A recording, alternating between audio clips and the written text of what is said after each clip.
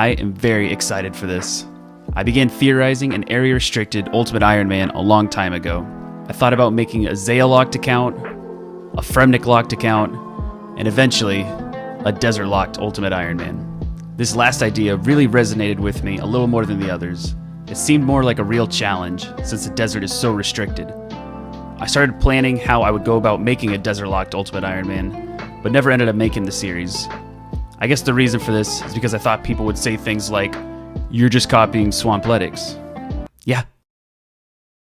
Or, "The challenge has already been attempted," which is true, but I have very big plans for this account, which I believe will make me stand out as the unquestioned king of the desert.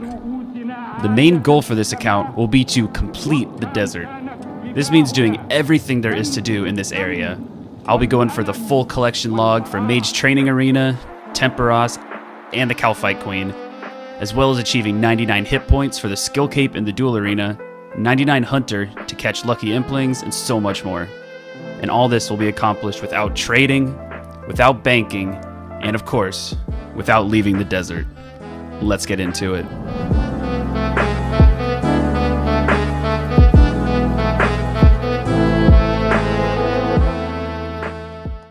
Hello, everybody. This is Dune Lord, my soon-to-be desert-locked Ultimate Iron Man. There's a few things I need to actually get done before I move into the desert, but the first thing is get all bonded up. So I got my main here, gonna help me out with that. Alright, so now that we're all bonded up, let's talk exceptions. All great restricted Ultimate Iron Men start with a few exceptions, because there's just some things that you need to do before you can lock yourself somewhere. For instance, the classic ones are completing Rune Mysteries for rune crafting and Druidic Ritual to unlock Herblore. We're definitely going to do those too, so I'll go take care of those right now. The goal is to have as little contact with the outside world as we possibly can before heading into the desert. This means that I don't want to get any XP that I don't absolutely have to. There we go. Rune Mysteries has been completed. Started. The opposite of completed. Another quest we need to start is Gertrude's Cat, because there's a lot of, cat requirements in the desert, so we're just going to do this one as well. There's Rune Mysteries completed, and I also started the Prince Ali Rescue quest, which I will be doing, because that's a requirement for quite a few quests in the desert, so this one seems pretty crucial to get done. So I'm going to range this black bear right here for his meat. Yes, I said it. For the Druidic Ritual quest, you need to get a piece of bear meat, and I'm just gonna have to kill this guy. I'm probably, realistically, going to get a range level off of this, so sorry, but it'll have to happen. It won't bring me up a combat level though, which is good. So I'm hoping I can still go into the desert and have all the things I need and still only be level 3, but we'll find out. And there's the range level. But I did just run out of ammo off of that, so I'm gonna have to flinch this dude. I have been flinching this bear for probably like 5 minutes now, and it's very clear that I am not doing more damage than he's healing, so I think I'm gonna have to ditch this and come up with a new strategy. I went to the range store in Varrock, bought a longbow and a bunch of iron arrows, and we're just gonna range this guy. We might get an extra level off of it, which if we do, it'll bring us up to level 4 combat, but I am willing to risk that for this juicy bear meat. Oh my god, ladies and gentlemen, we got him. And we didn't even get an extra range level. So we are still, in the eyes of the Lord, level 3. There's one more exception that I'm going to be doing, and that is I'm going to be buying a Pestle and Mortar from Jatix. There's no way to get a Pestle and Mortar in the desert at all, and I need it for a few reasons. I need it so that I can take advantage of the desert goat horns. You can ground those up and make combat potions with them, and then also you need the Pestle and Mortar to make squirk juice, which is part of the Sorceress minigame. The Sorceress Garden minigame, that's what it is. And yeah, I think it's a pretty important thing. So I'm just going to keep it on me. And let me know down in the comments if you think that this is something that is like, cheating or whatever. But I think it's a pretty good thing for the series, so I'm going to keep it. And on that note, we also finished the Druidic Ritual quest. Got access to the Herblore skill and 250 Herblore XP, which brings me up to level 3 Herblore, but that was gonna happen. And there we go. We got this weird blue cat, but 12 cooking. I guess I forgot about the XP reward for that, but that's just something we're gonna have to deal with because we need the cat for a few things in the desert. Everybody say hello to my hardcore status. This is James the cat. How you doing, James? And the Prince Ali rescue quest is all done, just needs to be turned in the desert. So once we enter the gates, that'll be the last time we leave. Well, there's one more exception we had to make, but that's not for a few episodes. There's one more thing I want to do before we officially lock ourselves to the desert, and that is I'm going to buy a house, and I'm going to pick up a saw, and that'll be it. I want to get as much done before I head into the desert as I need to, so I'm not like taking too many trips out of the desert because I want to keep this series as pure as possible. So I'm buying a house from him. Thank you very much. Don't need that. I'm going to pick up this saw, and then I'm going to drop all my money because I officially have... Oh, wait. I'll drop it once I get inside Al-Kharid because I think I need to pay the fare. All right. Say goodbye to Varrock, my friend. This is the last time you're going to see it. This is it, you guys. Once we enter these gates, we will not be leaving. We're officially locked in the desert. So I'm going to talk to Hassan, and we finished Prince Ali rescue quest. And now that we have the cash prize he gave us, we're going to throw that shit on the ground because we don't need any handouts. The only thing we have from the outside world is saw, a pestle and mortar, wherever he is. There he is, my boy James. And then a small fishing net so we can make sure he doesn't go hungry. Speaking of which, let's go fish some shrimp. Actually, just to keep this overly pure, I'm going to drop this fishing net and then board this ferry.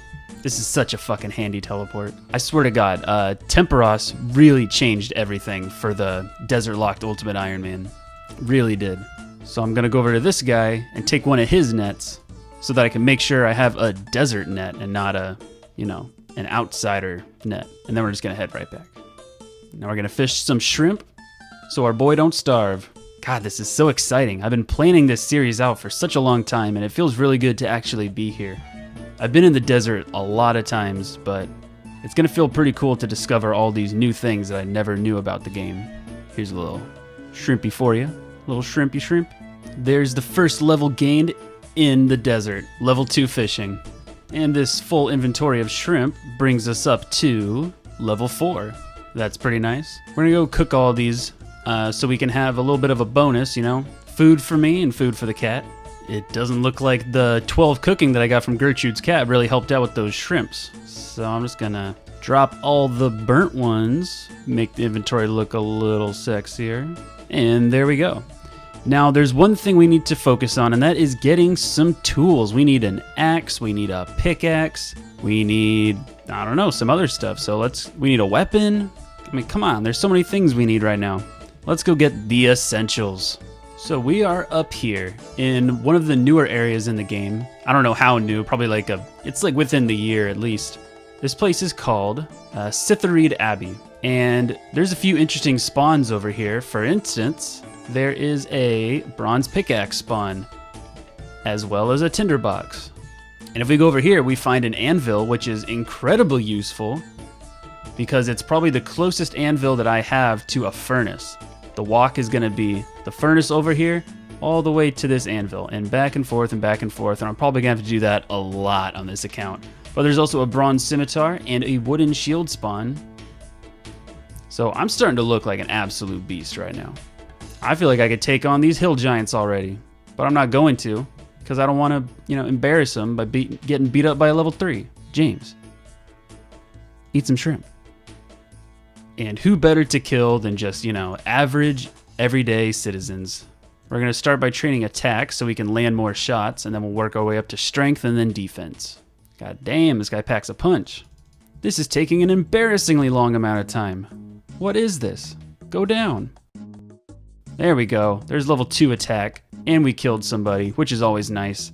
We got some fire runes and some bones. We need to bury every single set of bones we get. Like forever, at least until level 43, because every bone will matter.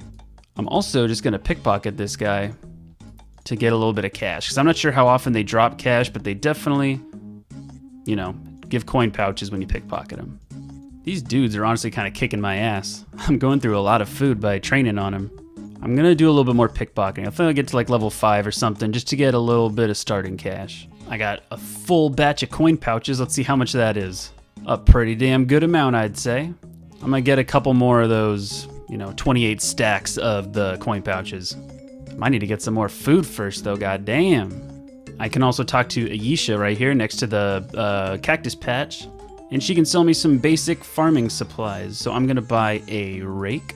I guess the rake is all that really matters right now, because I can get farming experience this way. And when I'm done with the rake, I can store it with the tool leprechaun, and this guy's gonna come in handy because he can note anything that can be farmed. So when I'm killing these men over here, they're gonna drop herbs, and I can just take them right over here and note them on this guy. And then boom, that's herblore XP right there. You know what I'm saying, boys? But I think right now we need some more food, so I'm gonna go catch some more shrimpers. I'm glad to see that there's clearly an impling spawn around here somewhere, because implings are a big part of my master plan for this series. So every time I see an impling, like, I'm gonna try and mentally keep track of where I see them, because in the future, implings are gonna be part of the grand scheme. There we go, got a much better food haul that time. And now we will kill more men. There we are, the first herb drop. So when we get these, we can just take them over yonder to the tool leprechaun, and boom, he notes them. Isn't that handy? And then we can take it to any bank and unnote it. So it's all a good system, very good system. We're pretty much gonna be cleaning herbs all the way up to level 12 until we can make strength potions. And then that's how we're gonna be training. So it looks like we're gonna be saving up any terramins we can find. Bro, no way. The second herb drop is a Renar weed? That's crazy. Well, I'm definitely keeping it, but that's gonna hold up an inventory slot for quite a long time. But, a boy needs his prayer potions. I might decide to drop them and then just do a Renar grind when I need them, but for now, we're gonna dedicate an inventory slot to it. I've also never played an Ultimate Iron Man before, so I have a lot to learn about inventory management, but I'll probably figure it out the hard way. Don't worry. This guy just gave us level 5 attack, which means we can now equip steel weaponry. So we're gonna head down to the scimitar shop and see how much a steel scimitar costs, and then we're gonna pickpocket these guys until we can afford it, because that'll be a really nice upgrade. Oh, and he gives us our first guam leaf. Very nice. We can clean that. And then I really don't think we can do anything else with a guam leaf. Yeah, it's just this, and I have no access to Eyes of Newt. So I'll see how much they sell for, and if they can't sell for anything, then I will just drop them. But let's see. Steel scimitars cost 400 coins, so that's how much we're gonna have to make. Let's see, he buys guam leaves for 1 coin. Oh boy. He buys the guam leaves for 1 coin, so I think I'm just gonna drop them. We just got level 10 thieving, which is pretty nice. Pretty useless here, except for the fact that we have a better chance of pickpocketing men, but still a nice clean level. And when we open up these coin pouches, we have over 400 coins, which is amazing, because now Zeke, I'm coming for you. I'm coming for you. I'm looking to buy a steel scimitar. Oh my god, look at that sexy thing. Rest in peace to the bronze scimitar. I hardly knew ye, but I will sell you back right here. God damn, now we're looking good. Also, I decided to keep this guam leaf in my inventory just on the off chance we get a Dr. Jekyll random event, because if I give him the guam leaf, then he'll give me a full strength potion instead of a 2-dose strength potion. Ooh, what do you have for me, Rick Turpentine? Oh my god, that's so many coins. Thank you so much. That was a nice little random event.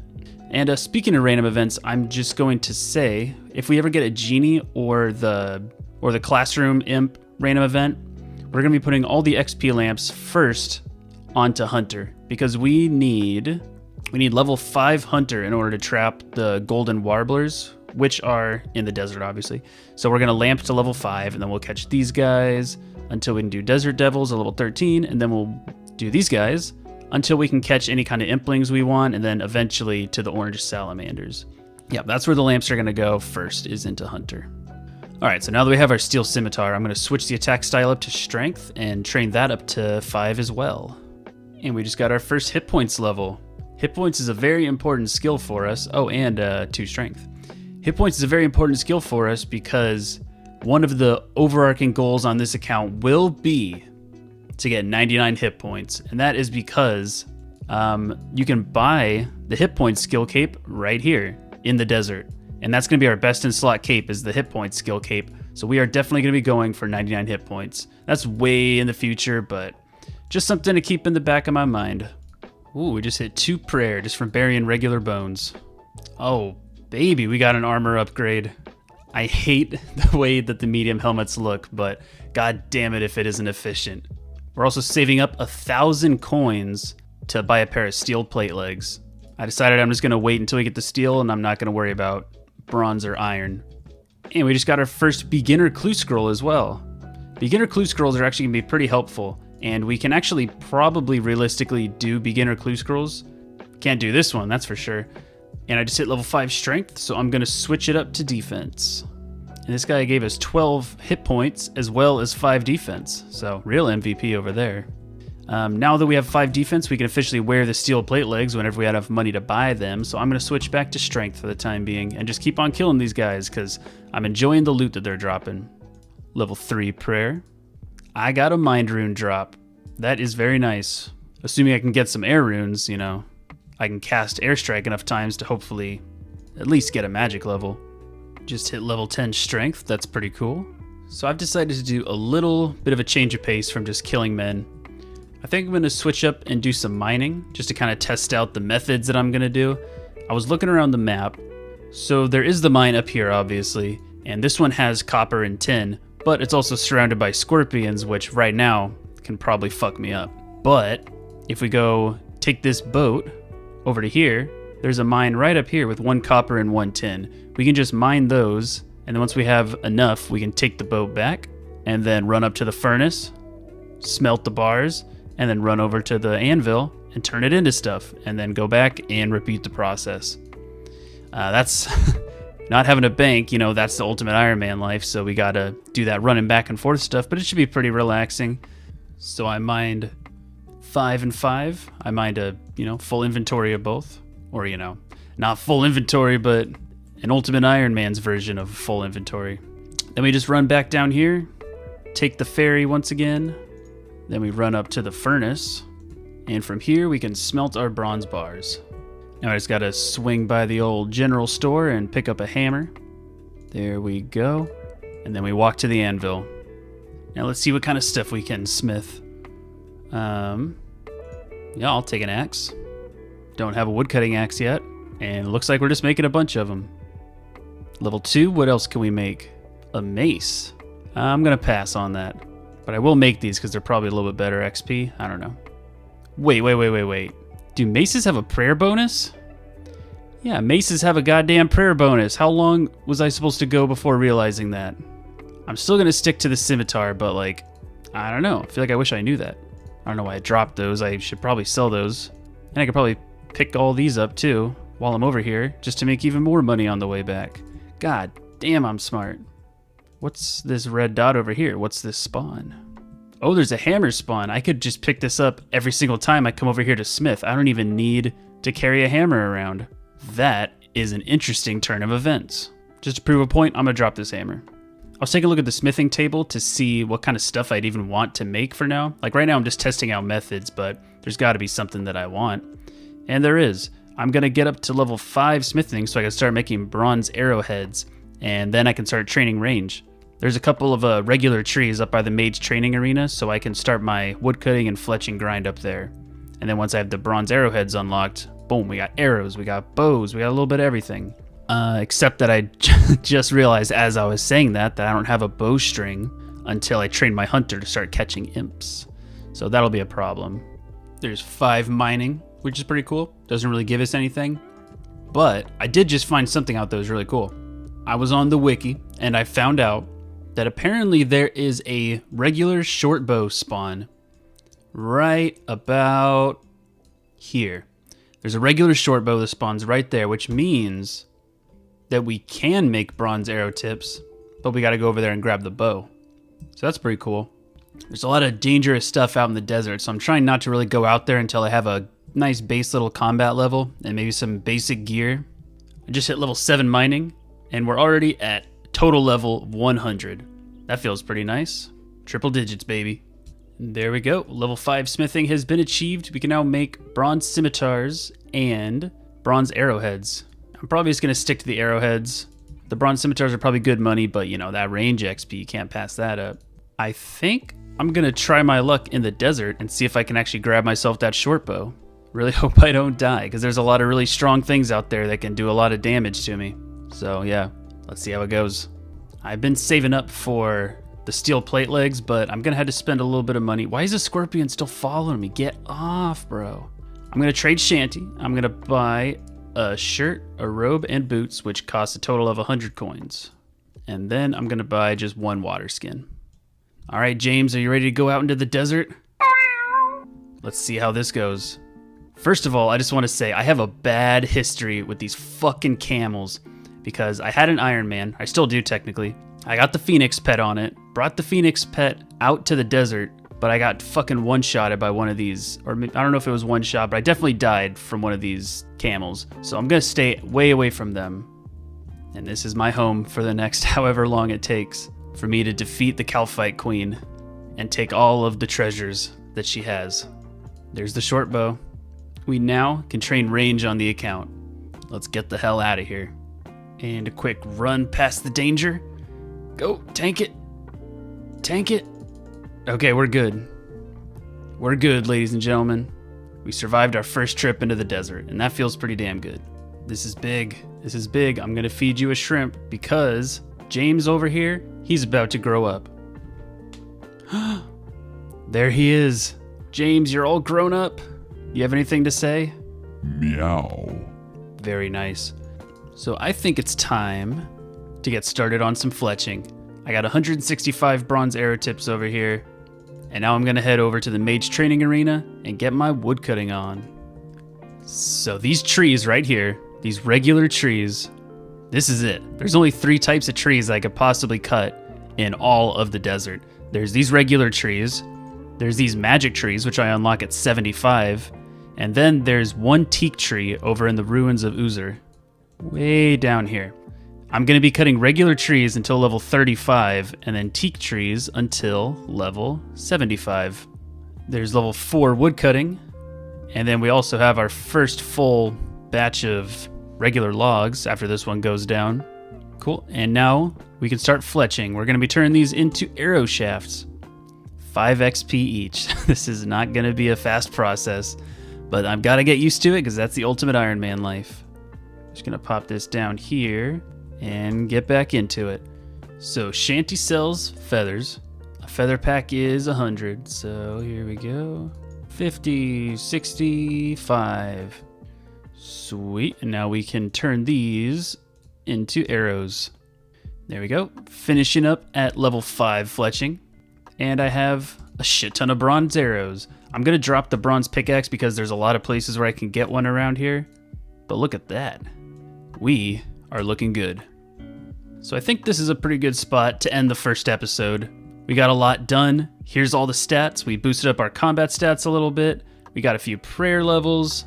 Worked on our cooking, fishing, mining, smithing, a little bit of wood cutting and fletching towards the end there. And I think I'm just gonna be, you know, shrimping for a while. We need to get 35 fishing, I believe. Yeah, 35 fishing in order to unlock Temperos, which is going to be absolutely massive for this account. So I'm just going to be doing some fishing until we get to 35, and then I will see you in the next episode where we will get some more stuff done. Alright guys, I'm about to lay a lot of information down on you, so I'm going to try and explain this as simply and effectively as I can. The main thing I'm working towards right now is unlocking the city of Sophanim. In order to do this, I need to complete the Icflarin's Little Helper quest, and there's one item that's required for this quest that I cannot get in the desert, and that is willow logs.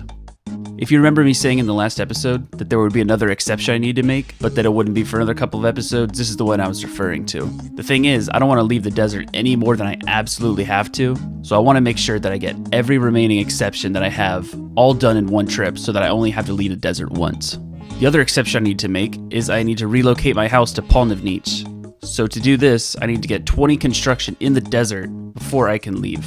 The problem with this is the only way to get to my house to train construction is with the teleport to house spell, which requires 40 magic to cast and 27 crafting to make rings of dueling to teleport back into the desert. And it is incredibly difficult to train magic in the desert because there's literally no way that I know of to get air runes before unlocking the rune store from Ali Morrisane. And in order to unlock his rune store, we need to complete the feud quest and briefly leave the desert to talk to Aubrey in Varrock. So to summarize, before we can leave the desert, we need to have level 20 construction, which requires 40 magic and 27 crafting, level 30 woodcutting to get willow logs, and have the feud quest done so we can unlock Ali Morrisane's rune shop. Now the biggest problem in all this is the lack of air runes. There's no way to get air runes in the desert besides his rune shop, or from impling jars and clue scrolls, and since we can't use Ali's store until we already have 40 magic, we're left with one main choice. We have to go clue hunting. The citizens of Al-Kharid have a 1 in 90 drop rate of beginner clue scrolls and a 1 in 128 drop rate of easy clue scrolls. There are a total of 3 beginner clue steps that you can do in the desert and a total of 9 desert steps for easy clues. I'll go more into detail about how I'll complete clue scrolls a little bit later, but assuming I were to get a reward casket for either one of these, it's still about a 1 in 40 chance to get an air rune drop from these caskets, or even better, a Staff of Air, which is the #1 item that I am going to be going for from clue scrolls. The odds are very much against me, but let's get started.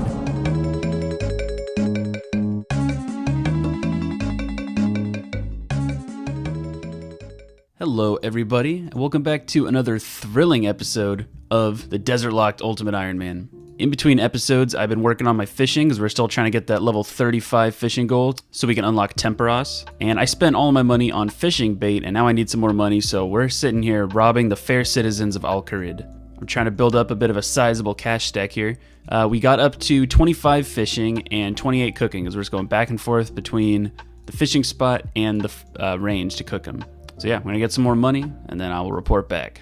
So I just found something pretty interesting. Most of the time when people do pickpocketing, like if they're at Artie Knights or something, they will switch their NPC attack options to always right click so that they don't have to like click and then pickpocket, click and pickpocket.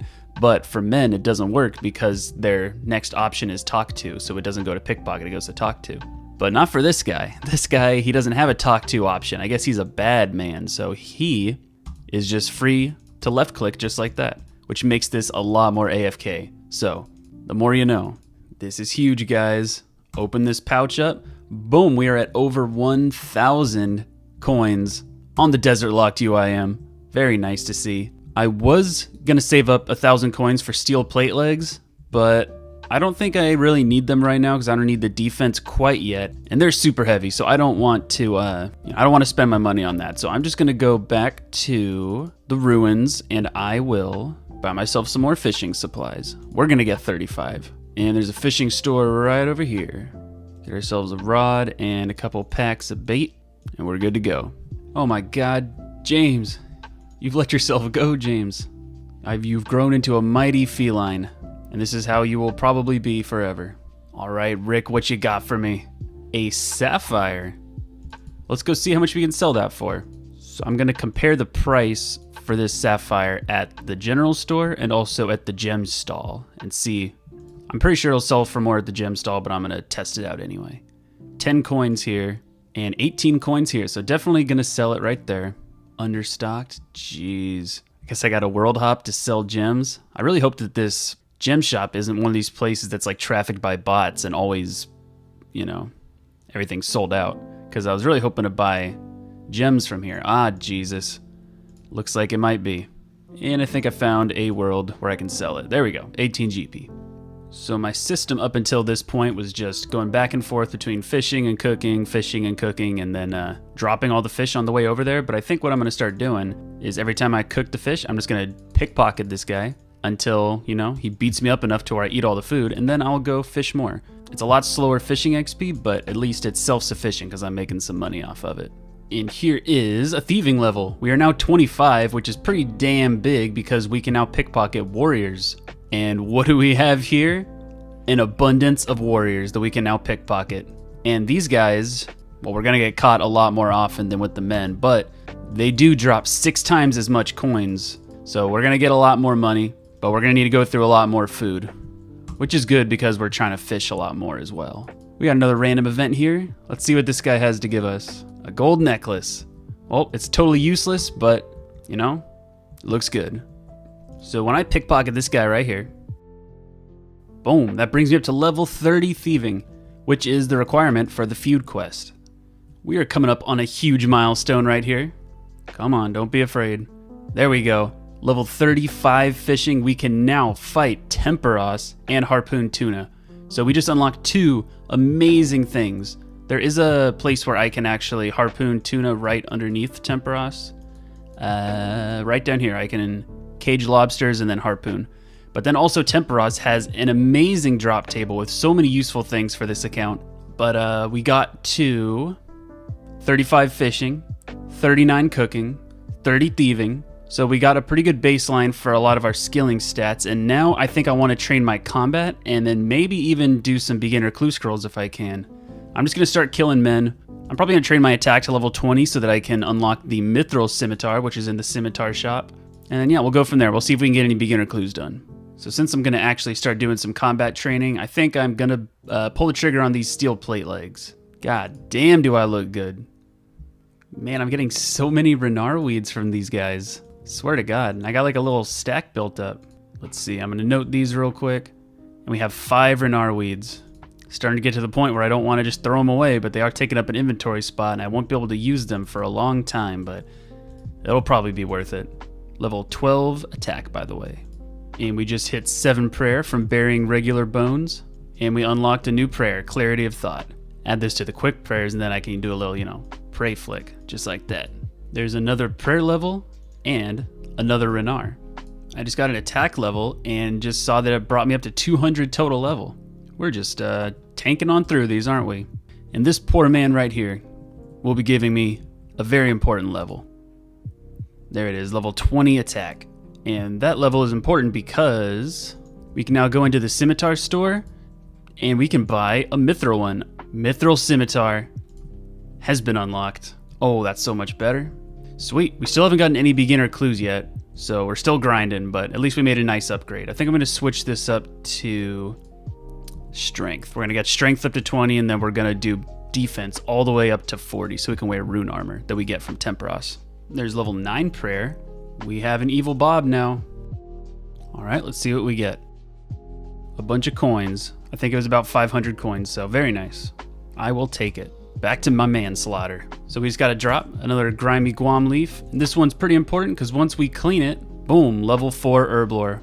We got all the way from 3 to 4 just from cleaning guams. We got to get 1 more level off of guams before we can start cleaning the Marintils. All right, we got our first beginner clue scroll. The real question is it an Alcarid step? Ah, it's not, goddammit.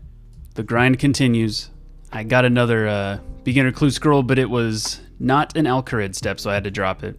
This is crazy. I went like over 200 kills without a beginner clue scroll, and then I got 3 pretty much within the past like 10 or 20 kills. Is this an Alcarid step? It is not. Another drop. We got an easy clue scroll. Can we do this one? We cannot. Huh, this is weird. I just hit 21 strength, and I guess I didn't even notice that I was 20 because I was planning on switching up to defense after I hit 20 strength, but yeah, I guess we got a little bit of a head start. Now that we have a pretty good foundation on these, I'm going to obviously switch to defensive mode, and then I'm going to start killing the Alcarid warriors because they have the exact same drop table as men, except they have a little bit more hit points, which means we get more XP out of them, and also if you attack one, the rest of them start attacking you too. So it's pretty good combat training because it's a little bit more AFK. So I'm going to go into this room right here. Holy shit. These guys are attacking me. Holy shit. Oh my god. This isn't as fun as I thought it would be. One at a time. They do be slapping though. Okay, new plan. I'm going to finish killing this guy, and then I'm going to go get some more food, and then I'm going to train my defense up to 10 before I start killing these guys. These Renar weed drops are really getting out of control. I've gotten 11 of them so far. I've only gotten 2 Harlanders, 8 Terramins, 7 Marintils. I thought that the Renars were supposed to be a little bit more rare than the other ones, but I am getting so many of these. We got a lot of prayer potions for the future, I guess. Another beginner clue. Nope, not what we need. And there is a defense level, 15 defense. And check this out, we also got a prayer level. There's 13 prayer. I know I said that we were going to stop at 10 defense, but can't stop, won't stop. So there's 15. I'm going to do one more change before we start switching it up to the Alcarid warriors though. I'm going to get my smithing up a little bit. so that I can make a few upgrades. I'm gonna make the bronze chain body and the bronze kite shield. So we're going for 12 smithing. So we're gonna head back to the old mine. So there's a few items that I've just been dropping because they're really easy to obtain. One of them is I dropped the bronze pickaxe because they have a spawn for one right here inside of this rock. So right before I go mining, I can just pick up this axe right here. And then when I'm done mining, I can just drop it and then pick another one up later. And then also the hammer, which I think I went into in the last episode. There's a spawn right next to the anvil. So it makes it all pretty easy. I don't have to keep the pickaxe or the hammer on me at all times. There's level 7. I just want to point out how much I love this. Just look at the chat box and look at all these levels. So many levels. It's so nice to look at. That's one of the best parts about new accounts is just all those fucking new levels coming in. And I do want to mention, because I think people are going to say it, yeah, this is a very long path I have to take to, you know, make a few bronze arrow tips at a time. And I know that the shanty store sells bronze bars, but I'm not too concerned with that. One, because I want to save my money, because I don't have that much of it. And 2, because I do need mining and smithing levels, so I might as well just get them now. So I know I can buy them from the shanty store, but I'm not going to. I'm just going to keep on keeping on. Well, I guess we'll do this random event here. Well, that was a hell of a workout. I'm exhausted. The camo top, I think that's the one that I would have wanted the most, actually. Actually, take it back. I don't like it. I thought it would be like, I don't know, some kind of desert camo thing, but yeah, I don't like it very much. I'm just gonna drop it. And here's another smithing level. Level 8. And we got level 9. There's 10 smithing. There's level 15 mining. This one's pretty big because we can now mine iron ore. And as you can see, we have quite a few to choose from. There's level 11 smithing. We actually got that off of smelting, which is pretty cool. We have one, oh, the bronze chainmail body. Oh, snap. I'm gonna make me one of those when I get over there. All right, so we can now make a bronze chain body. You ready for this? We finally have an armor upgrade. Look at that. Look at this absolute Chad right here. God damn. This extra defense will come in handy when we start killing the Alcarid warriors. So we got one more to go, then we'll make the bronze kite shield, and then we'll be all set. There it is, guys. That's level 12. I'm kind of digging the fact that we got it off of smelting too, because that means we can make our bronze kite shield, and we already have the bars for it. We don't have to go make another trip just for the kite shield. So let's go make it, and then start the real combat training. This is it. The incredibly slow smithing grind has all led to this moment. We're making a bronze kite shield. Let's compare the stats. So we have the wooden shield. Let's see how much better this is. Oh, not as big. It's honestly not as big of a difference as I thought it would be, but you know what? I'll still take it. And yeah, rip to the wooden shield. You were good to me. And now I think we have everything we need. I'm just gonna go grab a little bit more food, and then I think we're gonna start killing the Alcarid warriors. So now that I can catch and cook tuna, I think that's what I'm gonna use for my food, because it should be a pretty good food source. So I'm gonna buy a harpoon, drop this pickaxe, because I can just, you know, get it back right here. And then there should be a harpooning spot right down here, and that's where I'm gonna go. So it looks like the desert heat isn't really getting to me where I am right now. Maybe it's because I'm, I don't know, in the green technically, not really in the middle of the desert. So I'm gonna drop my water skin that I have and then try and snag another fish. It takes a long time to fish each one of those because my fishing level's so low. So let's see how many of these bad boys I burn. Honestly, that's pretty good. I think that's all I'm gonna need. All right, we finally have everything we need to kill the Alcarid warriors. So let's go see how well we do. 8 kills in, we already got an easy clue scroll. Odds it's an Alcarid step? Yeah, I didn't think so.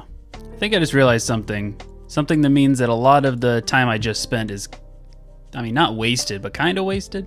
The main goal, I need to start grinding beginner clues because I need to get a staff of air. And it's way more efficient to kill the men for it than it is to kill the warriors because they have the same drop rate for a clue and these guys are way easier to kill. So I think, honestly, I'm just gonna go back to killing the men and hope I get the beginner clues. I mean, we still got this sweet ass armor and it was nice to have a little break because I already killed 344 men up to this point. That was 345. But yeah, we're just gonna get back into it and hopefully we can get this beginner clue. I think I'm also gonna make the executive decision that I don't need these chaos runes and I don't want them taking up an inventory slot, so I'm just gonna get rid of those for the time being. And actually, I think I'm gonna clear up this inventory space too. I think I'm gonna go make all these into bronze arrows real quick. This should be the last of the arrow shafts I need to make. There we go, 750 of each. Now we're gonna go buy some feathers. All right. How many's in a feather pack? It's probably 100. It's normally 100. Yeah, it's 100. All right. There's 750 of each. And this is where the XP really comes in. Level 8, level 9, and 10, 11, 12, 13, 14, and we are 2 XP away from level 15, but that's fine. I didn't mean to do that. Yeah, so we made 750 bronze arrows and cleared up that inventory slot. We're gonna go back to hunting for Alcarid steps and beginner clues. So I don't know how long I've been, I do know I've been in Alcarid nonstop for the past 2 days, and I just now realized there's a leather boot spawn here. I don't know how I missed that, but there it is. These boots actually give a little bit of a defensive bonus. Not that I need it, I'm literally not losing any hit points to these guys. But yeah, that's good to know. I guess I'll keep it for the time being until I don't need it anymore. Plus, it looks a little bit better than the white boots with the outfit. Oh god, this is the first beginner clue I've gotten in such a long time. Please be an Alcarid clue. No, god damn it. The grind still continues. The sheer amount of random events that I've been getting that are not XP lamps is kind of annoying me. I mean, how are we gonna get level 5 hunter all from lamps if we haven't even gotten one yet in the past few days? We got another beginner clue scroll. Please, for the love of God, have it be an Alcarid step. It's not. It never is. We got another one already. That one didn't take long at all. Damn it. Damn it, damn it, damn it. Thank God I actually got one. I keep on telling myself, I'll go to bed after I get one more beginner clue scroll drop. It's past 1 a.m. right now. I never stay up past 1 a.m. Please, for the love of God, be an Alcarid step. Oh my God. Well, you guys, looks like I'm going to bed a defeated man tonight, but you know, we'll pick up this grind in the morning. We'll get it eventually. These are the stats that we're finishing up with on day 2 of the Ultimate Iron Man. All right, guys, I just woke up, did a farm run on the main account, and we're like 3 kills deep and we already got a beginner clue scroll. Is this one gonna be an Alcarid step? Oh my God, it is! Holy shit, Jesus. I killed like 1,500 men yesterday and couldn't get one, and like I got like 3 kills deep, I got one today. Holy shit, that's awesome. We got another beginner clue scroll. Is this gonna be the luckiest day in the world? It is not. What the fuck is this drop? Got a Renar weed and then a beginner and an easy clue scroll. You do the math. That's gotta be easily the rarest drop I've gotten on this account so far. Easy clue, cannot do it. Beginner clue, cannot do it. Still a cool drop though. All right, so we just got another Guam leaf drop, and when we clean that, it brings us up to level 5 herblore, which is really big because we can now clean Marintils, and we have a pretty big stack of those right now, and a couple right here. So I'm just gonna go clean these off real quick. So I can note herbs on the ToA leprechaun, but I cannot unnote them. So what I'm gonna have to do is just going back and forth between the bank and the ToA leprechaun to unnote and note them until I have all of these grimy Marintils turn into regular Marintils. So if I use these notes on the bank, boom, fills them up. There's level 6 herblore. No way. No way. We got an easy Alcarid step now. What? That's crazy. Now we gotta juggle both of these, and then if we get another easy step, then we can go for a completion on that one. That's super cool. I wasn't even expecting that. I don't even honestly know what I want from an easy clue scroll. I think they have better odds of dropping the Staff of Air than the beginner one does. Let's see which one we get first. I just hit level 40 defense, which is huge because, as I'm sure most of you know, now I can wear rune armor, and I can get a lot of rune armor from the Temperos reward caskets. So I think that was kind of all I was waiting on to start doing Temperos. After what seems like an eternity, I got another beginner clue scroll. Please, for the love of God, be an Alcarid step. It's not. It never is. Got another beginner clue here. Not an Alcarid step. One more beginner clue. Never, man. Jesus Christ. I got one more beginner clue right here. I haven't checked it yet, but regardless of what happens, this is going to be the last beginner clue that we get in this episode. I'm going to open it up, and if it's an Alcarid step, then that's awesome, and we're going to go try and solve the clue and hopefully get a casket. But if it's not, we're just going to end there and then start off the next video doing some Temperos. It all comes down to this. I'm going to use it on the cat for good luck. Come on, James, bless it. All right, what is it? Man, okay. I have killed thousands of men. Probably, I'm going to say about 3,000 men just to get these 2 Alcarid steps right here. But you know, we made some solid progress on the account. That's a cool thing about farming for clues, is that it's a good way to disguise combat training. So I'm finishing up at level 38 combat, 20 attack, 32 strength, 40 defense, 34 hit points, buried every single bone I got, so I'm at 26 prayer. And then, yeah, also some more generic stats over here, and that's where we're going to finish off for this episode. Part of the fun of playing on an area-restricted account is all of the time spent planning and theorizing how to overcome obstacles that come your way. Laying out a huge plan to accomplish a seemingly simple task makes it feel even more rewarding when you eventually complete your goals. But sometimes it doesn't always go as planned. If you watched the last episode, you know I set out on a huge clue grind right at the beginning of the account. This is because I need to get 20 construction to relocate my house to Polnivniche, and the only way to train construction is to have 40 magic to teleport to my house. And the only way to get air runes in the desert before unlocking the rune shop is to get them from clue scrolls. So we killed thousands of men, hoping to get more than one clue scroll, both with Alcarid steps on them. Then we would have a small chance of getting a reward casket with an even smaller chance of that giving us air runes or a staff of air, and all this was done because teleporting to my house is the only way to train construction in the desert. Or is it? Temporos was released into Old School RuneScape on March 24th, 2021, and with this release it brought a ton of huge changes to the desert. There's now a stable method of acquiring planks, both regular and oak, in noted form, as well as noted raw fish, rune armor, gems, and so much more. It also has a brand new construction training method that I overlooked in the second episode. Several times during the Temporos fight, there are giant waves that flood the beach, and you have to tie yourself to a mast or totem pole with a rope in order to not get washed away.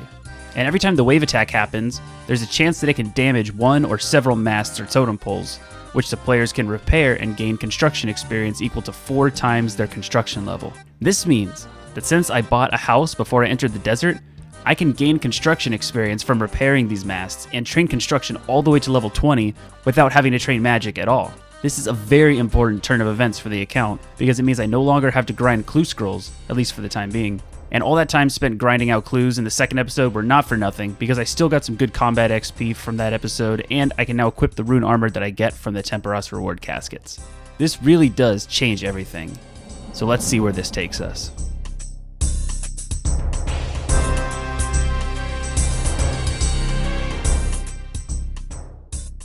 Yes, let's go. I didn't even record the intro to this video yet, but we're starting off with our first genie lamp. I think that's a good sign. This is going to be a good episode. This is going into Hunter. The first Hunter experience on the account. Once we hit level 5, we'll be able to officially start training it.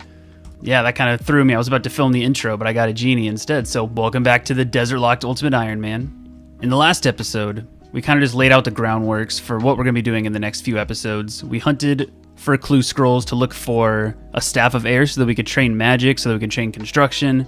It was a whole thing, but I'm sure I said in the intro to the video, there is another way we can train construction, and that is through Temporos. So we're just going to get right into Temporos because we have all the levels and everything we need for it. So what I'm going to do is clear up some inventory space because I'm an Ultimate Iron Man, which means I can't bank, so I have to keep everything that's necessary on my person, and Temporos is one of those mini games where you need quite a bit of inventory space, so every single space counts. I'm going to be selling all of this stuff right here. I'm going to be selling all my armor because hopefully we'll get some rune armor back from Temporos. Selling the boots because they don't matter. Shield because I'll be getting hopefully a rune shield from Temporos. Selling the short bow because there's a spawn in the desert. Selling the knife because I can buy one back from Shanty. Selling the Guam leaf because I don't really care about the 4-dose strength potion anymore. And selling the axe because I could just go smith another one whenever I want. So we have quite a few inventory spaces open now, and let's just get into Temporos, I guess. So we just take our good friend the boat, or I guess the ferry, put some respect on its name, take it over to the ruins of whatever it's called. I guess we need to get all the tools required for Temporos. So we need to get a harpoon, we need to get a hammer, a rope, and a bucket. And you know what? You can get the rest of it inside the boat, so I'm just going to go do that. All right, time for the first Temporos on the account of so many. Oh my god. Where's James? Where's James? There you are. Are you ready? Let's just see how this goes. and, we'll adjust accordingly. Gotta grab this and this. All right, so that's the end of Temperos kill count number 1. Name of the video, your Temperos kill count is 1. Well, anyway, so we got 2 reward permits from that, and I think you can store up to 8,000 reward permits if I recall. So I think we're literally just gonna go all the way up until we have level 20 construction, and then we're just gonna cash all of our reward permits out at once and see what kind of loot we get from that. Should be a shit ton of loot, so should be fun. Let's get right back into it. Just hit level 40 fishing, doing Temperos. I can now catch lobsters. That's pretty damn cool. Oh, wave coming in. We're at about 5 KC right now. I also just hit level 40 cooking, so now I can cook said lobsters. And right there is level 2 construction. We've made our way up a construction level just off of these totem poles, and we got, 18 more levels to go. But it gets faster every time just because now we'll be getting 8 XP every single time.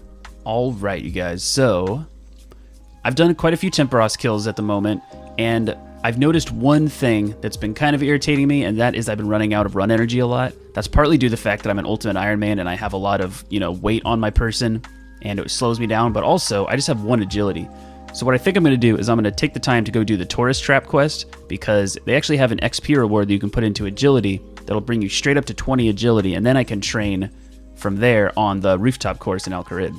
I think we're just going to go, try and do the Tourist Trap quest, so we'll see how we do.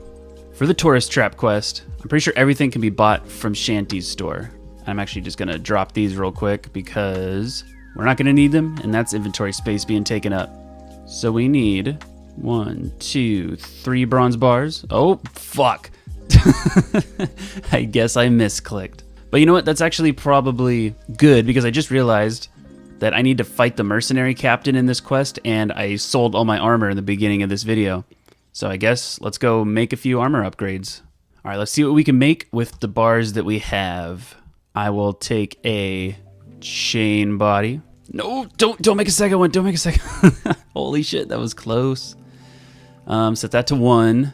I will make a kite shield, and I have 1 bar left, so I guess I'll make a medium helm. And then I'll go buy a pair of plate legs from the store, and yeah, that should be fine. It looks like the plate skirts are the same price as the plate legs, but these weigh less, so I'm just gonna snag one of these since I'll eventually drop it. I guess I'll just do steel. Why not? Oh baby, look at those legs. So I picked up everything I need for the quest from Shanty, and now we're gonna go grab some food, and our highest healing food right now is lobsters. So we're gonna go buy a lobster cage, and then, fish for some until we have enough, and then we're gonna start the quest. You guys wanna know how stupid I am? I actually just now realized, as I was all gearing up for the tourist trap and everything, that I don't have one of the requirements for it. If you actually, take the time to open up the page, you'll see I need 20 smithing, and I'm only at level 12 right now. So we're gonna do some smithing real quick. I'm pretty much gonna be doing the exact same method as in the last video, where I, go from this mine to the furnace to the anvil, and I just make them all like that, except the one difference I'm gonna do is, after I smith them all, I'll have another few inventory spaces open, and I'm just gonna go to the Shanty store and buy the remaining bronze bars to fill up my inventory so that I can have as much XP as possible. So this is what I mean. Since it takes 1 tin and 1 copper to make a bronze bar, by the time we smelt this whole inventory here of the ores, we still have all these blank spaces that are made. And then we go over to Shanty and we buy whatever bars we need from him, and then boom, full inventory of bronze bars and much more smithing XP. Thanks to whoever, shouted that out in the comments of the first video. And I think I'm still gonna stick to doing the arrow tips just because we have this big stack of arrow shafts here, and then we can just go back to Shanty's store and buy feathers to make these into arrows. And also, I got a few people saying that I should just make bronze knives instead of bronze arrows. And I thought about that, and the reason I decided not to is because I do need a higher fletching level. There's 13 smithing. I do need a higher fletching level, and you can't really get that through making the knives, so I'm sticking to the arrows. I want to eventually be able to make like a magic short bow with the magic trees up in Mage Training Arena, and higher tier arrows for Calphite Queen, so yeah, sticking to the arrows. Oh baby, we got another blue boy right here. Thank you so much. This is the second genie lamp on the account. This is going straight into Hunter, making some good progress. Well guys, I'm very glad that I'm not hunting for clues anymore because I just fucked up. I accidentally talked to Shanty when I had my clue step in my bag, and my clue scroll I had was to talk to Shanty in the past, so he just gave me the next clue. So there's a pretty big chance I'm gonna have to drop this beginner clue, and if I need one again, I'm gonna have to grind out the kills to get another one. Yeah, that's not a desert step. Well, I fucked that up. We're gonna have to drop it. But you know what? It's fine because technically we're not really going for clue scrolls at the moment. So I guess it kind of forced me to clear up an inventory space, which I don't mind. Luckily, we have another plan. Okay, so this helmet right here should be level 20 smithing. That's awesome. That is all we need to do the tourist trap quest. Plus, it's a little bit of an armor upgrade. About halfway through that grind, I got bored of mining and decided just to do what pretty much every single person in the comments section was yelling at me to do, which is just straight up buy the bars from Shanty's shop and then sell them for a profit. You know, it's a self-sustaining method, but I was trying to get early mining levels, guys. Please don't yell at me, okay? But either way, I did it, and now we're level 20 smithing. All right, so where were we? I think I was about to go get some food for the fight in the quest, so I'm gonna go do that. All right, so I fished and caught a bunch of lobsters, and then I had the evil twin random event, and I got 2 diamonds from that. So I'm gonna sell those real quick, and then we'll head down to Shanty's Pass to gear up for the quest. So I'm gonna need to buy a full desert set, which means I gotta buy these. I'm already wearing the boots. I'm gonna need a couple bronze bars. Look, there's one right there. I'm gonna need 50 feathers. And looks like I just gotta world hop, buy 1 more bronze bar, and then we'll be all set. Oh, I probably need water skins too. All right, I had to drop a couple lobsters, unfortunately, but I think that we should still be fine. So, are you ready, James? We got this.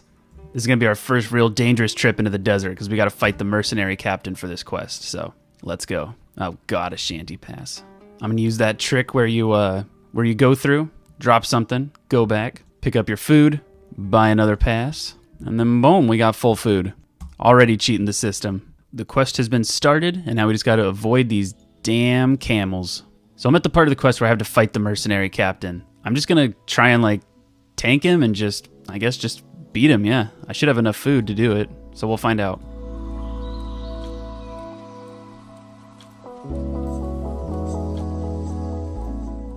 And he is dead. That took quite a long time, actually. Bury his bones, show some respect. We now have his key to get into the gate, but I'm gonna go try and fill up my water skins real quick. And I have to take everything off besides my desert robes before I go in here. Didn't have enough inventory space, so I'm dropping the bronze plate body. Not too much of a loss, but we're going in. And it looks like James is welcome here. So I have gotten the technical plans from the bandit camp or whatever it's called, the mining camp.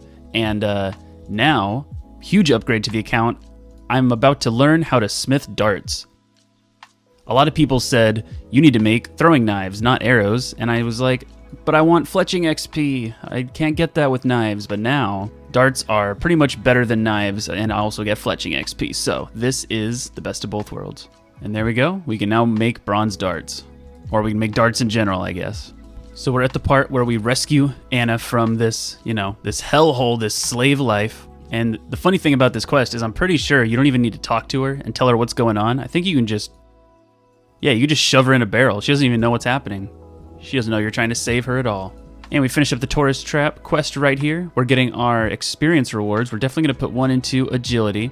That brings us straight up to level 20, which is amazing because now we can train agility on the Al-Kharid course. That is huge for the account. And I'm also going to put 1 into smithing just because that one's a little bit harder to train. So that brings us up to 26. Beautiful. Now I think we're going to get back to Temperos. And we got another genie lamp. Going to put that straight into Hunter. Okay, we just hit level 4 construction entirely off of repairing totem poles. This is going pretty fast, actually. And this game just finished. That was 58 kill count. I also just got, wherever it is, there's level 10 construction, all from totem poles. Well, what do we have here? Is this our first classroom random event in the game? It sure is, and we got this juicy book of knowledge that we're going to put into Hunter, and that gives us some solid XP. Here's level 12 construction. It's starting to go a lot faster. Here's a pretty big achievement. We just hit level 60 fishing just from Temperos. We started off at level 35 and we're already at level 60. And we also hit 14 construction about a minute ago, so that's cool too. Big shout out to D-Rated for getting the pet. Not the first one I've seen since I've started this grind, but you know what? Still, Jeezy. That'll be me one day. Oh, a repair. What are we at now? Well, that's immaculate timing. 16 construction. Here's a little 61 fishing. That's pretty big because if we get a dragon harpoon from the Temperos reward pool, whatever it is, then we can use the dragon harpoon. And that'll be pretty sweet. And there it is. The grind has come to an end. We have hit level 20 construction just from Temperos, just from repairing the totem poles. This is pretty big because now we can officially relocate our house to Polnivnich and start training construction just by walking inside of the house portal. So this is a pretty big accomplishment actually. Like in the last episode, this was not in the foreseeable future because we had to do the clue scroll grind, so I'm so glad that I found a way to do this in a different way. That's what this game mode is about. I don't think anybody comes to Temperos to train construction starting from level 1, so yeah. This was a pretty big discovery, and I'm glad that we got to do it this way. And there we go, just finished up that last game that we were in. So we did a total of 96 games to get us from level 1 to 20 construction. If we look at this thing, it'll show us all our statistics. My best points is 3,800. I haven't claimed any of the rewards yet, so you can see that I haven't claimed any of them. And yeah, 96. That's how long it took us to get from 1 to 20. Now that we have level 20 construction, we only have a few things left to do before we can leave the desert for the last time. We need to train our woodcutting up to level 30 to cut willow logs, and we need to complete the feud quest. We're going to do the quest first, but there's a few things we need to do before we can start the quest. First of all, there are 2 high-level enemies that you have to fight during the feud quest, but luckily, both can be safe spotted and are weak to ranged attacks. So we have to train our range before we can start the quest. Also, there's a part of the quest where you need to pick up camel dung and put it in a bucket, and since our character is apparently too classy to do this barehanded, we need to get a pair of gloves. The problem with this is that we can't get regular leather gloves in the desert unless we telegrab cowhides from across the fence, but we don't have the magic level to do so. So the option we're left with is waiting for a random event to give us a pair of gloves. There are 3 types of gloves you can get from random events that actually count as gloves for the purpose of this quest. So the plan is to kill men around Al-Kharid to train our range level and wait for either a beekeeper, a mime, or a zombie random event to give us a pair of gloves from their costume set. So I set out killing men, just hoping for the best. We actually got a zombie random event pretty quick into the grind, but it only gave us the zombie dance emote, which is pretty cool, but not what we're going for. So I kept going. Eventually I did get another zombie random event, and I was so excited that I clicked straight away, forgetting that I left my easy clue with an Al-Kharid step on the ground, and I hurried to get it done as fast as I could, but when I finished the minigame, I got good and bad news. The clue scroll was gone, but I got the gloves.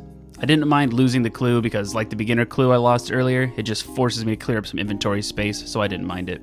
After getting the gloves, I continued training my range all the way up to level 33 because I did some calculations, and at level 33 it increases your max hit from 4 to 5 with my setup. Now that my range level was ready for the quest and I had my gloves, there was only one more thing I needed before I started the quest. One of the enemies in the quest, the bandit champion, drops an adamant scimitar upon death, which is my best in slot weapon for a long time on the account. I decided to kill Al-Kharid warriors and train my attack up to level 30 before I started the quest to make sure that I can use it as soon as I get it and sell my mithril scimitar to avoid having 2 scimitars taking up space in my bag. So I went out and got 30 attack and then trained my woodcutting up to 30 so I didn't have to do it later. And now I have everything I need to start the feud quest. Alright, so we just started the feud quest, and now we have to buy everything that we need for the quest. So we have the pair of gloves, we have some coins, we need a Kandarian headpiece, a Kharidian headpiece and a fake beard, and a bucket, and I guess that's it. And as much as I love irritating you guys with my lack of knowledge about inventory management, I'm actually going to drop a few things.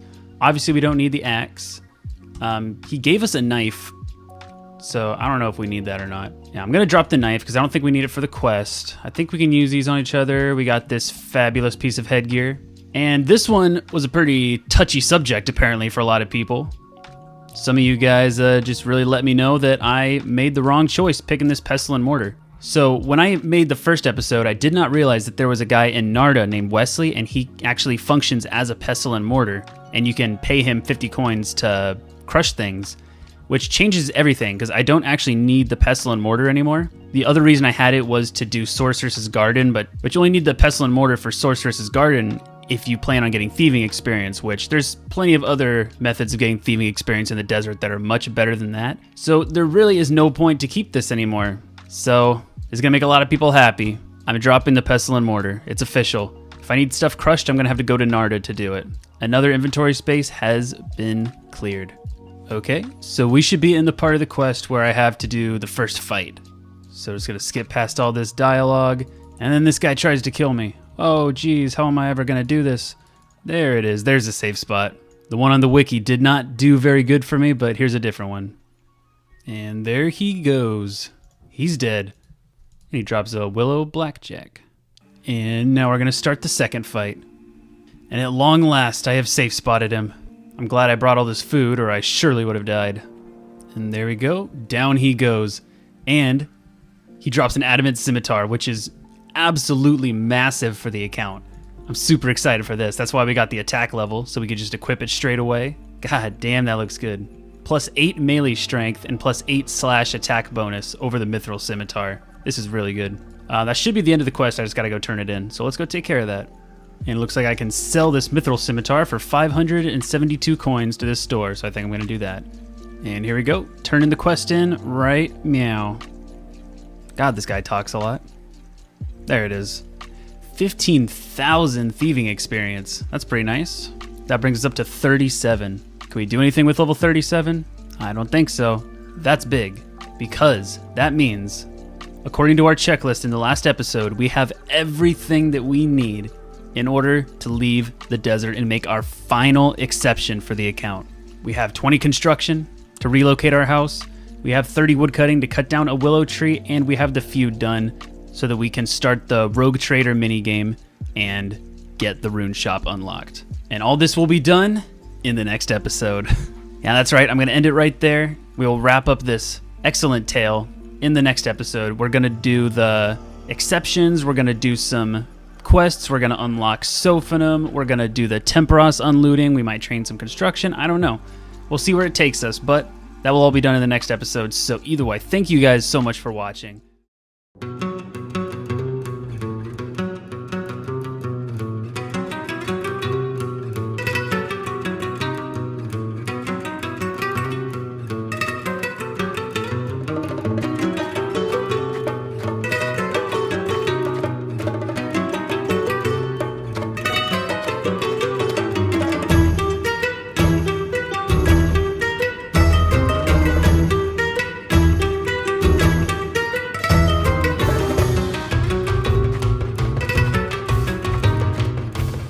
Well, Dune, you fought hard, learned some new skills, and got some pretty nice loot for someone who's never left this barren wasteland. You knew this day would come for a long time, and today's finally the day. Let's see what the outside world has to offer.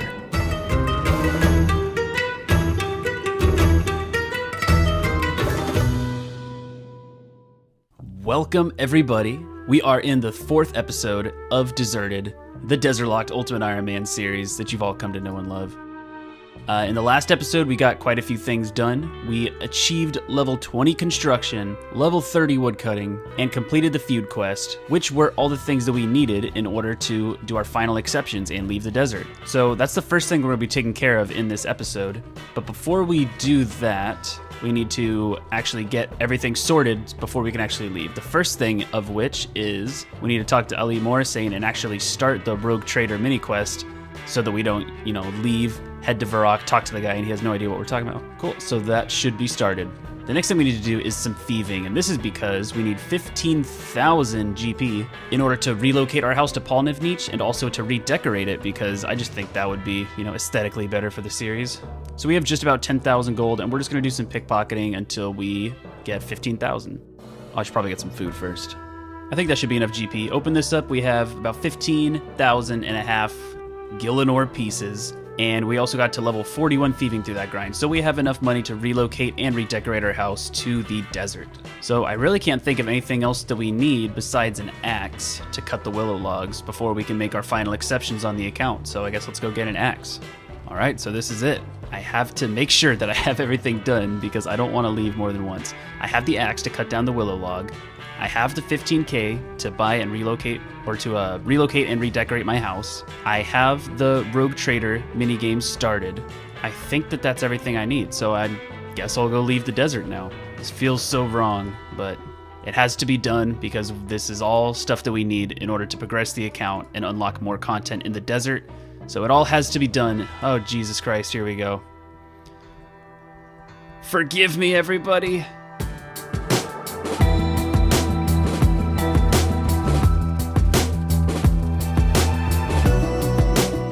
There it is. One willow log has been obtained.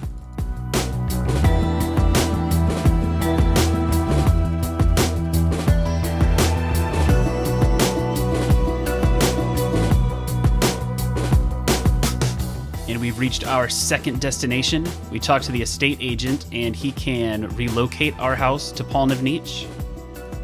Beautiful. And he can redecorate our house to whitewashed stone, which is the desert style. Beautiful.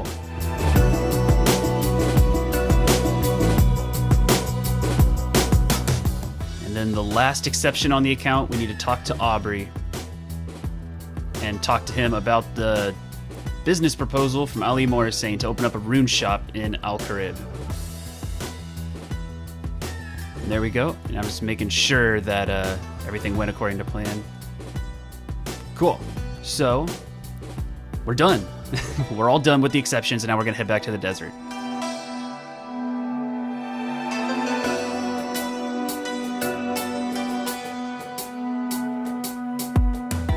And there we go.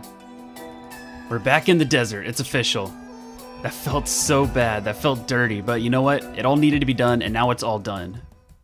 And you can see that I didn't do anything other than the things that I explicitly said that I was going to do. So, we should be all good in your guys' eyes. Now let's go see what we just unlocked. So this locked chest right here, it just appeared on his stall after we came back from talking to Aubrey. Pretty much we have to unlock it by doing rune Sudoku in order to access his rune shop. So, let's try our hand at some Sudoku. Well, this doesn't look too bad. I could be wrong, but I think that's it. Oh, baby. Very nice. Look at that.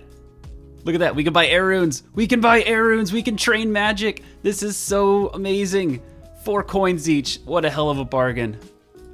The only downside to his rune store is that we have to, you have to go through the dialogue in order to open his shop. He doesn't have just like a right click option.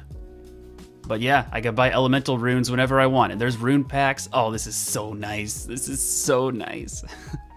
And then when I want to buy the higher up runes, like I think nature runes, cosmic runes, I don't know, the other ones. I had to unlock the large one, so I guess we'll take care of that also. Yeah, so we have to solve this in order to open up the other types of runes. So I guess we'll give this a go too. Yeah, this looks about right. Let's try opening it and see if we got it. And it worked. Very nice. Now, look at all those runes we can buy. Oh my god, we got the full rune shop. Let's take a look at it. Okay, so I have to go buy either elemental runes or other runes. So I got to shop for them separately, but yeah. Oh, that's so nice. Yeah, this is massive for the account. I'm very excited to start using these. There's actually a pretty useful spawn up here. If we go all the way down here next to the hill giants, there is actually a staff that spawns right here. So now we can auto cast spells. It's the little things, man. It's the little things. You ready for this? Wind Strike is on autocast for the first time. We are trading magic, guys. Oh my god. There it is, level 2 magic. The level itself doesn't really mean anything, but you know, the message behind it can be felt throughout the ages. Perseverance, dedication, and ability to grow. I don't know, but yeah, still cool. All right, that's the first hill giant that we just killed with magic, and he actually dropped us some law runes. And these big bones, which is gonna be our best prayer training method pretty much forever. So I think the thing that I'm gonna do next is start the Icthrenzel Helper quest. You don't really need to get that far into it in order to unlock Sophanim. So I'm just gonna take care of that right now. Come on, James, don't be afraid. It's a whole city run by cats. What do you have to be afraid about? Here we go, this wanderer right here is the person who lets us start the quest. Okay, so this person needs us to bring them a full water skin and a tinderbox in order to tell us how to get into Sophanim. So we're gonna go snag that and be right back. Sweet, we got everything we need. Got all the supplies for you. Look into your eyes, you know, that's never a good sign. And here we go. We can now enter these rocks right here. And we're in Sophanim. Oh my god, we did it. We've officially unlocked Sophanum. We can use that little tunnel to get into this city anytime that we want before we finish the quest, which is actually good because I'm not going to do the quest quite yet because I want to unlock the Protect from Magic Prayer first, because there's a few enemies in this quest that'll really damage you if you don't have that prayer. So we're going to go do a hill giant killing grind, but first of all, we're just going to take a look around the city and see what kind of stuff we can do. So obviously we have the Pyramid Plunder minigame right here, which is going to come in handy the higher thieving level we get. We'll probably end up going for a Pharaoh's Scepter one day, and also you just get some solid thieving experience from there. Okay, I guess this guy's not at his stall. Am I not allowed to buy things from the villagers until the quest is over? Because that would be kind of lame. This is pretty big. There is a spinning wheel here, so we can make bowstrings out of wool if we get that from random events or whatever, or implings. We can make rope, we can make crossbow strings, all this kind of stuff. Yeah, it looks like the shops are not available yet. I don't know if we had to wait until the quest is like all the way over in order to use the shops in this city, but definitely cannot use them right now. So I guess we have nothing to look at here. So we're gonna go start training prayer. Well, this isn't good. I tried leaving the city and it says I cannot leave. So yeah, this is gonna be interesting. Okay, so I was kind of panicking a little bit because I was starting to think there was no way to leave this city because I can't teleport out because I don't have any teleports besides Lumbridge Home, and obviously I can't do that. And like literally the very next thing to do in the quest like triggers a cutscene which is like dangerous, and I could die in it like pretty easily. And I'm not prepared to do that. I thought I'd just be able to walk around the city, kind of take all the sights in, and then come back whenever I want to. But yeah, I was kind of getting really nervous because I thought I'd have to go do something dangerous without being prepared for it. But after doing some research, I found out that you can actually climb through this hole right here on this wall, and it takes you out of the city. So I was very glad to find that because I was starting to panic. We have safely made it out of the desert once more. So the plan is going to be to train range on the hill giants and bury all their bones. And by the time we hit level 37 prayer, we should have a pretty good range level because I think that's the style of attack we're going to be using to fight the bosses in the Icthurin's Little Helper quest. I'm excited to never have to say that again. We're going to be using range attacks on them and praying for Protect from Mage, so we're going to just do that at hill giants. And I've killed a couple of these guys so far. They can be safe spotted, just like I did with the magic, so this should be pretty chill. I'm just going to be here for a little bit, and I'll report back when something cool happens. All right, and we have the first prayer level coming in of this grind here. There it is. We are at level 30. That's pretty cool to see. I have some stuff I need to sell and note, so we're going to go take the time to do that real quick. Something important to note also is there's a lot of regular bone spawns throughout this whole little area with the hill giants. So every time I find myself right next to one, I'll pick up a bone and bury one of those too. So I'm also getting some extra passive prayer experience just from that. Here's another prayer level coming in, 31. Ooh, I can now use the strength pray, very nice. And we just hit level 40 range. That's pretty cool. We can now use green D'hide. And right there is level 32. And we should have another prayer level coming in here. There it is, 33. Well, we started out with, I think a couple thousand bronze arrows in our quiver, and we are just about out, actually. Yeah, we're at 27 bronze arrows left, so I can only get a couple more kills with those.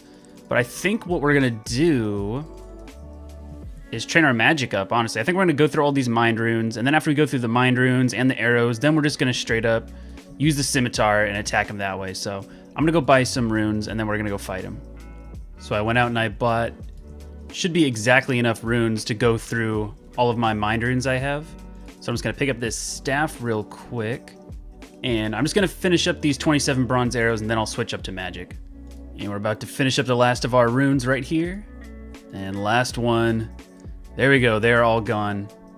Now, we're going to melee. We're switching it up to melee, and we made it all the way from level 7 magic all the way to level 21. And 21 is pretty cool because we unlocked low-level alchemy. So now we can start alching stuff. So I think before we start this proper like melee grind, I'm gonna go back to the store, sell some stuff, and maybe grab a few you know, shitty pieces of bronze gear or something like that, and then we'll get started on it. Some food too, probably. Look at how good I look. Oh my god. So this is the melee setup right here. I went out, I got some leather boots, I bought a pair of steel plate legs, I made myself an iron chain body and an iron full helm, cleared up the inventory a little bit, got an inventory full of kebabs, and we are ready to rock. Yeah, we're just gonna train strength on these guys. And we got a little random event here. Let's see what he has to offer. Make sure I pick up all my stuff. Am I even gonna be able to talk to him? It's a maze, this is gonna be good. We've reached the end of the maze with 75% reward left. Let's see what we get.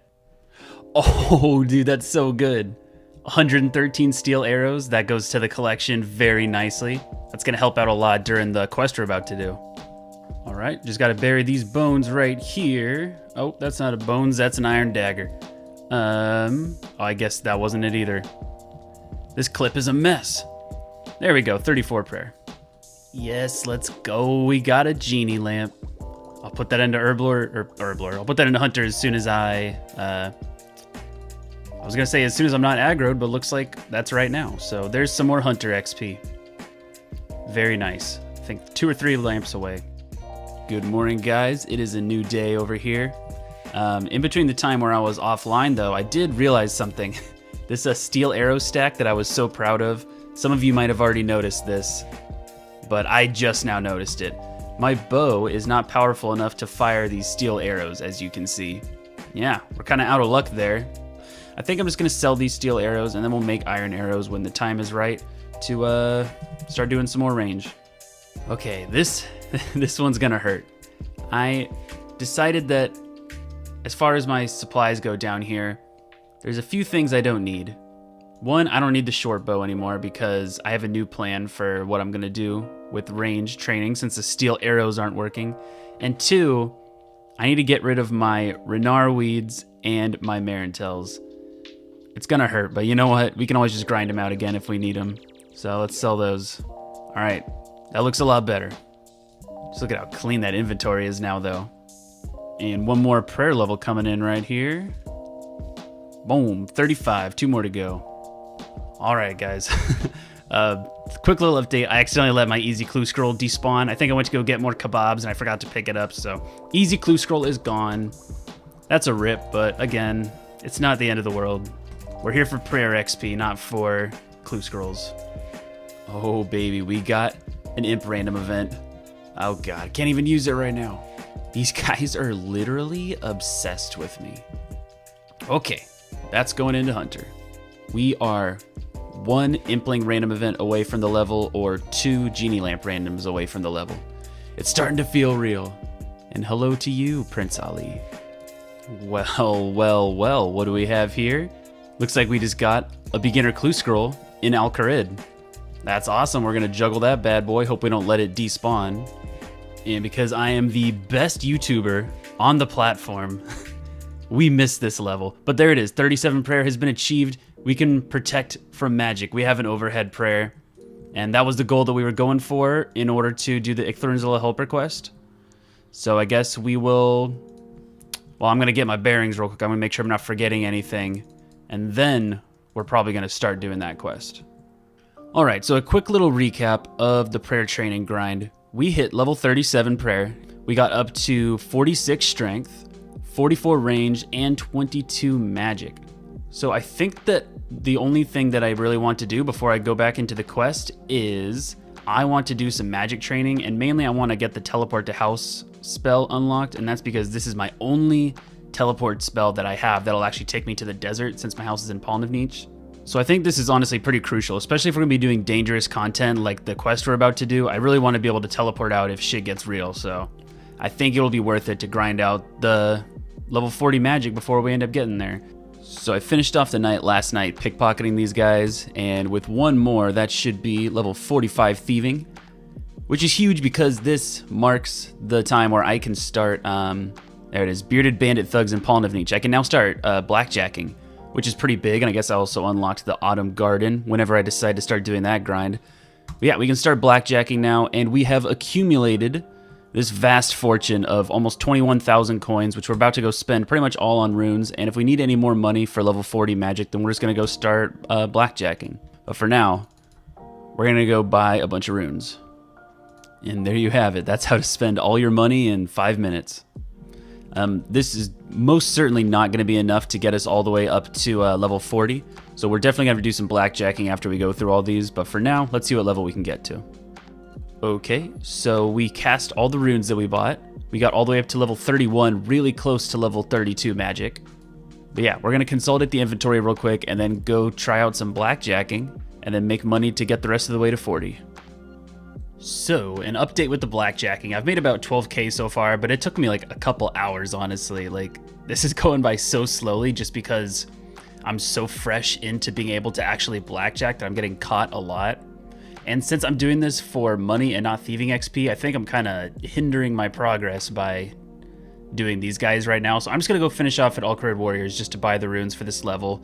And then when we actually need to get like thieving XP, we'll stick to this. But for now, we're just going to go do something that is a little bit easier. Oh, baby, we got another blue boy right here. Thank you very much. You know the drill by now. This is going right into Hunter. One more lamp to go until level 2. This is getting exciting. So we have reclaimed our 20k cash stack that we're about to go blow all over again. Oh god, why did I say it like that? On runes, we just got a mystery box from the Quizmaster random event. Let's see what kind of loot lies inside. This could be a whole range of good options. Let's see what we get. A steel plate body. Oh my god. That is a huge upgrade over the iron chain body. Damn, look at this guy. I will take that for sure. 100%. And here it is. Oh my god, that is immaculate timing. There is level 40 magic. We can now teleport to house. It's honestly so big for the account because we can teleport away from dangerous situations, and also it's a teleport straight to Pollen of Niche, which is incredibly useful. Oh god, that's also really big too, because this means that we can put this book of knowledge into Hunter and bring us up to a beautiful level 2 Hunter. Oh my god. That feels so good. We got 2 huge levels out of the way in one clip. How good does that feel? Well, I'll tell you, pretty goddamn good. So we're gonna consolidate our inventory once again. And I know I keep on saying this, but there's only one more thing that I wanna get done before we can officially tackle the xRakine help request. All right, so I guess it's technically 2 things I need to do. First, I want to get rid of this inventory space of all these feathers. So I'm going to be turning all of these iron ores into iron darts. And then after I clear up the inventory space there, I'm going to work towards level 30 agility because 1, that unlocks agility pyramid, and 2, I need a higher agility level because I don't want to fail the obstacles in the quest I'm about to do so many times because there's agility obstacles. So yeah, I want to make sure I have a little bit of a good base level. But I'm not going to make you guys watch all this boring stuff for too long, so I'm just going to skip right to the end of each one probably. And this batch of darts right here is going to bring me up to level 31 smithing. And this is big because now I can make a steel axe. So whenever I decide to start cutting teak trees, I can make a steel axe instead of an iron axe and probably get a lot better XP that way. And I think that's what I'm going to call it for this little smithing grind, because I got plenty of darts and I went through enough feathers just to where I can justify selling the rest to the store. So we're going to move on to agility. And here it is, the absolutely iconic first lap of the account. It says I got a mark of grace, but it must be somewhere else because I don't know where it is. But there is level 30 agility. We can now officially do the agility pyramid. There it is. We just hit level 35 agility. That is the recommended level that the wiki says to do the xRakine help request. So we are officially done procrastinating. There's nothing else I can think of to do to start the xRakine help request. I was really hoping that we could have gotten anti-poison from this Marintel, but it's not looking like that's gonna happen. So we're just gonna go for it. Looks like it took us just under 100 laps to get from 20 to 35. So one of the items that we need for this quest is a bucket of sap, and the way we get that is by using a knife on a regular old tree. So this should give us, there it is, a bucket of sap. Okay, we should have everything we need to do the quest. And this quest, honestly, it's been scaring me a little bit, just because this is really one of the most dangerous things I have to do on the account, and probably the biggest chance I have at actually losing my cat, my dear friend, our dear friend, James. Because this quest is the only one that's really required to have a cat.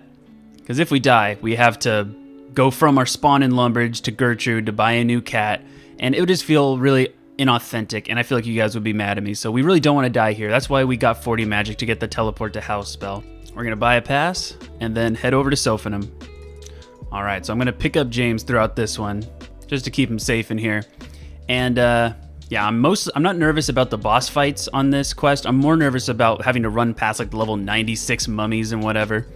But we have a lot of food. But we also don't have an anti-poison, which would have come in clutch right now. I thought you'd be able to buy an anti-poison from one of the shopkeepers over here, but I didn't realize that shops don't open until after the contact quest. So that's going to put a damper on things.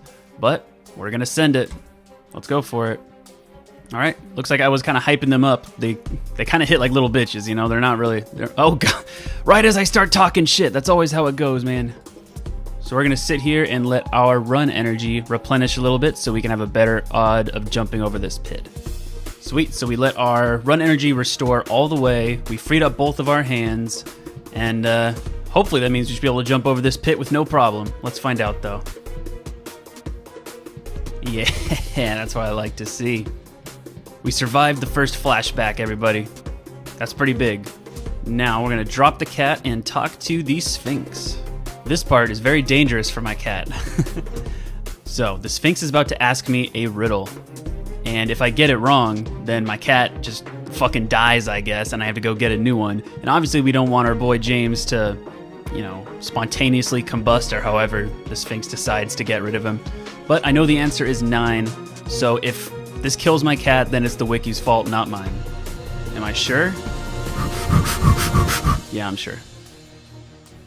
Very nice, very nice. So this is where we're going to fight our first boss. We have to find the jar that is shaped like an ape because we have the ape thing in here. It looks like it's this one. So I'm going to try and take this, and then I'm going to have to fight this guy. And he uses magic attacks, and I can safe spot him on this table. So I'm going to get my range gear ready. Pop Protect from magic on, and let's do this. And there we go. The ape man is no longer. Alright, so I talked to the priest, and he told me that essentially I got to do some chores for him. And this is where the willow logs come into play. We're going to talk to a carpenter in town, and he's going to turn these willow logs into some kind of unholy symbol, I believe. While the carpenter is making that unholy symbol for me, I can buy a piece of linen from this guy. And then I need to get some salt, which I can get from taking some of this salty water here. And then, boom, all these mirrors evaporate the water out, and we're left with some good, old-fashioned, there it is, salt. I think that's everything we need to give to the embalmer, and then we should be ready to get this show on the road. Now it's time for the final boss fight on this quest. If we can finish this, then we are in the clear. And honestly, this one should be even easier than the first one. And there it is. Final boss dead. Drops me an attack potion. That's kind of cool. And yeah, let's turn this quest in.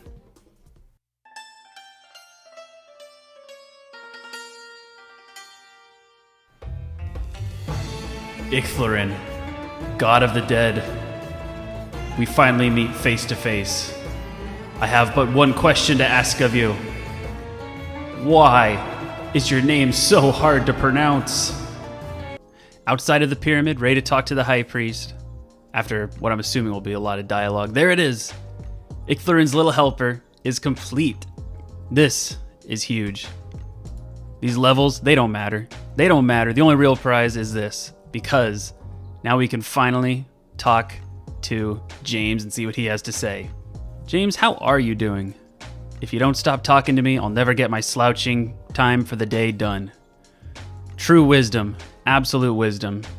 So this quest did unlock the city of Sophanum, but I didn't realize until I was already halfway through with this quest that the shops and everything don't open until contact is completed. So it looks like our next big goal is going to be contact, and technically we already have all the requirements for it. We just need to get our combat levels higher to fight the boss at the end. So we'll be doing that in the meantime. But there's only one thing left to do in this episode, and that is something that you all were probably assuming I'd do last episode, and that is to loot Temperos. Here we go. We're gonna make some room for this stuff. I'm gonna drop these runes right here. I guess I'll put this stuff down here. We're still gonna hold on to the Marintel. I guess we didn't end up needing the anti-poison for xRakine's little helper, but we are gonna need it for the contact quest, so I'm gonna keep it there until we get an anti-poison. We're gonna have a lot of inventory space here to loot the reward pool, and we'll just see what we get. We'll talk about how we're gonna deal with all the supplies after we're done looting it all. So get ready for a reward montage. Okay, let's do this.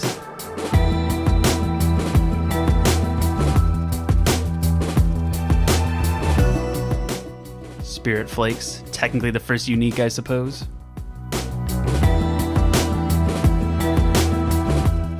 Soaked pages, awesome. 180 rewards left to go.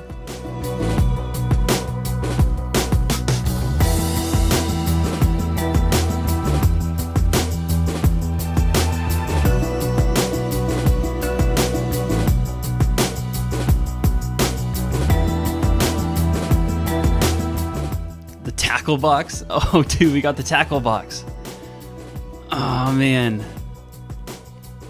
That's really good, but also kind of inconvenient unless we get the dragon harpoon, honestly. That's still really cool, though, because we are going for collection log, technically.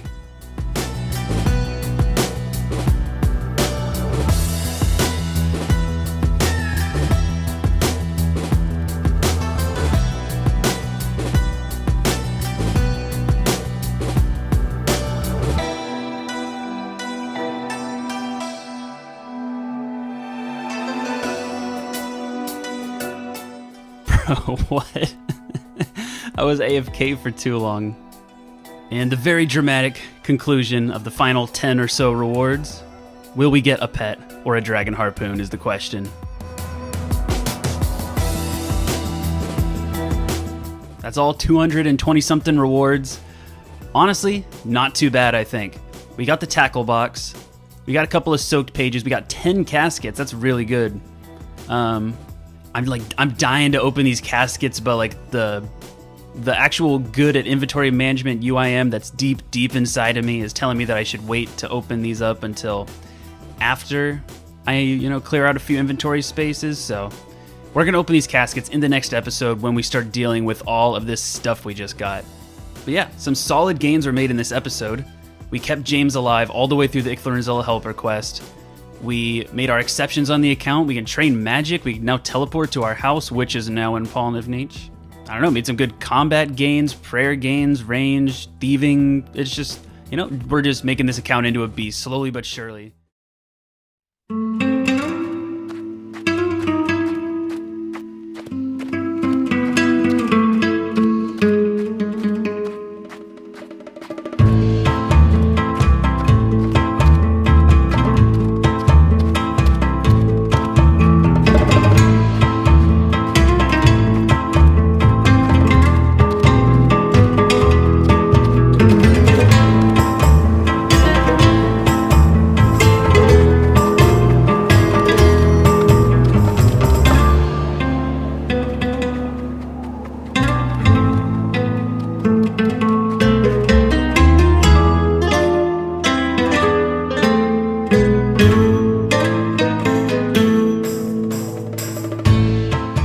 Well, Dune, you've traversed the scorching heat and deadly sandstorms of the Caridian Desert, and it feels pretty good to be back home in Polnivnich.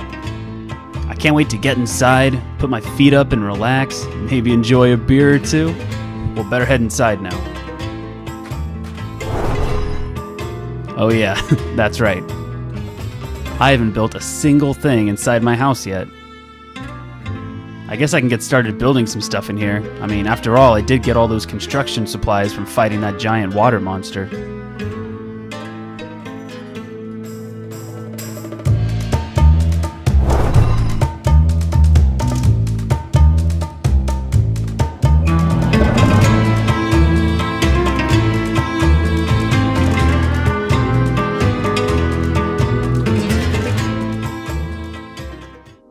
Hello everybody, and welcome back to episode 5 of the Desert Locked Ultimate Iron Man account. In the last episode, we did some pretty cool things. We finished Icthrin's little helper quest, we looted Temperos, we made our final exceptions on the account so that we can train magic, have access to the rune shop there, moved our house to the desert, all kinds of good stuff like that. Don't mind him. This is just my boy. He just wanted to be in the video. Yeah, so we're going to start this episode off with fixing up our inventory. Right now it's full of raw fish and other kinds of stuff that we got from Temperos in the last episode. So yeah, we're just going to start taking care of this stuff. We're going to cook all of this fish except for the swordfish. We're just going to leave this on us for the time being in case we need food for anything. So this, and this, we're just going to cook all that. And then we'll get into how we're going to take care of this stuff later. But for now, that's our goal. And the way we're going to do this is we go over to the bank. We're going to unnote it right there. Head on over, cook those fish, and then let nature take its course. Cook it real good. Let's see, I guess I could put this on, clear up some inventory space. I'll probably sell these soaked pages to clear up the inventory space too. So I tried out a few methods of how I'm gonna deal with all the cooked fish. If I wanna go to the general store to sell all of them, it's gonna be quite the walk for like 6, 7 fish at a time. I tried like fighting the scorpions to see how much they damage me, to see if I can just eat the food and train combat right next to the cooking pot, but they're not really damaging me at all, so I'm probably not going to do this either. Unfortunately, it's looking like I'm probably just going to end up dropping them as I cook them. I think that's just how it's going to have to be. Let's see, so I'm going to sell these soaked pages. I also just remembered that I got this tackle box in the last episode, and I didn't really show you guys what's in it, so let's view this tackle box. So I'm keeping the feathers in here, spirit flakes, bait, small nets, and then just some fishing supplies. At first, I didn't really think this tackle box would be very useful unless I got a dragon harpoon, because if I get a dragon harpoon, that's going to be taking up an inventory space anyway, so I figured I might as well keep that in here with all this other stuff. But honestly, this is seeming pretty cool. I can have the feathers for not just fishing, but also for fletching. I can have the fishing nets, not just for fishing, but also for the net traps when I start catching orange salamanders. And I can store the spirit flakes in here, which is cool. And then if I already have all this stuff in here, I might as well have fishing rod, harpoon, lobster pot, all that stuff. Having it all here is cool, so yeah, back to cooking. Or wait a minute. Oh my God, I just realized something. Oh, I'm such an idiot. For some reason, I was thinking that I had to cook all the fish from here to here because the bank is so close to the fire. But why do I need to do that when there's a bank here, a range here, and then the general store there? I'll just sell the fish here. God, I'm such an idiot. Let's just get to work. We got a whole train of people following us on stream right now. They're all here for this amazing cooking content. Yes, listen to what this wise man has to say. Shout out to all these guys. And by the way, this guy's wearing my absolute dream gear for the account. This is like what the account's all leading up to. So get used to this site right here. This train just keeps on getting bigger.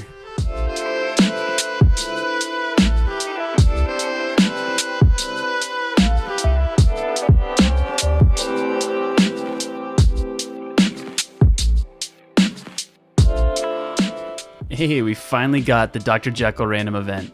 He asked us for this Marintil. We will give it to him. And in return, he gives us a 4-dose anti-poison. Now, this would have been a lot cooler in like the last episode because somebody in the comments section told me that you can actually pickpocket the bandits in the bandit camp and have a chance of getting a 1-dose anti-poison. So this isn't as hype as it could be, but you know what? I don't have to go do that anymore. I'm just going to hold on to this anti-poison now. Back to cooking. And these lobsters right here mark the end of all the fish that I'm going to be cooking. That honestly took a little bit longer than I thought it was going to, but we went through them all and we hit level 60 cooking off of that. Not sure what level we started off at, but we're at level 60 cooking, which is pretty damn cool. We're just going to sell these to the store. And now, this part I'm excited for. What's coming next? I will get into why a little bit later, but we're going to need some money for our construction grind. And the way we're going to do that is we're going to finally open up these mysterious caskets and see what treasures they hold inside. They have a chance of dropping things like rune armor, gems, jewelry, that kind of stuff. So we're going to see what we can get. Any of the rune items would be really nice because we could sell those for a really tasty profit. Also, some emerald rings would be cool because I can enchant those and make rings of dueling. Yeah, let's just see what we get. Money, just straight up money. That's good. Okay, didn't want those. Yes, let's go. That's a good one. I was looking for a head slot rune item. Rubies, okay. Gold bars, okay. medium clue. And last one, please just give me some like room plate body stack or something I can use to get some solid money off of. Okay. Could have been better, but you know what? There we go. Medium clue is probably going to be dropped, and yeah, there we go. Let's sell this stuff. Oh, we did get emerald rings though, so that's pretty cool. Okay, so I sold everything that I got from the caskets. I'm at a very tasty 52,000 cash stack right now. Obviously the highest I've ever had on this account. So I got both of the helmets, so I have to make a choice of which one I want to keep, and I think I'm going to keep the medium helmet over the full helmet because this one doesn't give any negative range bonuses, and I'm going to be doing a lot of ranging on this account, so I'm just going to keep this one, plus the full helmet sells for twice as much. So we're going to sell that. We got 66,000 coins, goddamn. Yeah, now that we have that nice little stack of money, let's get into how we're going to do construction. Okay, so first of all, I realized that in the last episode, I didn't even show you guys my house. That's pretty messed up, so let's go in there and take a tour. This is my beautiful home in the desert. Oh my god, look at it. It's not very cozy at the moment, as you can tell. The lack of furniture and, walls. These walls don't even look like they have any insulation in them, but you know what? It's still home, and this is where we're going to be building everything. So, we have our planks noted. And this is not a problem because if we go right over here, there's a banknote exchange merchant. So all we have to do is use our planks on him, and he will do that for a fee, which is one of the reasons why we needed coins. Unnote them on him, enter our house in build mode. Oh, can't have James on us. I'm just gonna drop this anti-poison. I don't think I'm gonna need it, especially since I found out that I can pickpocket anti-poisons from the bandits. We're gonna drop the anti-poison, go into the house through build mode. You don't get to see this part. And here we go. Then we just start building stuff. I'm gonna build some essential things like the bookcase. Level 21 already. Absolutely amazing. And I'm super excited to have the bookcase because now we can view the collection log. Look at that. Let's see, I think we can look at the Temperos collection log right now. Oh yeah, that's beautiful. We can build a couple chairs. And yeah, when we need more planks, we can just go out and repeat the process.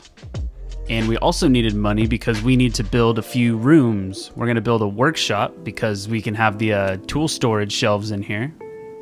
And we need to build a kitchen to build the larders and other things like that. Cool. And are you ready for this? In the kitchen, we can build a cat basket space for our boy James. He's got his own bed. Now all we need to do is get to level 37 construction, and we could build a pet house to store him in so he can live out the remainder of his days in the safety of our home. And I took out some oak planks as well so that we can build this. Tool Store 1. Do you even know what this means?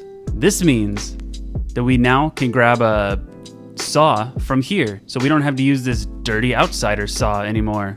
There we go. They wouldn't let me drop items in building mode. So here we go. We are dropping this outsider saw, and we are going to take one that was earned in the desert. There we go.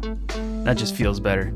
So there's a few things that I want to put in my house that aren't extremely practical, but just kind of aesthetic. And in order to make them, I need soft clay. So I just grabbed a pickaxe, and I'm going to head over to this old pit right here, and it should have some clay rocks. And I'm just going to grab, I think I need 9 of them. So that's just something I'm doing. So I guess the first one that I needed the soft clay for actually was not just aesthetic, it was the wooden shelves 3. And this is pretty big because if I make tea with the stuff that I find on this shelf, it actually gives me a +2 construction boost, which will be extremely useful for, making stuff if I don't quite have the construction level for it. The other one I needed the clay for was just to build a little fireplace, So my house is a little bit cozier. Doesn't that just look better? Another important update, we now have unlimited beer, the cornerstone of any good house. All right, so we just hit level 30 construction and tapped out the last of our regular planks on the same larder build. So now we're gonna get into the oak planks and see what we can do with this. So I am at level 31 construction right now, and I can actually do a +2 boost with the tea I can make in my house to build a friggin' whatever it's called, an oak larder. But in order to make tea in my house, I need to get some water, which means I need to build a sink, which means I need steel bars. So we're gonna make 10 steel bars real quick. And here is the last of the steel bars. Let's go make this sink and get that boost. And a quick way to get back to the house is just to go buy the runes from Ellie Morris saying, and then boom, teleport outside. And And there we go. We're in build mode. Oh, the cat. Where's the cat? A pump and tub. There we go. Oh, God. Do I also need to make a stove to make tea? I think I do. Well, boys, we're going back for some more steel bars, it looks like. And here we go. We got some steel bars. Let's make this large oven. A saw and hammer. God, my God.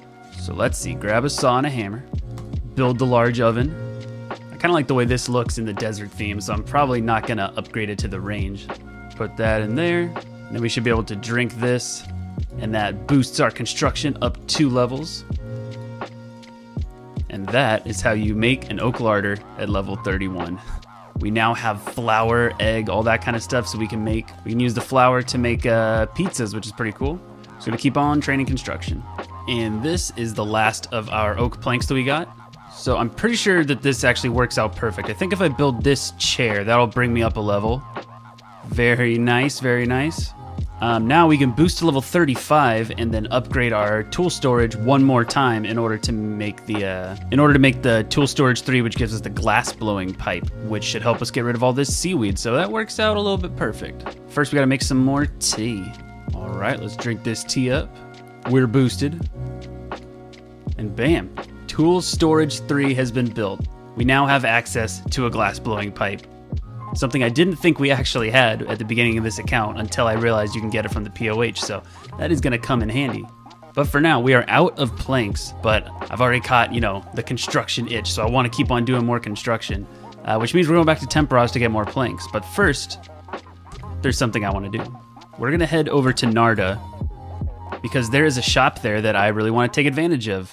And now that we have enough money to do so, I think that it'll be pretty clutch. And I think some of you guys might know where I'm going with this. So this man right here has this big old store with all this stuff in it. And I think I want to buy something. I want to buy a rune chain body. Looks like I'm going to have to find a free world. I'm definitely going to buy the green D-hide van braces too. That's going to be a solid upgrade over my zombie gloves, which I really want to get rid of because they're kind of ugly. All right, so I'm going to do something that might be risky. I'm going to hop to a PvP world to see if I can get a rune chain body in there. Let's hope I don't regret this. And there's no one here. Okay. And there's a free rune chain body. Buy that. Perfect. Now get me the hell out of here. Beautiful. We spent all of our money on that, which I'll probably regret later, but we're going to do some more Temperos, so we'll make some more money. But look how good we look. Actually, since I'm here, I'm going to try something out. I'm going to try out the agility pyramid and see how well I do. If I can make it all the way to the top, then that's 10,000 gold pieces, which means it's going to be a pretty good money maker. Okay, I gotta bail. I gotta bail. I'm taking damage. Oh my god. Okay, I think I'm out of the desert heat, but that really scared the shit out of me. Why did I even come here, man? This is ridiculous. And in order to afford a carpet ride, I'm gonna have to sell one of my emerald rings, which is no big deal. Still, 10 rings of dueling is not bad after I start enchanting those. But we're in the clear.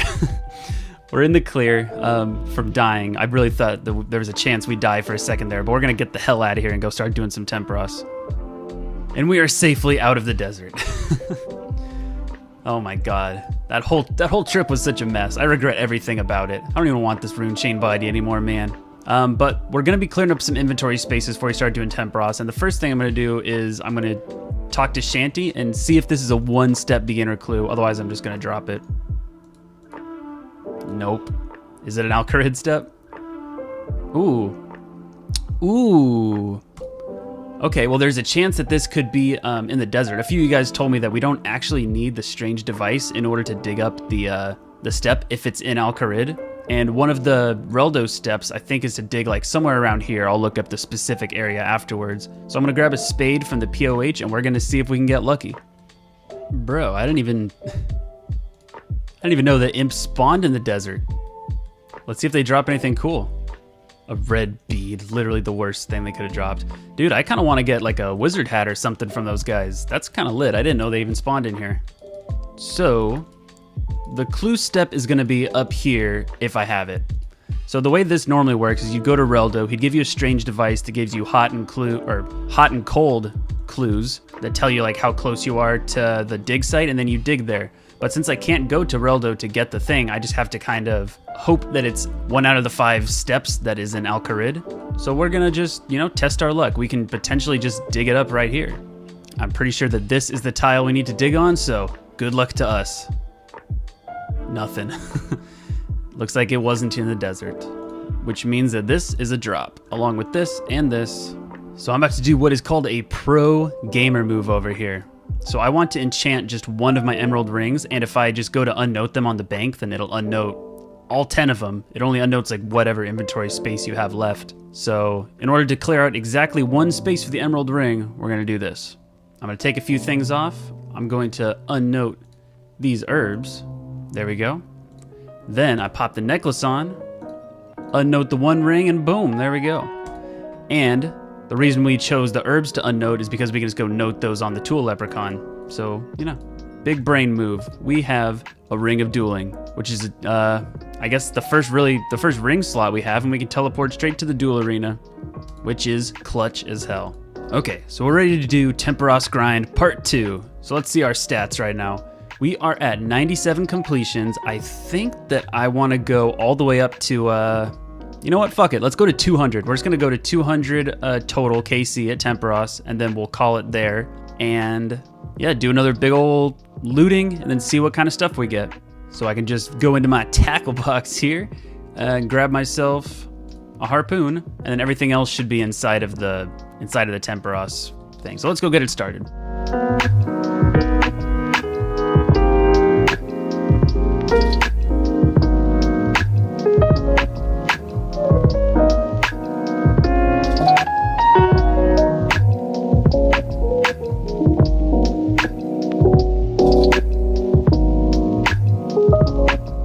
We just finished Temperos, kill count number 100.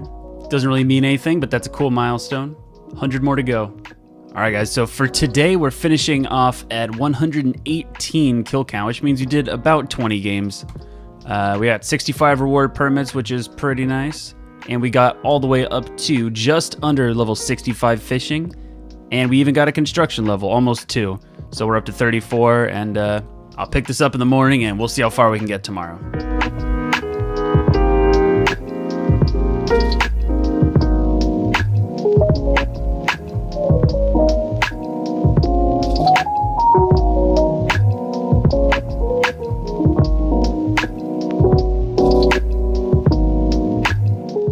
And here's a pretty nice level coming in. See what I said? Very nice. And that game finished up is 175 KC. We got 25 more to go until we're done with our Temperos grind for this episode. And here's the end of kill count 190. Oh, I thought we were gonna get a fishing level off of that. We're real close, real close. And there's the level. We had 70 fishing just from Temperos. That's pretty damn cool. Well, you know, not just from Temperos, but after we unlocked Temperos, like 35 to 70 is all from that, and that's pretty cool. And here it is. This is the end. We have hit 200 Temperos kill count. That was a little bit more of a grind than I was thinking it was going to be. It took a few days. But you know what? We made it out on the other side. And I'm glad we did, because now I'm going to consult the board real quick. The last time we looted Temperos, we had 226 rewards to claim. This time we have 306. So that big ass looting we did the last episode, we got 80 more than that. So we're hopefully gonna get a lot of good stuff. Maybe we'll get a pet, maybe we'll get a harpoon, I don't know, but let's see what happens. Okay, so here we are at the pool, the reward pool. I'm so excited for this. I'm gonna drop all this bullshit. We're gonna grab a net, and I guess without further ado, let's just get straight into it. Oh god, you wish I'd show you this. All right, and we're off.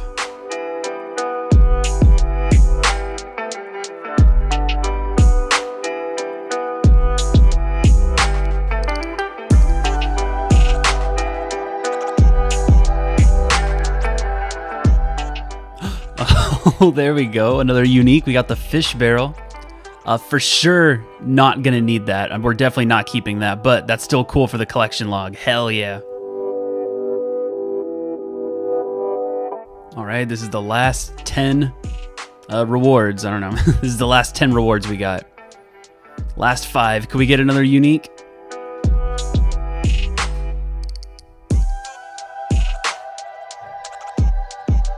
That's it.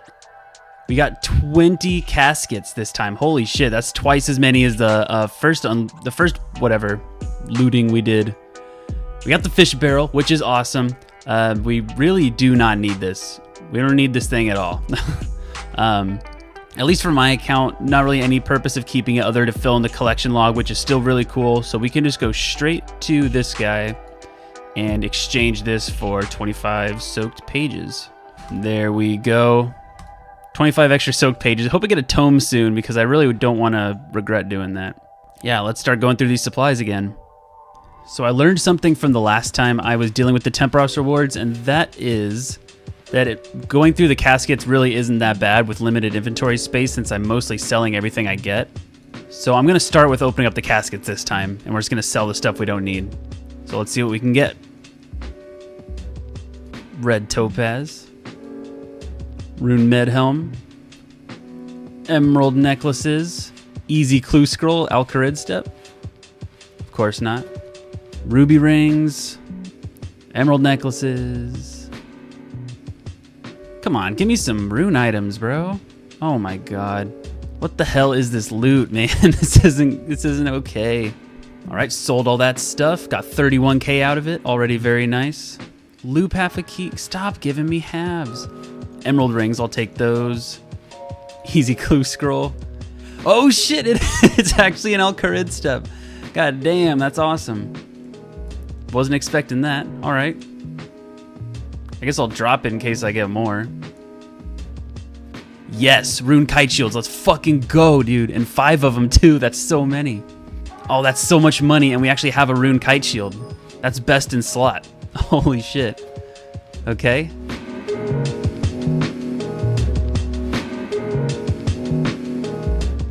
And last one. Okay. I'll take it. Let's sell this stuff. 21,000 coins each. I'm definitely going to world hop for every single one of these to get as much money as possible. So I will be right back when I'm done world hopping. Look at the size of this cash stack. We're at 144,000 coins. That's our first time ever over 100,000. Now we can also unnote this rune kite shield, and oh my god, we're looking good. We're looking so good. All right, I'm about to snap my fingers real quick, and after that, all of this fish will be cooked. There it is. They are all cooked. That took quite a bit of time, but now we're ready to move on to the next thing, which is the rest of our planks. The whole reason that we set out originally to go do some more Temporos. It'll be a lot more of the same that we've already done in this episode, so I'm just going to kind of go through them and see what level we get to. And we can grab our collection log out of the bookcase in our POH and head over to Temporos and see that we now have the fish barrel in the collection log. Making some good progress here. We just hit level 40 construction. That's a hell of a milestone right there. We got 2 more to go. So this should be the last thing I need to build right here. And there we go. We're at level 42. We can now build a costume room and a couple of other things. So we're going to spend our cash stack a little bit. We're going to build a new room right here. I think we're going to build a menagerie, which costs 30,000. That's ridiculous, but you know, is what it is. We're going to build this right here because we got James' little cat bed right here, so we want them to be next to each other. Build the pet house space. And oh my god. Is this James comfily roaming about the home? Hold on a second. Yeah, allow pets to roam. Where's he at? Oh, maybe because it's build mode. That's probably it.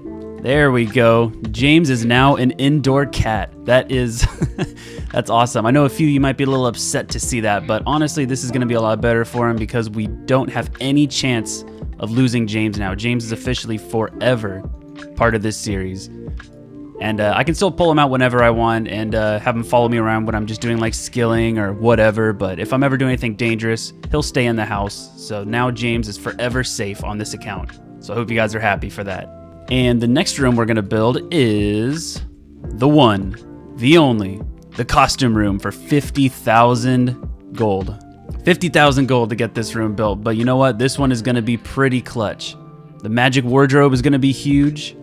I I guess we're gonna need some more planks real quick. I'll be right back. Okay, so we got our planks, and now we can build one of the most important items in the POH, which is the magic wardrobe.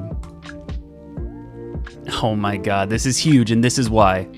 Now, we can officially store full infinity in this costume room, and as an Ultimate Iron Man, I can put individual pieces in here, but I can't pull them out unless I have every single piece in here. So you already know that the full infinity grind is officially gonna be, it's coming, but I'm not sure how soon. I want to get it going. I've been itching to do Mage Training Arena, which I don't think anyone in the history of the world has ever said, but I'm kind of excited to get Mage Training Arena started, so we'll see when that happens. And we're just gonna build a few more things too, just because I like having my house all the way built. Build a pet feeder for James, because he deserves to have some milk. Beautiful. Okay, we're just gonna drink our tea real quick, boost our construction up 2 levels, and build the costume box. We can now store 2 sets of any kind of fancy dress box. I'm not sure which ones I'm gonna be going for. Stale baguette would be awesome, but I doubt that's gonna happen. Yeah, we'll figure it out when we get there. And I think the only thing that we have left to build in the POH is a scratching post for the boy James, obviously, because he's gonna get bored in there. So we just gotta buy a rope and head back to the POH real quick. And here it is. There we go, scratching post has been done. So yeah, we've gotten a lot done in our POH this episode. I think everything looks pretty goddamn cool, actually. James is now storable in the POH. I think I'm just gonna finish going through all these oak planks, and then we might just call it for the episode, honestly. I think we got enough done. We have the magic wardrobe unlocked, so now we can officially start the infinity grind and don't have to commit all that inventory space to holding those robes, because we can just store them. I'll probably end up doing some research on the best way to start doing Mage Training Arena in a desert locked UIM, but I think for now that is how we're gonna end the episode.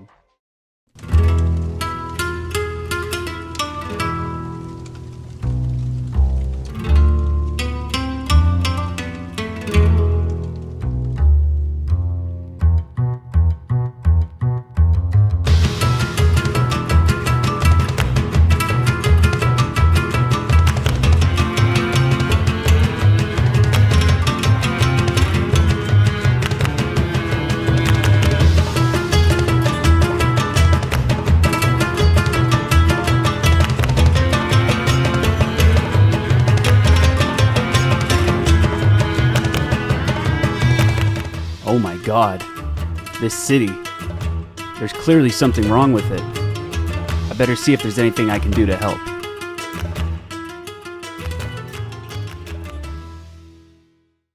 Hello there everybody, welcome back to another episode of Deserted. We're starting this episode off right here with level 35 mining. I just did a little bit of this in between episodes. I can now mine sandstone, which is hella tight because now we can get noted buckets of sand from the sandstone mine in the desert, and then we can make glass out of this seaweed in those buckets of sand, so we can get crafting started as well. If you watched the last episode, then you'll know that we did a lot of construction in Temperos last video. We got some solid fishing and cooking gains. We got some solid construction gains. James is now safely in the house. Don't worry, he didn't die. He's just waiting in the house, being a lazy cat that he is. Yeah, we're just gonna get right into the episode now. Alright, so I personally have never done sandstone mining before to get buckets of sand because I don't normally play Iron Man accounts. But I'm pretty sure that in order to store your sand that you mine as buckets of sand, you need to provide the buckets. I read something that said you got to provide the buckets. And the best way for me to get noted buckets to bring out into the desert is to talk to Ali Morrison because he sells the noted bucket packs. So I just need to buy exactly as many buckets as I have seaweed because we're going to be filling them up with sand, and it's 1-to-1, so I guess I'll just go up to 700. There we go. And then once we fill all these up with sand, then we can turn them into molten glass and go from there. All right, so I got my desert robes on. I got some water skins. I guess we're gonna go try this out. Honestly, I don't really know what I'm doing quite yet, so it might take like a minute for me to figure out the best way to do this, but we're just gonna kind of send it, This is all about the learning experience. So this is the quarry in the desert. This is where you can mine sandstone and granite and all this other kind of stuff. And this guy over here, Drew, maybe it's Sand Drew, I think that's probably the joke. He can hold buckets for you. Let's give him 700. He can hold up to 25,000, I think.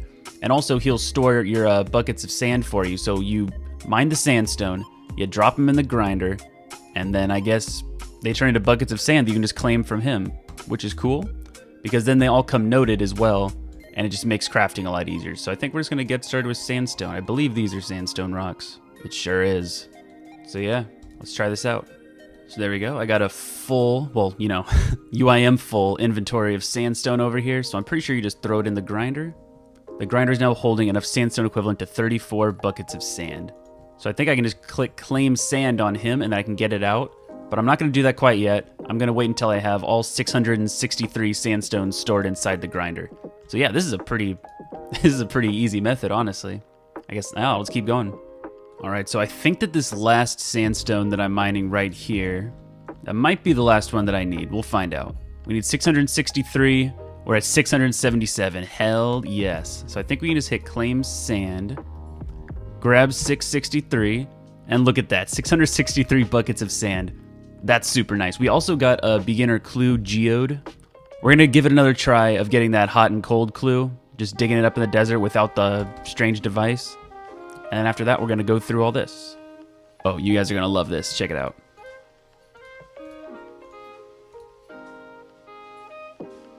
The power of the Ring of Dueling. Oh, but I shouldn't have done that because I needed a spade from the house, whatever. What do we have here? Looks like my square was slightly off. I hope that doesn't mean that I could have actually gotten that clue from the last one, but we're gonna mark this tile, give it a dig, and what the, oh my god, dude. We got, we got the first casket on the account, holy shit. I was not expecting, first of all, I wasn't even expecting to get the next step, let alone have it be the 10% chance to be a one-step clue. Oh, that's super exciting, man. We're just gonna open it right now and see what we get. An oak shortbow? I think that means we can shoot up to steel arrows now. You know, now I think about it, I'm probably just gonna stick to the darts either way, but that's still really cool that we managed to finish our first clue in the desert. Yeah, I take back what I said. The rewards are pretty useless, but the fact that we just did that was amazing. And we also got the proper square marked now. So let's go get crafting started. And you know what? Maybe we just have the clue scroll luck today. I'm about to try something really stupid. I'm just gonna kind of send this easy clue scroll because I need to clear up an inventory space either way. I know that it's not possible to get a one-step easy clue, but maybe I can get lucky and get a second step here. Yeah, I didn't think so. Oh well, we need to clear up an inventory space either way, because now we have a nice even amount for, you know, an even amount of soda ash and sand to make molten glass with. So let's get into the method. All right, so I've gone through this in my head a little bit. It might be a little different in practice, but I think this is how we're gonna do it. We're gonna unnote all this seaweed from the bank, and I think we just cook it on the range. I think that'll work to turn it into soda ash. And then after all of these are turned into soda ash, we go back to the bank, drop half of them, withdraw the rest of buckets of sand, and then head to the furnace to turn these into molten glass. And look at that, the first crafting experience on the account, and it's coming in quick. Oh shit, don't blink, you're gonna miss the level. Level 2. And then we're going to walk back to the bank and turn these into whatever we can make, which I think is just beer glasses at the moment. Level 3, beautiful. God, I love early levels, man. They come in so fast. Level 4. Cool, and then I'm gonna drop all of these and then pick up my soda ashes. And it looks like I have to drop all the buckets too, so I'm just gonna try and keep everything in one pile so it doesn't like annoy everybody with my littering, but yeah, that's essentially the process of how I'm gonna be doing this. So over 600 more to go. Oh, I'm an idiot. I was supposed to unnote the sand, I unnoted the seaweed. See, it'll become a habit in a minute and I'll get good at it. A quick little update, we just hit level 20 crafting. We can now cut sapphires and make sapphire rings, which is cool for when we do more Temperos rewards. Honestly, I don't really have a goal for crafting. The goal was to clear out the seaweeds that I have in my inventory, but I don't really have a goal level set. Maybe there will be something I just haven't thought of yet, but we're just gonna see where we can get with this. So yeah, we just hit a pretty big milestone here. We hit 27 crafting, which is a level we need to make emerald rings and therefore rings of dueling. So maybe we don't need to keep this stack on us for too long after all, just like as soon as we have access to, I'd say making gold bars. Once we have access to making gold bars, we can get rid of this stack and just make them when we need them. But until then, we're gonna keep the stack. But that's still a pretty cool level that we got there. And at long last, we've finally reached the last of our seaweed stack. This is the last of the molten glasses right here. And boom, that feels good. We have officially cleared up a couple inventory spaces. We got some pieces of the mime set we're gonna go deposit in the costume room in a second, but pretend these aren't here and look at all this free space we have. Jesus. So we started off at level 1, and if I recall, we had, I think, 633 seaweeds. So turning all of those into glass objects, we went all the way from level 1 to level 38 crafting. That's pretty damn good. And I don't think I said this earlier, but the sandstone mining we got from 35 to 38 mining. Real quick, I'm just gonna pop up a few things that we can now make with crafting on the screen, because I haven't really looked into it super hard, but yeah. A lot of options are starting to happen now. So now, you'd think that whole time, because I was doing this for the past probably 5 hours or so, you'd think that with all that free time I would be planning what we're gonna do next, but I'm kind of at a loss, so I will come back with a plan pretty soon here. And we are back home. How you doing, James? You enjoying your milk? Your scratch and post? I made those for you. All right, I'll pick you up for a minute. I'm not sure what we're gonna be doing next, so you can hang out with me a little bit. We're gonna be popping this mime outfit right here, or these pieces from the mime outfit, into the fancy dress box. We're just gonna pop those right in there. Cool. Now I can't get these out unless I have the full set stored. So it looks like I already have the 2. With the oak fancy dress box, you can only store 2 sets in here. And it looks like I already got the lederhosen outfit and the mime costume going, so the other ones are not gonna happen, it looks like. So I pretty much finished off the day yesterday with just killing all crit warriors. I was kind of at a loss. I didn't really know what I wanted to do next, so I just kind of started killing these guys. I got all the way up to 40 attack last night. I guess I started killing them because I was going for, I don't know, herb lore levels, beginner clue scrolls, stuff like that. So I'm cleaning all these herbs. I already got up to level 9. All this combat training kind of got me thinking that there is one quest that I can do. It's the Spirits of the Elite quest. And we have all the requirements for it. The only thing we need is, I guess, slightly higher combats. We need to defeat 3 level 75 enemies with all different attack types. I think stab, slash, and crush. So we're just going to train our stats up a little bit more. Probably going to hit 50 strength, and that will probably be good for the quest, but we'll find out. Okay, so we just had a stream, and pretty much the summary of the stream is that we did some kills at the Al-Kharid warriors, and we did a bunch of rooftop laps. So we ended up getting to 50 strength and 40 agility, just some nice even numbers. We're still training our combats up so that we can take on the 3 level 75 golems with the 3 different attack styles in the Spirits of the Elite quest.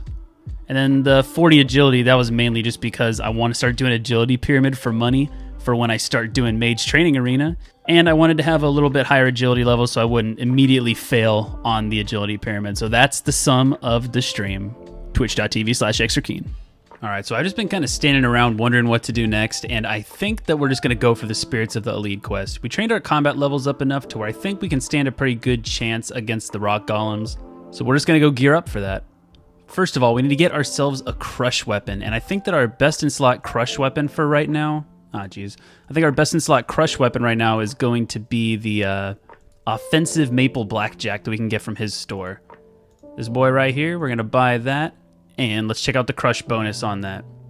Plus 24, not bad at all. And I think we're just gonna use the scimitar for stab and slash. It's not the best stab weapon, but it'll do. It'll do for now. All right, so first things first, I got this lederhosen hat while I was training up my combat stats, and I got a random event, and it looks like I already started the lederhosen set in here. So I'm gonna pop that bad boy in there, and we're 1 piece away from completing the set and being able to withdraw it. So we start this quest in Narda by talking to the mayor, which should be in the big fancy mayoral house over here. Here we go, start the Spirits of the Elite quest, there we go. Before we get this quest all the way started, we need to visit the hunter store right here and buy a light source, which is this unlit torch right here.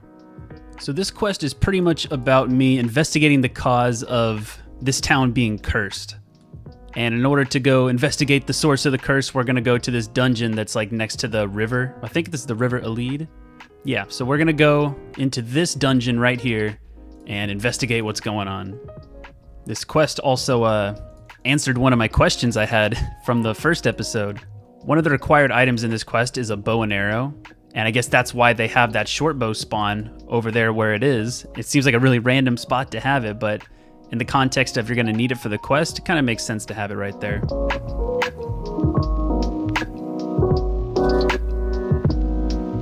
This outfit looks good with the rune, damn. I should keep these robes just for fashionscape. Anyway, this is the part where we fight the 3 monsters. I should have recharged my prayer first, but you know what? It is what it is. So I'm pretty sure this one down here is weak to stab. So we're going to set this to stab and then just see how we do, I guess. Well, it looks like, as always, I've kind of overestimated the power of these enemies in the quests. I always like way over gear for these because I think that I'm going to get my ass kicked. But you know what? We're doing pretty good. The only issue I'm having is I'm not really landing any shots, so I'm just prayer flicking my attack prayer. But yeah, he's not really hitting too hard. I just need one more hit, man. Come on. Come on. There we go. Jesus. Okay. I use my amazing thieving abilities to clear this without triggering the trap. And now we're on to the next one, which should be even easier because this one is weak to slash, which is what this weapon was meant to do. Oh, right off the bat. And you're dead.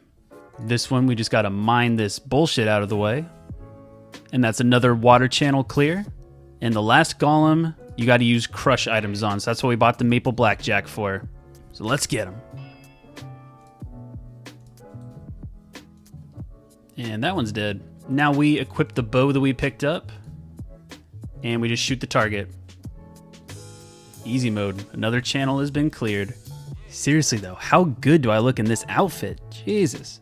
Anyway, so we go talk to these water spirits. What do you mean, one of the desert people?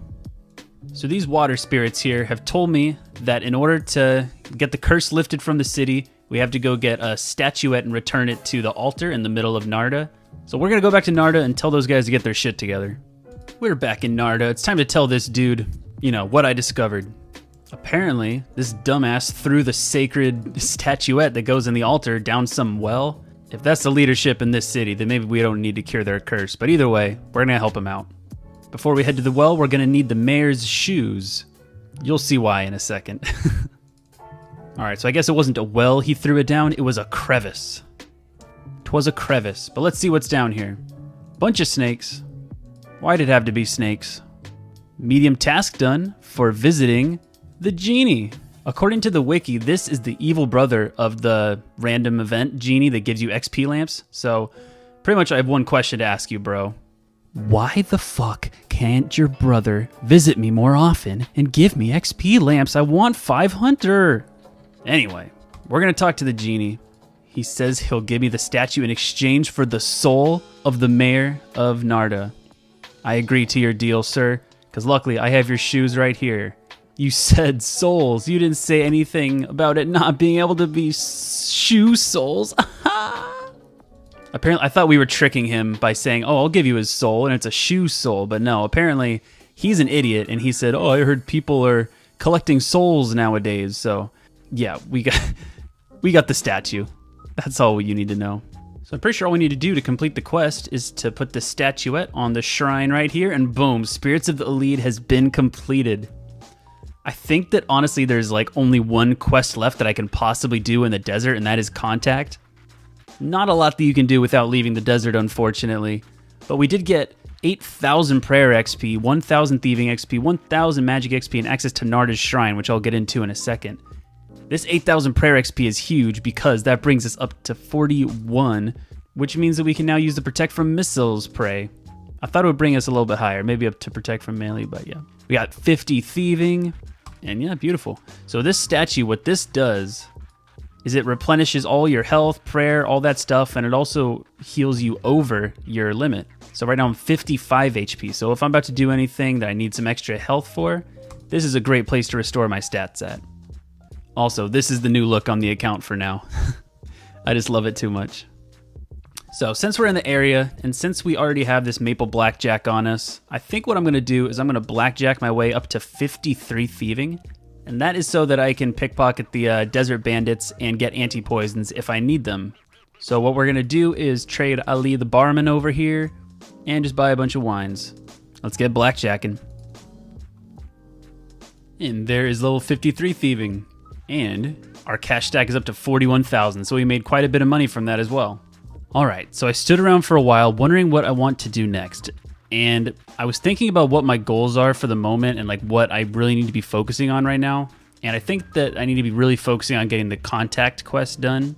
I have all of the requirements to get contact done. The only thing is I need to fight the giant scarab at the end. There's a lot of like high level enemies in this quest that can really damage me pretty seriously. So I want to make sure that I can actually do damage to the boss. I think that I'm going to focus on unlocking the teak crossbow because my two options are either to range or mage the boss, and either I range the boss with a crossbow or I wait until I get full infinity unlocked to mage the boss because I don't have any other mage gear. So I think I'm just going to unlock the steel crossbow, make some steel bolts, and that should do some pretty good damage against it. I'm going to be making darts all the way up until level 46 fletching, which is the level needed to make steel crossbows. And then I'll probably go through all the darts I made to get my range level up as high as possible before I actually start the fight. So I think that the goal for right now is just going to be to focus on making darts. We're going to be making iron darts until we can make steel darts, and then steel darts until we can make the teak crossbow, or the steel crossbow with the teak crossbow stock. So that is going to be the goal for now. This is probably going to take a while, so I'll just, I guess, highlight the important parts. And on the way to our fletching grind, we hit a cool mining milestone. Level 40, we can now mine gold ore. Once we hit 40 smithing, that'll be super convenient for crafting because we can make our own emerald rings and whatever else we want to make and not have to rely on temperos for our gold bars. Oh my god, yes, it's about time. It's about time I got another XP random. Put that into Hunter, thank god. I really want level 5, man. I really want to start doing Hunter on this account. And this should be the last of the iron darts that I make. Now we get to do the fun part. I decided to save them all up as opposed to just making them as I go. So that way I can just get all the fletching levels at once. So here we go.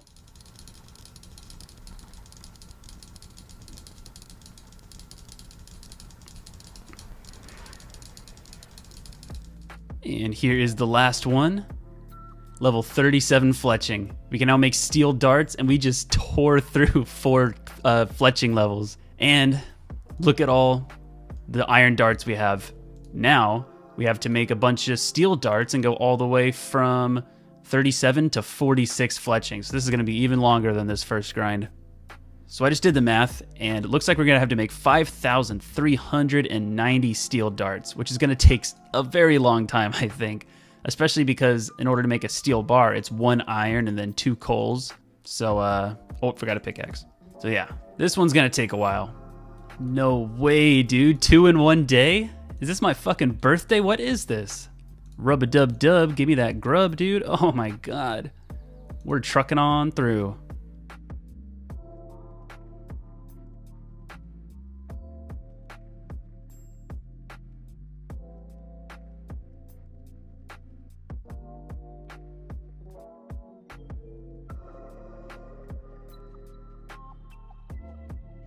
All right, so this is my first time today actually playing on the computer. I put some work in on mobile this morning, and I made a lot more dart tips. I made some good progress. We're almost halfway there. You know, we're almost at 2,700 is the halfway point to being done with this grind. At some point today while I was playing on mobile, I got a maze random event, and then I got 374 chaos runes as a reward from that.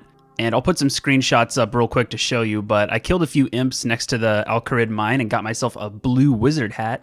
And then I just bought a bunch of air and fire runes to go through all the chaos runes, and we got ourselves up to level 43 magic off of that. And now we're just back to the regular smithing grind to get the dart tips. So that's all the progress that I have to report so far. This is pretty big. We just hit 40 smithing, which now means we can smelt gold ore. This means we don't have to rely on temperos to get gold bars and make jewelry anymore. And now that I think about it, I'm actually going to make something right now just to celebrate that fact. So we're going to mine a little bit of gold ore here and buy an emerald and some runes. I'm also pretty sure that this crafting store has it. Come on. Yes, an amulet mold. Let's go. Now I can go to this furnace over here and make a gold bar and then make an emerald amulet. And it only took 2 imp kills to get it, but there's a ball of wool. Use it on there and enchant. And we have an amulet of defense. Look at all those stats, +7 in everything. That is a huge upgrade over the Catspeak amulet, which we're going to drop. If we ever need the amulet of Catspeak back, we just got to grab James out of the house and go talk to the Sphinx so we can get one for free. But for now, we just made another upgrade. So we're going to get back to the old dart grind. Many hours later. This is it, guys. This is the moment that we've all been waiting for. multiple days, probably at least 15, maybe 20 hours of grinding to get to this point. But this is the last of the steel bars getting turned into steel darts, and it feels so good. I think that that's all we need, and we already have the one steel bar left over, so I think we're just gonna make the crossbow limbs right now. Oh my god, it's beautiful. Now there's only one thing left to do, the most fun part, and that is to get 46 fletching. We're going all the way from 37 to 46. This should be the exact amount we need. So yeah, let's let's get this cracking.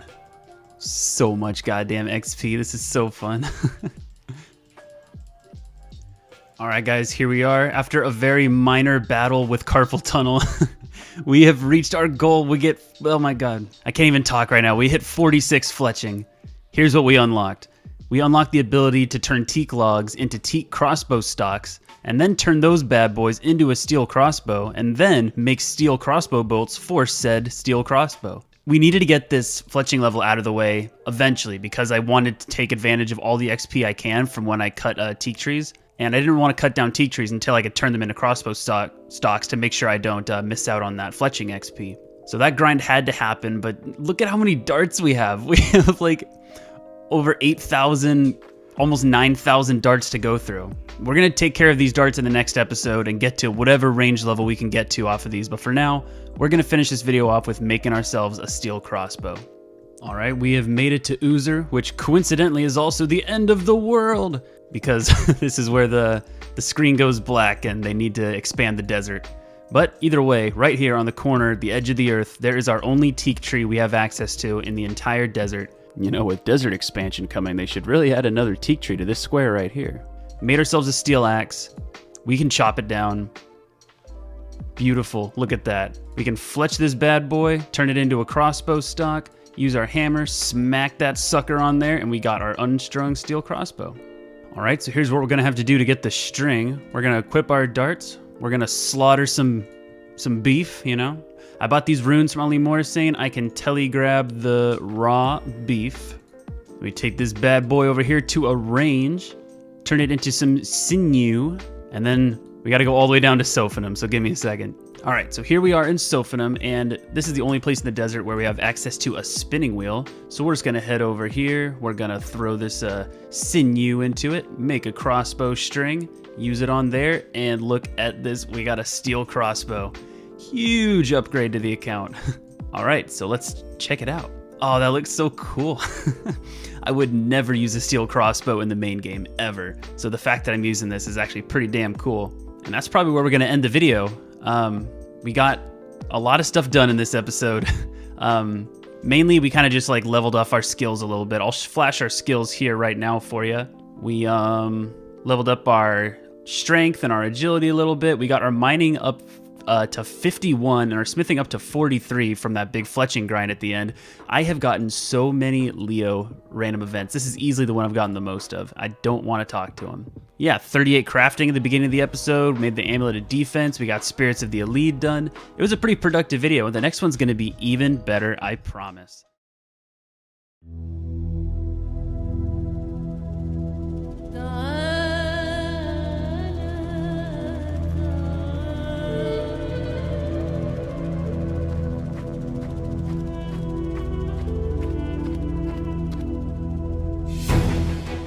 Did you hear the news? No? What happened? The boss says that the Dune Lord is on his way here right now. No way. He still has way too much to do. We've got plenty of time. Okay. I sure hope you're right.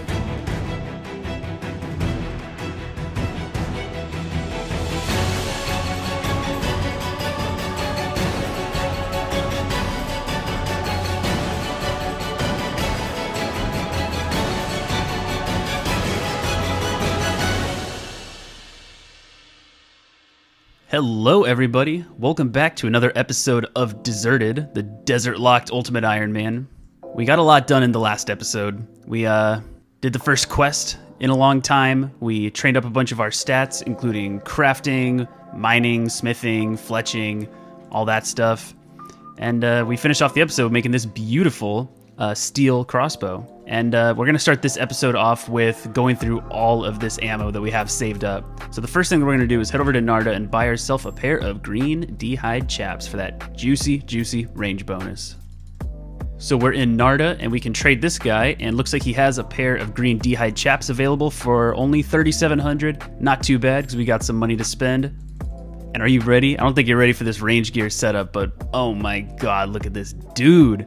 This guy's not afraid of anything. I think we're gonna kill hill giants for going through all these darts, because I still want to get my prayer up to 43 so that we can get protect from melee. So I'm just gonna head over to the hill giants and, you know, waste no time. We're gonna get straight into the range training. And this guy right here is gonna be the end of our iron arrows, and then we can officially get into using the darts. There they go. I guess we'll just start with the iron ones, work our way up to steel. And I also got this beginner clue scroll, which is Panic at the Al-Qarid Mine, my favorite band. We're gonna go test that out and see if it's a one-step clue or not. All right, I think anywhere really works in the whole mine, so I'm gonna do it right here and talk to Yuri, or however you pronounce it, and we got another clue. Okay. Is this gonna be a desert step or a reldo step? Ah, that's a drop, whatever. All right, we went through a bunch more of our iron darts, but we're about to hit a huge milestone here. Bury these bones, and would you look at this? We hit 43 prayer. We can now use protect for melee. We have all three of the overheads, and this is the biggest one out of all of them. This is super exciting. But yeah, just getting right back into this.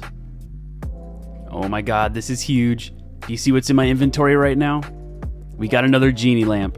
And when we put this into Hunter, look at that. We are at level 3. These levels are coming in hot, and I feel like we'll have level 5 in no time, and then we can start training up Hunter. This fucking guy, man. Do you think you're being funny right now? Huh? Huh? Think you're being funny right now? Staff of Air, Dragon Spear, Staff of Fire?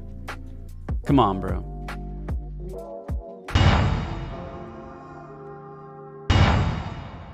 And as you can see, we're tapping out the last of our iron darts right here. 3, 2, 1, and they're gone. We're gonna switch up to the steel darts now. We got all the way up from level 44 to level 56 range off of like 3,000 something iron darts, and we were picking them up as they dropped. So like, you know, we threw them at the hill giants, and then we pick them up and equip them. So we didn't just like go through 3,000 of them. We probably went through like double or whatever that. So yeah, we're gonna move on to the steel darts now. Got quite a bit of levels up, so I'm hoping we get at least like level, I don't know, 65 maybe? I don't know if that's too optimistic or not, but we'll see what we can get to. Yes, sir. We got another genie lamp into Hunter. And another reldo step. Let's see if we get lucky. We do get lucky. Very nice.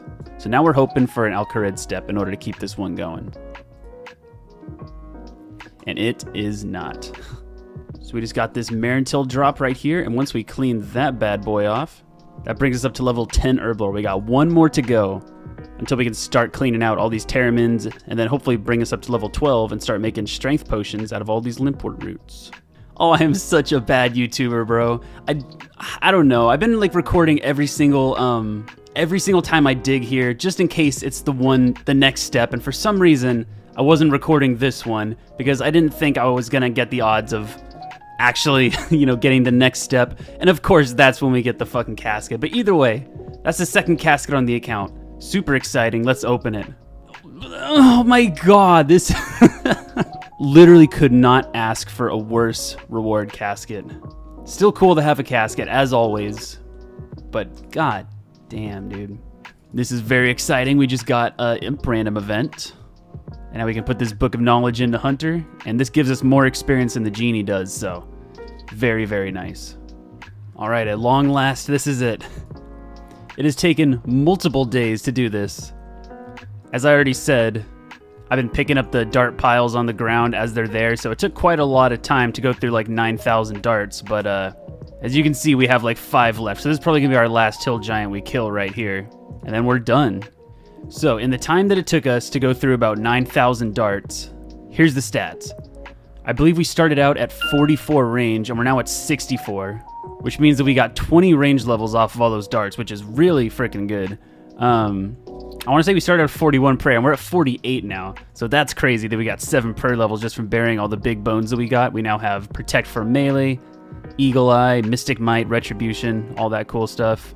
We got a level 10 herb lore from cleaning all the herbs halfway to level 11. After level 11, we can start the herb lore grind with these bad boys right here.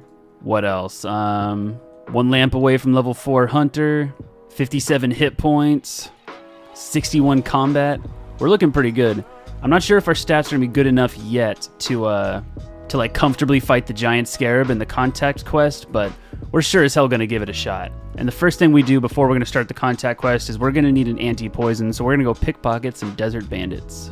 About halfway through that grind, I also started saving up all the nature and fire runes that I get as drops from the hill giants, and that is because when we start making the steel darts for the crossbow, I'm gonna be superheating all the ores into bars rather than running to the furnace, because I'll get some extra magic XP that way, and since I'm saving the drops, I don't have to spend money on buying runes, so it seems pretty nice.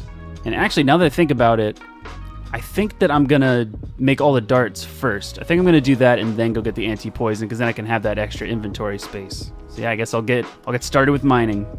All right, so after we get a full inventory of iron and coal, there we go. We are going to walk on over here and cast superheat on all these bad boys.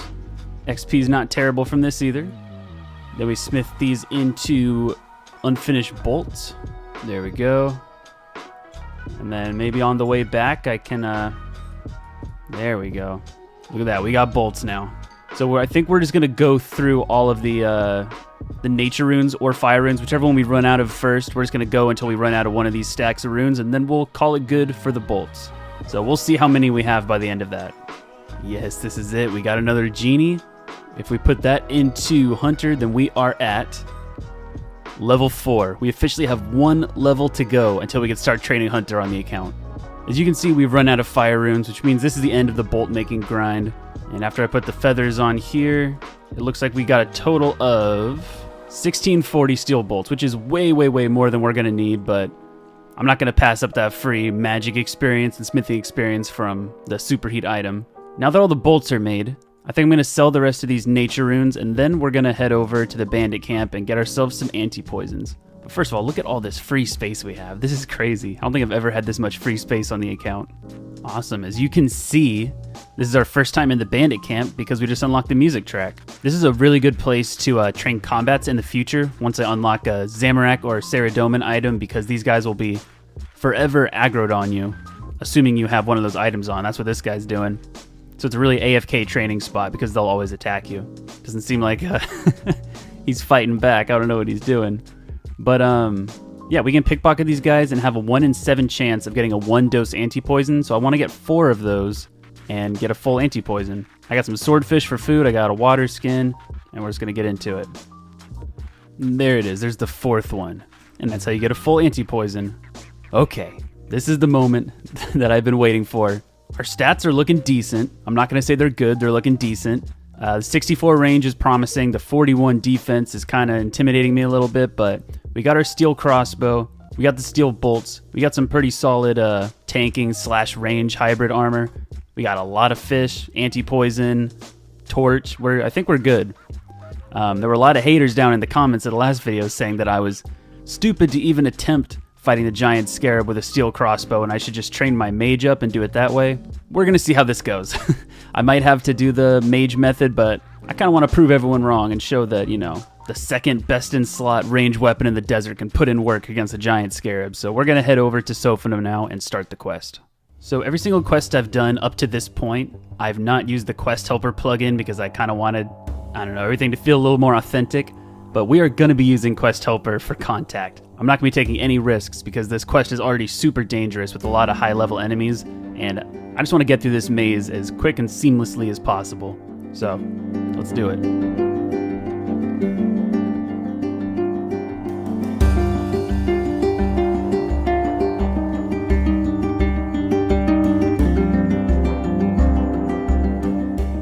Okay, so we've made it to the proper ladder. We're gonna climb down and then head over this way. All right, so this guy over here across the big ass crevice told me I need to talk to Osmond and Al-Kharid. So we're gonna teleport over to Al-Kharid, and then I guess after we're done with that, we're gonna have to come back and do that maze all over again. And once again, we made it to the end. Now, I'm pretty sure this is the part where we fight the giant scarab, the boss at the end of this. The thing I'm mainly nervous about is running out of prayer because I don't have any prayer potions, so we'll see how this goes. Okay, so I gotta pray range against this boss, and I guess let's try it out.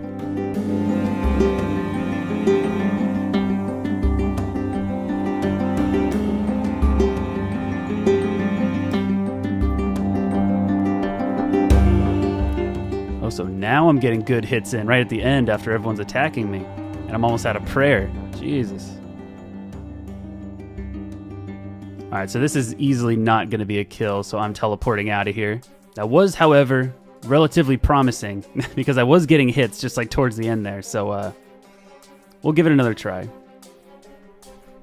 Oh shit, my ring of dueling has no charges in it. I gotta get out of here. How could I have not realized that I used the last charge of my ring of dueling? Okay.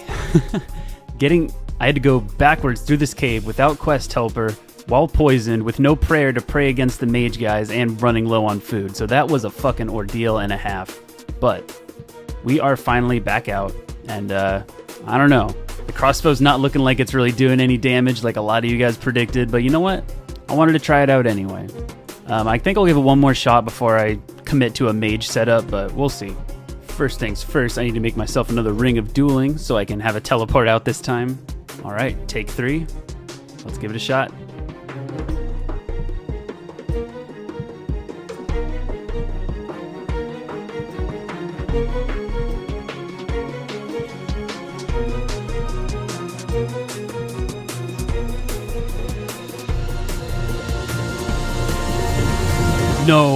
No, fuck!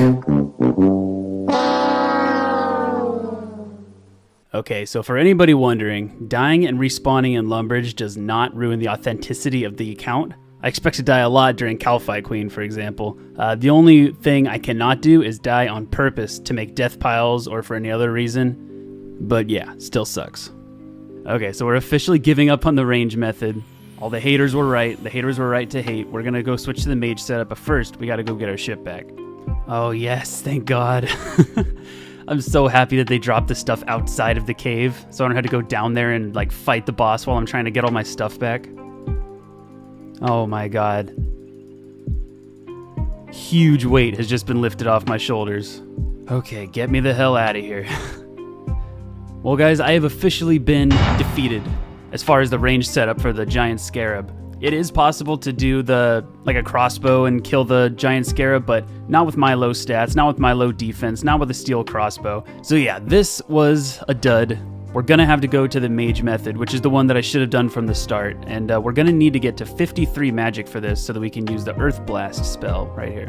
We're level 45 at the moment, so we're just gonna spend our cash stack on a bunch of runes and then, yeah, just get our magic level up.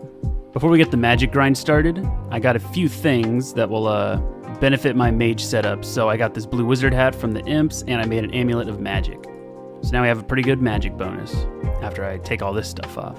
I've also decided to sell a few things to make some extra money, and because we don't need it anymore, I'm gonna sell the rune medium helmet, my D-hide.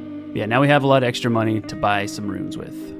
And here we go. After a bit of world hopping, we have got about exactly 2,000 casts of Fire Strike. And we're just going to go up to the desert plateau, grab a staff, and I think we're going to be casting against the Calphite Guardians and see how it is up there. Look at this guy, the desert wizard over here. So we're going to pop a rope on this thing right here, climb on down, and that was an easy task to enter this place. We're going to head all the way over here and safe spot these Calphite Guardians. And that's where we're going to train our magic. Okay, so here's the safe spot. Just hide behind these stalagmites right here, and then we can cast on them. Oh boy, didn't do that right the first time. There we go. Okay guys, I'm officially committing to this mage grind. And what I mean by that is I'm gonna sell these last 2 rune items that I have to the store.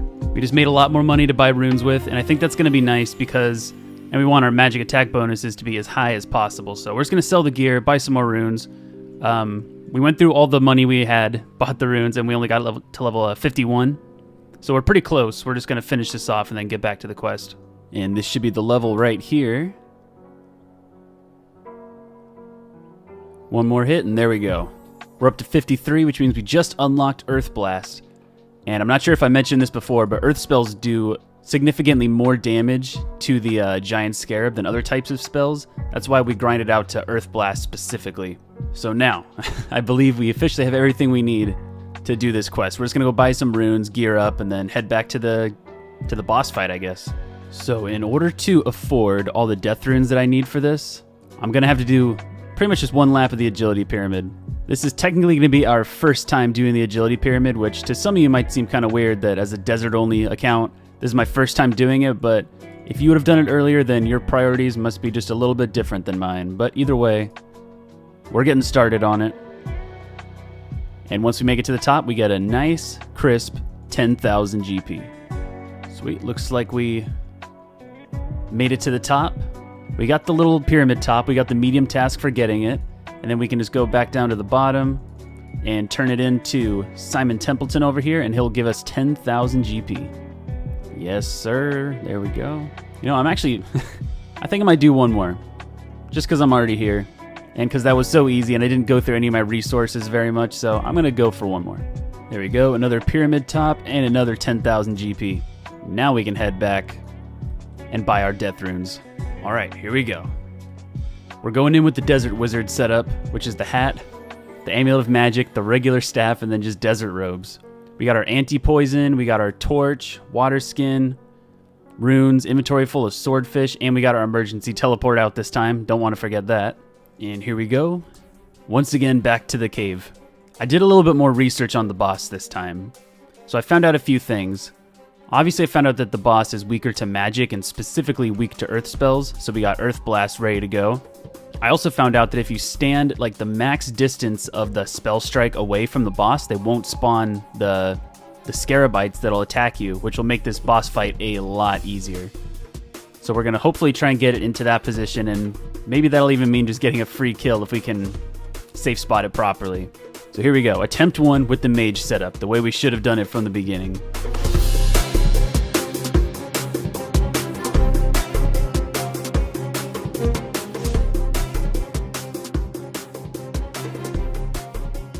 So I must have not done the safe spot right because they were definitely spawning enemies at me. Oh, teleport out, teleport out. Oh, thank God. Okay.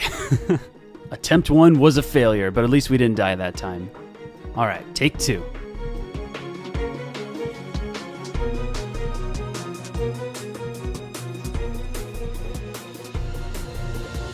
Yes, dude, this is it.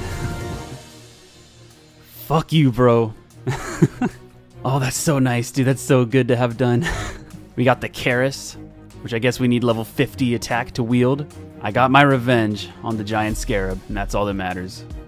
And we made it out of the maze once again. And I think we just got to talk to the high priest and turn in the quest. And here we go. This should be the quest done. We finished contact. This is huge for the account. First of all, this is a master level quest that we finished at, I think, like level 61 combat. And real quick, before I talk about what this means for the account, I'm going to go through the rewards. We got 1 quest point, 7,000 thieving XP. We got the Karis, a combat lamp, and access to the Sophanum. What? I don't know what that is. Our thieving is now level 54. We can use this combat lamp, I think, twice on 2 things. I'm going to use it on magic at least once. Oh, I thought that would bring us up higher.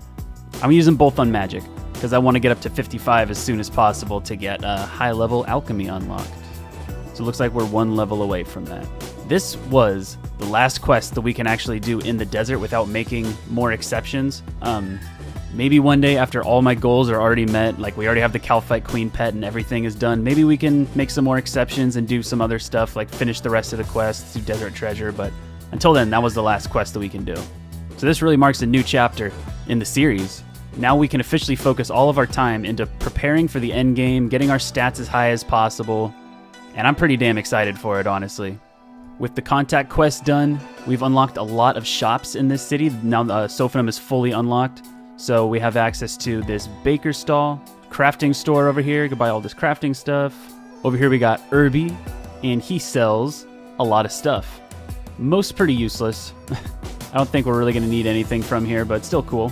And probably the most important store that we just unlocked in Sophanum is over here We can trade with the Embalmer, and he now offers anti-poisons. So now we don't have to pickpocket them from the desert bandits. We can just buy them from here. And more importantly, this is our best way to get vials, I think, in the desert. We just got to buy these in bulk, take them to Narda, and then we can get them noted and decanted to where we can have noted vials, and that's the best way to do herb lore, I think. So we'll do that eventually. I think we're going to do a Sorcerer's Garden grind and start getting herb lore underway. Maybe in the next episode, we'll find out. But yeah, there's a whole list of stuff to do, which I will elaborate more on later. But for now, I'm going to find something to AFK, and we'll wrap this episode up. Alright, so I'm going to set myself up at our good friend, the teak tree, the local desert teak tree. This is where we're going to do our AFKing. But first of all, check this out. Hey, that's a level. And then we can just turn these into crossbow stocks just like that to get the extra fletching XP and then drop them. So yeah, this is where I'm going to wrap up the episode. It really feels like we've just finished a chapter on this account. We got all the early game stuff out of the way. We finished every quest that we can get done. The stats are looking really good. I'm not sure exactly yet what order we're going to be doing all these things in, but the next goals on the account include getting herb lore started, hopefully getting hunter started soon, assuming we can get some more lamps and get to level 5 soon. I want to start doing a lot more agility pyramids so we can afford the runes to get mage training arena started and get our infinity gear. Slowly going to grind our combats out, maybe get like base 60s, 70s, stuff like that. There's a lot more stuff on the account that we can do, so I'm excited for the future of the account.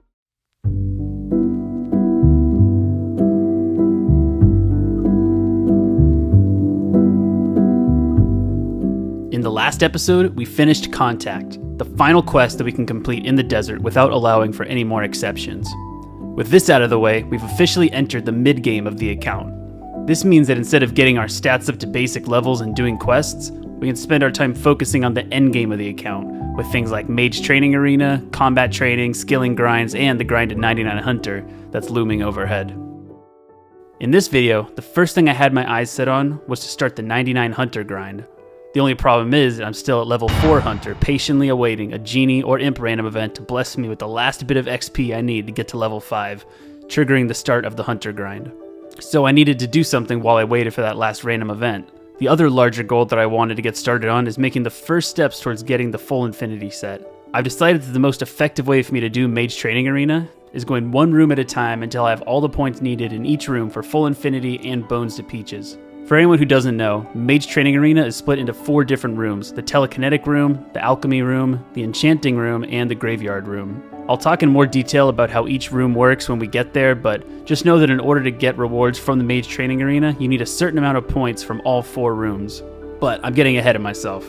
Before we can even start the grind for Infinity, we need to make a ton of money from the Agility Pyramid in order to purchase the runes that we need from Ali Morrisane. And before we can start Agility Pyramid, it would be nice to have Energy Potions, which requires 26 herb lore to make.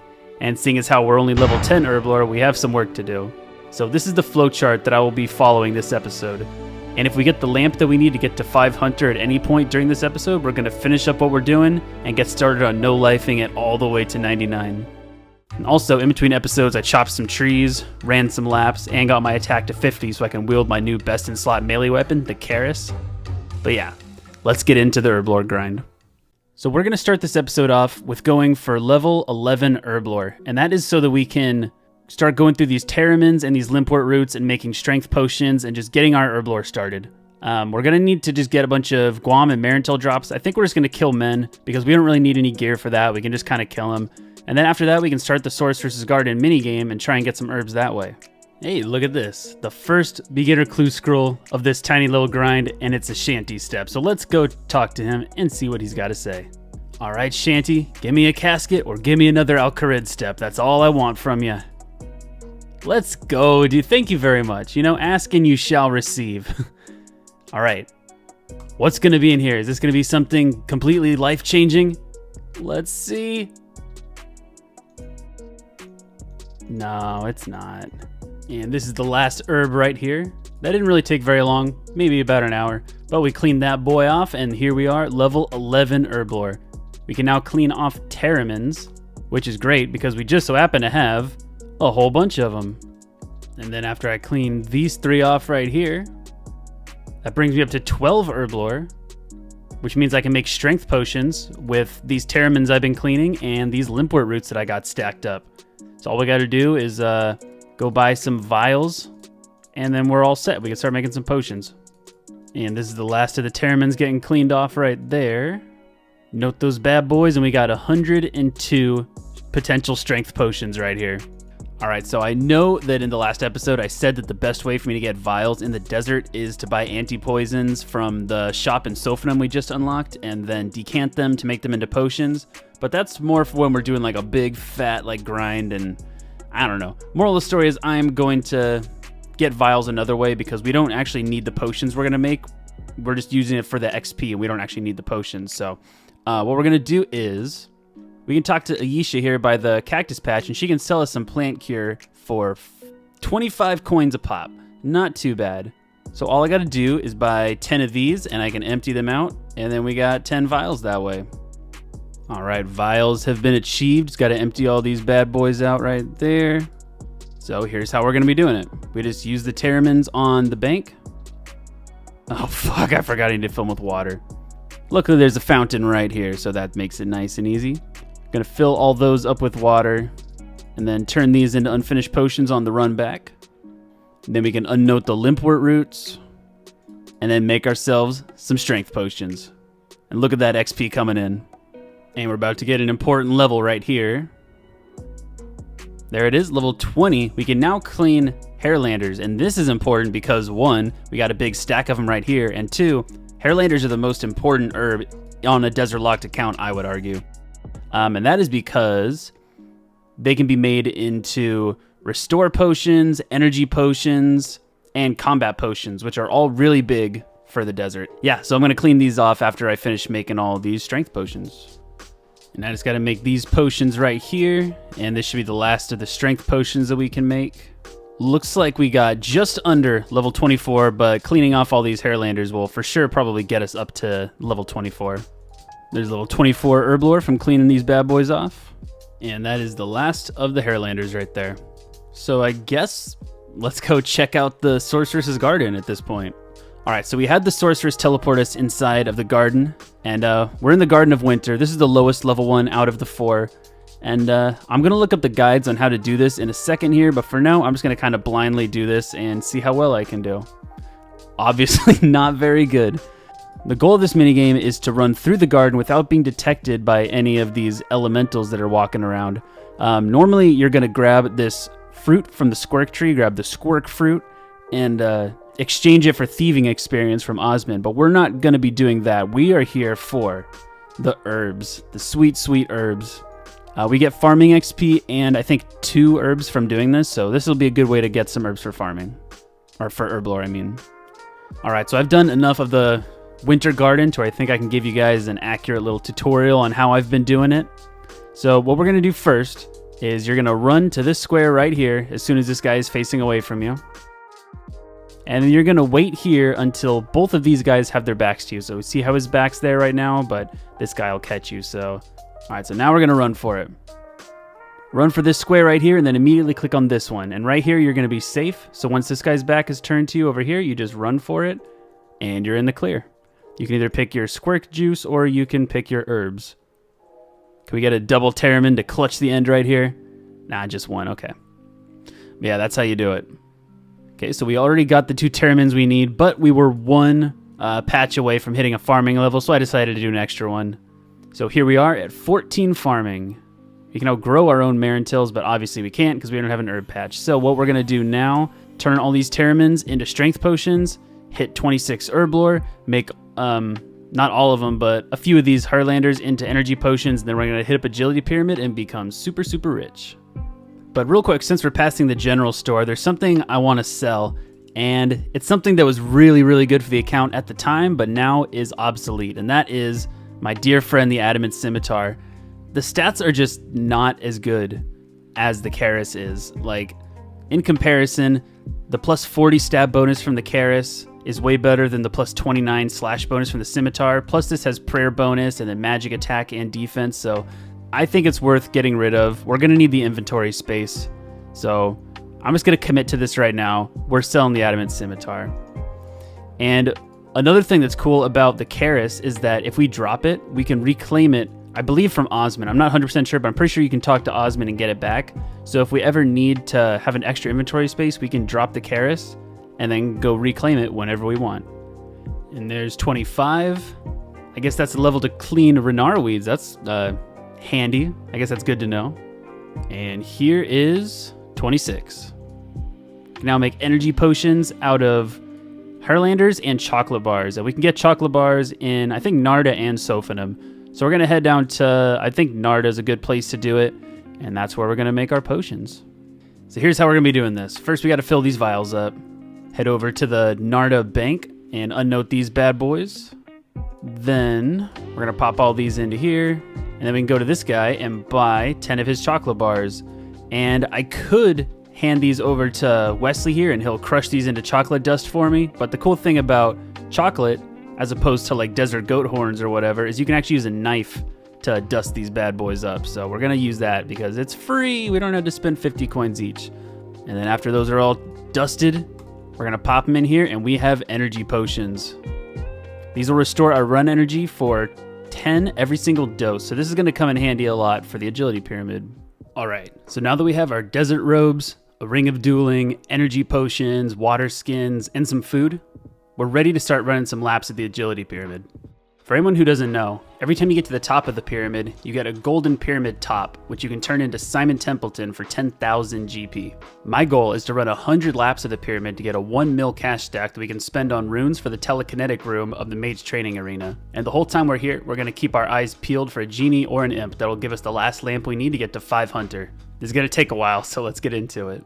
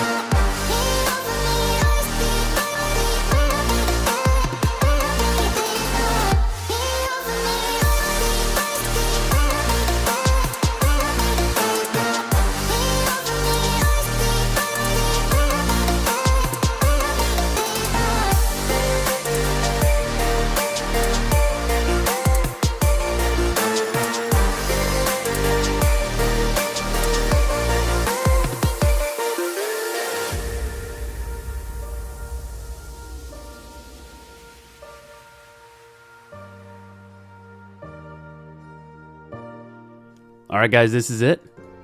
We just finished lap 101, and if we turn this pyramid into Simon Templeton, then that brings us up to, brings us up to a 1 million GP cash stack for the first time on this account. And that is actually where we're going to stop for the time being because I am dying to get some mage training arena going. Again, probably the first time anyone's ever said that.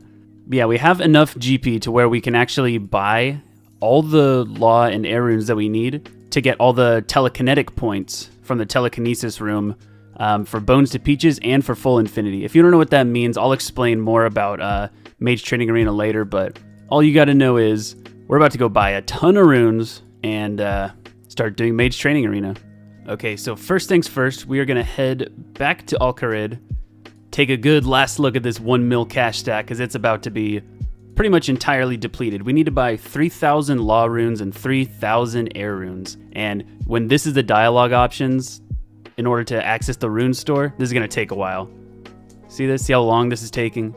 Oh my god, that took a long time. I'll be back once we buy all the runes we need. So after a bit of world hopping, this is the last world that we need to, hop to. So I guess a little over is fine. So there's 3,014 law runes, and then we got 5,000 air runes. Also, rest in peace to the cash stack. It was so beautiful half an hour ago. And I also didn't mention that we started off the agility pyramid grind at 45 agility. We got all the way up to 58 just from 101 laps. So that's pretty good too. And here we are, the Mage Training Arena. This is where we're going to be spending a lot of time.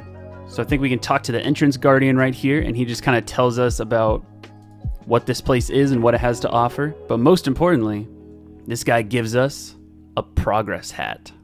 There we go. We got a progress hat that we can wear. Look at this dude. Look at this beast right here.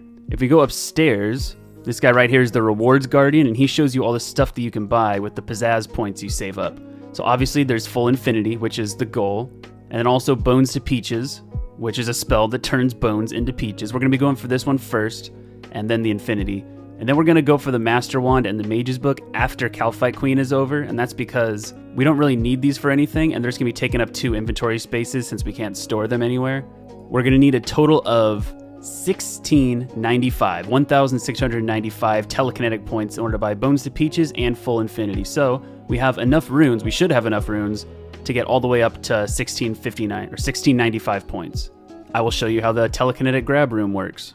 First, we enter the telekinetic teleport, and this brings us into this big room right here with a maze. And luckily, there is a RuneLite plugin for this, so it is a little bit easier. But the point of the thing is that you have the Maze Guardian here, and you have to cast telekinetic grab on him.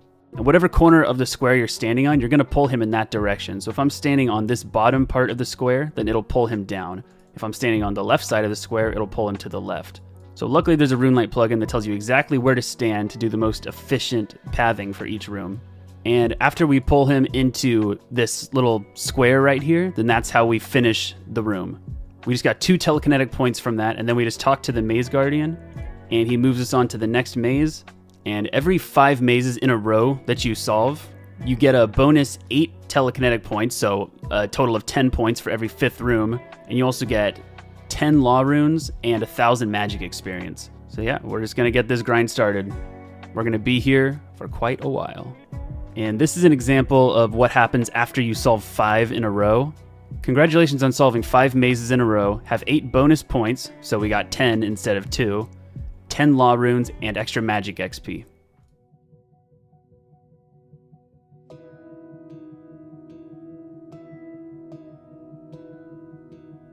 You guys, this is it. This is actually it. There it is, we finished the test. We can exit using any of the doors in the room. This is the one we've been waiting for too. If we read this and put it into Hunter, that brings us up 1 Hunter level to level 5. We did it. We officially lamped all the way to level 5 Hunter. We can now catch golden warblers in the desert, which means we can start training Hunter on this account. I will talk more about Hunter at the end of this episode, so bear with me here. We're going to finish this Mage Training Arena grind, but I'll get back into Hunter towards the end. This is like so big for the account, it's not even funny. But yeah, getting back into it. Alright guys, this is it. Right here. After we telegrab this dude, this is it. Watch the points. 1696. We needed 1695 to get Bones to Peaches and full infinity, so we are officially done with the telekinetic room for a very long time. Yeah, the next goal is we're going to head back to Agility Pyramid, and then we're going to get a little bit more money so that we can buy the runes for the Alchemy Room, because that is the last goal for the video, is the Alchemy Room, and then we're going to prepare for the Hunter grind. I'm so excited. We're going to get all the way to 99 before we come back and finish up Mage Training Arena. But again, I'll go more into that at the end of the video. Okay, so if we go talk to the Rewards Guardian over here, then you can see, I mean, you might have to do some quick math here, but you can just trust me.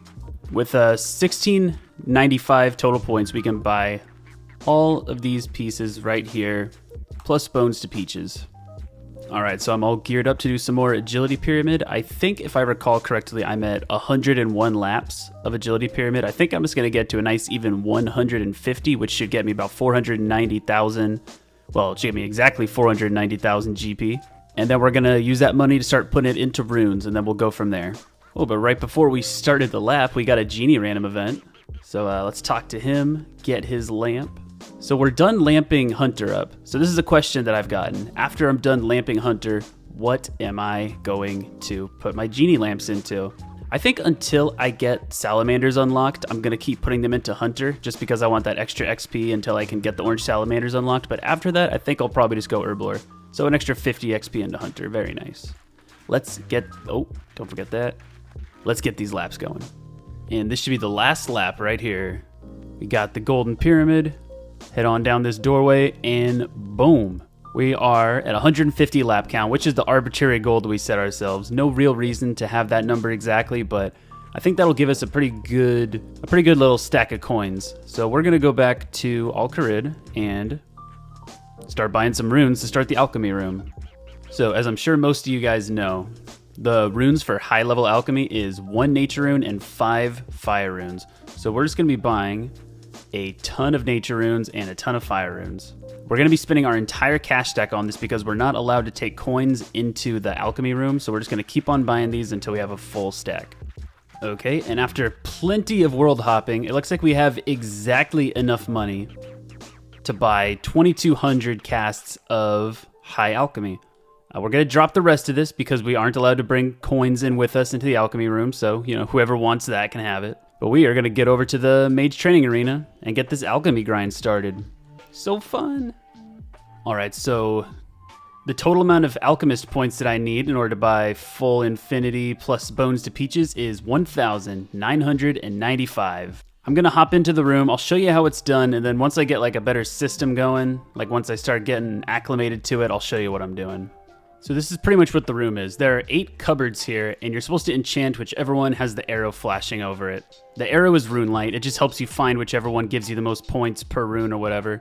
So after you get the one unlocked, you pretty much have to open them until the little question marks are gone and it knows which item is in every single cupboard.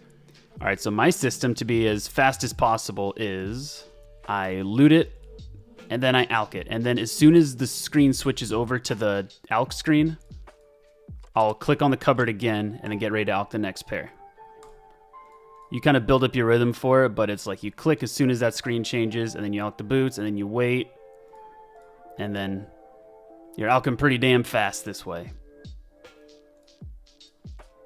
All right, so after your cash stack hits over 10,000, you start getting this pop up every time you try and alch something. It says, beware, you can't deposit more than 12,000 coins at any one time, and if you try, you will lose all the money you offer.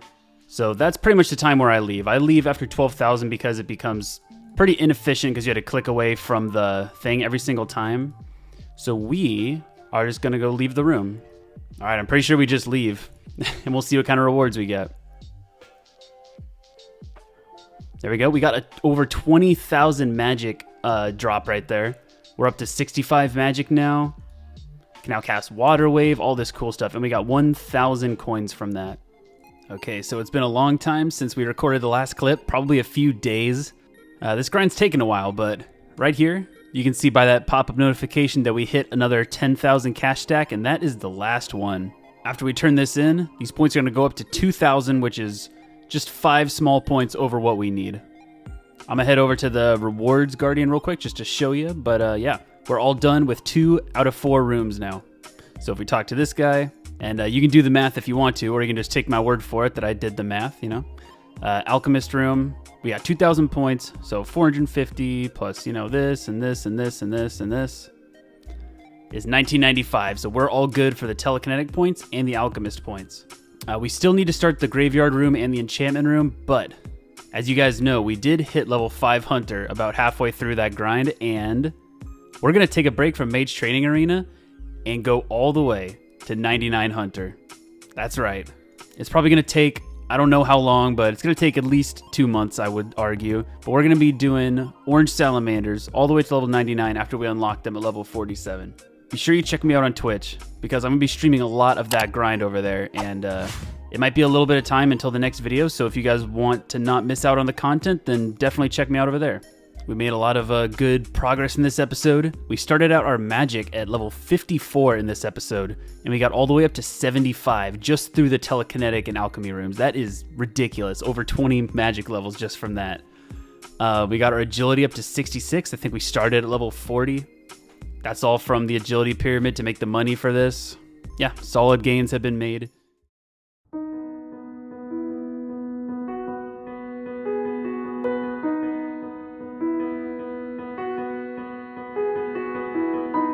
As many of you know, Jagex announced at their summer summit that Old School will be getting a new raid in the Caridian Desert. This is super exciting news for most players, but for me, it quite literally changes everything about my account.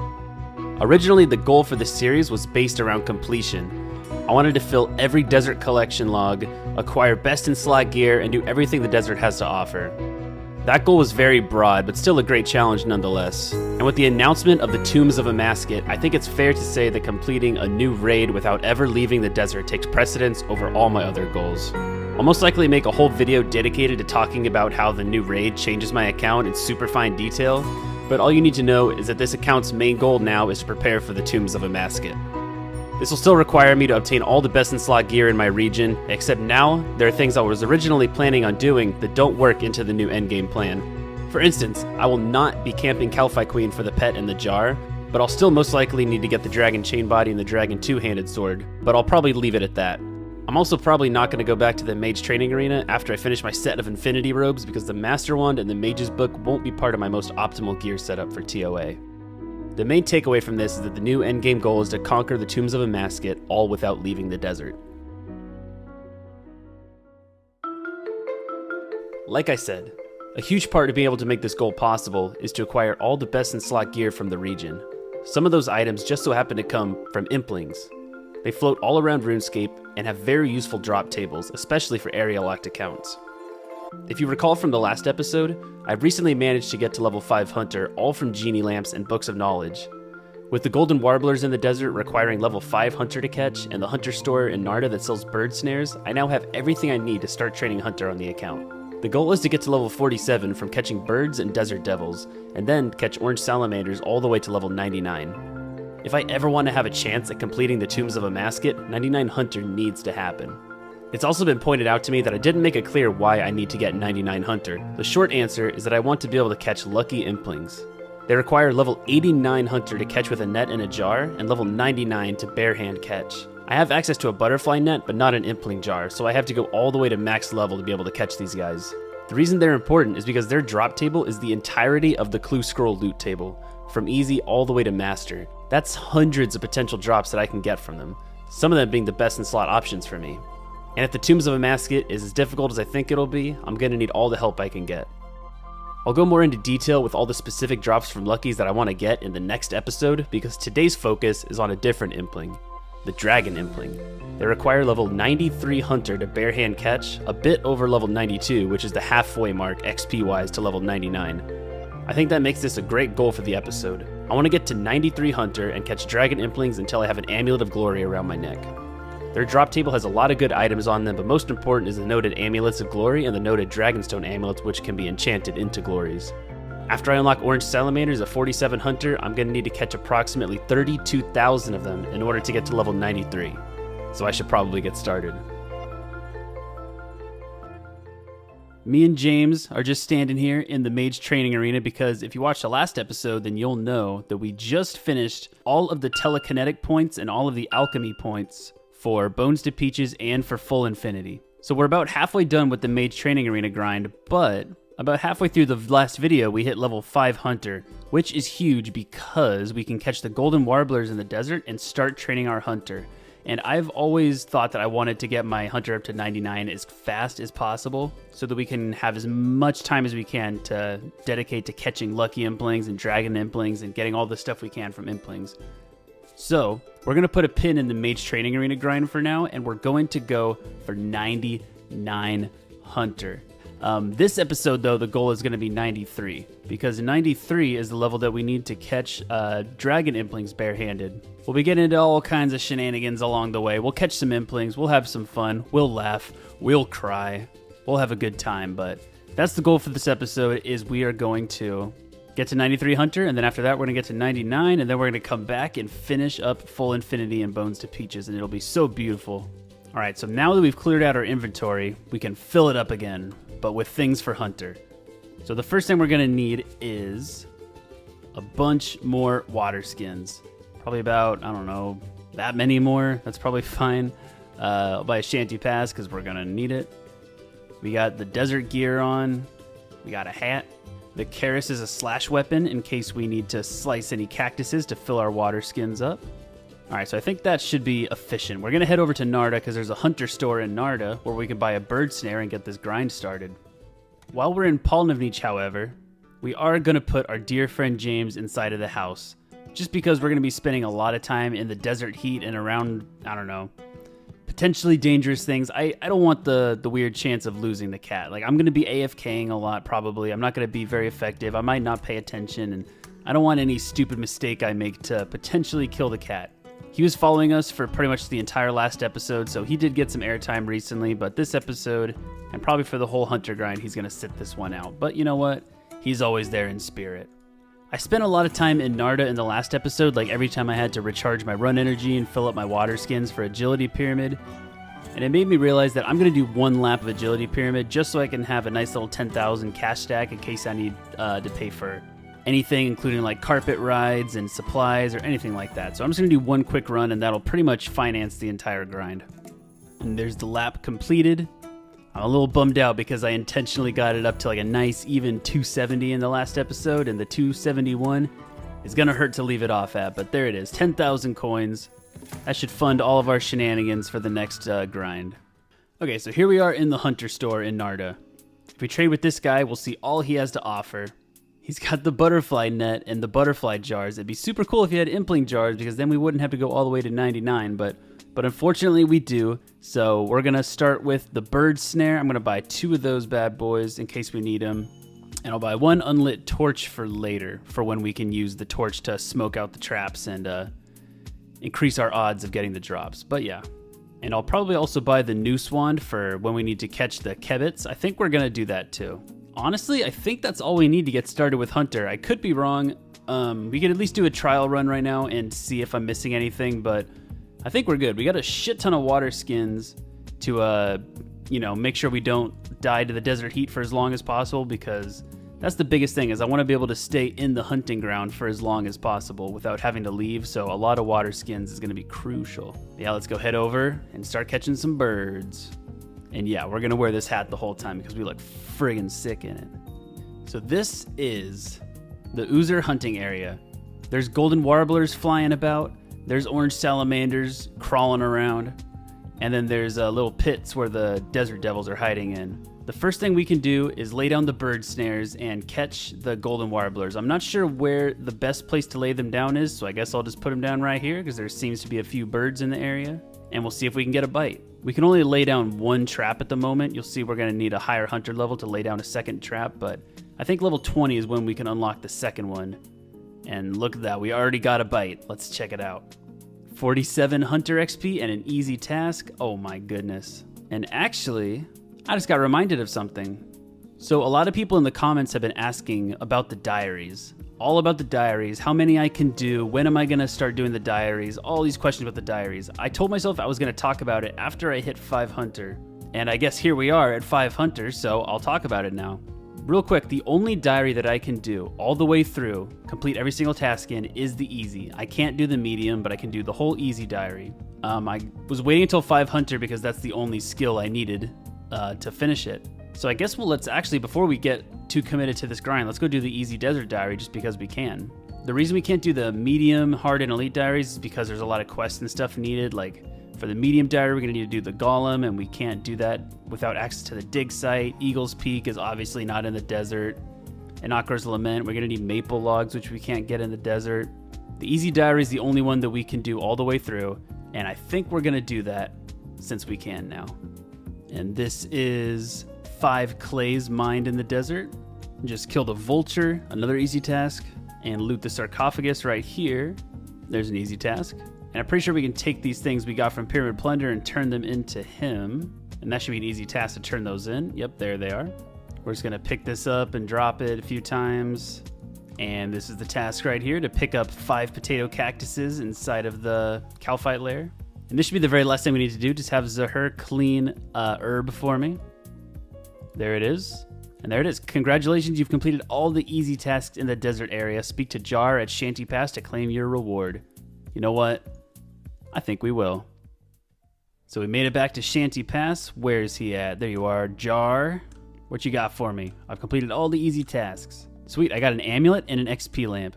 This amulet is a symbol of your exploration of the Caridian Desert. You can now charge a Pharaoh's Scepter with 4 charges, I believe, instead of 3. Simul Templeton will purchase artifacts in banknote form. Useless. And this is the most important one. This is the most important thing for my account.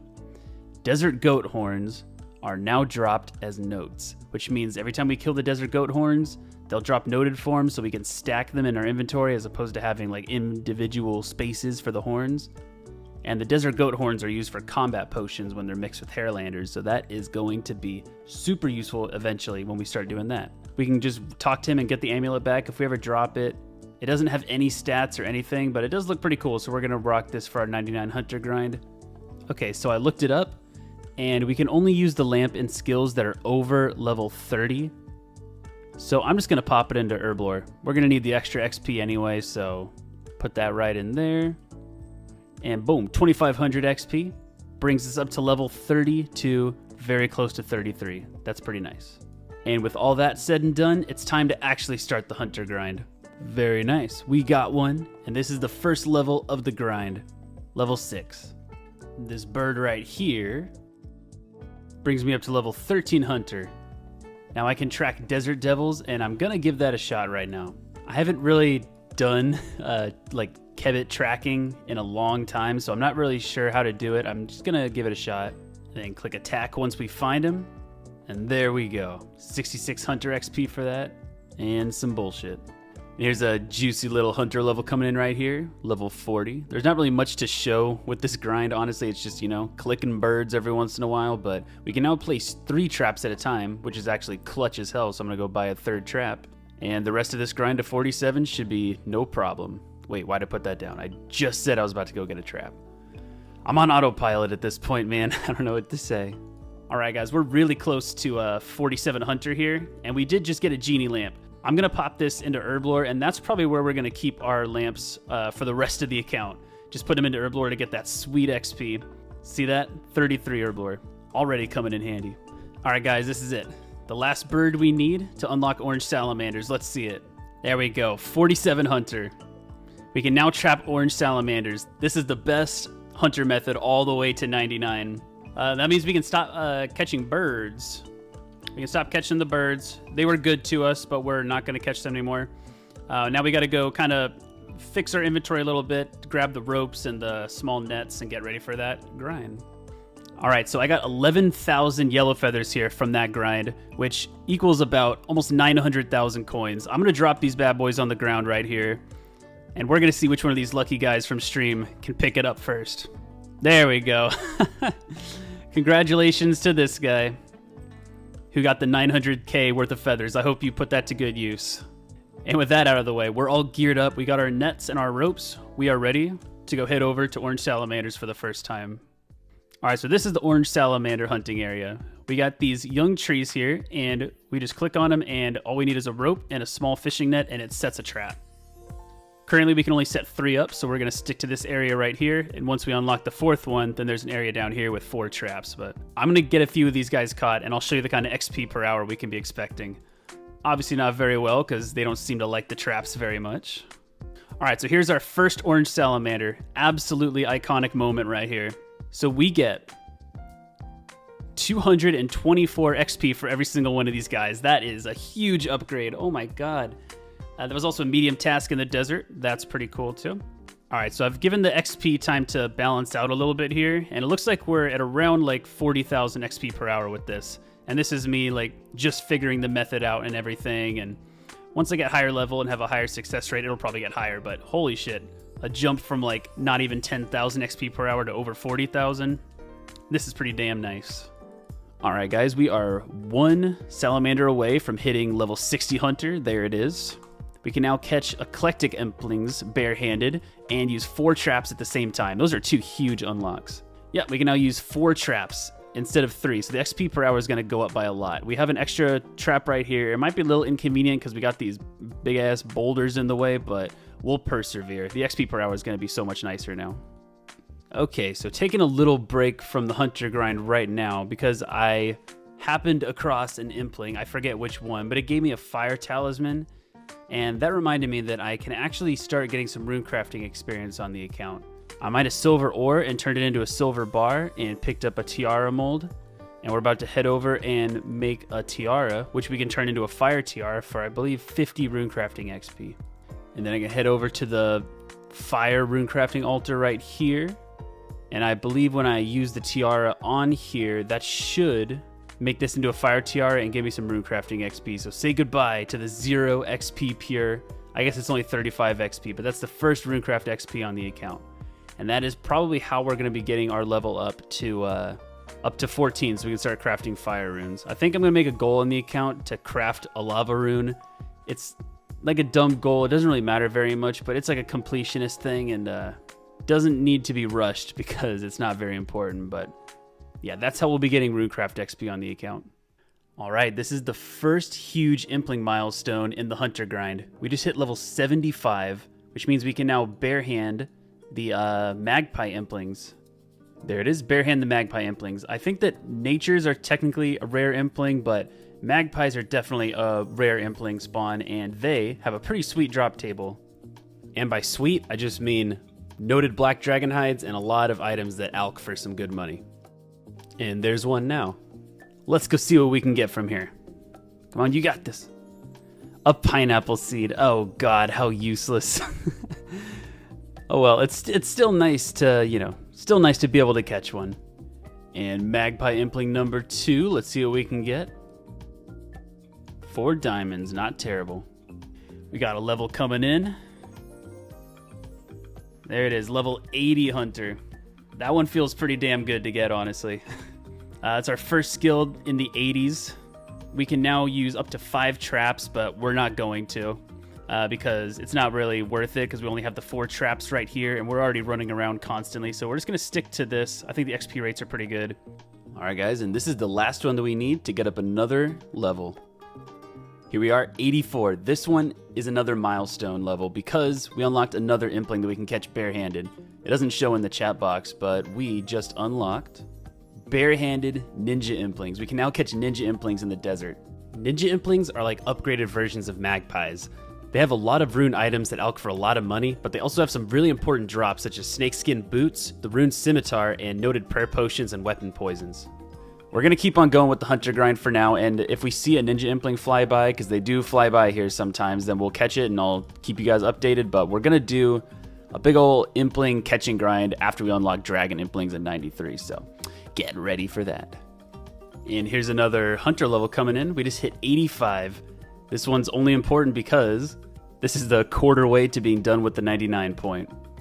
So yeah, quarter of the way done with the grind. Feeling pretty good so far.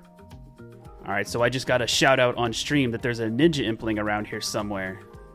So let's see if we can find it and get our first ninja impling. There it is. Thank you, Tiger Lady, for the shout. Can we get a rune scimitar? A split bark helmet, okay. I think that's useless. I'm pretty sure that's useless. That's just gonna be an alch, it looks like. But thank you very much for the shout. And we got another fire talisman from the, I think the earth implings. So that means another chance to get some runecraft XP. Another 35, we're 1 away from level 2 runecraft. Pardon my voice, I'm a little sick right now, but I was doing some hunter and we got this ninja impling right here. Let's see if we can get anything good from it before it runs away. Mystic gloves, that is pretty damn cool actually. I think I will high alch these eventually once I get the infinity set, but for now, I'm just gonna wear them because that looks kind of good. Again, sorry for the messed up voice, I'm still sick, but we have reached another milestone in our hunter grind. Level 90, that looks so good. This doesn't really give us anything specifically, but level 90, that's a huge accomplishment. We are almost halfway there. We're pretty damn close to our goal for the episode, which is 93, and Dragon Impling's unlocked, so we're just going to keep going until we get it. There's so many more to go. Day 19 was pretty eventful. We hit level 35 Herblore from a Genie Lamp, we hit 91 Hunter, and we got our first rune crafting level at level 2. Alright guys, there's 92 Hunter. We are officially halfway done with the grind, as you all know. We're 1 level away from being able to catch Dragon Implings, which is the goal for this episode, so we're very close. We're very close. This means that we've caught approximately 29,000 orange salamanders so far. Another 29,000 to go. This is it, guys. At long last. Oh, thank you. Thank you, thank you, thank you. At long last, we have officially gotten to the end of the goal for this video. 93 Hunter on the Desert Locked Ultimate Iron Man. Let's fucking go. We can now, there's not gonna be a box that pops up for it, but we can now bare hand Dragon Implings, and we can get an Amulet of Glory, Dragon Stones, Noted Bones, a lot of good alkables, all kinds of stuff like that from them. We've been catching salamanders for about 3 weeks now, and it feels good to be done with the first leg of this journey. Only one thing left to do in this episode, and that's to see if we can catch a few Dragon Implings and get a couple items from them. So let's see what we can find.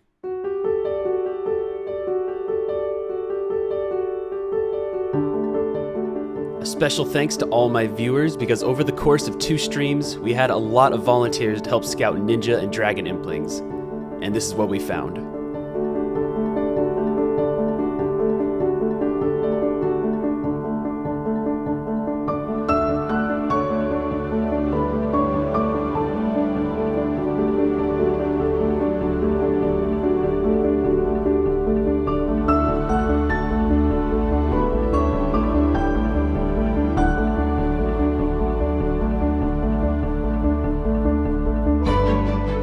This is it, guys. Our first Dragon Impling on the account. What are we gonna get from it? Can we get an Amulet of Glory or a Dragon Stone amulet from our very first one? Dragon Stones! Yes, let's go! Oh, that's so good, dude. That's so good. This is so good. This is my Ring of Wealth. This is my combat bracelet in the future. I'm not gonna be able to make either of those for a while, but I will keep these on me so that I can have these for when I need them. But yeah, that is a really good drop to get, man. That's gonna come in handy. After I get 99 Hunter and finish up Infinity, I'm gonna go back to Temperos and get my crafting up to 50 so I can make the Ring of Wealth. So it's gonna be really nice to already have the Dragon Stones.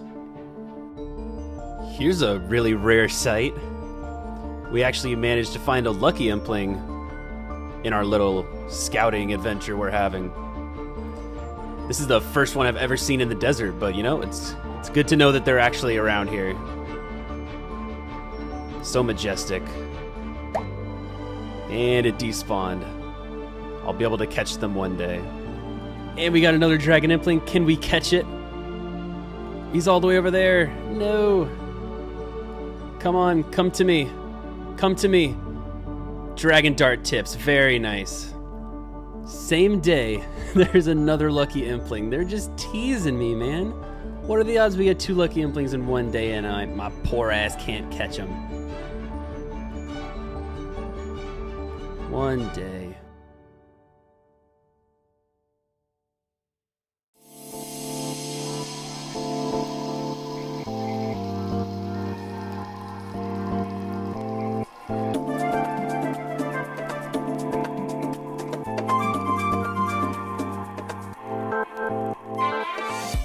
Got another Dragon Impling. This one's all mine. I'm stealing it. I don't care. I don't care if this guy's going for it.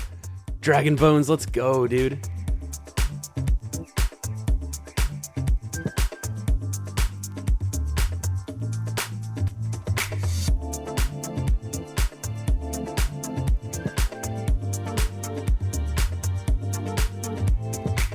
We got a Dragon Impling scouted by these 2 lads right here.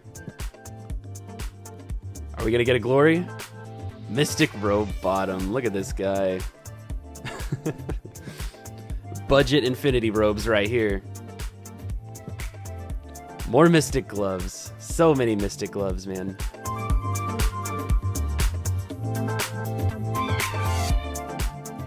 And another Dragon Impling. What do we get from this guy? Come on. Come on, please. Come on. Why? Yes, that's it. That's the Amulet of Glory. We got it. Yes. That was so fast, man. That was so fast. 50 minutes into the stream, we got the Amulet of Glory. That's so fucking pog, dude. Oh my god, what are we gonna do for the rest of the stream, man?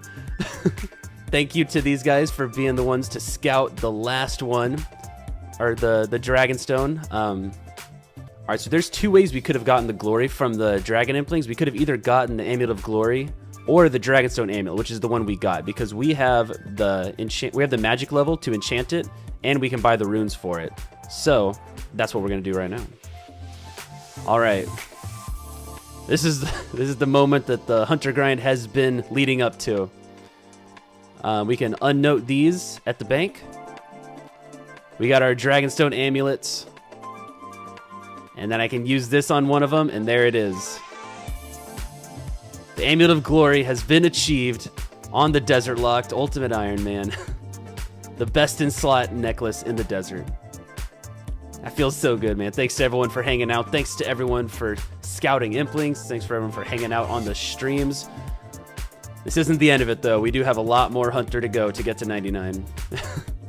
We're still going to catch a few more Implings before we get back to the grind, but literally raid ready, yeah. This changes. I'm just kidding. I'm not going to say that. And also to celebrate, we got a Fire Talisman from Earth Implings, and I'm pretty sure this is the one that we need to get us up another runecrafting level. There it is, level 3. And one more, what can we get?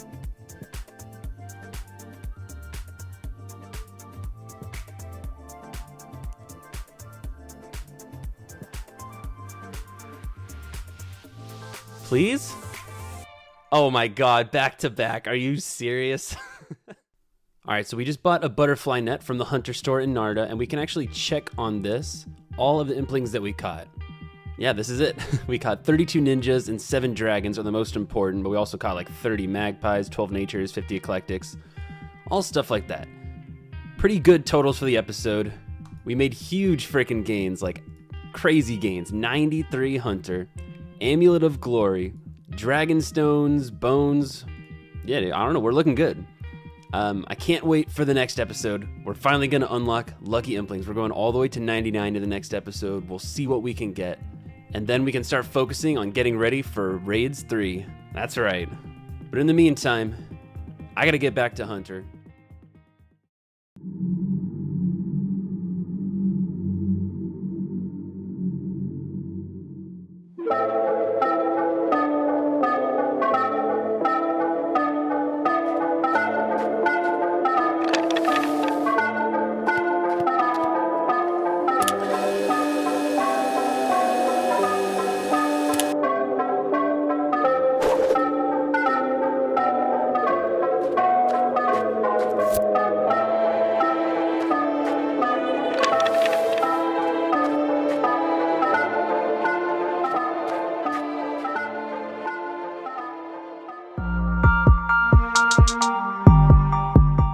In the last episode, we set out to complete the biggest challenge on the account to date.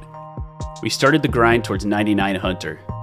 After unlocking orange salamanders at level 47, I have to catch approximately 58,000 of them in order to get to level 99, with the whole grind taking somewhere from 200 to 250 hours. I started catching salamanders on July 16th, and on August 6th, 22 days into the grind, we hit level 93 Hunter, unlocking the ability to barehand catch dragon implings. We then set out on a dragon impling hunting spree, where we managed to get a Dragonstone amulet, which we enchanted into an Amulet of Glory, our best in slot amulet. Today, however, I have a much bigger goal in mind. We're going to finish where we left off and make it all the way to 99 Hunter, unlocking the ability to barehand catch Lucky Implings. I briefly mentioned in the last video how Lucky Implings are going to fit into our plan for Raids 3, but I'd like to go into a little more detail. Getting to 99 Hunter to catch Lucky Implings is pretty much a staple of an area locked account at this point. Verf did it, Settle did it, and now I guess it's my turn. The only difference is, they're both going for a specific item from Lucky's, the Rune Crossbow. And don't get me wrong, I would love to get a Rune Crossbow, but that's not why I'm going for 99 Hunter. The gear in the desert is very limited, with my best in slot being Infinity Robes for Mage, Black Dragon Hide for range, and various Rune and Dragon pieces for melee. I'll take any upgrades I can get. And Lucky Implings, with their drop table consisting of any possible reward from easy to master clue scrolls, gives me the chance of some potentially game-changing upgrades. For example, my best boots in the desert are Infinity or Snakeskin boots. It would be huge for me to upgrade my foot slot, whether it's from God, D-Hide boots, Ranger boots, spiked manacles, gilded boots, or anything like that. My range setup is also pretty sad. This is a picture of my best in slot range setup would look like in the desert without lucky implings. If I'm lucky, I can get a potential head, boot, weapon, shield, chest, or legs upgrade. Obviously, it's unlikely to get all those upgrades, but even just one or two of them can make a huge difference to my DPS. The main takeaway from all of this is, there's no huge holy grail item that I need in order to make the Tombs of Amascut possible on a desert restricted account, but there's plenty of room for upgrades that can make it way easier, and honestly, I just want to see what I can get from them. I put together a specific list of items that I want to get from Luckies, but I'll save that for a bit later in the video when I talk about how I plan on catching them. For now, I say we get back into the hunter grind.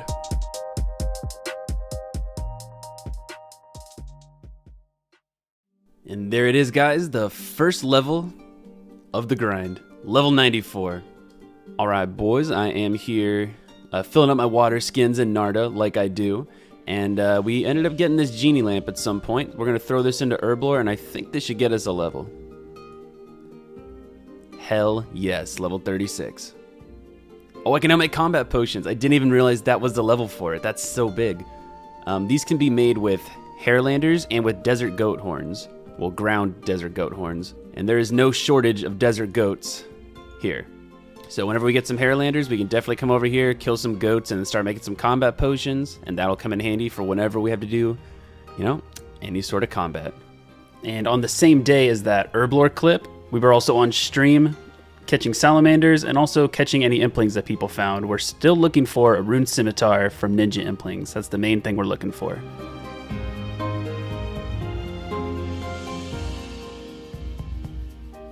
We got a dragon impling right here. What can we get from this? Come on. A dragon longsword.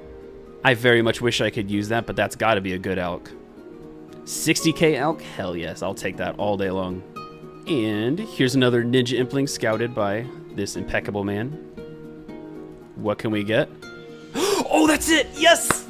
Yes, let's go, dude! We got the rune scimitar. Hell yeah! That is so big. Thank you, thank you. Oh, are you ready for this? Pog me, dude. Thank you so much for the scout. Are you ready for this one? Bam.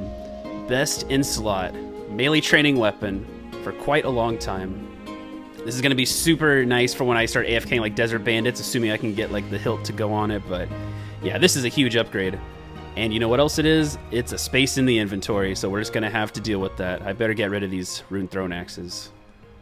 Alright, so while I was catching salamanders, I actually managed to catch a young impling that gave me a beginner clue scroll with an Alcarid step in it. So we're going to head over to the Alcarid mine, and I don't know why I'm walking actually now I think about it. We'll teleport over there. We're going to head to the mine and see if this is a one-step clue or not. Alright, so we got the classic step, panic in the Alcarid mine. Let's see what we get. A new clue, oh god. This isn't looking good. Charlie the Tramp, whatever. The clue comes to an end right there. Alright, and at long last, we got one more level coming in. There it is, level 95. Oh, and that's a total level of 1075. That looks pretty damn good, actually. But yeah, 900,000 XP until 96. And here we go, with one more level in the grind. 96, that looks pretty good, man. Oh, these levels take so long to get. It's ridiculous. A couple days in between each level, but we're still going strong. Haven't lost motivation yet. It's 4,500 salamanders until the next level. We're about to hit a milestone here. It's not a level, but it's still a pretty cool one nonetheless. That is 10 million hunter XP.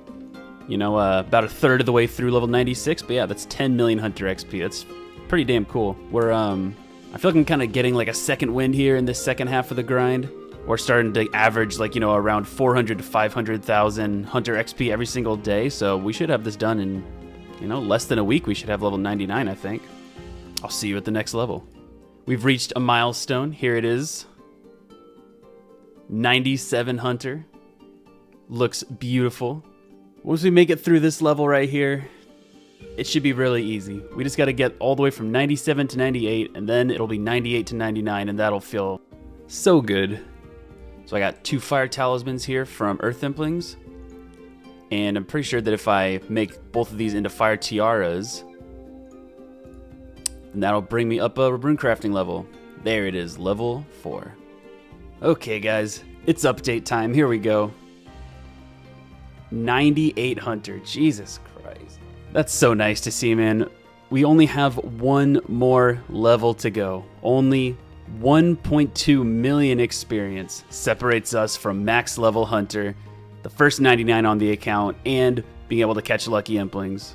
We're just going to keep on trucking on, and there's a good chance that the next clip you see will be the end of the grind, so we'll see.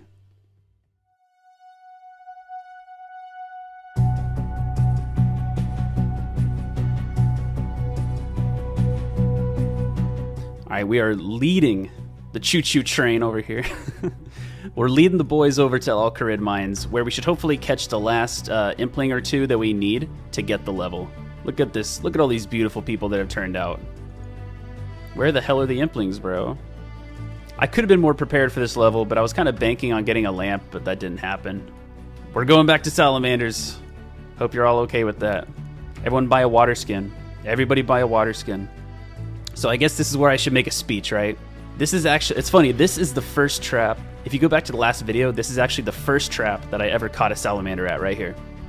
And this is where the journey's gonna end too. Over the past month and a half, we've been catching salamanders all day. Over 200 hours of progress into this. And there he is. Oh geez. This is it, guys. Level 99 hunter on the Desert Locked Ultimate Iron Man. Let's go.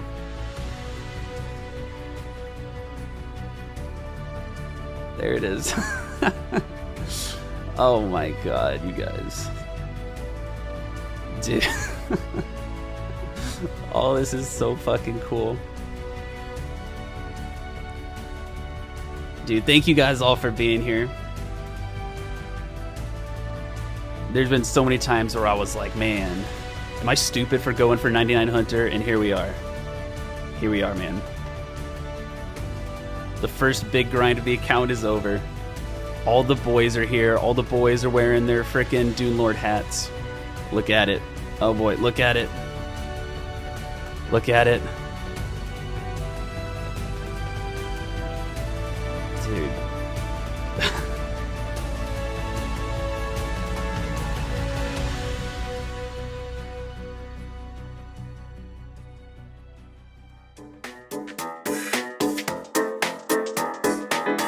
Okay, so we now have 99 hunter on the account and can officially catch lucky implings. But as you may know, these are the rarest implings in the game and are super difficult to find. I know people with thousands of hours of playtime in this game that have never seen one in person across all of RuneScape. So how do I expect to find them in one specific area of the game? If you've seen videos of Verf's Karamja locked account or Settle's Mauritania locked account, you may know where I'm going with this. Community assistance. The easiest way for me to find lucky implings in the desert is going to be with the help of the community. So this is officially a call to action. From this point on until further notice, my private messaging will be set to on so I can be messaged at any time in the game with scouts for lucky implings. Additionally, you can join the clan chat, which is just Dune Lord, or join the Discord with the link in the description, and there's a whole channel dedicated to posting rare implings where you can tag me if you find anything. And at this point, you may be thinking, what's in it for me? Well, calm down, I'll tell you. I received a couple donations for the Lucky Impling Fund that will pay for any scouts that you may send my way. So far, I've gotten 1 bond from Prodigy, 5 mil from Wiz, 6 mil from Blind LT, 10 mil from Homeless Kelp, 25 mil from Freeze Nips, and 100 mil from none other than Verf. That's a total of 146 mil currently that I can spend on Lucky Implings, and I made this chart here to show the payouts. I'm paying 2 mil for every Lucky Impling scouted, with the price for the items increasing accordingly to the tier that I've placed them in. If I get an item, it gets crossed off the list. So if I get a duplicate item, I pay you with the standard 2 mil and I'll drop the item over to you. I'm also counting Ranger Boots and the God D'hide Boots as one item, same for the Gilded Boots and Spiked Manacles, so if I get one of those items, both get crossed off the list. I'm hoping that this potential to earn some money gets you guys excited enough to help me catch some luckies. And if you want to donate to the prize pool, like I said, my private messaging is on, so feel free to message me and we can sort that out. If you decide you want to help scout, then here's how. There's a total of 4 spawn locations that rare implings, such as dragons and luckies, can spawn at. The Al-Kharid Mine, the Uzer Hunter area, the Bandit Camp, and north of Palnit Beach. Essentially, all you have to do is choose a spawn location and world hop until you find something juicy. And then message me with the world and the location, and I'll be on my way. So thank you guys for listening, happy hunting, and let's get back into the video. All right, so after we got level 99 Hunter, we're wasting no time. And I'm scouting for lucky implings around Paul Nivneach, and we got some people from stream helping scout. We're gonna see if we can find any lucky implings today. And if not, then we'll find them another day. We got a dragon impling over here. Dragon arrows. Oh, that's gonna be real nice for my 3rd age bow that I'm gonna get from Lucky's. That's real nice.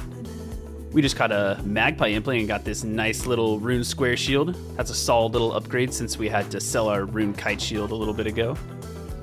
Yeah, now we're looking like a real warrior. And we got a dragon impling over here. Oh, it's gonna go up here. You son of a bitch. Oh, here we go. Come on. More dragon arrows. Are you serious, dude?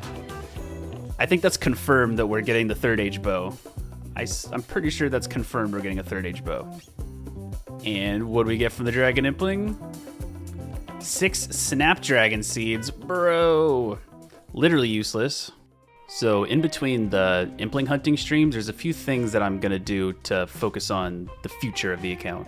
One of them is I need to start preparing for Mage Training Arena. If you look at my little coin stack over here, you see it's over 1 million because I've been doing a little bit of agility pyramid off camera. And I'll continue to do agility pyramid off camera just to buy the runes that we need because we're going back to Mage Training Arena. If you recall from a few videos ago, we got halfway done with the Mage Training Arena grind for full infinity and for Bones to Peaches. We have all the points we have all the points we need in the alchemy room and the telekinetic room. So we still need to go back and do the enchantment room and the graveyard room, and then we can get our full infinity. So we're gonna need to buy some runes. So I'm gonna start taking care of that now. We're gonna need like at least 4,000 cosmic runes. And this one is kind of annoying because Ali Moore is saying he does sell cosmic runes, but he only has 10 in every world, which is really unfortunate because he has 100 in all the other ones. So I'm gonna need to world hop quite a bit in order to buy all the runes I need for this. It'll just take a lot longer than the other ones, but yeah, we're gonna go through, buy cosmic runes, and I think we're also gonna probably gonna buy nature runes too, just because we're gonna need to cast Bones to Bananas, and also, I don't know, we have a lot of runes to buy. I'm just gonna buy all of them and come back, and a lot of time will pass before I'm done with this, because the cosmic runes are so low stocked. Oh, and also, I'll be doing like agility pyramid and mage training arena and stuff like that in my downtime, but when I really want to AFK, I also have this axe and this knife on me. I guess I could drop the knife and just buy it back whenever I need it, but I've also been just cutting teaks and fletching them in my spare time too. I've already gotten to over 50 fletching and woodcutting now, so I'll keep you updated on that progress as well. Dragon Impling, garbage drop, and we have reached the end of the cosmic purchasing grind. This did take a long time, but not as long as I was expecting. I think about 4,000 should be good. We will see. If we need more, we can just come back. We have plenty of money left over. But yeah, I think we can probably go back to Mage Training Arena anytime we feel like now. But I do want to catch at least one Lucky Impling before I end this video, so I think we're going to go try and find one.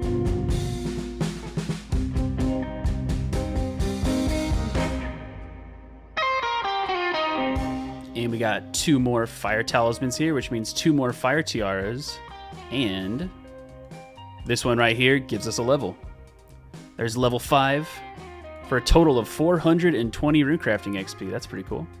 And another dragon impling. Oh shit, an elite. I bet you $1 million that we will not be able to do the first step. There we go. C'est la vie. Alright guys, I've decided that since we have all the runes that we need to get Bones to Peaches and Full Infinity for a Mage Training Arena, I think we're just going to head back now, or at least kind of get started on it. The only rooms we need to do is the Enchantment Room and the Graveyard Room. I'm going to start with the Enchantment Room really quick. Just going to say first that we need a total of 16,700 enchantment points to get Bones to Peaches and Full Infinity, but you can only have 16,000 enchantment points at one given time. So what we're going to do is go for Bones to Peaches first. We're going to do just the Bones to Peaches points in Enchantment Room and then finish Bones to Peaches in the Graveyard Room. And then after we unlock Bones to Peaches, then we're going to go back to the Enchantment Room and then just get Full Infinity after that. So we're going to do this into 2 separate grinds. Enchantment and Graveyard for Bones to Peaches, and then Enchantment and Graveyard for Full Infinity. So we're going to get started on unlocking Bones to Peaches. So I'll show you how the Enchantment Room works. Welcome to the Enchantment Room. First things first, I'm going to pick up all these dragon stones because you get a bunch of extra points for doing this. Pretty much what this room is it tells you right here which one is the bonus. See how I just switched from blue to red? So this means we want to cast enchant on the red ones, and then it'll switch between red, blue, green, yellow, and pretty much we just want to cast whatever enchantment spell we have on the one that's the bonus points, and we'll get the most amount of points that way. We are, however, going to do the dragon stones first because that gives us a ton of extra points. And now you'll see if we grab some of these yellow ones and then cast that on there, boom. We got points for doing that. And that's pretty much it. We literally just pick up whichever ones say bonus, and then we alch them, or, you know, cast enchantment on them. Man, I love the enchantment room because it's easily the fastest room out of all of them. I'm already at over 2,000 enchantment points, which is what we need for Bones to Peaches, and it's been literally like half an hour. I mean, obviously the grind's going to be a little bit longer to get full infinity, but not that much longer, honestly. So yeah, we're going to move on to the graveyard room now. And here we are, literally the most annoying room in the entire Mage Training Arena. I'm going to try and remember how to do this room, and then I'll report back with the method I'll be using. Okay, so first of all, this room sucks because you're constantly taking damage in it. Not very fun. What you do is you pick up these bone piles right here and you turn them into bananas, and then you deposit them into the little food chute right here, and you get rewarded points for it.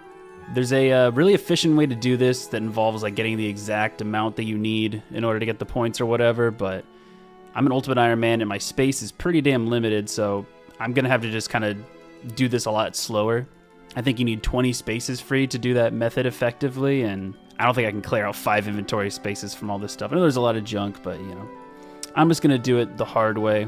It's also really like painfully slow, and you have to eat the bananas to restore your health, which only restore 2 health, and it's just a shit show. In general, this room sucks a lot, and it's gonna take a while, so I'm just gonna kind of get started.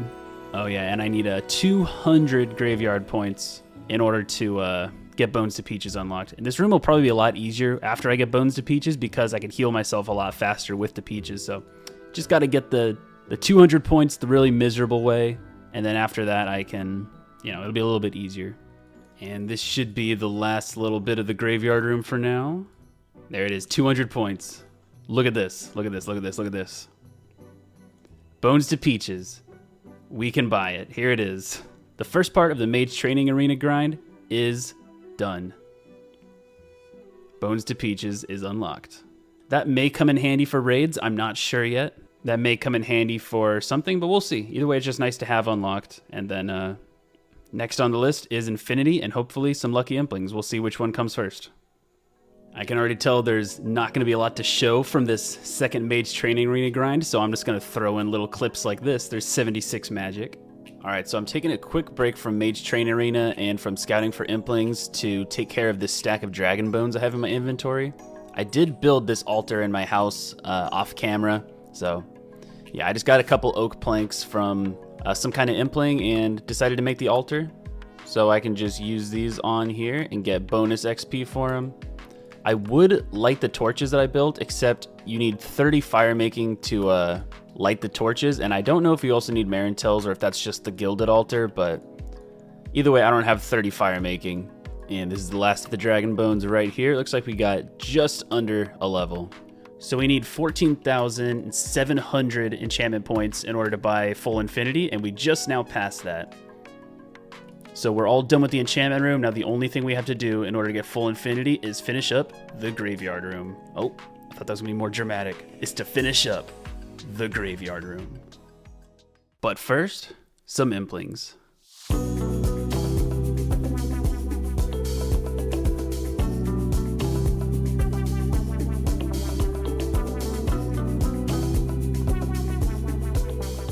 Alright, so I have been told on stream that someone has scouted a Lucky Impling. This might be the first ever Lucky Impling scouted.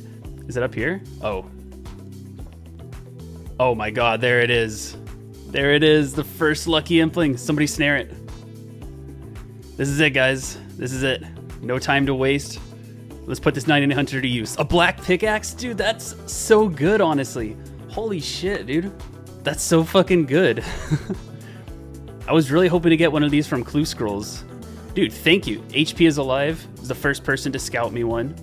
The black pickaxe is a really good one to get because it's, I think, just as good as a mithril pickaxe. The only difference is it's lighter and it's also storable in the house, which is really cool. Looks like I actually don't have the treasure chest yet, which is kind of weird. I thought I did have it, but we'll get that pretty soon, and then we'll store it.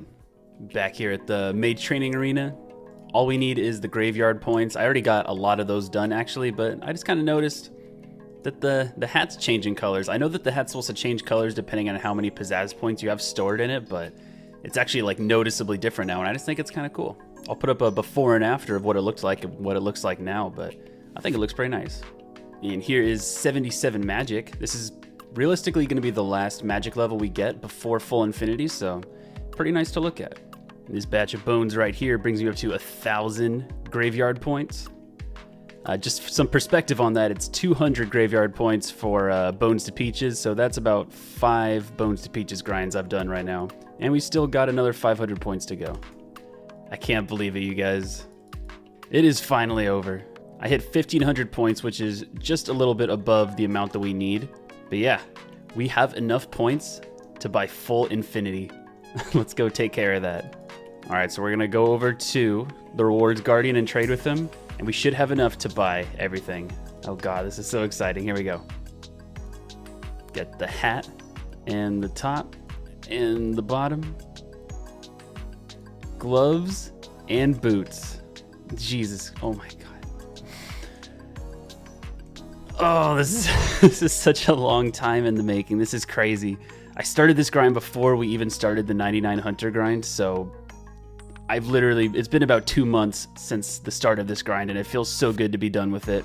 I knew that having this at the end of the 99 Hunter grind would really motivate me to finish it, so it's good that we're actually here. All right, after these collection log slots are gone, let's try this stuff on. Oh my God. Look at this dude. This is such a good freaking step, man. Every Desert Locked account needs these infinity robes, and I look so good in it, man. This is a whole chapter of the account done right here. The Mage Training Arena grind is complete, and it's time to move on to bigger and better things. I'm gonna do one more stream dedicated to looking for lucky implings, and we're gonna finish the video off with that, hopefully with another impling or two, and yeah, then we're gonna head back to Temperos. So I think that the most devastating part of being done with Mage Training Arena is this. We're gonna drop the desert robes. I will alch these and just drop those. And this is the sad part. Oh man, I don't want to have to do it. But we're destroying the progress hat. This has been like a staple of the account for such a long time. I was wearing that the entire hunter grind. It's just I've been wearing this hat for so damn long. I don't even remember what my hair looks like without it. Look at this. Look at those bangs. End of an era right here. It's always free to reclaim, but rest in peace to the legend. All right, and now that we have our full infinity unlocked, there's only one thing left to do for the video. We're gonna go for at least one more lucky impling before we end the video. We're live on stream right now. We got some people scouting for us, and hopefully, we can finish off the video with some nice loot from a lucky impling. All right, we just got word that there's a lucky impling around here somewhere already. Where is it? Oh, there it is. There it is. Oh my God, what do we get, guys? Holy shit, this is so exciting. Okay, we got it. Purple sweets. Purple sweets. Okay. Still awesome. I mean, that's cool. I'll take it. Thank you to Deanie0 for scouting the second impling. All right, we just got a book of knowledge from an impling random event like shortly after that lucky impling. So I'm gonna pop this into Herblore. I think this might be a level. Yes, it is. 37. We are one level away from being able to make prayer potions.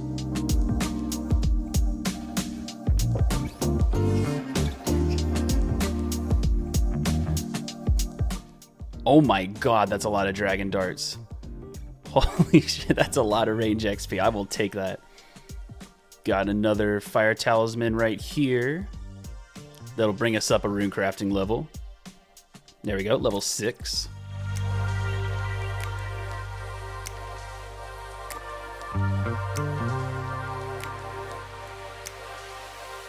And that was it for the stream. Between 99 Hunter, 2 lucky implings under our belt, a rune scimitar, and Mage Training Arena completed, I'd say we made some solid updates this video.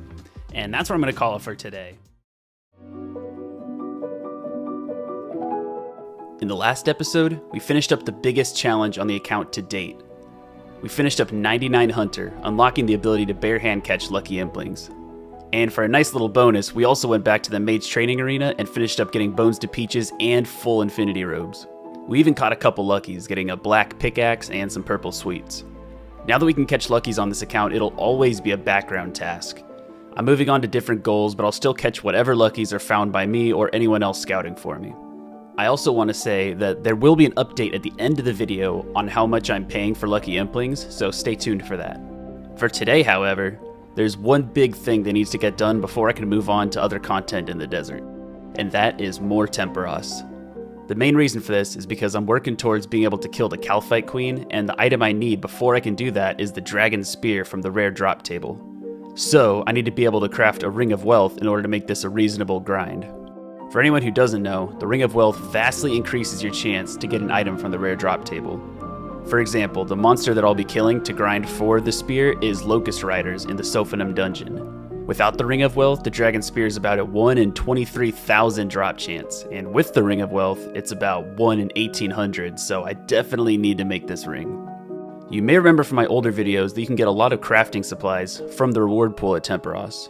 Things such as noted seaweed for glass blowing and noted gold bars, silver bars, and gems from the reward caskets. I need to do enough Temporos to get to 55 crafting in order to make the Ring of Wealth. And thanks to some numbers ran by Try Too Hard For You, another desert locked account, we know that you get an average of 70 to 75 crafting XP per Temporos reward permit, based on the drop rates of seaweed and gems and all that stuff.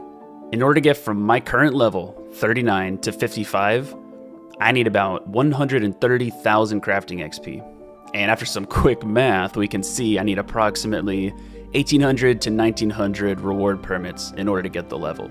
And to leave no room for error, I'm going to round up to 2,000 permits and make that the goal for the episode. In addition to the crafting supplies, I can also get construction supplies, noted raw food for combat training, a lot of alkables, and a chance to get the Tome of Water or the Temporos Pet, 2 items that I would love to have. So it just makes sense to get a ton of Temporos out of the way. We're going to end this video with a Ring of Wealth around our finger and hopefully catch some lucky implings along the way. Looking at our inventory after all the impling hunting from last episode, the first thing I need to do is clear it out a bit. I deposited some of my Infinity Robes in the Magic Wardrobe, put on a sweet looking range setup, and dropped everything that was pretty much garbage. I decided what I was going to do was get rid of all the range ammo I got from implings, as well as my huge stack of steel bolts that I made a while ago, so that I can keep the dragon arrows that I've been getting from dragon implings in my ammo slot. That's mainly because I won't be ranging that much in the near future, and I'm still holding out for the possibility that I may get a 3rd age bow from Lucky's someday. So I went back up to my good old friends, the Hill Giants, and started the massacre. After killing over 1,000 Hill Giants, I managed to use all my ammo, get to 67 range, 52 prayer, 61 hit points, and complete 0 beginner clue scrolls, which goes to show how many Hill Giants I'm going to have to kill next time I do a clue scroll grind.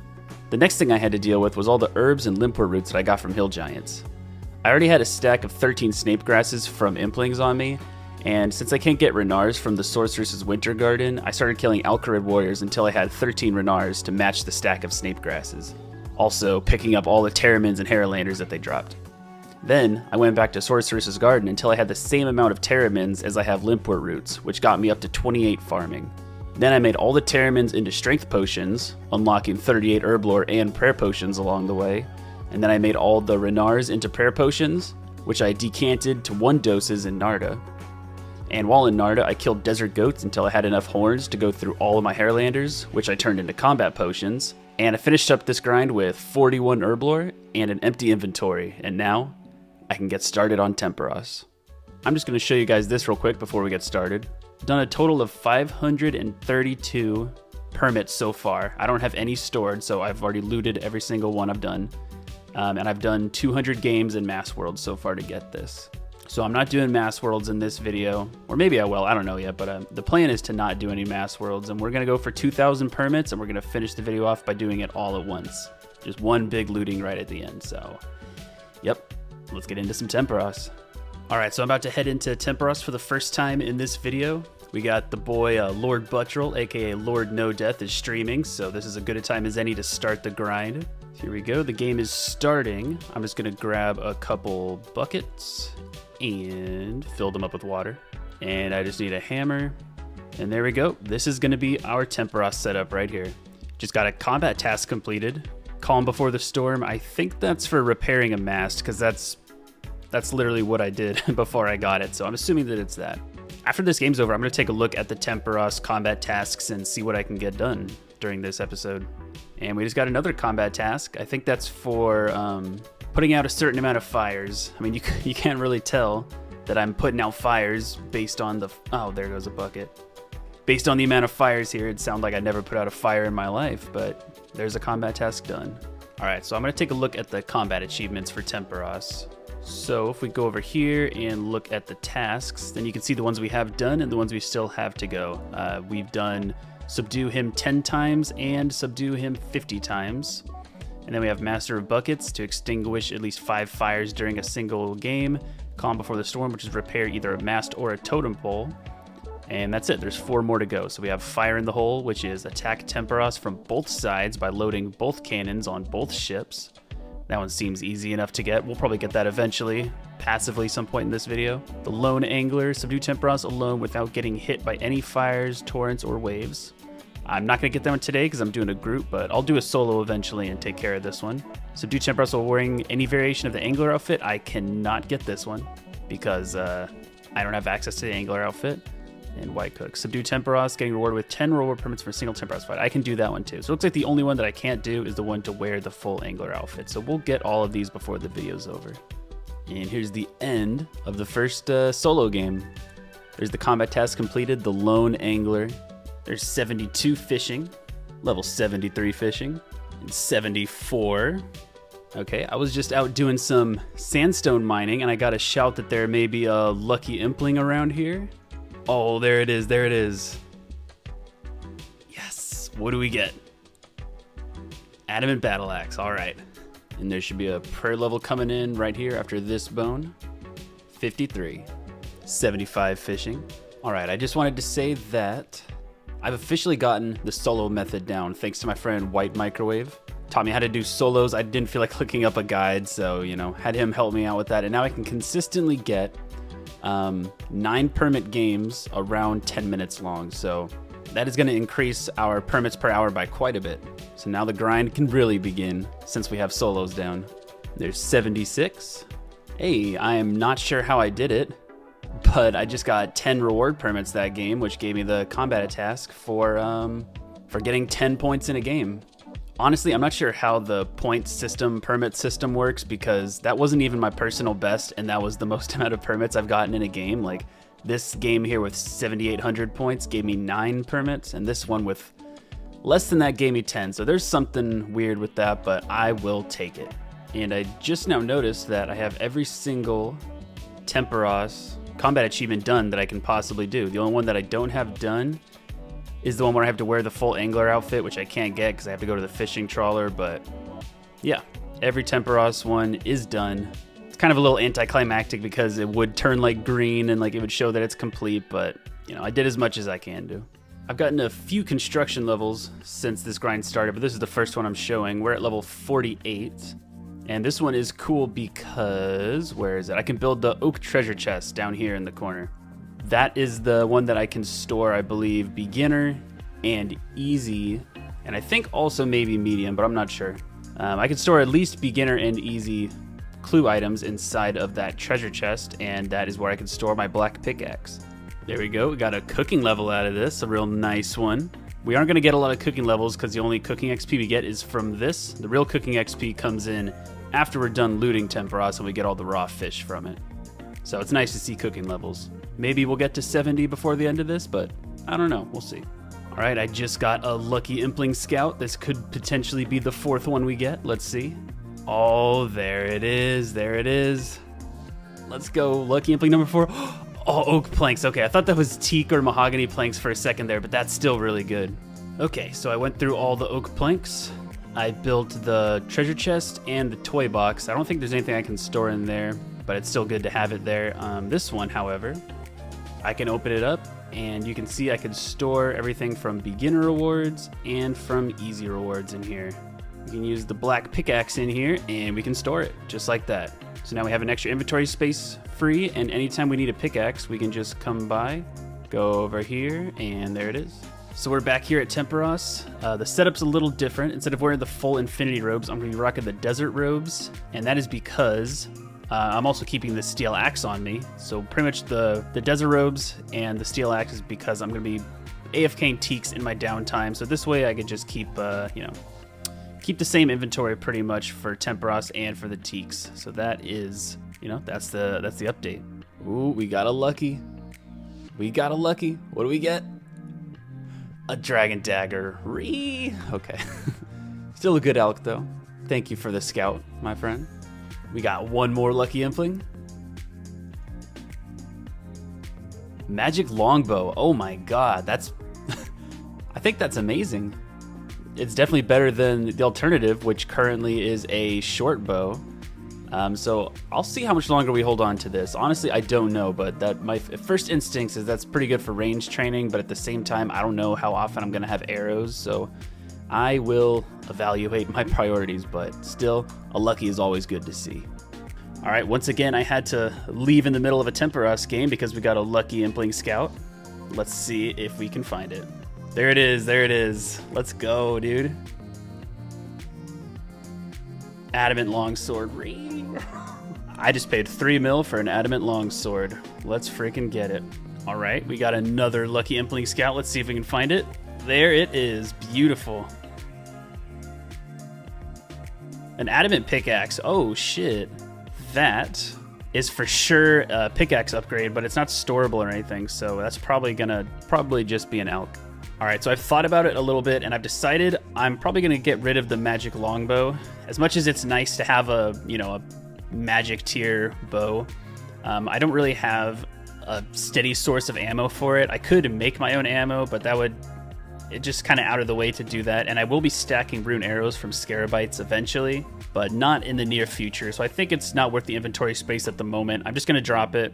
Hopefully by the time I start stacking up rune arrows, I'll have the fletching level to make a magic short bow, but we will see. Until then, goodbye, my friend. And we should have a fishing level coming in right here. 78, very nice. And 1150 total level. So we got a couple of dragon darts from a dragon impling, which we use to carry us over to 68 range. All right, there should be a lucky impling around here somewhere. There it is. What do we get? Taibuwanai teleports.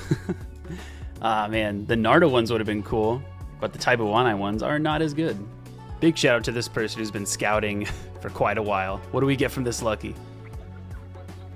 Ooh, Narda teleports. Fuck yeah, dude. That's literally the only teleport that I can use from the scroll. Out of all these scrolls, that's awesome. I just repaired this totem pole right here and got 50 construction off of it. There's level 79 fishing. All right, one more lucky impling here. What do we get? 10 salmon. Oh my god, dude. Whatever. Still cool. Thank you. 9 snapdragons. Oh god. I don't think I'm gonna be able to use that, but that's still cool. Hey, we did it. We hit 80 fishing. You'll love to see it. All right, this game right here is ending, and this is an important one because we're finishing this one up, and that brings us up to over 1,000 total permits. That is so nice to see. That means we're halfway done with the grind. Just got to do everything that we did all over again. And there's level 81 fishing. We just unlocked manta rays, which means we unlocked the last tier of fish that we can get as rewards from Temperos. And I'm back to AFKing at the teak trees. And we have a pretty important level here. Level 60 woodcutting. I can now cut yew trees if I had some. There's 82 fishing. We got 70 cooking. We got another lucky impling over here. Ah, black battle axe. Oh well. Come on, something good, something on the list. Let's see it. Studded chaps. And I just finished this game up, and it brought me up to 400 Temperos kill count. Crazy that we're already here, over 1,500 points, so home stretch right now. All right, everybody. As you can see, we have just passed 2,000 Temperos permits. That took a really long time to do, and I'm glad to finally be done with it, but we should have enough permits to get up to 55 crafting now. We're going to go loot the pool real quick, but first I just want to show a couple things. First of all, if we look at this little thing right here, we can go over the statistics. The most amount of points I've gotten so far is 85.25. That was a lot. The total rewards claimed so far has been 532. So by the end of this, we're going to have 2,533 permits claimed under our belt. I'm going to go over the collection log really quick, just to show you where we're at right now. We're finishing off at 454 total Temporos games. More than half of that has been from solos after this grind. We have the tackle box, the fish barrel, and soaked pages and spirit flakes. So we're still looking to get the pet, the Tome of Water, the dragon harpoon, and I guess also the big harpoon fish, just because it's a collection log slot. And these we can't ever get because we need the angler's outfit, which we don't have access to. So no more stalling. We're gonna go see what we can get from Temporos. Over 2,000 permits. All right, here we go.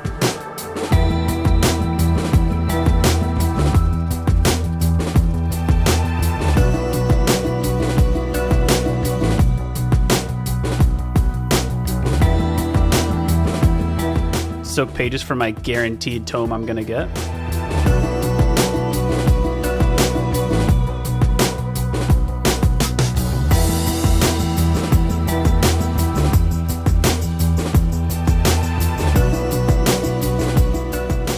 Another fish barrel, damn it. I knew that was gonna happen. I've already gotten the fish barrel before.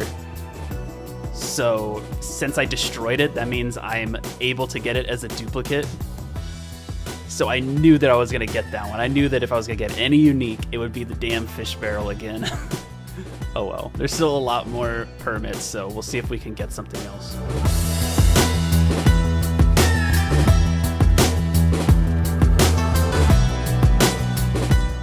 Nice sandy road. Tome of Water, let's go! We got it! We fucking got it! Yes, let's go, dude! Oh my god, I was getting scared for a second there. I didn't think we were gonna get it.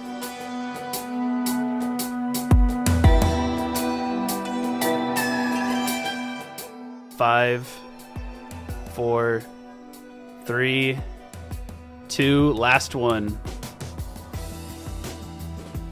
That's it. We did not get the pet. We did not get the pet, but that's fine because we got the Tome of Water.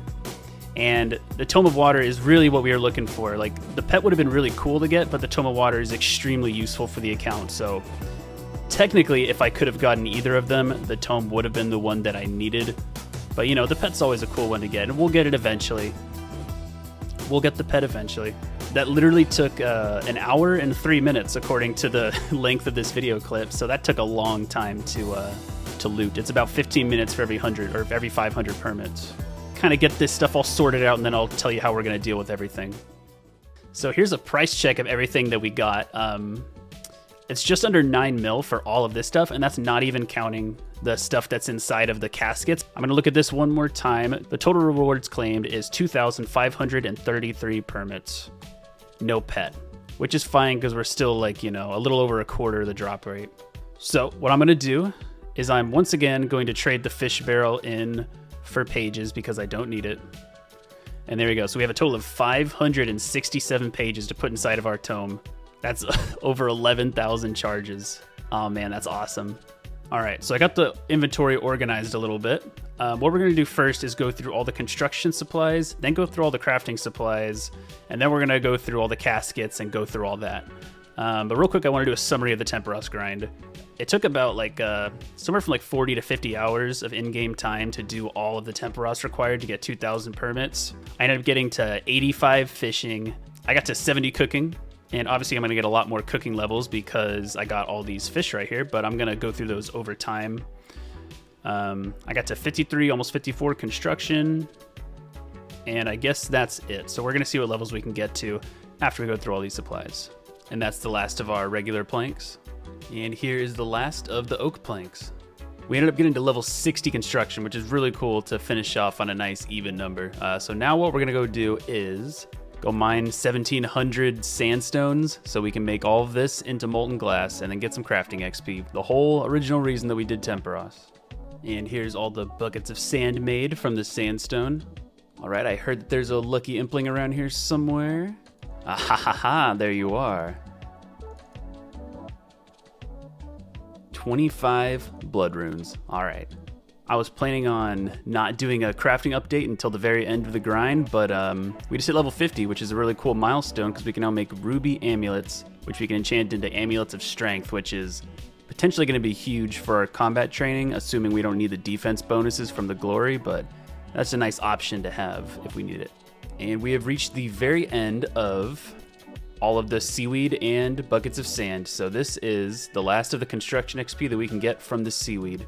We're finishing off here at level 54, just under 10,000 XP away from 55, which is fine because I think we should have enough gems and gold bars and stuff from these caskets to carry us over to our goal of level 55. So I guess this is the time we can do the real fun part, which is the casket opening. So I'm gonna be doing this casket opening in Pawn of Nietzsche.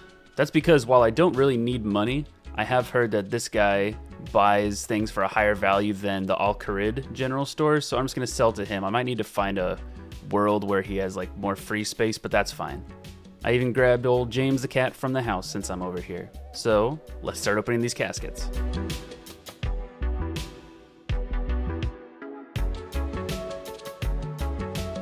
I think I'm gonna stop here for a second to sell some stuff. So I know what I just said about the store in Pawn of Nietzsche, but I was looking at all of the values of all these things, and turns out it'll be probably way more of a benefit just to high alch everything. It'll probably take a while because I'm gonna get some big stacks of these things, but I didn't really take that into consideration, like alching them, because I didn't do it last time because I didn't have high alch unlocked yet, but now I do. So now I'm gonna be able to take advantage. So I think what I'm gonna do for all these caskets is I'm just gonna go through them, alch everything that I don't need, and I'll show you everything that I end up keeping from it and how I go through everything. So give me 1 second, and the next clip will be all the caskets gone through. Okay, so I have finished opening up all the caskets and alching everything that I'm not gonna keep, and this is what's left. I'm keeping a rune full helm, a rune chain body, and a set of rune plate legs because of some things that I'll get into for the next episode. And the emerald rings, I'll just keep those for rings of dueling because they'll probably come in handy in the next episode as well. And I'm probably gonna unnote these and put them on to save inventory space, and then these are all the crafting supplies that we need to go through. We're gonna cut all these gems, but I'm gonna go through all these crafting supplies, and that should be enough to get us up to level 55 to make a ring of wealth, and that's where we're gonna finish off the episode. So let's go through all these supplies. All right, so the first thing I did was I put all of my infinity robes inside the house, and we're probably not gonna see them for a while because the next grind I have coming up is a combat related one, and I'll be wearing all this rune stuff. So until next time, my beautiful robes, I'll miss you. I miss you already. So the way I'm gonna go through these supplies is I'm gonna be making them all into amulets. I'm gonna start by making all the gold bars just into regular gold amulets unstrung. I haven't decided yet how I'm going to get rid of them. I'm either drop them on the floor or sell them to the general store, but that will probably take a lot longer. Yeah, I'll figure it out. I also just realized this. I know it's a little kind of stretched, so you can't really see it, very well, but they tracked all the Temperos caskets in the loot tracker, so you can see all the loot that I got right here if you're interested. A lot of clue scrolls as well, but none of them were desert stuff, so they were all drops. All right, so we're done with all the gold bars now, and we're pretty close to 55 crafting, which means we're 100% gonna get the level to make the Ring of Wealth from all this. So I'm just gonna go over what I'm gonna do to get rid of the last of these supplies here. So what I'm gonna do first is unnote all the opals, and then I'm gonna cut them. You do lose a few with these, with the opals, jades, and topazes, they get crushed a lot. And then I just unnote silver and make them into opal amulets, and I'll probably end up dropping these as well because I don't think they alch for much. And there it is. The whole grind has led up to this moment. All the Temperos, all the crafting from the seaweed and the bars and all that stuff has all led up to this moment. We've hit 55 crafting. We can now cut dragonstones and make dragonstone rings. Yeah, we can now make the Ring of Wealth, which is going to be massive for this account when we start going for the dragon spear. We're going to make the Ring of Wealth to finish off the episode, but for now we got to finish going through all these supplies, so give me 1 second. And there it is. The last tiara has been made, which means we've officially used all of the supplies from Temperos that we planned on using. So the only thing left to do is to make our Ring of Wealth. So I just got to mine some gold, and I got to fill up my inventory real quick and withdraw 1 dragonstone from my stack here. And then this is it. We go over here, make this into a gold bar, and make a dragonstone ring, and enchant it, we have a Ring of Wealth on the account. And the main thing that it does is it gives me a way bigger chance to get items from the rare drop table. And the number one thing that I need from the rare drop table is the Dragon Spear for when I go to Calcite Queen. We're eventually going to start doing the grind for that, but first, I have some unfinished business that we're going to take care of in the next episode. Hey everybody, how's it going? Hope you're all doing well. Today's video is going to be a bit different than normal. This is going to be like a little mini episode dedicated to a cool thing that just became possible for me to do as a Desert Locked account.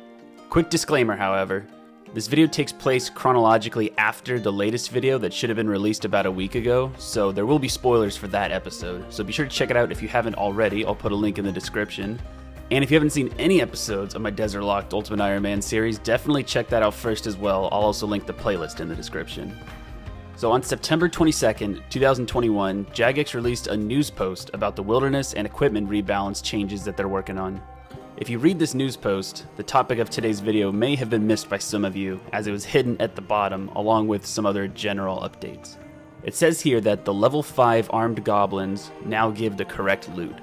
This may sound like a weird thing to some of you guys, and you may be asking why Jagex even took the time to update this in the first place. Well, I may or may not have had something to do with that. It all started in my Discord, where some of us in the Desert Locked community were discussing ways to potentially get a cape unlocked. As you may have noticed, Dune Lord has gone this whole series so far without a backslot item. And that's because in the desert, the only ways to get a cape is from beginner clues, easy clues, lucky implings, or by getting 99 hit points. That is, until we noticed that the level 5 goblins supposedly drop red capes at a rate of 1 in 128, and there just so happens to be a level 5 goblin spawn just north of the Al-Kharid mine, just outside of the desert. We thought if we could potentially lure him into the desert, we could kill it until we get the cape drop, and there you go, we unlocked the first cape on the account. Firstly, we weren't going to commit to luring and killing potentially over 100 goblins into the desert before we were even sure that it drops the red cape, so we started killing the goblin to test out the drop table. Between about 3 or 4 of us, we must have killed a couple hundred of them without getting a cape. And not only that, all the drops we got from it seemed to match the level 2 goblin drop table more than the level 5 goblin drop table. Some of the people in the Discord started a conversation with God Ash on Twitter, asking if in fact it has the red cape on the drop table or not. After checking, he says that even though it's an armed goblin, it wasn't flagged as such, so it is indeed using the inferior drop table. After that was confirmed, he naturally asked us why we care about the goblin's drop table, in a nice way of course, to which one of us explained the problem with Desert Locked accounts and their lack of capes. He said, "I see," and it was patched less than 2 weeks later. So that's the story of why that seemingly meaningless hotfix was included on the news post, and a huge thank you to Modash for being a true man of the people. So now that it's confirmed that the level 5 goblins dropped the red cape, it's time to get it, because it may be the desert, but my back sure is cold. Alright guys, last chance for a spoiler warning, and here we go. I'm going to put my gear on from the last episode.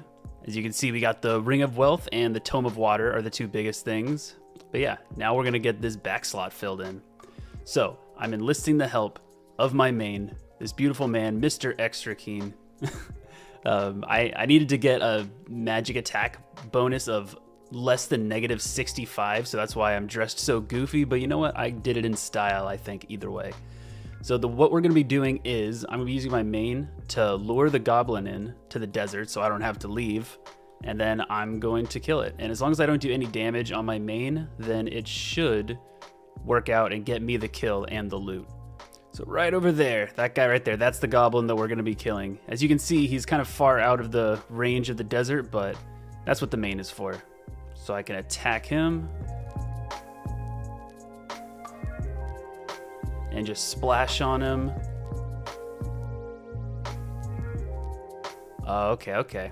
So it's looking like I can't actually bring him into the desert. I'm gonna have to range him until he grab the drops. So I'm gonna have to go get some range gear real quick. I'm also sitting here killing imps to hopefully get a wizard hat for some extra magic bonus. And look at this. 54 prayer. That's pretty cool. And there's our blue wizard hat. And the desert wizard is complete once more. So we're gonna be using the mage setup because it's easier to put together than a range setup. But either way, we got the 1 law rune for a telekinetic grab, and we have 500 casts of airstrike that we're gonna use. Could use water strike, but I don't want to use the charges in my beautiful tome yet. right, so I'm gonna try this again. Look at that.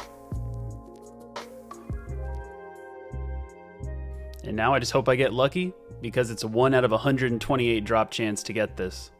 And there it is. We got it. We got it at 41 kill count. So it was only about a third of the drop rate. I'm going to be sure to grab this before, before it despawns. But there it is. We got a cape on the account. Oh my God, it's been so long. I'm really going to milk this. Give me a second. Oh man, here we go. Dune Lord has a cape. Oh my God, this feels weird. This feels really weird. What do you think, James? Do you even recognize me? Where are you? Get over here. There we go. This thing even has some very slight defense bonuses, which is pretty cool. Look at this guy. Look at this absolute beast. So there are a few things that I want to mention, however, because of the nature of what I just did. Some of you may think it is a little unethical of me, maybe, to lure something over with a main account and then kill something that's not actually in the confines of the desert. But technically, my only rule for this account is I can't leave the desert, and I didn't leave the desert as far as my restrictions, which is like the Al-Kharid border gate, whatever. So technically it still falls in what I'm allowed to do. And also, I only made sure to take the one item that I sought out to get, which was the red cape. I didn't take any of the other items. And it kind of goes back to the same way how I killed the cows until I grabbed a piece of beef to make the sinew for the steel crossbow.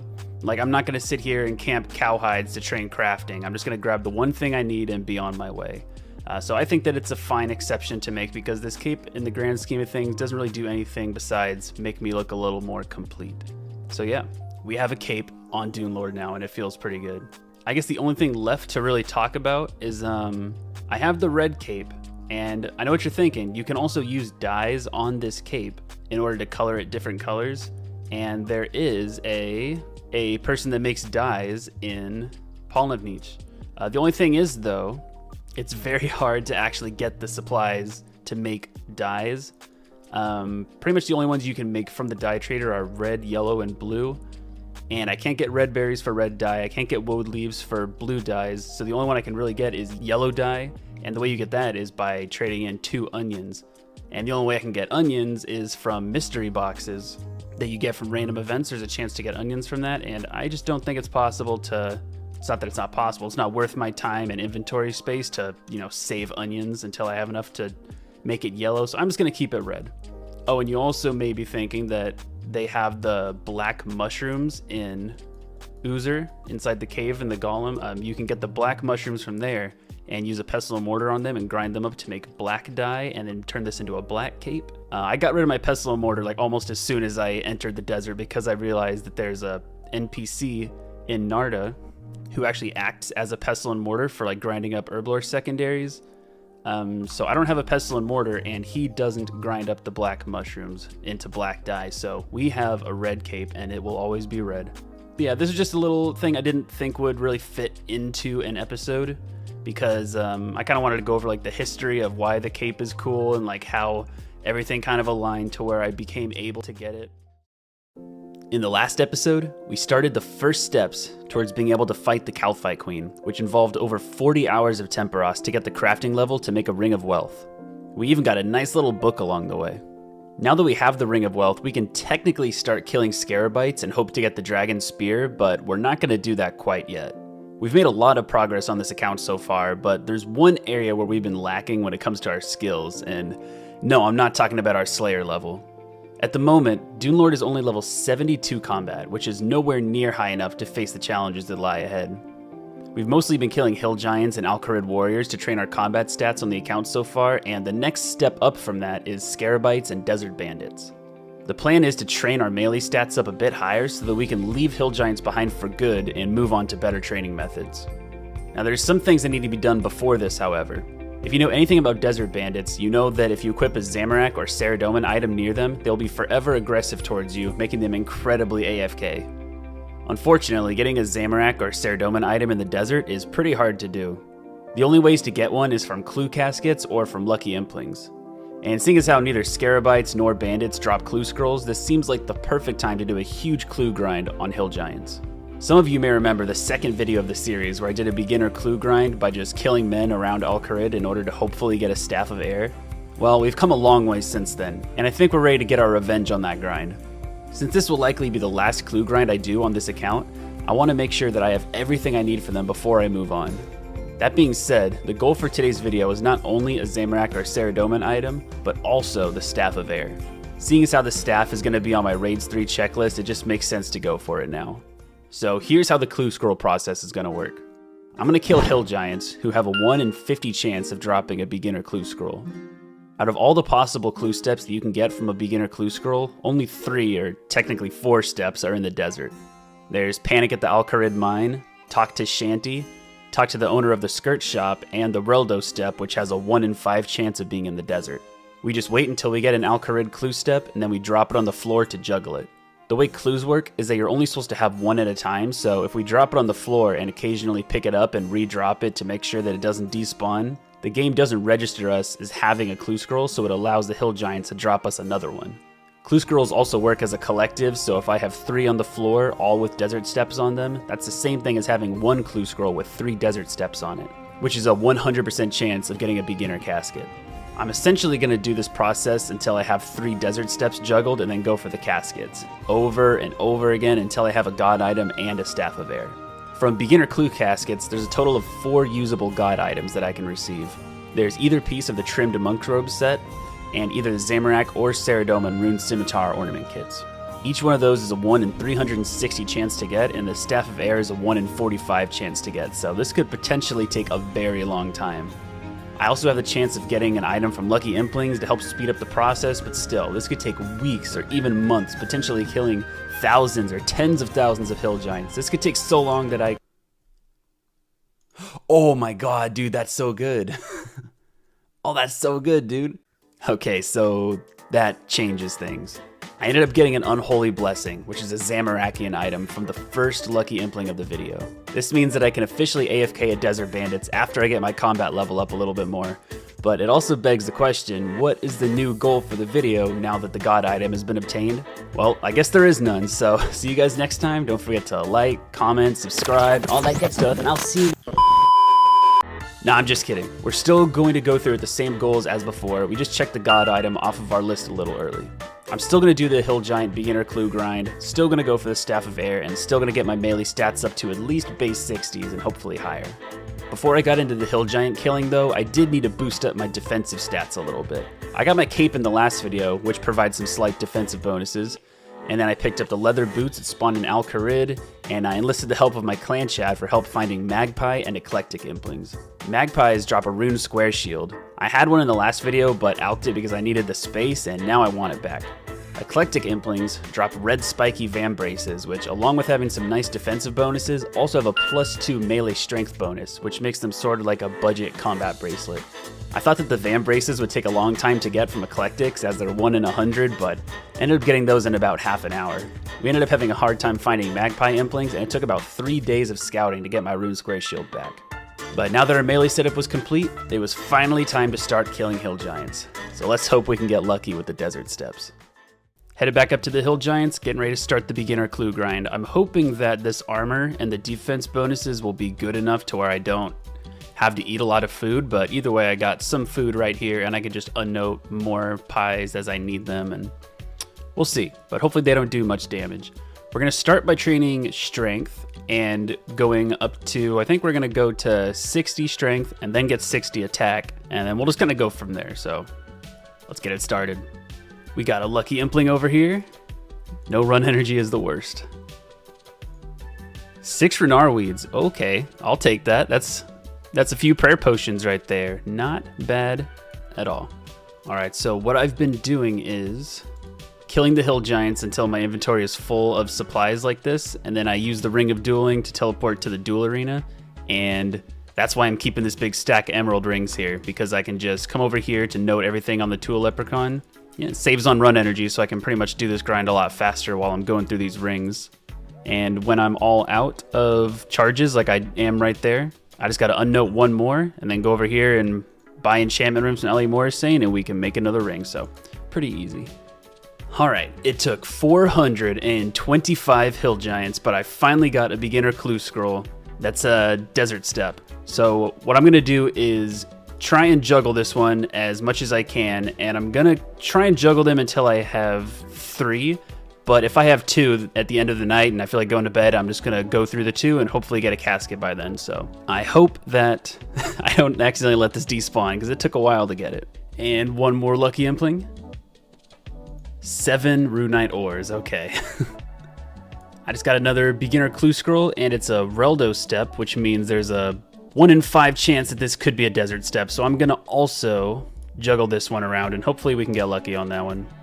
All right, so I think I'm done for the night. So I'm gonna show you how I get rid of stacked clues here. So the first thing I'm gonna do is, I'm gonna start with this one, and I'm gonna teleport down to the duel arena and drop it here. And then hurry back and grab the other one. Okay, and now I juggle them to make sure that I reset the drop timers on them. And what I'm gonna do first is take the Reldo step, and I'm gonna go check and see if this is a desert step or not. Because if it's not, then I'm just gonna hold on to this one confirmed desert step that I have and save it for tomorrow. All right, let's dig and see what we get. Nothing, okay.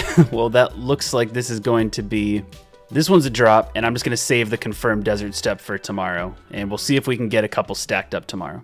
And here we go, we're starting up a brand new day of clue juggling. We also just got 55 prayer, which is pretty dang cool. I'm burying all the big bones that I get from these hill giants, so we should be getting a couple prayer levels during this episode. Oh, it finally happened. It took over 300 kills, but we finally got another Alcarid step. That's a total of 2 now. Our odds of having a casket between both of these is pretty high, but just to be sure, I'm gonna try and stack a 3rd one.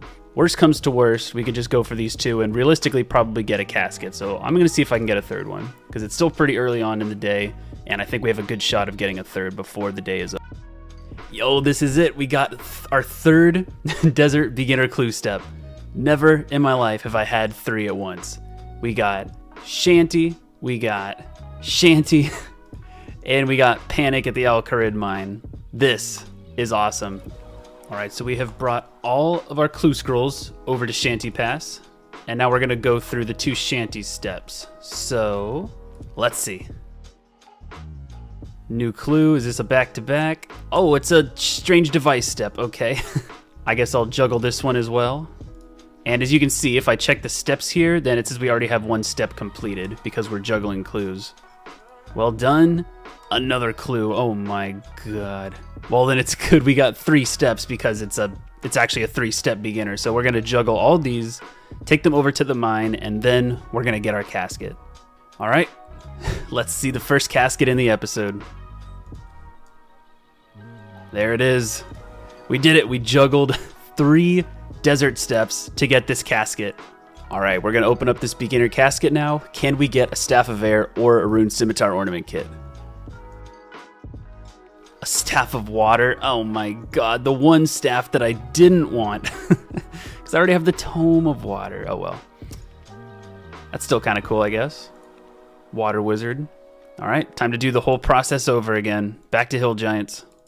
All right, so I think I missed it by like a couple seconds, maybe like 1 kill, but I didn't realize I hit 60 strength. That's the point where I said I was gonna switch over to attack.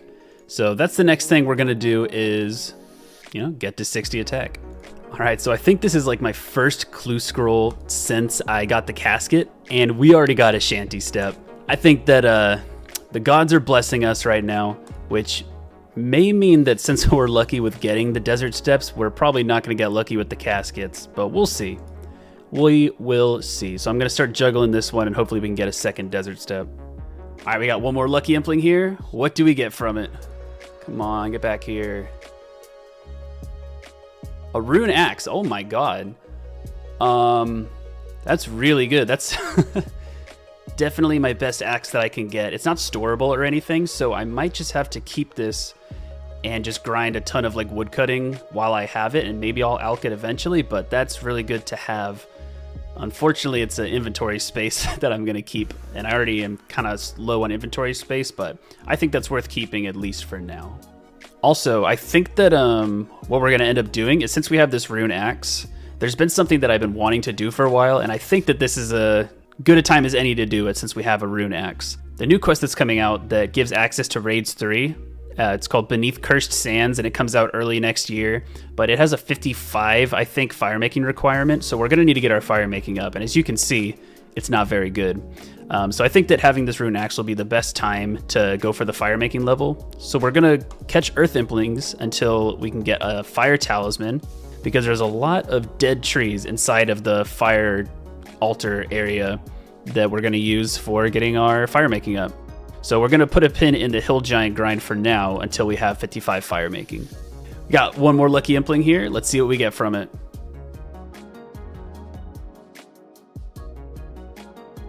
Okay.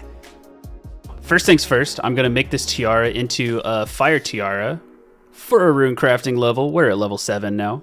And now I can wear this and have access to all these beautiful trees inside of the fire altar area. There's quite a few of them, so I can really chop as many as I want. I'm going to look like an absolute noob to all these lava rune crafters cutting these trees down, but at the end of the day, I don't care.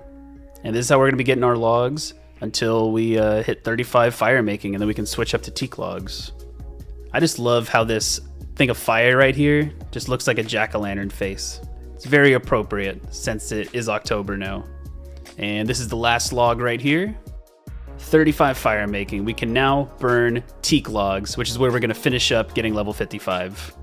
So I've been looking at my inventory for like half an hour trying to figure out what I should do. My two choices are I can either go down to the teak trees and start going for 55 fire making, or I can go back to the clue scroll grind. I really don't feel like doing teak trees with 8 inventory spaces. Since the teak trees are in areas where you're affected by the desert heat, I'm gonna want like 4 water skins, and I think that doing this with like 4 free inventory spaces is not gonna be optimal. So what I'm going to do is I'm just going to go back to the clue scroll grind, but since we got an easy clue scroll from just some impling that I caught that's actually in the desert, I think we're going to go kill Alcarid warriors for a bit, and hopefully we can get a desert step. And if we can get 2 easy clues stacked up, then we're just going to go for it there, because this is just kind of taking up space. So we're going to see what we can get. And then I will come back to the fire making later after this inventory is more, cleared out. And in the middle of me killing some Alcarid warriors, we got a lucky impling scout. So let's go check it out. 44 nature runes, not very good. Well. We have gotten a second Alcarid beginner clue step. That's pretty dang cool. Looks like we have to... Oh! Interesting time for this to happen. Thank you very much for that, dude. Appreciate it. Yeah, now we have 2 beginner clues to juggle, and the easy one. I actually got one. I actually got a second easy clue scroll in Alcarid. Can you believe it? Because I can't. So we're just going to go for the clues now. We have Panic at the Mine, Dig at the Mine, okay. And then Talk to Shanty, and Talk to the Tanner. I guess we'll go for the easies first, because the Tanner's like right here, so I'm just gonna go talk to him real quick. Now, easy clues, they have 2 to 4 steps. So either we can get lucky and get a 2-step easy clue, or we can get really lucky and get a desert step from one of these as a back-to-back. So let's see. Not lucky there. Okay, let's go grab the other one and see if we can do a 2-step easy casket. If we dig here and get a casket, that's our first ever easy casket on the account. Let's see if we get lucky. Oh my god, okay. So now the only way that we can solve this is if this is a desert step. Never lucky, man. Whatever. It's all good. The point of the episode wasn't to get easy clue scrolls. It was to get easy clue caskets. It was to get beginner clue caskets. So we're going to go see if we can solve these beginner clues. Panic at the Alcarid Mine. Luckily, we're already here. All right, let's see if we get it.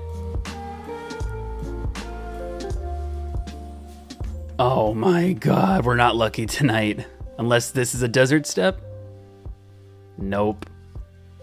Sad frickin' day, man. Alright, that's probably gonna be it for the night. We're gonna pick it up again starting at Hill Giants tomorrow. Hopefully we can be more lucky.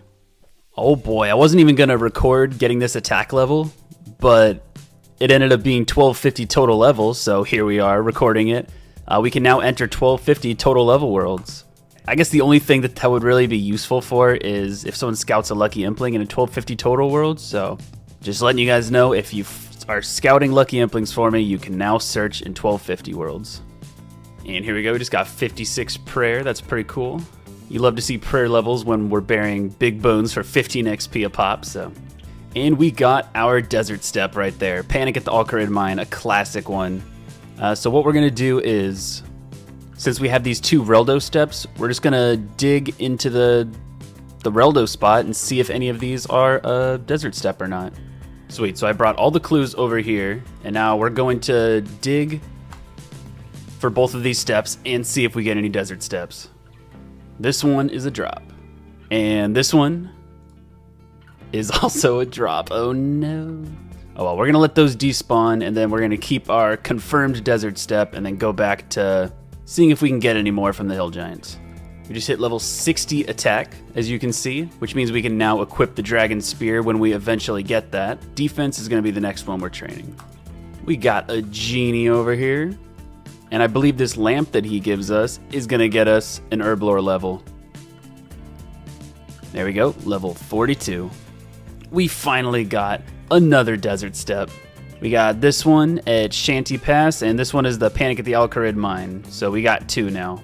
The past two beginner clues that we've been juggling have both been 3 steps, so I'm hoping that we can get a 2-step one in the event that I have to, you know, go for a casket tonight with just these two if I can't get a third one. So we will see if we can get a third one, but otherwise I'm just going to go for 2. And hopefully we'll get lucky, we'll see.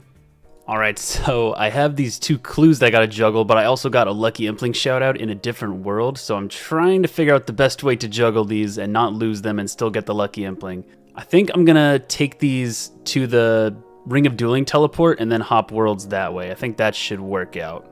So I just drop this one, pick this one up, and I guess I'll just hop worlds now.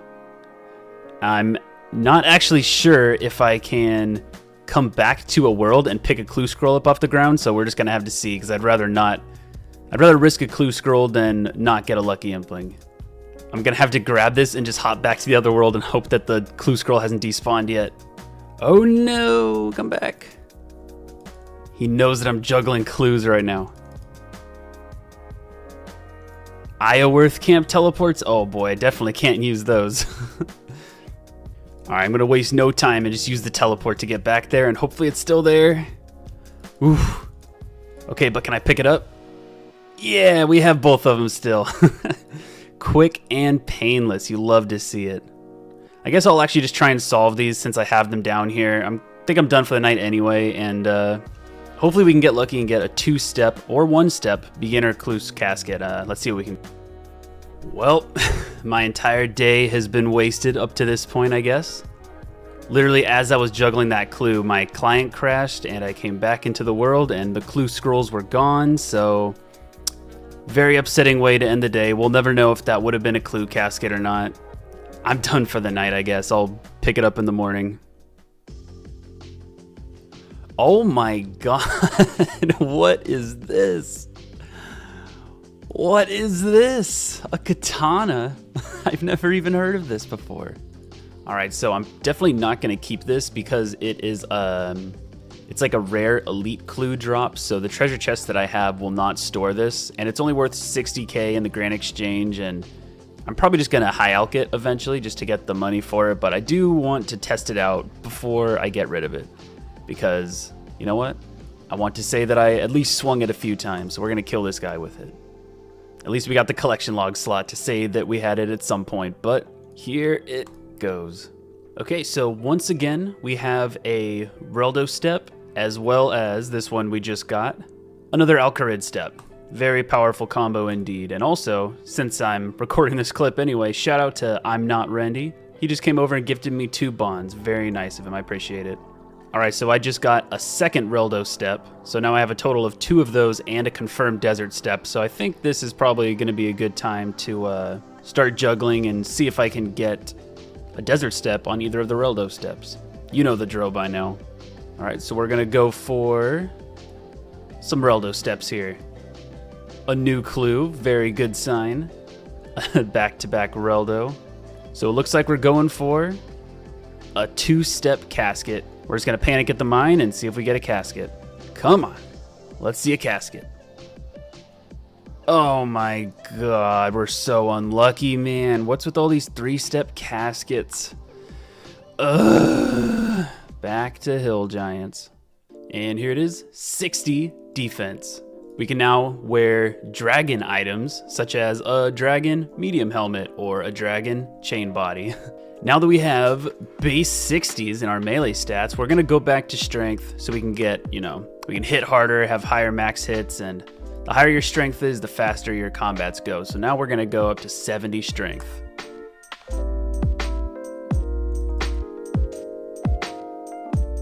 A palm tree seed, oh my god. All right, so this is gonna be the last hill giant that I kill in this session. I've been going for a very long time, and I've been going pretty dry with desert steps, or I've been going dry with clue scrolls in general today, but desert steps for sure. I know it looks like I have 4 clue scrolls lined up, but that's because 3 out of those 4 are Reldo steps, and we're not sure if those are desert steps or not. So we'll find out if we're lucky. I'm gonna bring all 4 of these down to the Reldo spot, and we'll go see what's up. All right, let's try these out. Okay, that one is a drop. That one is a desert step. Let's see. Oh my god, we got the back-to-back desert step. You know what that means? That means we got a confirmed casket. That is super exciting. Unless we can get the confirmed one right here. Let's see. Nope, not that one. So yeah, let's go panic in the mine a couple times. Hey, there's a casket right there. And you know what that means? Since we got the casket already, that means that we have a leftover desert step to carry into our next grind that we do. So let's open up this casket and hope we get a Staff of Air or a Scimitar ornament kit. Oh my god, that's such a... It's so terrible, man. Oh my god, dude. Sweet, so I am done with this session, and I'm glad that we have this one to carry into the next grind. Let's see it. Another black pickaxe. Oh my god. As if one wasn't good enough. Come on. Oh my god, what is this? A dragon halberd? Another day, another lucky impling. Let's see what we get. Come on. And another adamant pickaxe. Let's go. Alright guys, I just woke up. And we got a lucky impling scout. Always a good way to start the day. What in God's name is this? So we got 2 Panic at the Alcarid mine steps and 1 Reldo step. So we're gonna go juggle these and hope for a casket. Not lucky on the Reldo step, so we're gonna go for a 2-step casket. And panic in the mine. Oh my god, we got the 1-step casket. Let's go, dude. That means we have the casket and a desert clue left over to juggle. All right, here we go. Pain, dude. Pure pain. Just drop them. I don't even want to look at them. All right, so we now have 2 desert steps and a Reldo step, so let's see if we can get a casket from these. I caught a ninja impling on the walk over here. That's why I'm wearing the toenail helmet, but let's see what we get for this Reldo step. Oh, we actually got a new clue. That's a confirmed casket now. That's awesome. There it is, boys. All right, so I haven't even opened up this casket yet, and we already got a lucky scout, so we're gonna go grab that first. All right, let's see what we get. Oh my god, dude! Oh my god! We actually got a Staff of Air from the lucky. Oh my god, dude, what are the odds? What are the odds of getting it from the lucky? Oh my god. That's crazy. We were hoping to get it from the beginner casket, and we actually got it from the lucky. Are you serious, man? Oh my god. I guess the only thing that we need from beginner caskets now is the Scimitar ornament kit, so we can store it in the house. That'd be crazy if we got it here. Air runes. They're mocking me. Oh my god, this is such a massive upgrade to the account. The Staff of Air and the Tome of Water is literally like the items I'll be using for Raids 3. And that's because if I have unlimited air runes and unlimited water runes, all I need is a stack of blood runes in my inventory, and we can use a powered up version of Water Wave, powered up from the Tome of Water. and that'll probably be our most efficient spell to use in the Tombs of Amascut, rather than getting like a Master Wand in a Mage's Book or something like that, which has higher Mage bonuses, but I'll have to keep like more stacks of runes in my inventory, and that'll be less food I can bring. So I think this will be like the Mage setup for Raids 3, at least the staff and the book, not the rest. Yeah, this is amazing, and I think that this is honestly a place where I can end the video, but I'm gonna finish up 70 strength, so I can go for 60, 70, 60, and I think that that'll be where I end the video. So we're just gonna do a little bit more melee training, and I think we'll be set and have stats good enough to AFK at Desert Bandits for the Shattered Relics League. Without further ado, I guess we'll get rid of this helmet. This helmet might have been good luck. I think this was a good luck helmet. All right, so this big bone right here, when I bury it, that'll get me a prayer level up to level 59. And I don't remember what level we started out with, but we're probably done with the hill giants for, if not forever, for a really long time, because I don't plan on doing any clue scrolls for a while. So yeah, I just finished up that prayer level because we were close and they dropped the big bones, but we're gonna go finish off 70 strength at the Al-Kharid Warriors, and then we're gonna call it for the video. All right, so I know I said I was done with beginner clues, but you know, these guys dropped them too, and so far we have 3 Rildo steps and a desert step stacked up, and I think that juggling 4 is more than enough, so we're gonna go see if we can get another casket. Panic in the mine, talk to him, and we got another casket. Oh my god, it's beautiful. I guess there's nothing to milk, let's just open it up. A staff of water, okay, that's the second one in this video. This is all probably useless. Still cool, we're at 8 beginner caskets on the Desert Locked account, which is pretty cool. Alking that Staff of Water reminded me to set the alk warning to 1 GP under my Staff of Air so I don't alk it by mistake, because that would be tragic. Alright, so I was in the middle of a fight and it skipped past the dialogue box, but we just hit 70 strength, so we now officially have 60, 70, 60 on our melee stats, which I think is good enough to start moving our way up to the higher level monsters in the desert, such as the bandits and the scarabites. And we actually did get a little bit lucky and got 1 single desert step. But I think it's kind of funny because throughout this entire grind, the, I don't know, at least 5,000, maybe 6,000 hill giants that I killed, and the 4,000 Al-Kharid warriors that I killed over the course of this video, this is the first time we've ever gotten this beginner clue step. We're just hoping for the 10% chances of a 1-step casket. We'll see if we can get lucky right at the end of the video. Okay. Well, that's a drop, but yeah, this is where we're gonna wrap it up. We made huge gains in this video. I don't remember exactly what our stats were when we started out, but I'll put that on the screen right now. But we made it to 60 attack, 70 strength, 60 defense, 69 hit points, 59 prayer. What else? I don't know. 81 combat. We got the Staff of Air, we got this Rune Axe, which we're going to use in the next video. We got an enormous stack of Limport roots and herbs, but we're going to take care of this also in the next video. And Leagues 3 is coming up. Shattered Relics Leagues is coming up soon. Oh, I didn't mean to click that. So we're going to set ourselves up for AFKing Desert Bandits throughout that entire league, and we're going to take care of that in the next video. Hey guys. Most of this episode was recorded before Jagex decided to delay the Shattered Relics League, and will be made through the context of the regularly scheduled release date. The delay will be brought up later in the video. In the last episode, we finally got started on our combat training by killing thousands of hill giants and Al-Kharid warriors for clue scrolls. By the end of that episode, we had 60 attack, 60 defense, and 70 strength, as well as a Staff of Air and an Unholy Blessing from Lucky Implings. The blessing is huge for the account because it means we can AFK our melee stats at Desert Bandits during the Shattered Relics League that's coming soon. Before we set ourselves up to AFK at the Bandit Camp for 6 weeks, we have a short list of things to take care of in this episode in preparation for the leagues, and this mainly just involves clearing out our inventory a bit. The first thing you may notice about our inventory is the stacks of herbs and Limport roots from the Hill Giant Massacre. We're going to deal with this the same way we've dealt with it in the past, just a lot of Sorceress's Garden. There's also a few other things that need to be taken care of, but there's not really much else to say about it, so let's just get right into it. So as you probably can tell by the intro, one of the first things that we need to do is clear up our inventory a little bit so that we can AFK at Desert Bandits during the Shattered Relics League. And the first thing I want to do is a bunch of Sorceress's Garden, because we have over 500 Limport roots that we've accumulated, and the herbs do not match this whatsoever. So we're going to go do Sorceress's Garden until we have 503 Terramins stored up, and then we'll go from there. So we're just going to get right into it. Oh, James cannot accompany us. Oh no, they're cat racists. We gotta drop him off in the house real quick. And here you go, James. I miss you already, my friend. So once again, I'll be sticking to the winter garden this entire time because the odds of getting Terramins and Hairlanders are the best in here, and it's also super easy. I have it down, so we're just gonna stick to winter garden all the way up until we have the same amount of Terramins. This might take a very long time. I'm excited to see what farming level we get to by the end of this. We're starting at level 28. Let's get in there.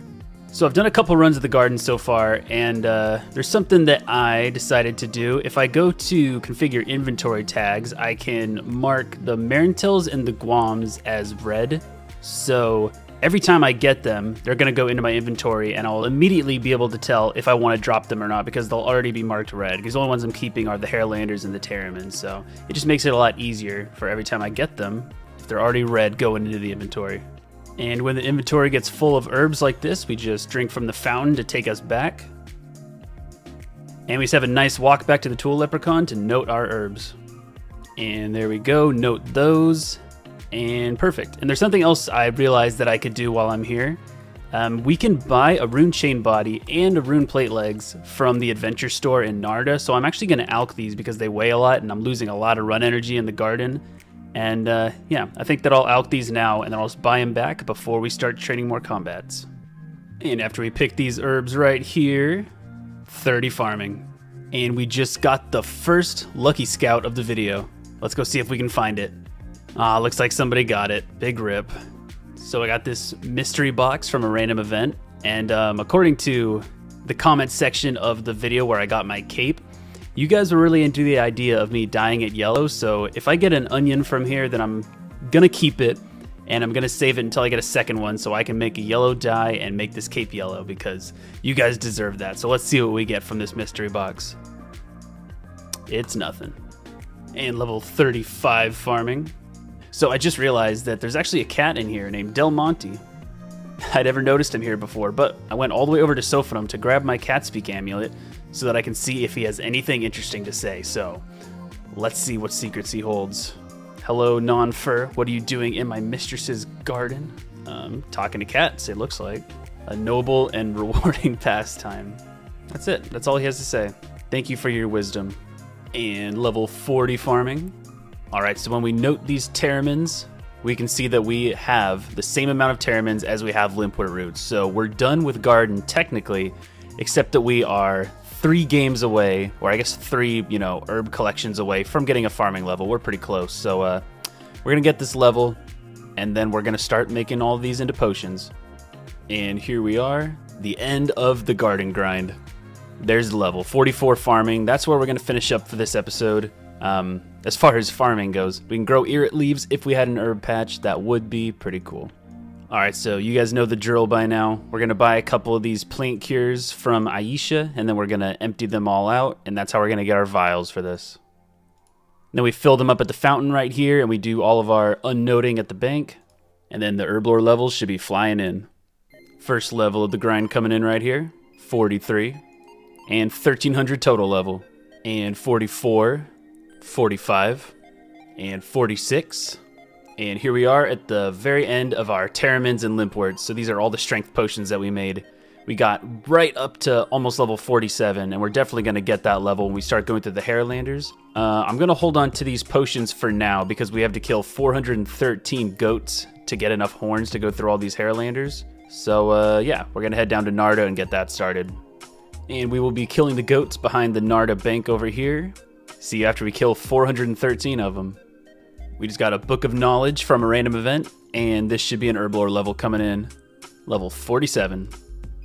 Alright, so 413 Tom Brady's later. We have enough horns to make all of these Hairlanders into combat potions, so we're going to go take care of that. Thank God for the Desert Easy Diary making all these noted. It makes all this so much easier, and we can use these on him and crush them all into dust, so that'll make this a lot easier. And once again, the process is going to be unnoting these at the bank and then running over to this fountain for our water source. And that is how we're going to make all these potions. So let's go get some herblore levels. There's level 48 and level 49. Big level coming in here. Level 50 herblore. Nice even number, you love to see it. We're 5 levels away from being able to make a super strength potion, which is probably the most important herblore level to work towards, at least for the time being. But yeah, we're almost done with these Harrowlanders. We're gonna keep on going. So these right here is the last of all the combat potions that we can make. So we are officially done with herblore for this episode, and we cleared up quite a bit of inventory spaces, as you can see, after getting rid of all the herbs and limpor roots and all that stuff. We're gonna eventually get rid of this Renar stack over time, but the only way to get snape grasses is from eclectic implings, so it's kind of hard to grind those out. The plan to get rid of these Renar weeds is, since there's an impling spawn in the bandit camp, and I'm gonna be spending a lot of time there as I'm AFKing bandits, I'm just gonna kind of catch every eclectic I see that flies by, and maybe I can get a good chunk of these made into prayer potions. We'll see, but next thing we're going to do is finish up the grind we started in last episode, which is 55 fire making. We got the rune axe from a lucky impling, and as I said in the last episode, 55 fire making is a requirement for Beneath Cursed Sands, a quest that's coming out next year, so we're going to get that since we have the rune axe. And then after we get 55 fire making, we're probably just going to alch this and clear up that inventory space as well. So we're going to get a tinderbox and a couple water skins and head up to the teak tree and get started on that. And I should also say that we're just under 2,000 experience away from level 51 herblore. That's where we're finishing off, and we got over 60,000 herblore XP this video, so that's pretty freaking crazy. So here we are at the teak trees. We're cutting these pretty fast, or at least way faster than with the steel axe. And yeah, we're just gonna be here AFKing a bit and then lighting these all on fire until we hit 55 fire making. Here's level 40 fire making. Probably just gonna report every 5 levels because there's not really much to post from this grind. It's just kind of AFK. All right, I just got a lucky impling scout, so I'm gonna go take care of that. And it looks like we also got a fire making level. Pretty cool. All right, so it looks like that lucky might have despawned or something because we can't find it anywhere, so rip to that. I haven't been able to find a lucky since the Staff of Air, and I've gotten 3 scouts so far, so none of them have been successful. I said I'd report back every 5 levels, and I'm an absolute buffoon because I missed the level. There's 45 fire making. A bit of a different tone here, a bit of a change of pace. I'm just running over to Narda to fill up my water skins. This is what I do while I'm cutting teak trees. But something has changed. Something terrible, something evil. Jagex has made the announcement that they're going to be delaying the Shattered Relics Leagues until January. That does not work well with my plans and, you know, everything I've set forward in this video to date so far. It's all been, you know, in relation to prepping for the next leagues to come out. Yeah, this really messes with my plans a lot. I had everything like very like planned, like to the letter, like what I wanted to do, the order I wanted to do it, how I was going to be doing it on this account, like while I'm AFKing for leagues on my main, like I was going to be AFKing bandits the whole time, and everything was perfect. Like the timing was perfect. I was so excited that the timing was working out the way it was. Like I need to AFK desert bandits, and it's not very good YouTube content, so being able to do that and get my combat levels up during leagues and being able to put out leagues content for you guys would be like, it's the perfect time for it. Yeah, I'm really upset with this decision. I don't think that it should have happened. I think that I should say they're delaying it because of Group Iron Man. They say that Group Iron Man was released too close to it, and the Group Iron Men are revolting and they're rioting and they're reeing on Reddit, and they want more time to play their Group Iron Men. And yeah, I don't want to bring anyone down. I probably shouldn't have said that, but I'm just upset right now. I'm a little upset, and none of this is scripted. I'm just kind of ranting right now.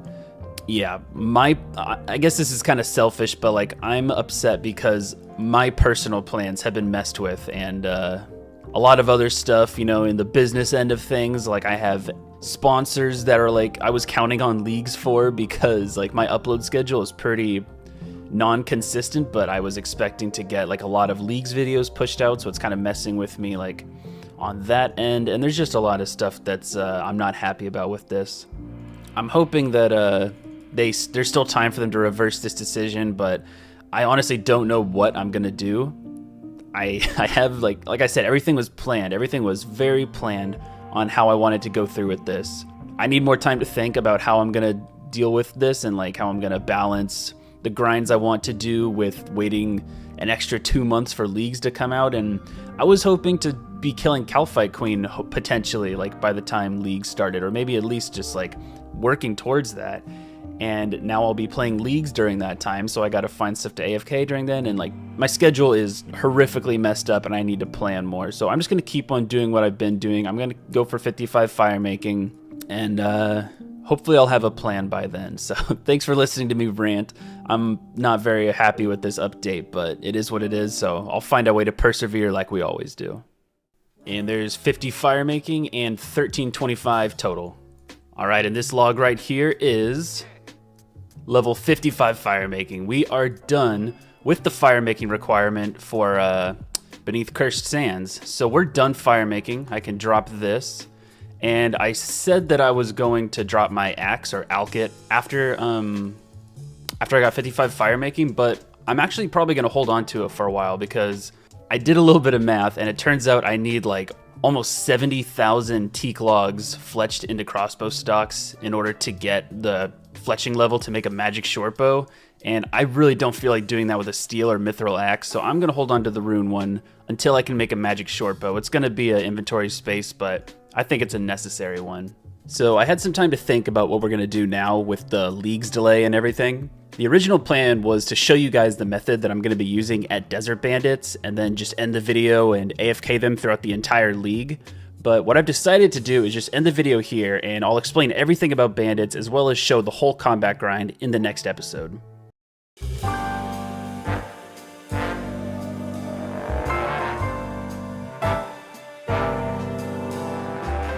So like the title says, this is a video I wasn't planning on making, and that's because in the last episode we were prepping ourselves to AFK at Desert Bandits for all of the upcoming Shattered Relics League, which ended up being delayed by over 2 months. The original plan was to come back to Deserted after the league ended, and then just kind of summarize the entire bandit grind and show where we ended up. The plans have changed, however. I'm done complaining about the delay, and I'm ready to get back into turning old Dune Lord into an absolute powerhouse. I decided that I'm still going to AFK at the Desert Bandits, but instead of it being over the course of the entire league, I'm just going to train my stats just enough to where I can start killing Scarabites in the Sophanum dungeon. I'll talk more about Scarabites in a later episode, but all you need to know is that is what we're working towards. So this episode is just going to be the progress of me training our melee stats to get to that point, so let's get into it. The first thing we need to do is buy back our Rune Chain Body and Rune Plate Legs from the Adventure Store.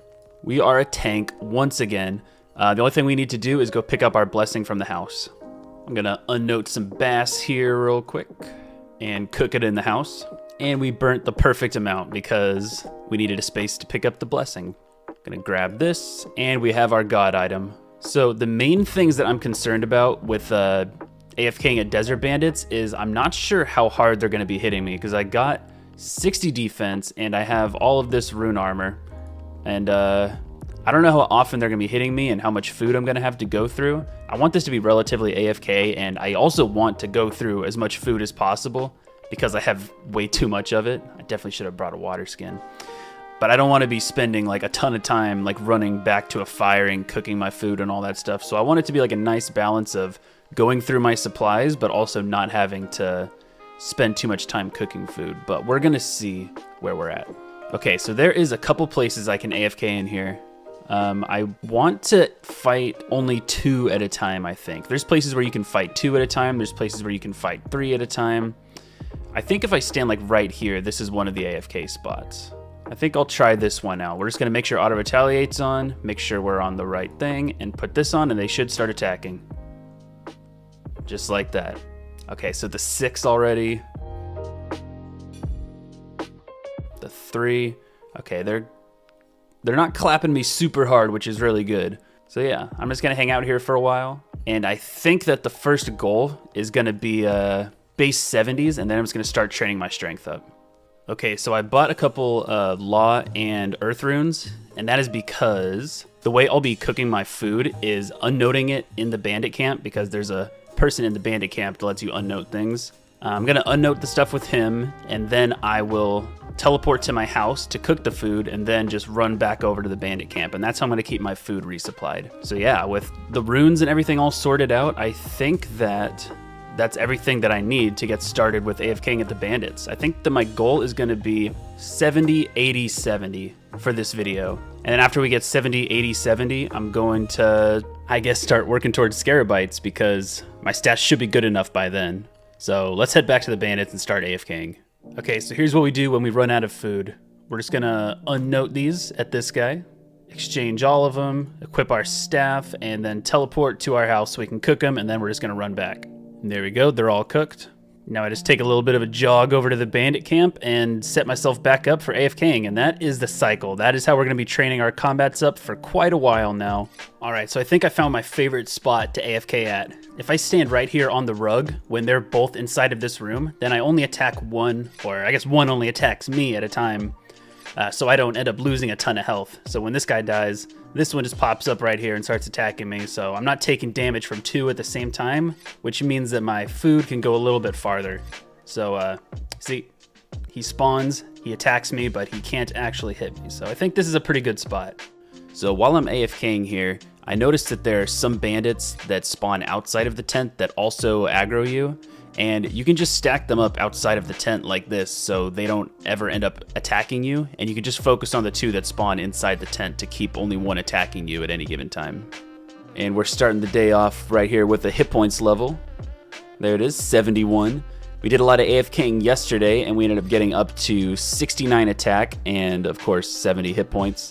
We're pretty close to level 70 attack, so once we hit that we're just going to switch up to defense and then we're going to go for base 70s. And here it is, level 70 attack. Freaking beautiful number to see. We're gonna switch it up to defense now, get that one up to 70, and that will look so good. And we also got this Book of Knowledge right here, which I don't think we can actually, we're getting attacked too fast. I don't know if we can use it. We gotta be quick, let's see. All right. Bam, Herblore level 51. We are making moves right now. And I missed the level, but there's 61. And there's 62 defense down there. I think that just got us up to 86 combat. Looking pretty good. All right, so I've decided that I'm gonna do something. I need to clear up a little bit more inventory space. I don't really need to, but obviously my inventory is a little bit more full than it should be right now. And I realize that I'm holding on to two things that I don't need to be holding on to. And I'm just gonna drop them over to my main. One is the stack of Renar weeds. I was going to just like over time catch eclectic implings and make them into prayer potions, but I just don't think it's worth keeping the stack on me at the moment. I think it's better to save snape grasses and then farm out the Renars than to save Renars and farm out the snape grasses. So I'm just gonna drop these ones over. And then the other one is gonna hurt a little bit worse, but it's also kind of useless. Like it's literally useless to keep these, and that's the dragon arrows. Realistically, I'm not going to get a third age bow from a lucky impling, so it's kind of pointless to stack these up. I was just kind of keeping them on the very, very, very off chance that I would get a third age bow, but we're starting to get to a point where we're actually having stuff in our ammo slot, and when we start killing Scarabites, we're going to be stacking arrows too, so there's no point to keep these either. We're going to drop these over to the main. Enjoy the stuff, the prayer potions, the arrows, and I will enjoy the extra inventory spaces. And can you tell how hard I'm AFKing this account right now? Missed another level, 63 defense. I've been saying the past two episodes I'll be AFKing bandits, and I really mean I'm AFKing them. Like, I'm doing Slayer on my main right now, and this is just a background task. So, get used to me missing levels, because it's probably going to happen a lot more often. Missed another level, 64 defense. Once again, missed the level, even though I said I wouldn't. There's 65 defense. And all the food that we're cooking is finally paying off. There is a cooking level, level 72, and 1350 total. And I'm honestly not even gonna try catching these levels anymore because I'm just AFKing so damn hard. 66 defense, there it is. All right, so this might seem like a kind of useless thing to mention, but I just had the idea to do this. And first of all, I just wanna say, oh my God, I've never burned that many tunas before, or bass. So what my idea is every time I'm done cooking my fish, instead of running to the house portal and then running to the bandit camp, I'm just gonna hop worlds right here. And then when I hop worlds, it'll save me the run energy from the furnace to the portal because it teleports me outside just like that. So I have a little bit extra run energy, which on itself doesn't really mean anything, but it also means that I have a whole new world of implings to potentially catch. So this way I can be scouting for implings in every single world every time I restock up on food. So maybe there's a lucky in this world, we don't know. All right, I'm not gonna miss this level. I'm not gonna miss it. There it is, 67 defense. We finally got one. and missed level 68 by probably like 10 or 15 minutes, but there it is. And 69 defense down here like usual. And there is level 70 defense. We now have base 70s, and we're gonna switch back up to strength and go for 80. I wish these clips were more exciting, but what can you do? Oh, dude, this is crazy. So, my buddy Lord Buttrell over here, he's scouting lucky implings for me. I just got reminded that they just updated it to where Iron Men can actually have people inside of their house. So Lord Buttrell is the first person to ever enter my house. That's not me or James, obviously. So this is pretty cool. Looks like I may have a house party here in the future. We'll see. We got a lucky impling scout all the way in the mine. It was a pretty big run away from the bandit camp, so let's hope we actually can get this one. Oh, there it is. The first one since the Staff of Air. What do we get from it? A palm tree seed? No.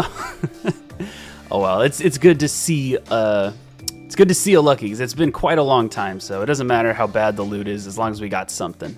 And here we go. I'm actually getting a level on camera. Can you believe it? There it is. 74 hit points. Beautiful. And we're also a couple kills away from a strength level, so hopefully I'll be able to catch that one on camera too. But I'm going to go snag a dragon imp that somebody scouted for me.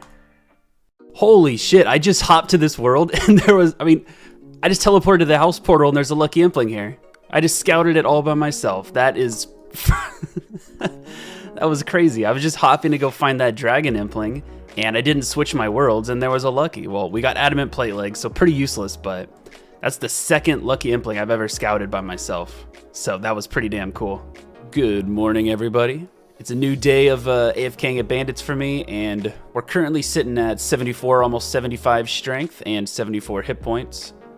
And I just realized, I guess we got a level yesterday, like a strength level or something, and I didn't even realize that we are 90 combat. That's just a pretty cool little milestone that I thought was worth mentioning. We got a dragon impling over here. I still like to catch these guys if I can because there's a chance I can get noted bones, and I need that prayer XP. Oh, dragon stones. More dragon stones. There we go. The only reason I'm keeping this stack of dragon stones is because I only need the one for the combat bracelet whenever I get the crafting level for that. But honestly, it's kind of looking like it might not be worth keeping the stack, and I'll just grind out dragons whenever I get that crafting level in the future, but I'll make that decision later. Thanks for the scout. And a dragon impling again. Can we get some bones? More dragon stones? Are you... Oh my god, dude, that's 2 in a row. Are you serious? It's starting to look like maybe I should drop them, but then at the same time, I know for a fact that as soon as I drop them, I'm gonna go horrifically dry on them when I need them. But yeah, we're building this stack up. It's looking pretty juicy right now. So these guys dropped me a Renar weed, and I caught an eclectic that was flying by. They gave me a snape grass, so all we need to make this into a prayer potion is a vial. And there we go. I almost died to get it, but there's our vial. And here we go. Another prayer potion added to the stack and added to our 1 dose stack. And there's 75 strength. I actually managed to get one on camera. That's really clean looking. We're almost there. 5 levels to go. And there's another lucky impling. Come on, something good. Green d'hide chaps. All right. And we have a cooking level coming in. 73 cooking. And here's another level caught on camera. 76 strength. Skipped right through the message. I promise. I promise that I got it on camera that time, even if the thing didn't pop up. Okay, so I got a strength level coming up really soon here in another hit or two. But after we get this level, I'm going to change it up and do something a little bit different. There's 77 strength. What I'm going to do is I'm just going to go through and cook this whole stack of raw bass just because the plan was when I'm done with this combat grind, I was just going to cook through all this bass and swordfish to kind of clear up this inventory space, but I realized that it's kind of pointless to be going through the bass when I could be going through the swordfish, which heals more, so I could be spending more time at the bandit camp. I don't know if that made sense, but pretty much the moral of the story is I'm going to cook through this whole stack of bass and start eating swordfish instead, and it should be nice because I clear out this inventory space. So I guess the first step is actually going to be to sell these runes off right here so I can have a little bit of extra inventory space. And since I'm here, I've actually had some time to think about it, and since we're clearing inventory space, I think what I'm gonna end up doing is alching these dragon stones. The reason I have them, like I said, is because I'm saving one for the combat bracelet, and they're just kind of stacking up, but I'm a very long ways away from having 74 crafting to make a dragonstone bracelet. And I think that when we get the level, like way in the future, I'll just catch dragon implings until I get some dragon stones. I might go dry on it in the future, but that's a problem for future Dune Lord to worry about. So I'm gonna clear out this inventory space as well. So here we go, got the runes, and we're just gonna start saying goodbye to these precious dragon stones. And 2, and 1. Here's the last one. We're officially committing to getting rid of this space now. There it goes. All right, so here we are. There is a bank chest right here, and there is a cooking pot or a fire right here, so we can just unload the fish we wanna cook, and then use it on the fire. And we're just gonna go through all 8,000 of these. We're starting out at level 73. We'll see where we end up. And the last thing to note is we're just gonna be dropping these on the floor. And there's 74 cooking, and 75 cooking, and 76, and level 77, and level 78. We have word that there's a lucky impling over by the fire altar. Let's go find it. What in the Oh, I like it.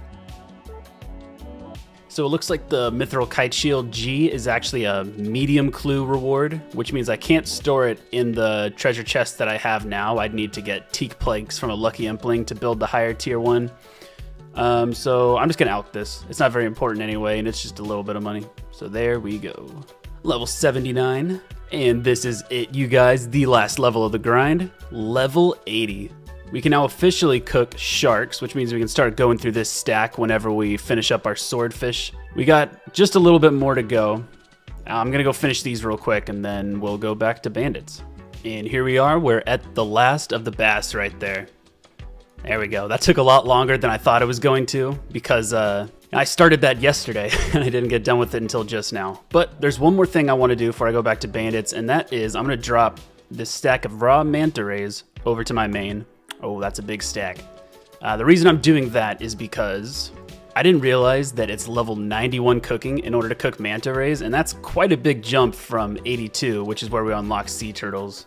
Like the jump from, we're currently level 80, so we can cook sharks. The jump from sharks to sea turtles is not very big, but 82 to 91 is pretty big. So we're gonna drop the stack of manta rays over because they're just gonna be in inventory space. Next time we do a big Temperos grind, we'll probably save those manta rays because we might be able to get the level by then, but yeah. We're gonna start using these swordfish every time we need food now, so let's go finish up 80 strength. But first things first, we got a lucky impling to catch. All right, let's see something good. Oh, goddamn.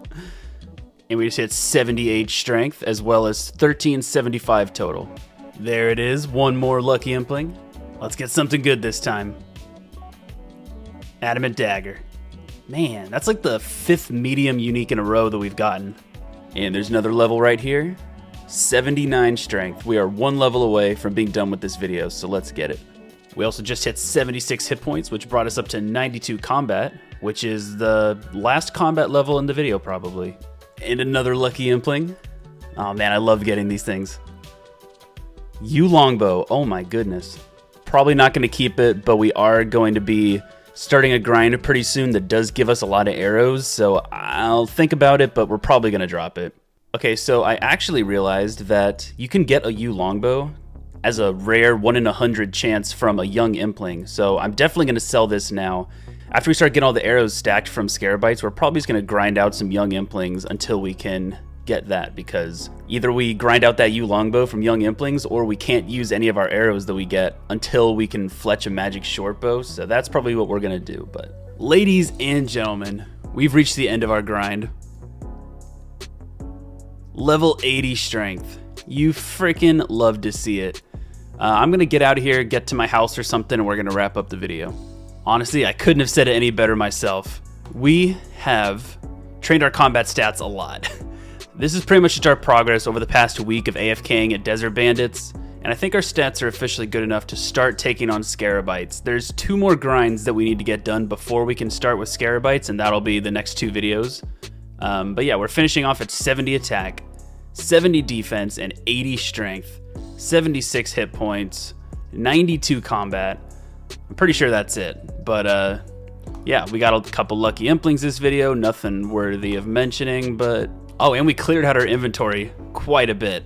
We're gonna use these in one of the 2 grinds coming up, but pretty much we've cleared out like most of our inventory, which I'll put up a before and after of how full it was when the episode started, but yeah, we've made quite a bit of space, so I'll get more into the grinds that we're gonna take care of in the next video.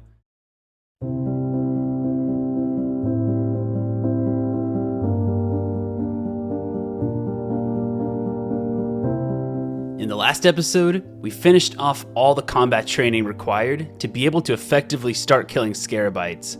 And in this episode, we plan on starting the last 2 things needed before we can head into the Sophanum dungeon, beginning the biggest grind on the account to date.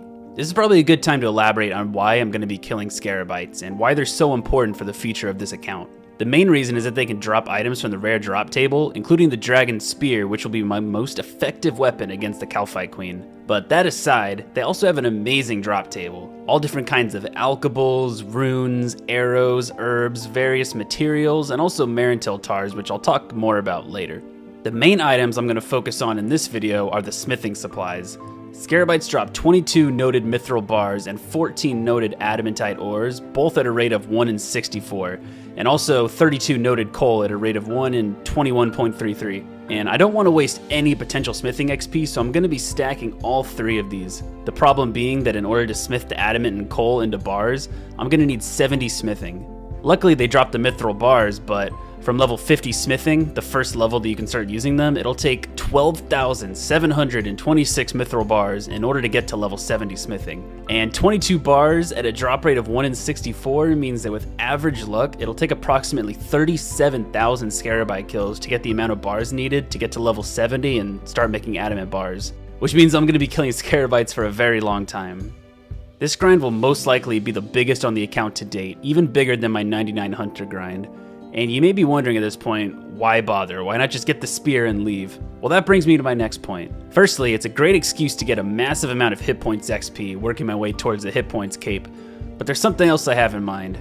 It may be incredibly cliche to say this on an area locked account at this point, but I want a rune crossbow.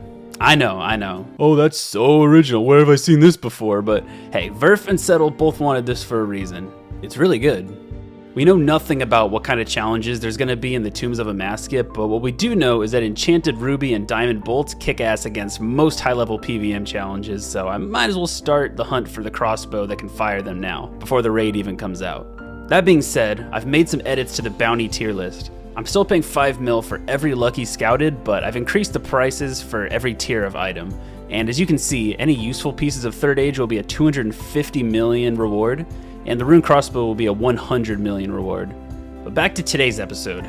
The biggest problem with stacking all these smithing supplies is that at the moment, we don't even have the smithing level to be able to do anything with the mithril bars once we get them. I'd rather get to 50 smithing now while my inventory still has plenty of space, so today's goal is going to be 50 smithing. Alright, so we are here in my house. This is the exact moment where we left off in the last video. And like I said in the intro, the goal for today is going to be level 50 smithing, as well as a couple other small things, but level 50 smithing being the main thing, so that we can use all of our mithril bars that we get from Scarabites.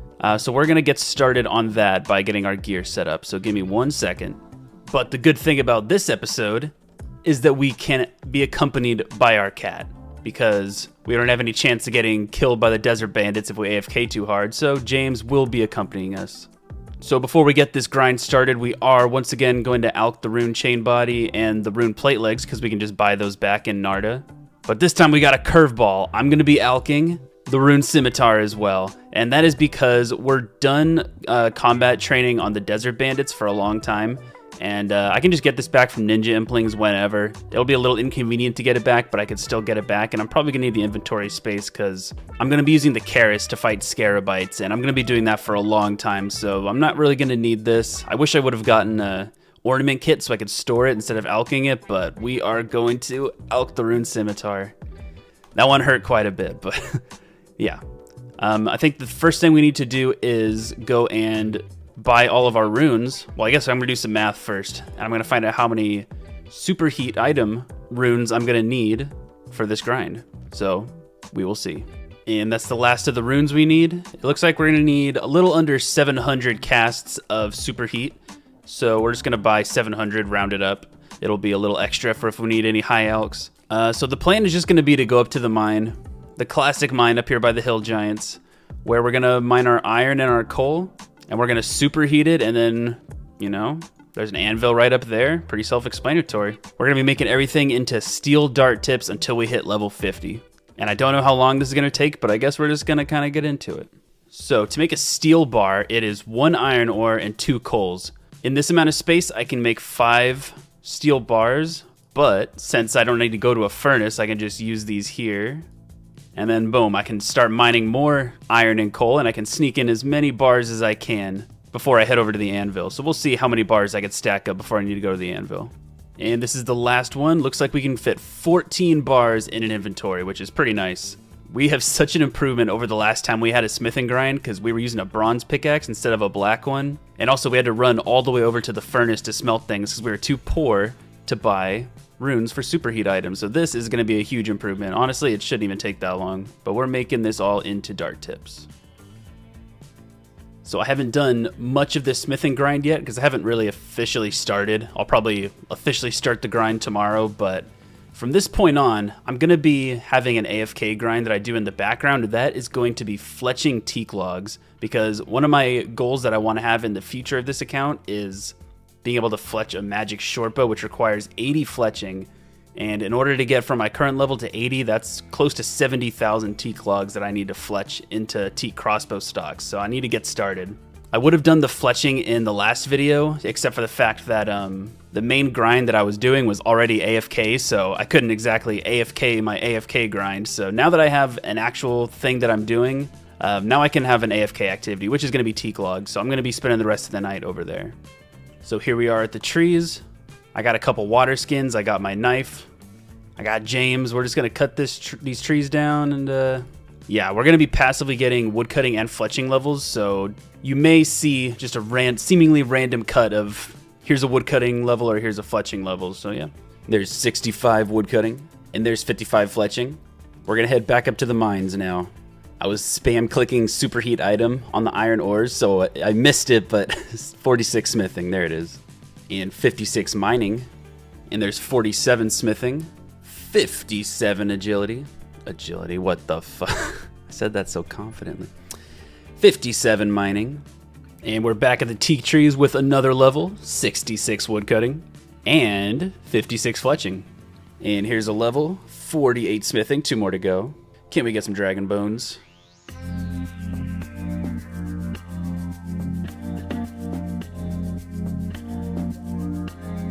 There we go. In summer pies. Well, you know what I could do with these is run a lap around the Polnivniche course for the first time, since I get an agility boost from these. Real no reason to do this. I can get the achievement diary task done, so might as well do it now. Bruh.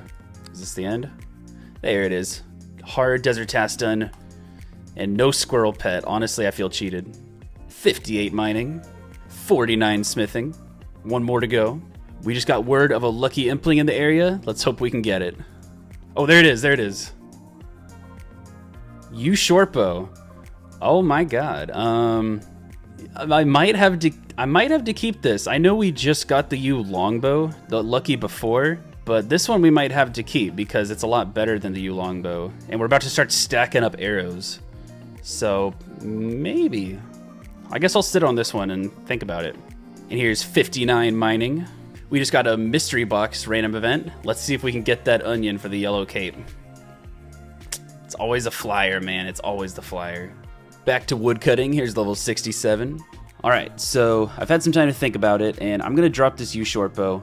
I won't be stacking up arrows from Scarabites for another few weeks, and honestly, I won't really need the arrows for anything, like until I already have the full stacks of them, if that makes sense. So I think I could wait until I have a magic short bow, and if I really need a bow before then I can always just grind a U longbow from young implings. Alright, and after many days of mining and smithing, this is the last batch of steel bars that we're going to turn into dart tips. And there it is, level 50 smithing. We can now make mithril daggers, which means that once we start getting mithril bar drops from Scarabites, we can, you know, start processing them and start getting smithing XP for that. So now we get to do the fun part, which is turning all these dart tips into darts. So let's see it. We need the same amount of feathers as dart tips, and we will see where we end up in our fletching level. We are level 56. Let's watch the XP drops.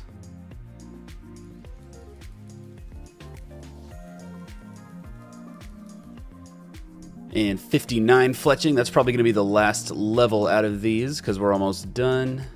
Man, my finger is so exhausted after all this clicking, but there we go. Almost 7,000 steel darts that we made, and oh god, almost 7,000 steel darts that we actually have to use. So I'm going to go and, I guess, throw together a range setup, and then we're going to go back to bandits. We're going back to desert bandits until we use all these darts. Hopefully we can get up to 70 range. I'm pretty sure we can easily get 70 range. Maybe we can get to like 72 or something. We'll see. We're just going to go until we use up all these darts, which is probably going to take a couple days, so we might as well get started. And unfortunately, since we are going back to the bandits, I don't want to AFK too hard and lose the cat, so James is going back in the pet house. And we also need to put the pickaxe back inside the treasure chest. And then we got to go to Narda to buy a rune chain body and the green d'hide chaps. And that's our range setup, and we're looking pretty good, honestly. Oh, there's our range setup. And before we head back to the bandit camp, we can unnote some food and cook it right here.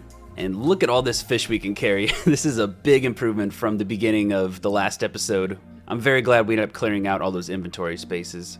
And I guess I should also show this too. We got over 50,000 fletching experience from making all these darts. And I think at our peak, we were like over 500,000 XP an hour, which is crazy. Yeah, it's awesome because that's a lot of teak crossbow stocks we don't have to make on our way to 80 fletching for the magic shortbow.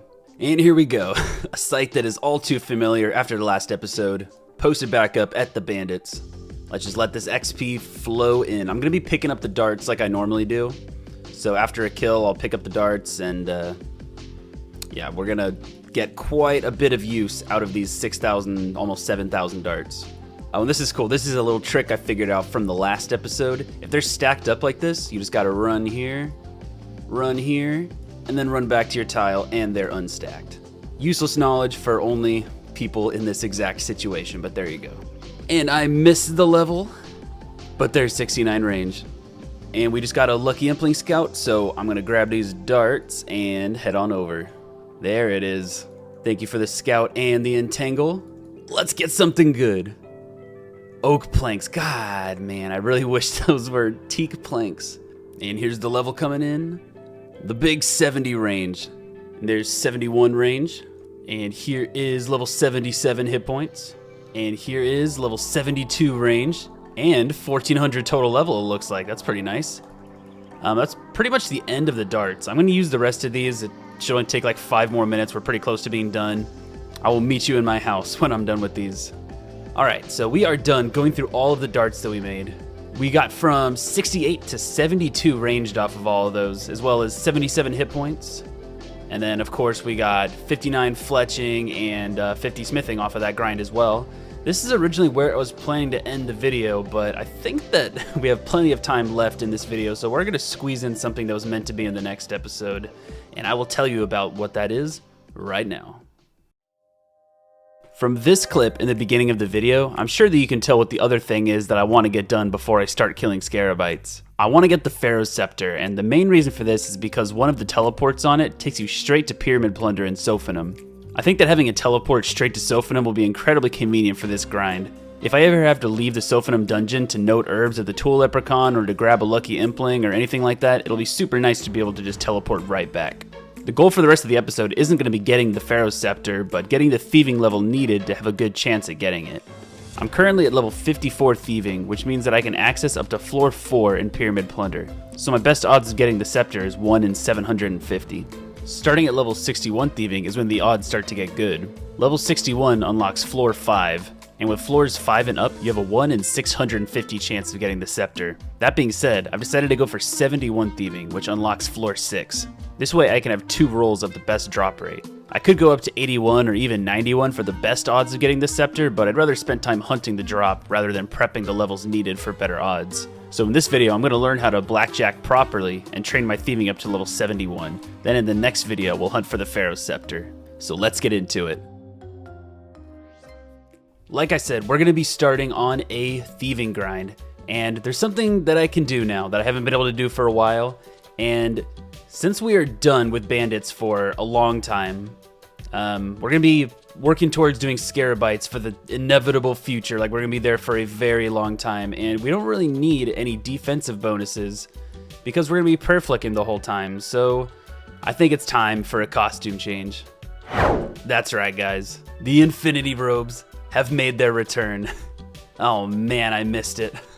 So this is gonna be our outfit for a while. I know you all missed it, and I did too. So I think we're gonna go get our inventory optimized for the blackjacking, and yeah, let's get started. So these snakeskin boots are not worth enough to alch, so I'm just gonna drop those, and then we're gonna alch the rest of this stuff. Square shield I can just get back from Implings. These I can buy back from the store. This I can buy back from the store. And this one I need to do Temperos for, so this is the worst one to alch, but it is what it is. And then I'm pretty sure that I can go to Osman and buy the Karis back from him. We'll see. Ah, there it is. 20,000 gold to buy the Karis back. That's not bad at all for a rich person like me. So there it is. Oh, this even has a prayer bonus. Oh, that's so nice. That's so nice for when I'm going to be perflicking them. So for anyone who doesn't know, the Karis is really good against Scarabites and Calphites. It does extra damage and has extra accuracy or something like that. I'll put the exact words up on the screen, but we're going to be holding on to this for a while. This is going to be our main weapon because the next thing we're going to be fighting is going to be Scarabites. I went all the way down to Polnivnich to buy a blackjack from the blackjack seller, but I forgot that Ali Morrison over here actually sells a better one. So we're going to buy the maple blackjack. Looking pretty deadly now. And I think the only thing left to note about this grind is that we're going to be using our stack of raw swordfish for our food in this. So we're going to be unloading our food at the exchange merchant and running to our house to cook it whenever we need to. All right, so we got everything. We got our costume change, we got our inventory optimized, we got our blackjack and some food. So yeah, we're starting off at 54 thieving, going for level 71. Let's do it. All right, this should be the first level of the grind coming in. I'm not very good at this so far. Didn't really do a lot of blackjacking like ever until this account, so here's level 55. I'm hoping I'm gonna get a lot better at blackjacking on the way to level 71. Oh, that's bandits unlocked. Okay, so we can now move on to the next tier of bandits. So we've been blackjacking the bearded bandit, but now we can start blackjacking the non-bearded bandit. You see this fine mustachioed gentleman over here? This is the non-bearded bandit, and these are the ones that we can now start blackjacking. So I'm gonna get one of these lured into a room and then start wailing on him too. And here is level 56 thieving. I think we're gonna skip the counting simulator on this one and jump straight to level 65 thieving.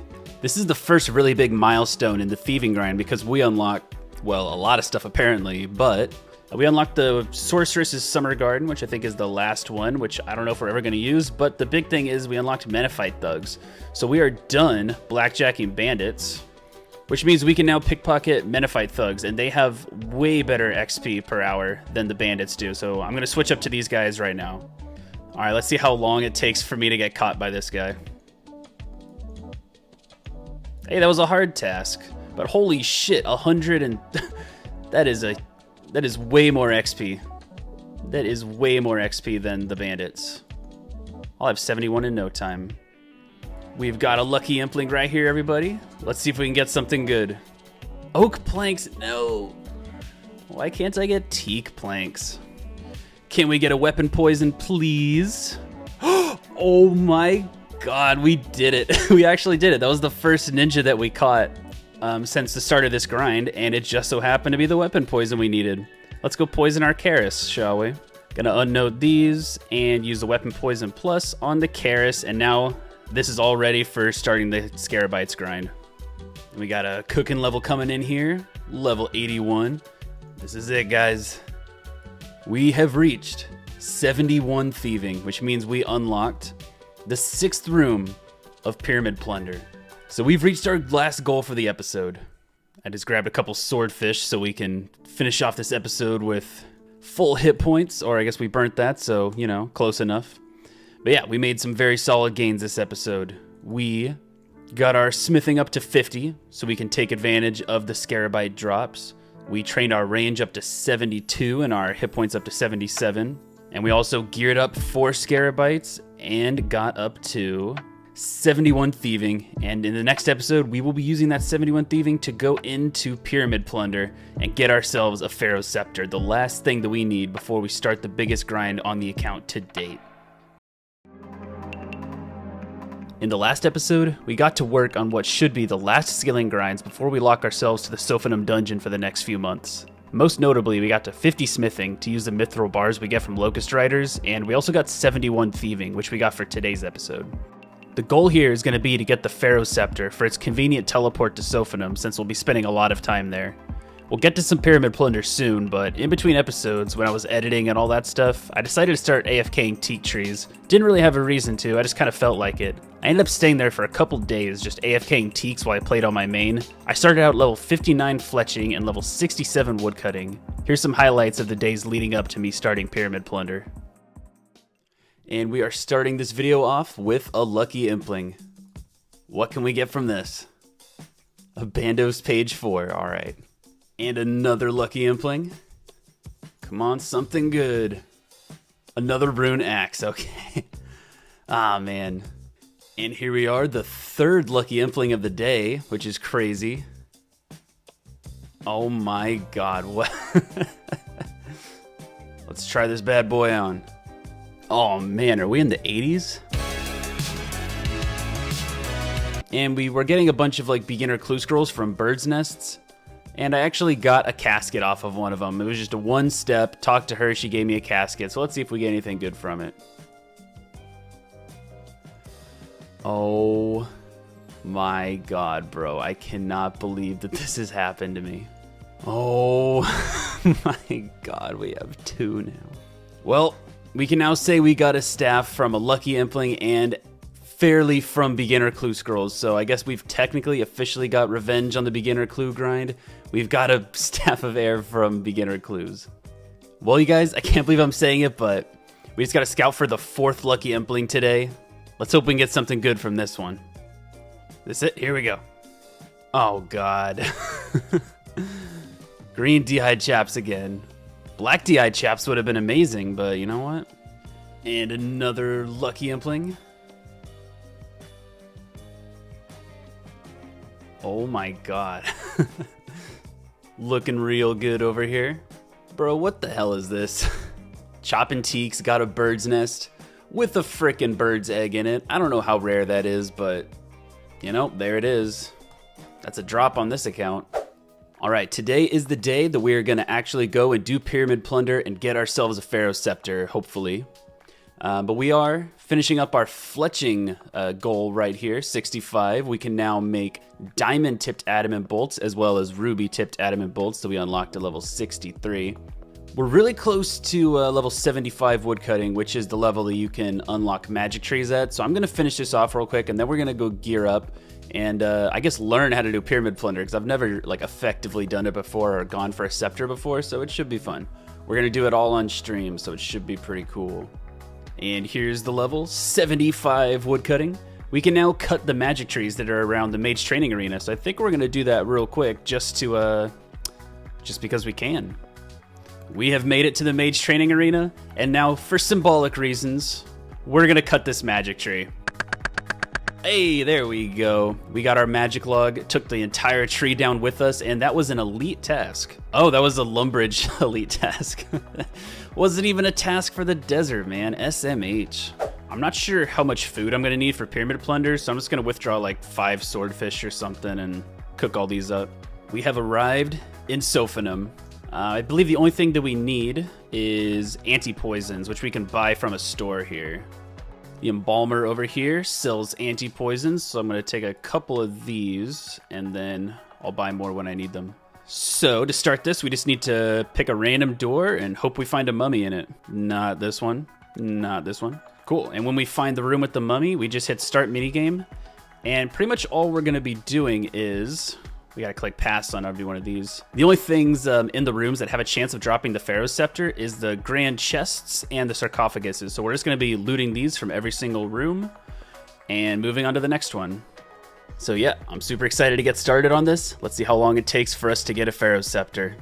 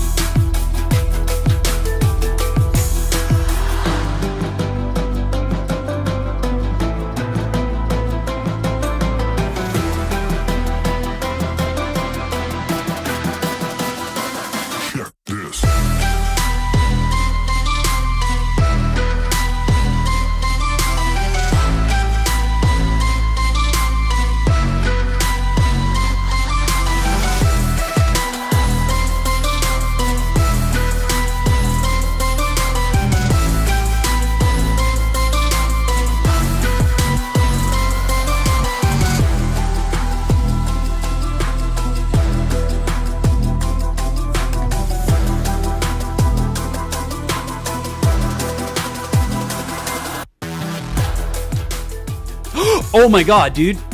Oh my god, we fucking got it already. What the hell? Oh my god, dude. It's been like less than an hour. Oh, pick it up, pick it up. Oh, I already have it. Oh my god. What the hell, bro? That was so fast. Are you serious? Oh my god, dude. That's crazy. We got it in like the third floor too. Holy shit, dude. Look at this. Look at this dude. We've officially become a pharaoh. Oh my god, man. This is crazy. Oh my god, bro.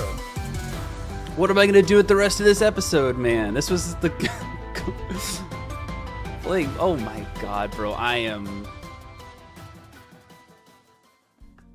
So, as you just saw, we got ridiculously spoon-fed on the Pharaoh's Scepter, getting it in about 40 minutes of inefficient plundering in room 3, which is a 1 in 1250 chance. This was originally the goal of the episode, so I had a choice to make. I could either end the video here, but you guys deserve better. I could start the Locust Rider grind in this episode, or I could do something else. Immediately after getting the scepter, I started cooking through my stack of raw swordfish, seeing as how I didn't need 3 stacks of raw fish for the scarabite grind. Also, this is probably a good time to mention, I've been informed that it's actually scabarites, not scarabites, but I don't know, man. The words both look so similar, and they're scarab monsters, so it makes sense, and realistically, I'm probably going to keep calling them scarabites, so sorry. Maybe I'll just start saying locust riders to avoid confusion. I don't know. Anyway, I cooked through the stack of swordfish, which brought me up to just under 84 cooking. It was around this time I started thinking of what to do next. A couple days previous, I got a DM from another Desert Locked UIM. He pointed out how my inventory had a lot of free space, which is a luxury, kind of rare as a UIM, and should definitely be taken advantage of. He said that this would be a perfect time to do some tiara crafting to get extra crafting and smithing XP. That way the crafting XP I get from cutting all the gem drops from Locust Riders might actually get me close to 74 crafting for the combat bracelet. I decided that he was right, and once I start killing Locust Riders, I'm going to be adding like 7 or 8 extra stacks to my inventory, so this was actually the perfect time to do this. Okay, so we're at the Alcarid mine now. We got our cat and our black pickaxe from the house, and we bought a tiara mold, so pretty much what we're going to do is be mining the silver. There's 3 here and 2 over here. It's pretty self-explanatory. We're just going to be filling our inventory up with silver and then running over to the furnace, crafting them into tiaras, and yeah, we'll see what kind of XP per hour we can get with this method. So what I've been doing is mining all 5 silvers in a world, and then I hop to the next one because the cooldown timer is pretty long on silver. And another thing I learned is I bought a bunch of superheat item runes, and I'm gonna be turning the silver ores into bars on the walk over to the furnace because 1, this walk over here is total XP waste, and 2, smelting the silver ore in the furnace just took kind of a long time. So overall, I think this is going to be better XP per hour as well. There is an earth impling that has trapped itself inside of the furnace room while I'm making tiaras. I think that means this guy's going to give me a fire talisman. Could have been some rune crafting XP. So I just want to say I've been doing this for about an hour now, and the XP per hour is leveled off, and it's somewhere from 9,000 to 10,000 XP per hour is pretty much what we're looking at here. So pretty slow XP method, but this is literally the best crafting method I have access to. Besides just doing a ton of temperos, but this is probably the best. The desert is not very good for crafting. First level of the grind coming in, 58 crafting. Teleporting to Polnivniche because there should be a lucky impling here. Oh baby, there it is. Adamant dagger.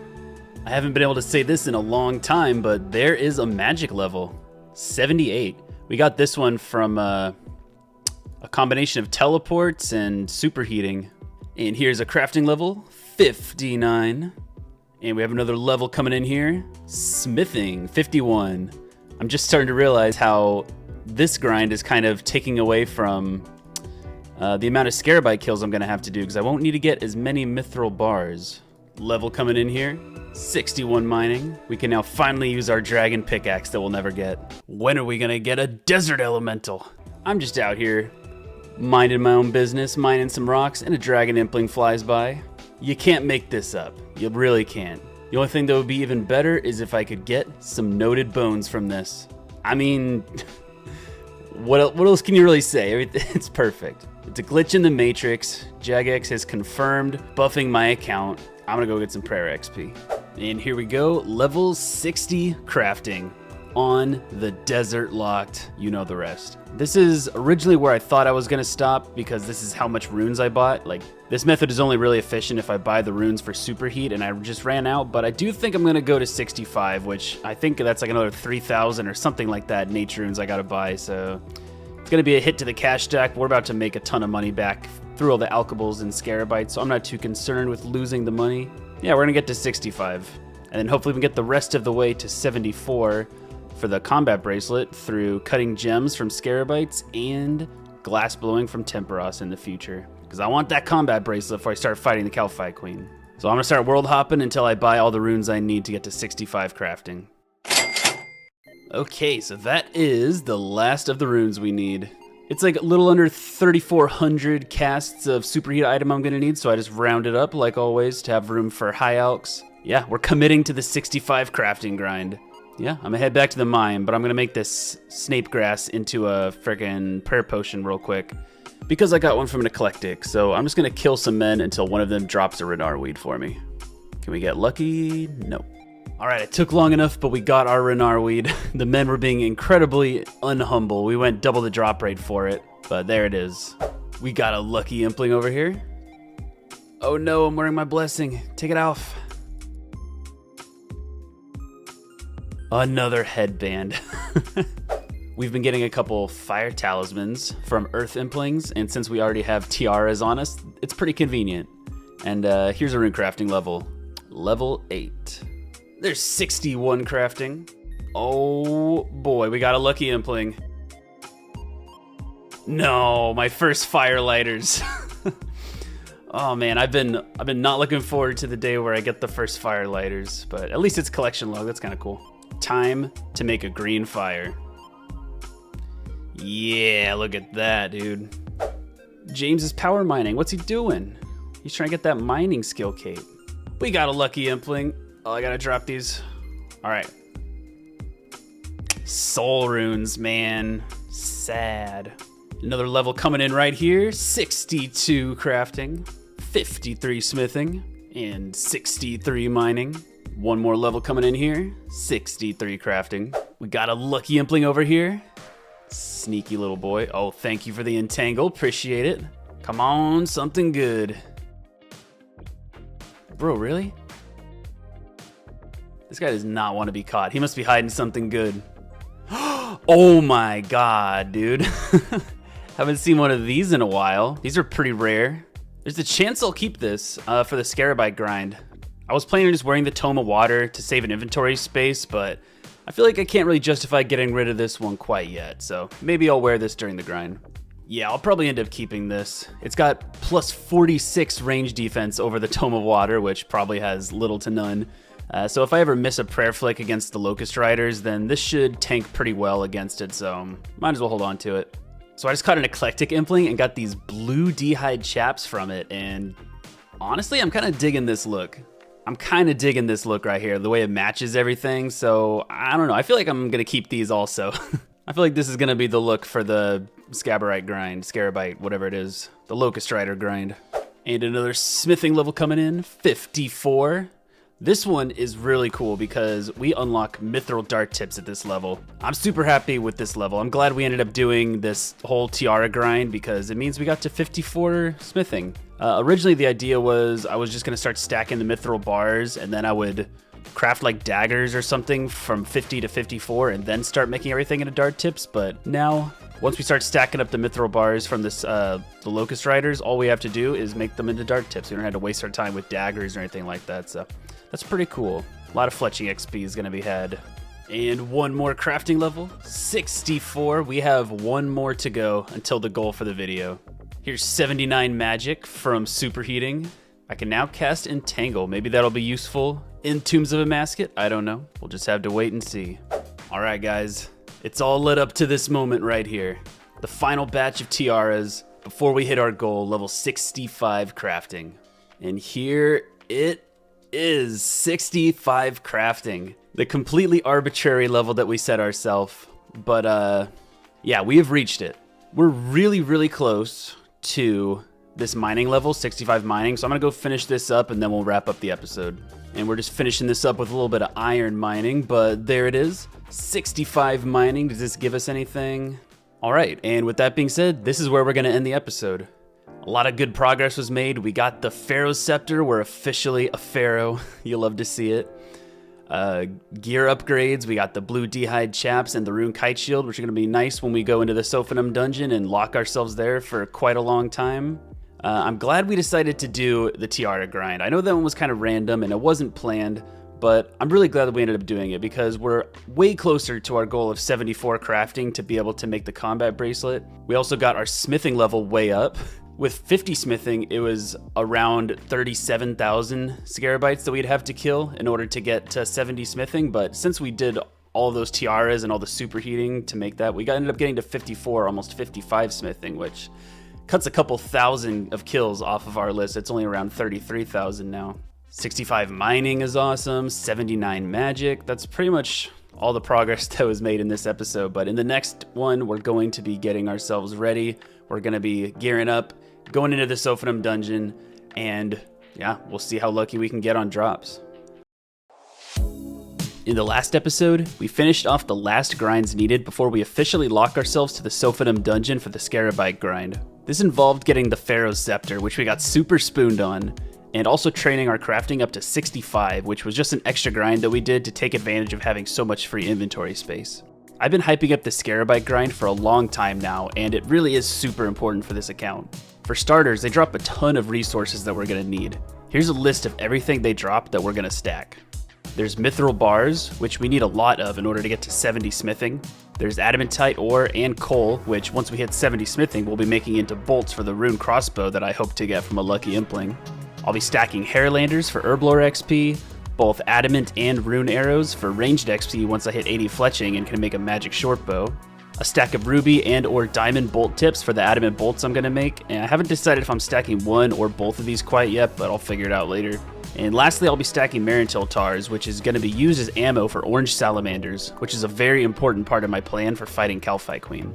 With all these stacks in my inventory, I'm not going to have a lot of free space, which means I'm going to have to commit to this grind until 1, I have enough mithril bars for 70 smithing, and 2, I get a very important upgrade from the rare drop table. The Dragon Spear is going to be my weapon of choice against the Calcite Queen. Its melee strength and crush bonuses surpass every other weapon you can get in the desert, minus the Dragon Two-Hand Sword, but that's a drop from Calcite Queen herself. It can also be poisoned and has recently been updated to where it's as fast as a rune scimitar, so needless to say, it's really good. I got the Ring of Wealth in an earlier video just for this moment. It increases the drop rate on the dragon spear by a lot, bringing it down from a 1 in 23,000 chance to a 1 in 5,500 chance. Even with the ring, it's still really rare, and I know other Desert Locked accounts that have taken close to 10,000 kills to get their first dragon spear. But this is an item that I need to get before I can start fighting KQ, so fingers crossed I can get lucky and get it sometime in the next 30,000 kills.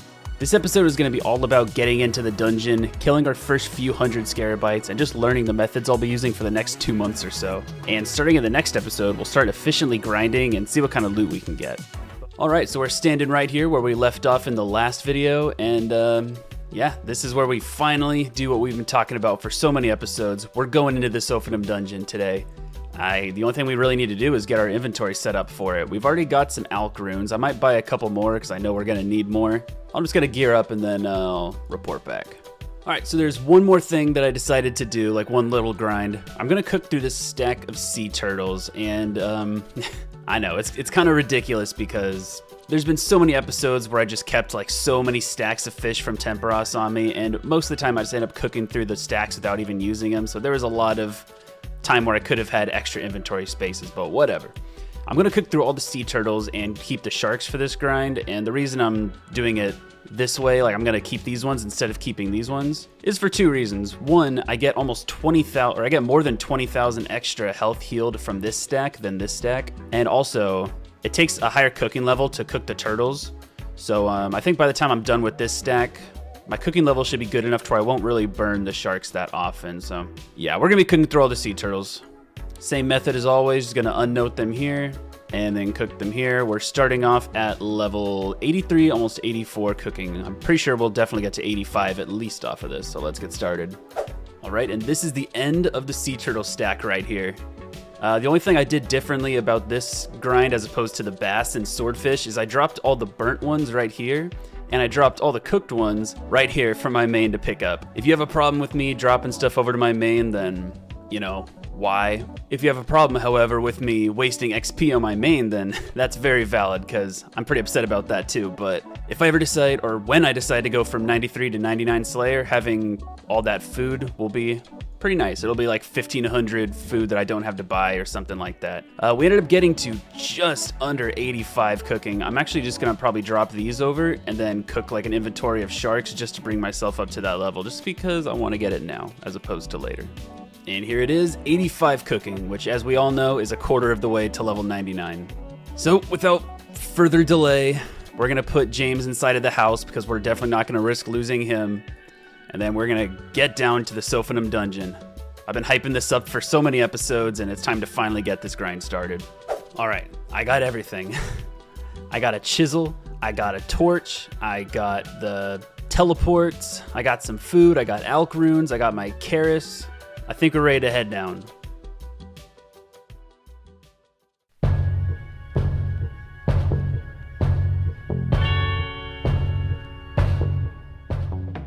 There are two different types of Scarabites down here. There is the Scarab Mage, who obviously attacks with Mage, and there's the Locust Riders, who attack with either ranged or melee, but if I fight them, it'll be the ranged ones. The biggest difference between them is the Mages have a really long attack cycle. So you see how he just attacked me? Look how long it's going to take for him to attack me again. Look at that. That was the unsped up footage. It's pretty easy to prayer flick against them because you don't have to be spending a lot of time praying. The downside to them is that I think it takes them about 30 seconds to respawn as opposed to the Locust Riders, which takes like 5 seconds. So if I want to go for like more kills per hour, I think I'm going to need to fight the Locust Riders because they respawn faster. So there's one kill. And we already got a gem and a hard task done for killing a Scarabite. So there's a little bit of crafting XP. And here is the Locust Rider. So you see, they attack at like a normal speed. So I'm going to have to be on top of my prayer flicks. But luckily the Karis does a lot of damage towards these guys. And there's the kill. And we already got an adamant arrow drop. That's going to be one of the 7 or 8 things that we end up stacking. And you see how fast it took for him to respawn? Super convenient. So if we're going to be going for like a bunch of drops, it's probably going to be better to kill the ones that respawn super fast because I won't have to move around or anything like that. So I'm pretty sure we're just going to stick to the Locust Riders. And that's the first cold drop of us stacking up our smithing supplies. I'm out of prayer, so I'm going to run out of here.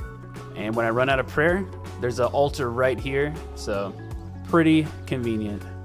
lava rune drop. Might keep a stack of those on me. I don't know. Maybe the more lava runes I get, I'll replace my fire rune stack with them, because those will also be nice for if I need teleport to house runes, because they also function as earth runes. Hey, look at that. The first mithril bar drop. Supposed to be a 1 in 64. We got it on our 17th kill, so if we can keep this RNG up for the mithril bars, then who knows? We might be out here earlier than we thought. So just finished another trip. I think that what I can do is drop all these fire runes. I think that over time these lava runes will sustain themselves as far as alks and all that stuff. Another thing that I can do is every time I come out of the trapdoor area, the dungeon, if I have any noted sapphires, I can just unbank them right here because there is a bank, and some extra crafting XP right there. And these just get dropped. These and the emeralds get dropped. I'm probably going to keep stacks of, I'll keep a stack of both the ruby and diamond bolt tips for now, but I'll see how long I end up holding on to those for. Oh, took a hit there, because I guess this is where I stand when I want to tell you guys something. We got our first ruby, and I guess we're going to turn it into bolt tips. There's still a few things I plan on stacking that I haven't gotten yet as a drop, so we'll see. We'll see how it ends up. This is probably the most annoying thing in the world right here. Why do I have to take the carpet to Polnivnich in order to take the carpet to Narda? Why can't I just go straight from Sophanum to Narda? It doesn't make any sense. I have to go from here to here, and then from here to here. Why can't I just go from here to here? You know, it doesn't make any sense. It makes zero sense. I'm going so out of my way to go recharge at Narda. I hope they fix this sometime soon. And if you're watching this in the future and it's already fixed, then that really dates this episode, doesn't it? And there's the first adamantite ore drop. And the very next kill, we get another mithril bar drop. That is 2 mithril bar drops below the drop rate. Who knows? We may get pretty lucky with this. We just got a potato cactus seed. I feel like that's kind of rare, but that's a really interesting drop because there's actually a cactus patch is the only farming patch I have in my entire area. I don't have the farming level to be able to make it yet, but interesting. I'm probably not going to keep this yet. I'll probably get more in the future, but who knows? Maybe somewhere down the line we'll be able to plant a potato cactus. So I just got a blood rune drop from the Locust Riders, and I think what I'm going to do with these is equip my Staff of Air and then just use them up right here rather than dropping them on the floor or something like that. That way I can get a little bit of magic XP every time I get a blood rune drop. I am so smart.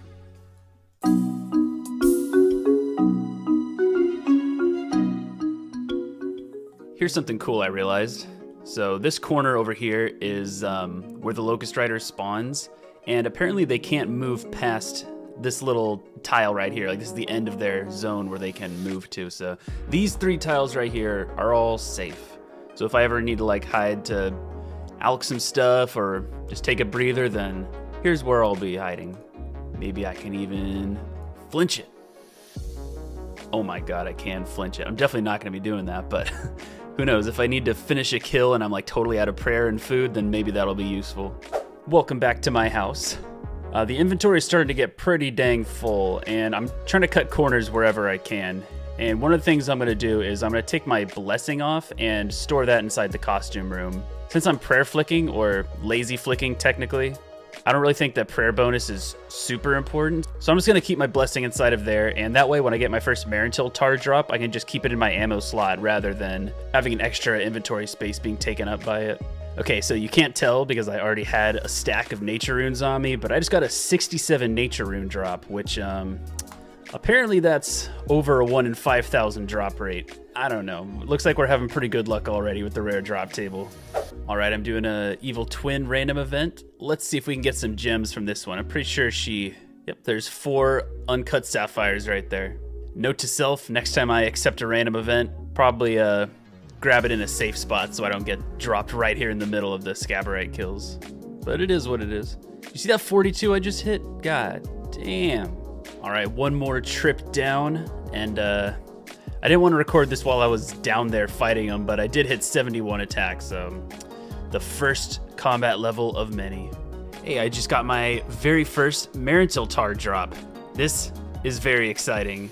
I haven't really talked about my method for how I'm going to be fighting the Calphite Queen, but It involves orange salamanders. I'll let you guys do whatever sort of, brainstorming you want, but I will be fighting the Calphite Queen with something that involves orange salamanders, and they use Marintil tar as ammo for it, and this is the only way to get Marintil tar in the desert is as drops from Locust Riders and Scarab Mages, because you can't get the swamp tar anywhere in here.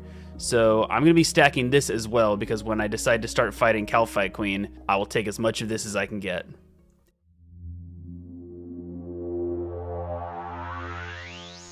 Okay, this is definitely not how I pictured starting my day out. I was just trying to recharge my Pharaoh's Scepter. You have to get the gold items to recharge it. And I got another freaking Pharaoh's Scepter, man. I don't know how I'm getting so lucky with these. It's ridiculous. Yeah, I don't know what to say about it. I was just getting the seals, and here we are. I definitely have no use for 2 Pharaoh's Scepters, so I'm just gonna keep the one that has the charges in it, and I'll drop the old one over to my main. Maybe that'll be worth some money when the next raid comes out, but enjoy. Oh, baby, we got a mystery box. Oh my, and the 19, wow. I thought I'd be able to put my prayer on fast enough, but let's see. Let's see if we can get our first ever onion. No! This cape stays red for another day. Hey, look at this. It's my very first uncut diamond drop. Let me go over to my safe space. You can't touch me in my safe space, Mr. Locust Rider.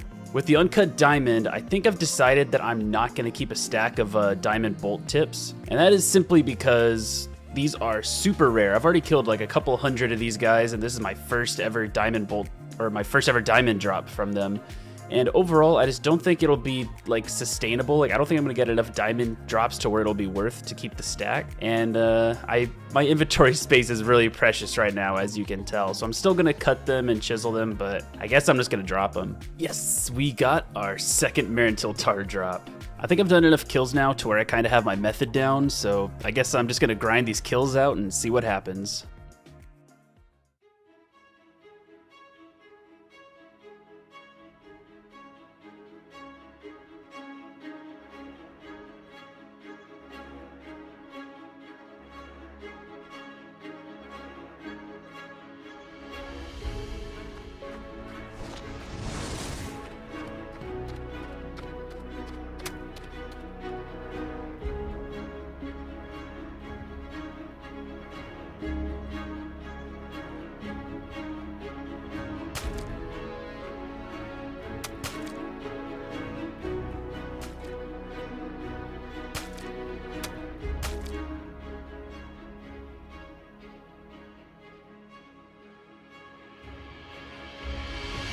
Oh my fucking god! We got it already! Are you... Put the prayer up, put the prayer up. Oh my fucking god, get me out of here! Are you serious, dude? I cannot believe that this has fucking happened. Are you Oh my god, dude, I am so fucking lucky. This was supposed to take me like thousands and thousands and thousands of kills, like 10,000 kills. I'm maybe around 300 kills right now. I don't even know what to say. Oh, I guess I should put it on. Oh my fucking god, dude. I cannot believe that this happened. I gotta calm down. I'll be right back. Dude, I am literally shaking right now. Oh my god, dude. When I saw the pop-up notification, I had no idea what it was, and I looked down and I saw the freaking dragon spear, dude. Well, this is my best in slot weapon for killing Calphite Queen. And yeah, this is freaking crazy. Alright, so I just decided to clear out my inventory a bit and come AFK at Teak Trees. I think I got rid of the chisel and the torch, and I sold my nature runes, used my stack of Hairlanders, and maybe something else. But my inventory is clear enough to where I can AFK some Teak Trees. So yeah, we got the Dragon Spear super, super early. I'm very happy about that. I'm very happy that we got it, but at the same time, it's kind of bittersweet because now we won't have like this nice drop to look forward to throughout the rest of our grind, because we are still going to be doing it. We weren't just going there for this.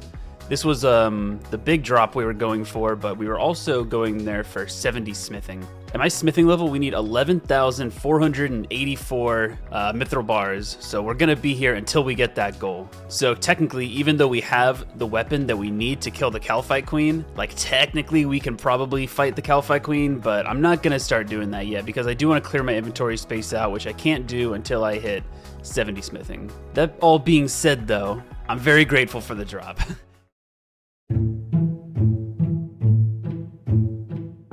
In the last episode, we finally geared up and headed down into the Sophanum dungeon to start killing Locust Riders. These guys have an incredibly useful drop table for our account, so we're going to be spending a lot of time down here. But for now, we're locking ourselves to the Locust Rider grind until we have enough mithril bars stacked up for 70 smithing, which is approximately 30,000 kills with average luck.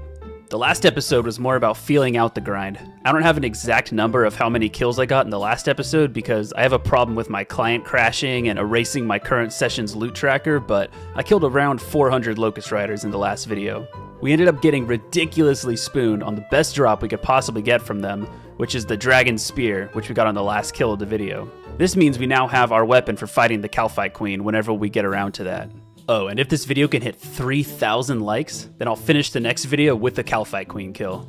Anyways, if the last video was about feeling out the grind, this video is going to be about committing to it and actually grinding out a couple thousand kills. I'm hoping to get at least 5,000 kills, if not closer to 10,000, but we'll see what happens. We average around 60 to 70 kills per hour, so this is going to take a while. So sit back, grab an age-appropriate drink, relax, and let's show the highlights of about a month's worth of progress. Always a good way to start an episode is with a lucky impling. What do we get from this one? A dragon mace. More like Dragon D's. Alright guys, welcome back. There's a few things we're going to be doing differently in this episode. First thing is I'm going to be alching these blue d'hide chaps that I liked so much in the last one. Whenever we decide to go back to Locust Riders, I'm just going to buy a pair of rune plate legs. I think the defense bonuses will be nice, and I can just buy them from the store whenever I want. But for now, I'm going to be replacing those with the desert robe bottoms because I decided that before I head back to Locust Riders, I'm going to just grind out 70 fletching from teak trees. We're currently almost at level 67, and the reason I want 70 is because from 54 to 70 smithing, we'll be getting 11,484 mithril bars. And if we turn all of those into dart tips, then that'll be enough to carry us from level 70 fletching to level 80. So pretty much, I only need to get to level 70 fletching through teak trees, and then the rest of the way to 80 for the magic shortbow will be carried by the mithril dart tips that I'll be making from the Locust Riders. So I'm just going to grind out 70 fletching real quick before we head back into the dungeon, so that way I can alch the rune axe and I won't look back. Because since we got so blessed with this beautiful dragon spear in the last episode, we're down in inventory space, so I think that alching the rune axe will probably help out with that. So, to the teak trees. There's 67 fletching, adamant darts, oh, maybe that'll be useful in the future, and 68 fletching. Guys, we just got another mystery box. What will this be? Will this be our first onion for the yellow cape? Let's find out. Oh my god, what in the Rare drop table, bro. Rare drop table from the mystery box. What do I even do with this? Just alch it, probably. But you know what? It's collection logs, so I guess I'll take it. We got a beginner clue nest from teak trees, and it is a Alcarid step. So let's see if we can get a one-step casket. We freaking do. Hell yeah, man. Let's see what we get. I guess the best thing that I want from these are probably a rune scimitar ornament kit. And it's just a bunch of garbage. And here's 69 fletching, one more to go. We can now make rune crossbows, if we had access to U logs, which we don't.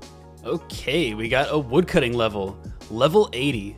Now, you may not know it, but this is actually a really important level for us, and that is because we're gonna hit 70 fletching before we hit this next woodcutting level, which means that this is probably gonna be the last woodcutting level that this account ever gets. So take this moment in.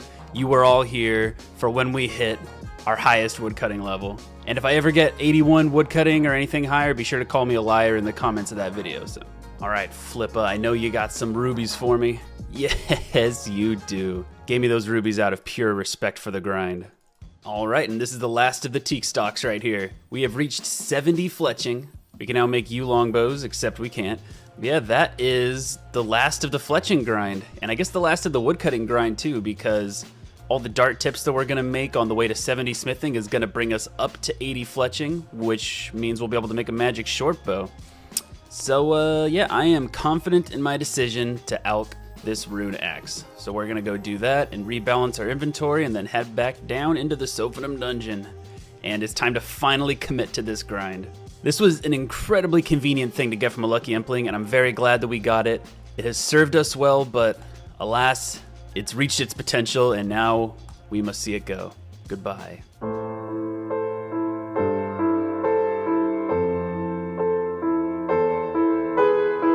Alright, so I just bought my rune gear back, the rune chain body and the rune plate skirt. Oh my god, we're wearing a skirt. This store was out of stock of rune plate legs, and you know, the plate skirt weighs less, and it's the same defense bonuses, and plus, you know, it's hot out here. It's the desert.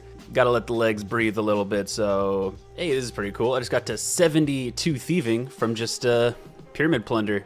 This was a combination of the grind for the Pharaoh Scepter and then all of the trips I've had to do to recharge it since. So, you know, we may get a random thieving level every once in a while. And I guess also random Pharaoh Scepters too. Pharaoh Scepter is charged once again. Alright guys, we are all geared up to finally commit 100% to this Locust Rider grind. I don't know what the goal for this is going to be. I'll just kind of end the episode when it feels right. But yeah, we're going to start killing a bunch of these guys. The one thing that I didn't like originally about getting so spoon-fed on this dragon spear was that we wouldn't have like some cool object to look forward to or like some cool drop to look forward to like throughout the grind. But that's not true. We still have the dragon medium helmet to look forward to, which is even rarer than the dragon spear. So who knows? One of these days we'll get that, unless we get that like, you know, first kill of this grind. But that being said, we're looking like a champ, and I feel like one too. Let's get down there. And here's an attack level coming in, 72. All right, so there's a little update with this grind here. I started using the metronome plugin, and ever since I started doing that, I haven't taken like any damage at all from the scarab bites. I just count like exactly 6 game ticks, and then I flick my prayer, and yeah. I pretty much don't take any damage, so I don't need to eat any food, and it saves my prayer points a lot as well, so yeah, looks like I'll be just counting to 6 nonstop for the next few months. More Marintil Tars. This is a good frickin' drop. Oh my god, a mithril bar drop. It's been a long time. We've been a little dry on mithril bars today, but there we go. And here is an attack level coming in, 73. In case I haven't made it clear, and I don't think I did, we're gonna be training up our attack, strength, and defense all to 80. So we're gonna go attack first, then switch it up to defense, and then I guess just go from there.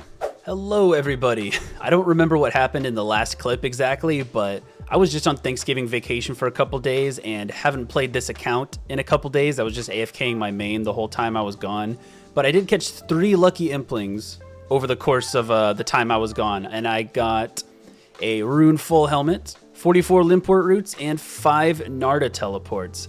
My inventory is obviously ridiculously cluttered right now, and before the next clip and before I head back to the Locust Riders, the inventory will be cleaned up a little bit. Well guys, look at what I got here. We hit the rare drop table once again and got a rune two-handed sword, which I think is around just as rare as the dragon spear, which is pretty crazy. Honestly, this account's RNG is super crazy recently, but this is nothing more than just a really cool drop because the dragon spear is better. It's got less melee strength, but it has a little bit more crush bonus, and also this attacks faster and can be poisoned, so overall it's a better weapon for the Calphite Queen. So I'm gonna alch this, but it's still really cool to see the rare drop table like that. All right, there should be a lucky impling around here somewhere. Oh, there it is, there it is. Let's go.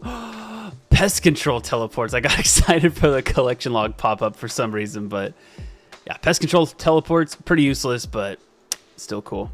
And we just got an attack level down here, level 74. And that brought us up to 94 combat. Oh my god, no. No way, dude. Are you serious? There's no way. There's no way I got spooned again, dude. Are you serious?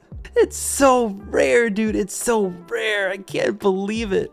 My luck is absolutely criminally insane. This was supposed to be my big drop that I was looking forward to for the rest of the grind after I got lucky with the dragon spear, but we got it already.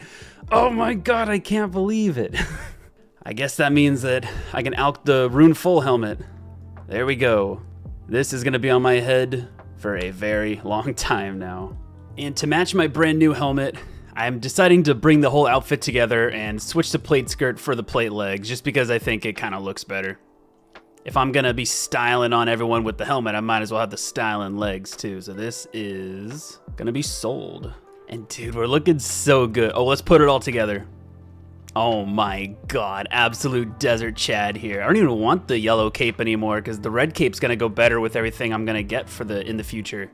It'll go better with the dragon chain body and the med helm and the spear and all that. You guys are gonna have to convince me pretty hard to keep on going for the yellow cape because this looks pretty good. All right, and here's an attack level coming in. Level 75. So I don't know why it took me so long to realize this, but since I have nature runes and earth runes on me at all times, and I also have the Tome of Water, I could just equip this and use Bones to Peaches from the bones that the Scarabites drop whenever I need food. I don't know why it took me so long to realize this, but this could be pretty cool if I ever need food. I could just grab their bones and turn them into peaches, which heal 8 apiece, so that could be pretty nice. So what I'm going to do is buy a lot of extra nature runes, just because I know I'll need them for alchs, and also now for bones to peaches. And here we go, this is going to be the first bones to peaches on the account. Look at that. I'm so glad I actually found a use for this spell, because, you know, it'd be a shame to just grind it out and never use it, but that is pretty freaking handy. The rare drop table luck strikes again. Just got a 45 death rune drop, which is about a 1 in 8,200 chance. So the Dune Spoon isn't stopping anytime soon. Oh my god, that was a beautiful rhyme I just did. Haven't caught one of these in a while. What's it gonna be? Adamant full helm. Okay, I didn't know if this was worth recording or not, but I'm gonna do it anyway. We got this 20 adamant javelin drop, which is another rare drop table, like a 1 in 8,200 chance, which is crazy. And a few kills ago, I also got 150 steel arrows, which is the same odds. I'm gonna put up a screenshot of my loot tracker to show you. I think it's in like 66 kills. I've gotten like 2 1 in over 8,000 drops. The rare drop table luck did not stop with the dragon medium helm. We're gonna get every single thing on the rare drop table collection log, just watch. And with this mithril bar drop right here, we have reached over 1,000 mithril bars stacked up. We're a little over a 12th of the way there. Rare drop table strikes again. We just got a rune spear. Another rare drop table drop. This is like the 4th one in the same day. 100 silver ore. I guess that's gonna be a bit of crafting XP. I'll turn those into tiaras when I'm done with this run. I'm actually, at this point, I'm so committed to this completing the rare drop table. I'm gonna put up an infographic right now of every single item in the rare drop table that we can get, I guess. And then I'll check off all the ones that we've gotten, and we'll see if we can finish this list by the end. And there's 77 attack coming in. Oh, dude, you love to see it. We got a lucky impling here. Oh my god, I thought these were black d'hide chaps for a second. I would have been so happy. Black plate legs. There's rune 2H sword number 2. We got a lucky impling here, teasing us, going back and forth between Polnivnich and here. Just catch it already, come on. Okay, what did we get? Steel pickaxe. Well, there's another shield left half, but this time it's not from a mystery box, it's from the Locust Riders, so we can check that one off of our list. And we got 78 attack down here. And there it is, the Runite bar, checking off another rare drop table item off our list. I feel like I haven't specified this, but I've probably got like about 3,000 kills or something like that, if I were to guess. Because like I said, my loot tracker like resets all the frickin' time, so I would probably guess that I'm around 3,000 kills right now, and I've already gotten this many things off the rare drop table. So the luck is pretty nice, I'm not gonna lie. And there's rune 2H sword number 3. A fantastic little recurring character at this point. Well, you guys, I knew this would happen. You all knew this would happen. Here it is. Dragon Spear number 2 on the account. Oh my god, dude. Absolutely ridiculous. I am really not looking forward to having to alch this because I know I'm going to have to, but you know what? There it is. And we just hit 79 attack down below there. And this is going to be the very first crafting level of this whole grind. We've just been cutting gems the whole time that we get from either the 4 noted sapphire drops or the rare drop table, but there's 66 crafting. All right, guys, we got a big level coming in here. Oh, it skipped right past it. No, 80 attack. We got 80 attack on the account, you guys. Huge. That is halfway to our goal, it looks like. I don't know if I said this in the video or not, but if I haven't said it before, I'm saying it now. The goal for this video is going to be 80, 80, and 80, and that should bring us up to 100 combat. So now we get to change this over to defensive, and it's going to be nice to start getting levels faster again, because these levels started taking a while to get. These guys, per hour, the XP is way slower than the desert bandits, so it's pretty bad XP per hour, but the drops are really good, and it's nice to still be getting XP either way. So time to train defense. Hey, I think that this is my first Dragonstone drop that we got. Oh my goodness, look at that. My very first rare drop table Dragonstone. Part of me really wants to keep this one for the combat bracelet because it's, you know, better than from Dragon Implings. I got this one from the rare drop table. It's a lot cooler, but the other part of me knows for a fact that I'm not going to have 74 crafting for a long time, so definitely not going to keep it, but that's another thing checked off of our rare drop table checklist for this episode. And there it goes. Look at that, you guys. You know what that is? That is the first ever Law Rune drop, which is rare drop table. I'm pretty sure we only have the Rune Battle Axe left. I'm pretty sure that's the only thing that we need to get from these guys. Okay, so there's also the Rune Kite Shield. So I need to get a Rune Kite Shield drop and a Rune Battle Axe, and that is every single item from the rare drop table. And I just hit level 80 hit points. That looks pretty good, man. All right, guys, it's been a couple days, but we finally got another Lucky Impling Scout. We just gotta wait for it to, you know, want to come to us. It's gotta want to come over here. Let's see it.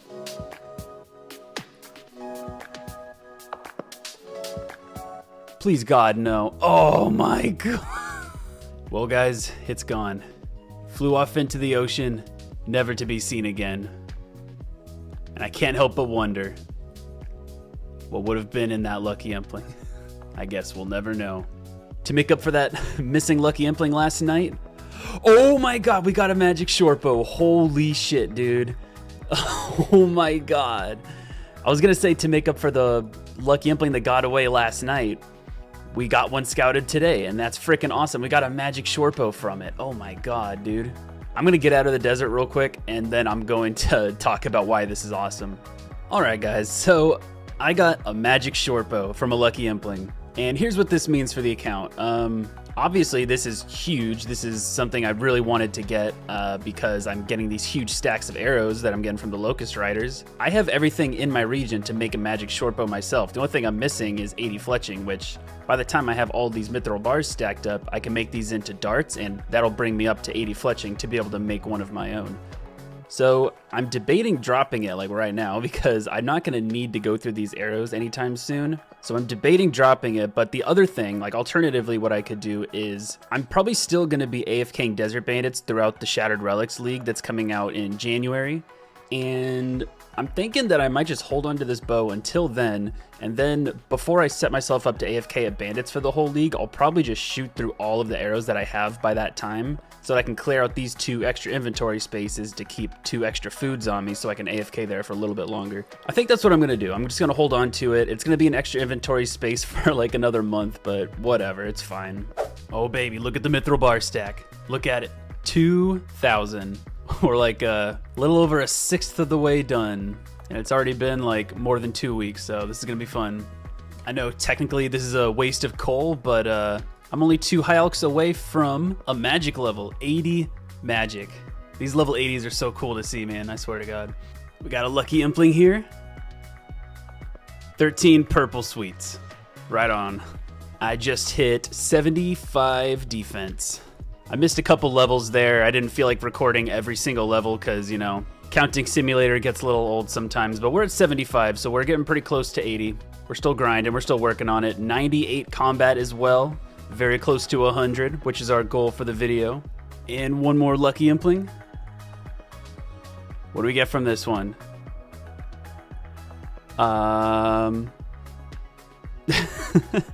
I don't even know what that was. I'm going to have to go back and watch the clip. And there's 76 defense. Oh my god, we got another one. We got another Dragon Med Helm. Unbelievable luck, man. Probably not even at 6,000 kills yet, and we just got a second one. The rare drop table luck on this account is just so ridiculous, man. I don't know.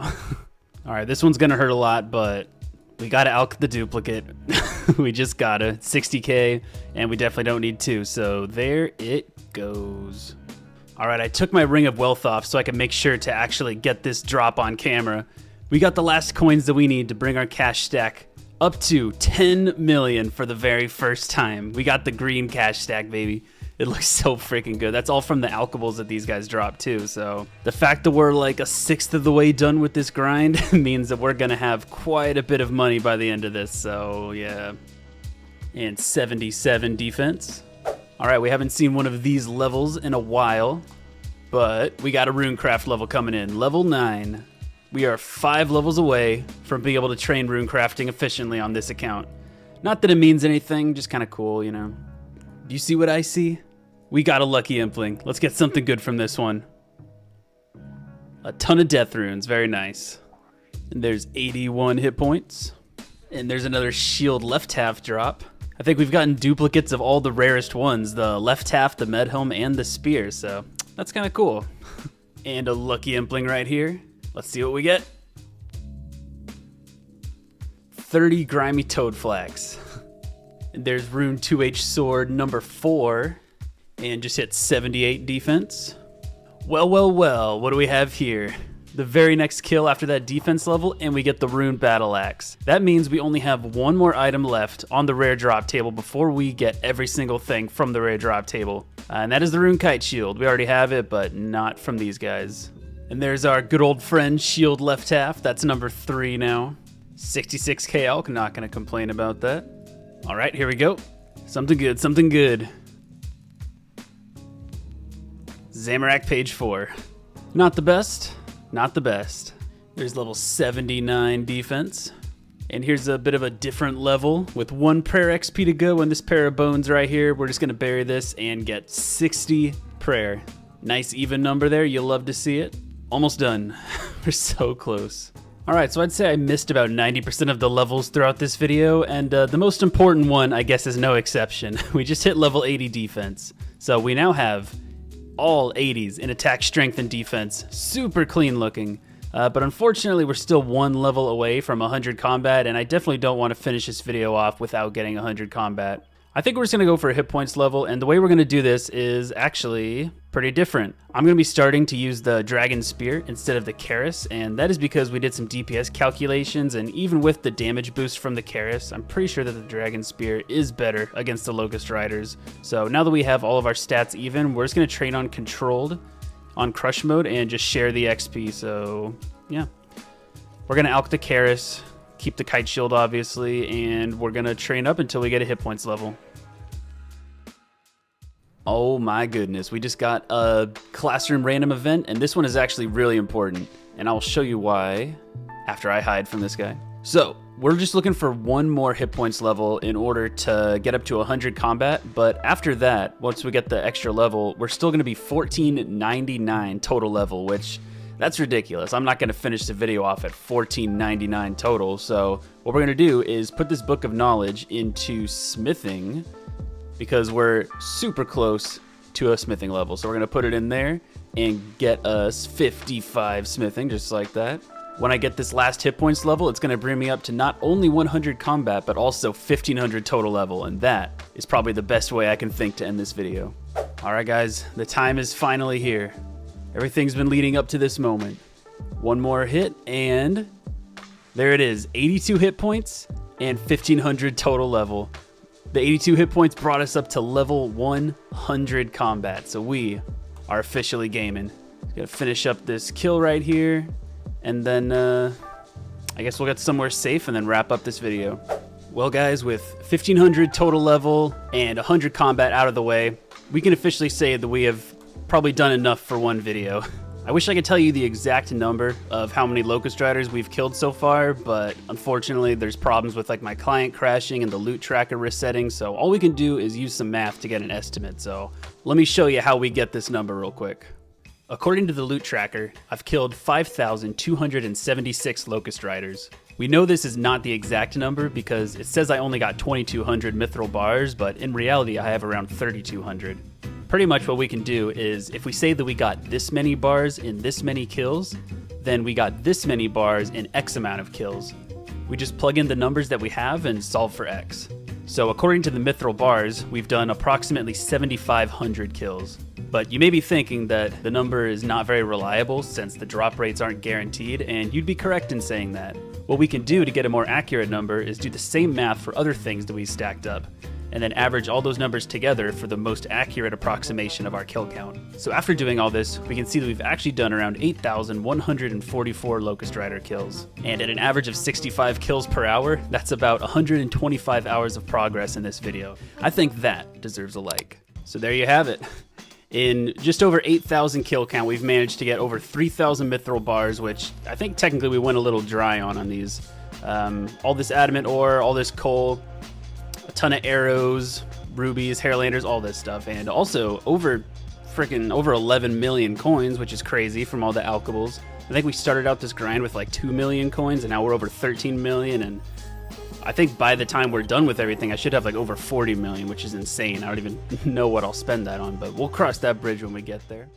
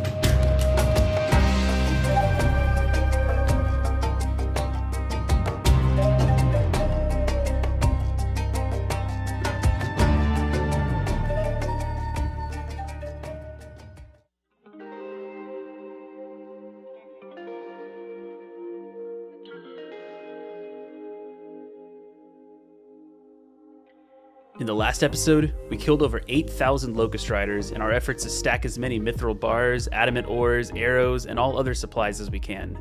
By the end of the video, we hit level 80 attack, strength, and defense, as well as hitting 100 combat and 1500 total level. We also had some pretty good luck with the rare drop table. In fact, the only drop we didn't get was the rune kite shield.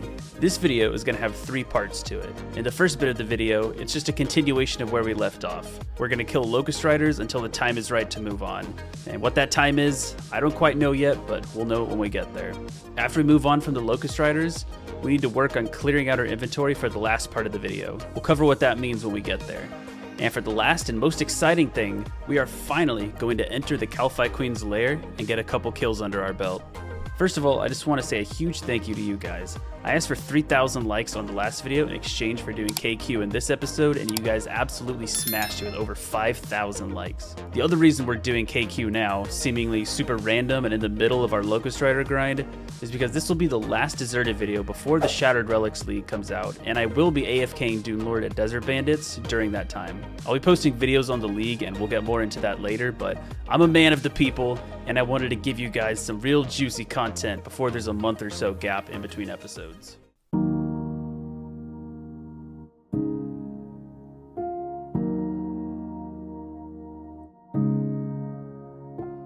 So like I said, the first thing we're going to do in this episode is just more of the same.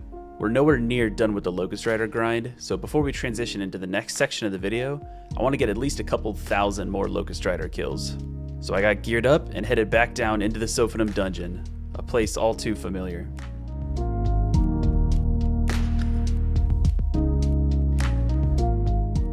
And this is just a bit of a side note, but I'm still always paying for lucky implings. During the first bit of this grind, I got one off camera with 29 purple sweets, and then this one. Snare it, I'm not gonna let this one get away like the last one did. Oh, a Bando stole, oh my goodness. That is some fat prayer bonus right there. That might come in handy one day. I actually decided that it wasn't worth the inventory space, and I just stored it inside of my treasure chest.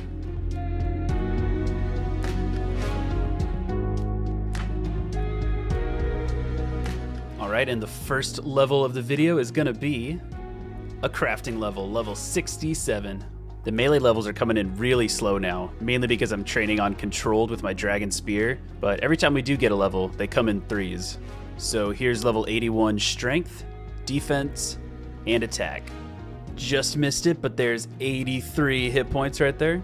That brought us up to 101 combat. What is that on the ground right there? Check the mithril bar stack. Look at it go, over 4,000. About a third of the way done, probably a little less than that. This may look like a normal, average mithril bar drop, but that's actually a back-to-back-to-back mithril bar drop, which is freaking insane. I'll put up a screenshot to show you. But yeah, I don't think I've ever gotten a back-to-back mithril bar drop, let alone a back-to-back-to-back. Let's see if we can make it 4. All right, and the grand reveal. Nope. And we got a level coming in right here. Level 53 Herblore. This is all pretty much just from cleaning herbs, which is pretty cool. All right, and we just got a Lucky Impling Scout. Let's see what we can get from this one. Some more toad flaxes.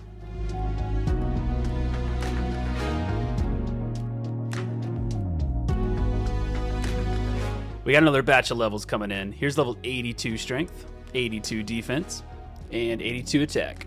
And those 3 levels brought us up to 102 combat. Okay, so I'm gonna teleport to the duel arena because there should be a Lucky Impling right here.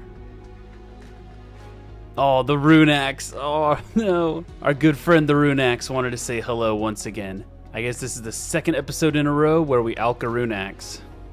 Goodbye once again.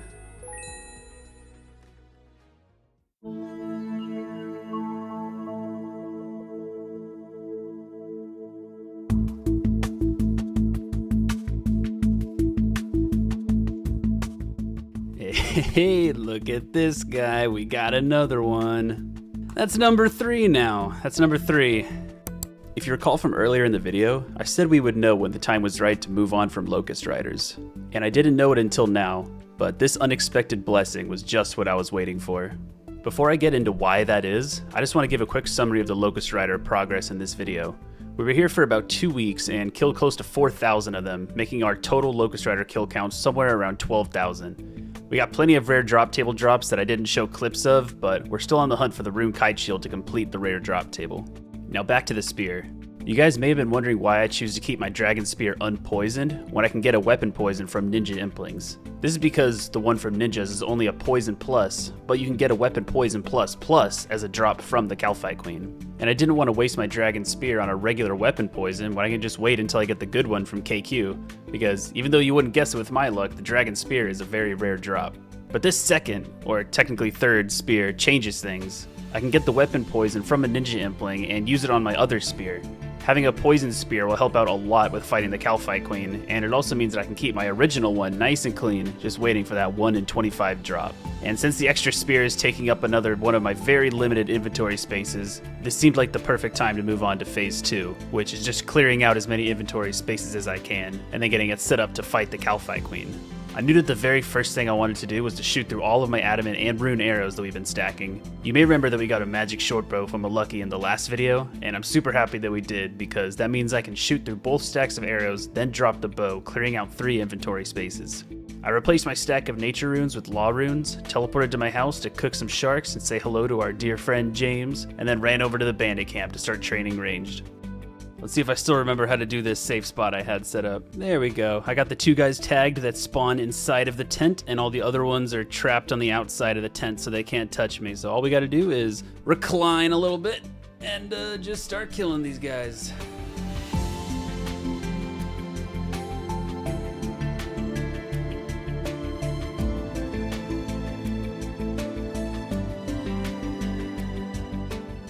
Alright, so this is it. It's been about 16 or 17,000 arrows later, and we're coming up on the very end of our adamant arrow stack. We ended up getting from 72 to halfway through 78 ranged off of all these, so pretty nice range XP from all that. Since we are finished with all of our arrows, I'm going to get rid of the magic short bow. I'm just gonna drop it, it's not worth alking. So I'm gonna continue training at the Desert Bandits, except the only difference is it's gonna be on controlled, and we're just gonna get our combats up, or our melees up, I should say. All right, we have another batch of levels coming in here.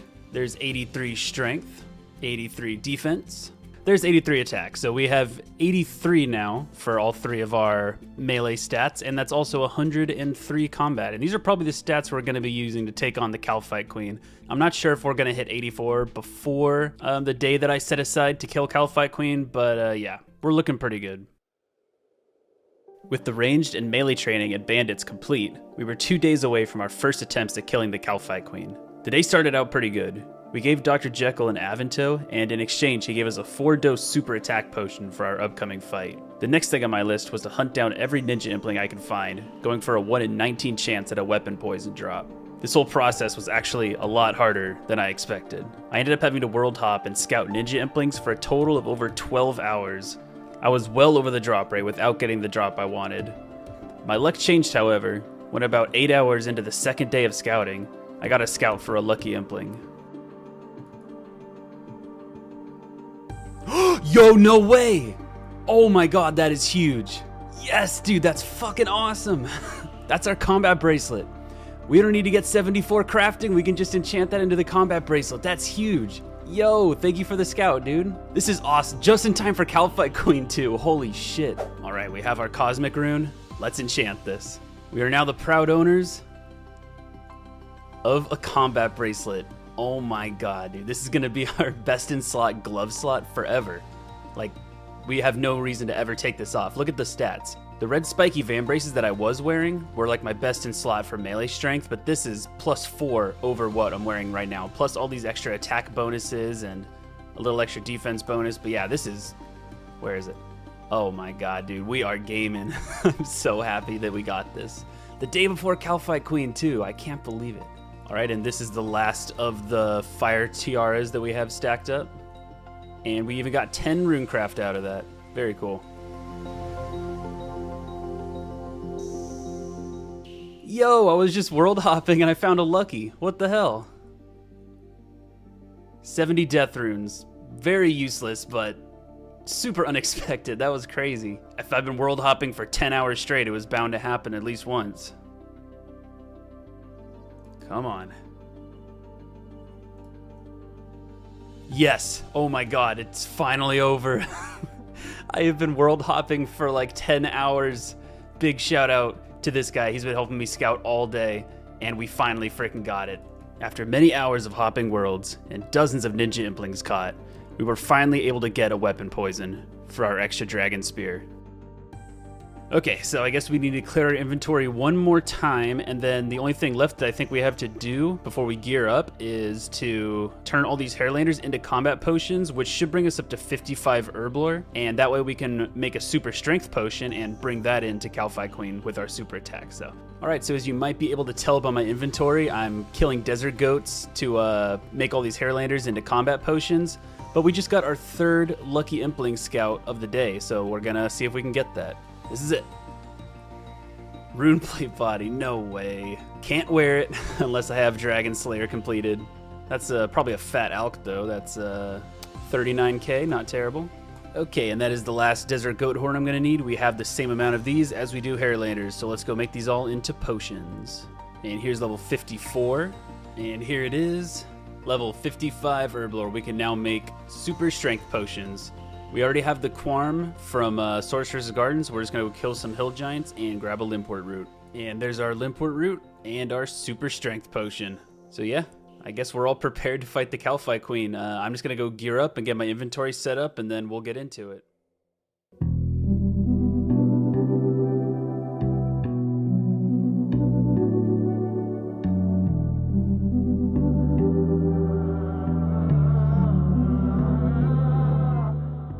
When I first started this series, the Tombs of Amascut had not been announced yet, and completing the full Calphite Queen collection log was initially meant to be the final challenge on the account. When I was originally theory crafting how I would beat KQ, my gear setup looked something like this. I thought I could just run under her a bunch of times and tank her attacks with my rune armor, and then for phase 2 just switch to a magic shortbow and hope to have enough food for the kill. This was obviously before I knew that the Kalphite Queen's attacks are 100% accurate, and therefore your defensive bonuses don't matter at all. After I started actually playing the account, I met a lot more Desert Locked accounts. Apparently there was a whole community there that I didn't even know of. One of the guys, Ali the Neat, aka Try Too Hard For You on Twitch, ended up showing me his way to lure KQ into an area in her room where you can flinch her and easily kill her on a Desert Locked account. If this method looks familiar to you, it's probably because it's the exact same lure that Limport uses on his Extreme One Chunk Iron Man, because Try Too Hard For You also showed him the same method. And here it is. The first thing you're going to want to do is peek and make sure there's nobody down there, because we don't like people who crash around here. You're going to want to run past the Kalphite Guardians while praying Protect from Melee, and then when you get inside of her lair, make sure you get both the Kalphite Guardians tagged, make sure your Auto Retaliate is off, and make sure that your always right-click NPC attack options is selected. The next thing you do is aggro both of the Kalphite Guardians and lure them back into where you started and get them stacked up behind each other just like this. Then you run out and aggro the Kalphite Queen, protect from range as soon as you see her, and then lure both of the Kalphite Guardians back here and get them stuck on that square, not this one. And now you should be free to move one tile over, and when you do that, you should be able to see the Kalphite Queen put perfectly in place. You're going to want to tag her, and then mark this tile right here, 2 tiles above her second rightmost. And now you should be free to pray range and then run to that tile you just tagged. You're going to take a bunch of hits here, but it's fine, you just eat some food if you get hit. Wait until this Kalphite Guardian attacks you, and then run underneath the Kalphite Queen. And then all you have to do is just click on her southwesternmost tile, and always be clicking on that tile, and eventually she'll lure herself into the safe spot.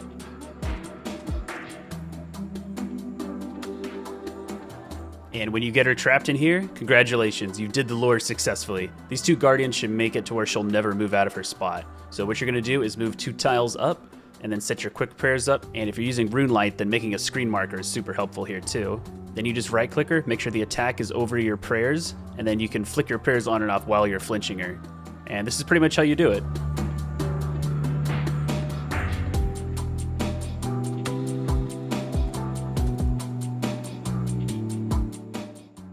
And here's the last hit, and we're now moving on to phase 2, where she protects from melee. We're going to switch our quick prayers to magic buffs, and then equip our orange salamander, which uses Marintil Tars as ammo, and make sure that it's set to the mage attack style. The orange salamander in phase 2 is what makes the desert only setup really unique. It's either the only or one of the only magic weapons that can attack instantly, meaning you can flinch with it. If I tried to flinch with something like a magic shortbow, I'd take a hit every single time I stepped out to attack. So from this point on, we're just going to flinch like normal until we get the kill.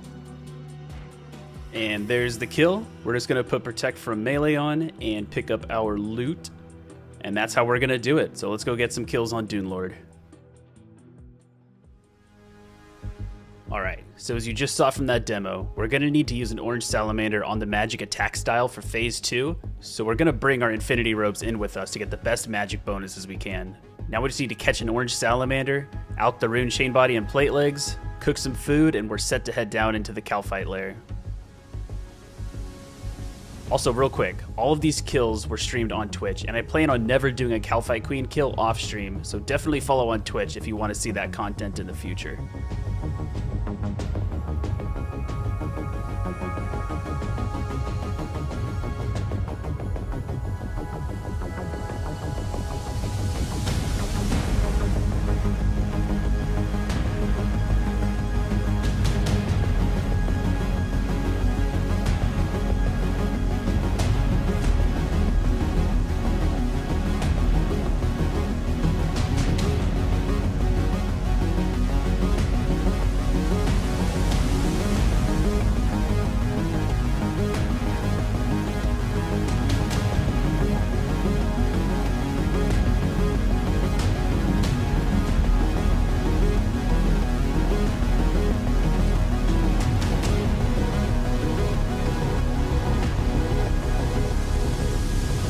There it is, guys. The very first Kalphite Queen kill. What do we get? Rune Knife's Cerdum Bruise. Get me out of here. Yeah, there we go, guys. You were all here for it. We have killed the Kalphite Queen without ever having left the desert, you guys. We're fucking champions. Oh my god. Now that we've killed the Calphi Queen, what's next? I did what I said I would do in the last video. I got a Calphi Queen kill. So technically I can move on to the next thing now. Well, lucky for you guys, I had a super fun time killing the boss. So I just kept on going.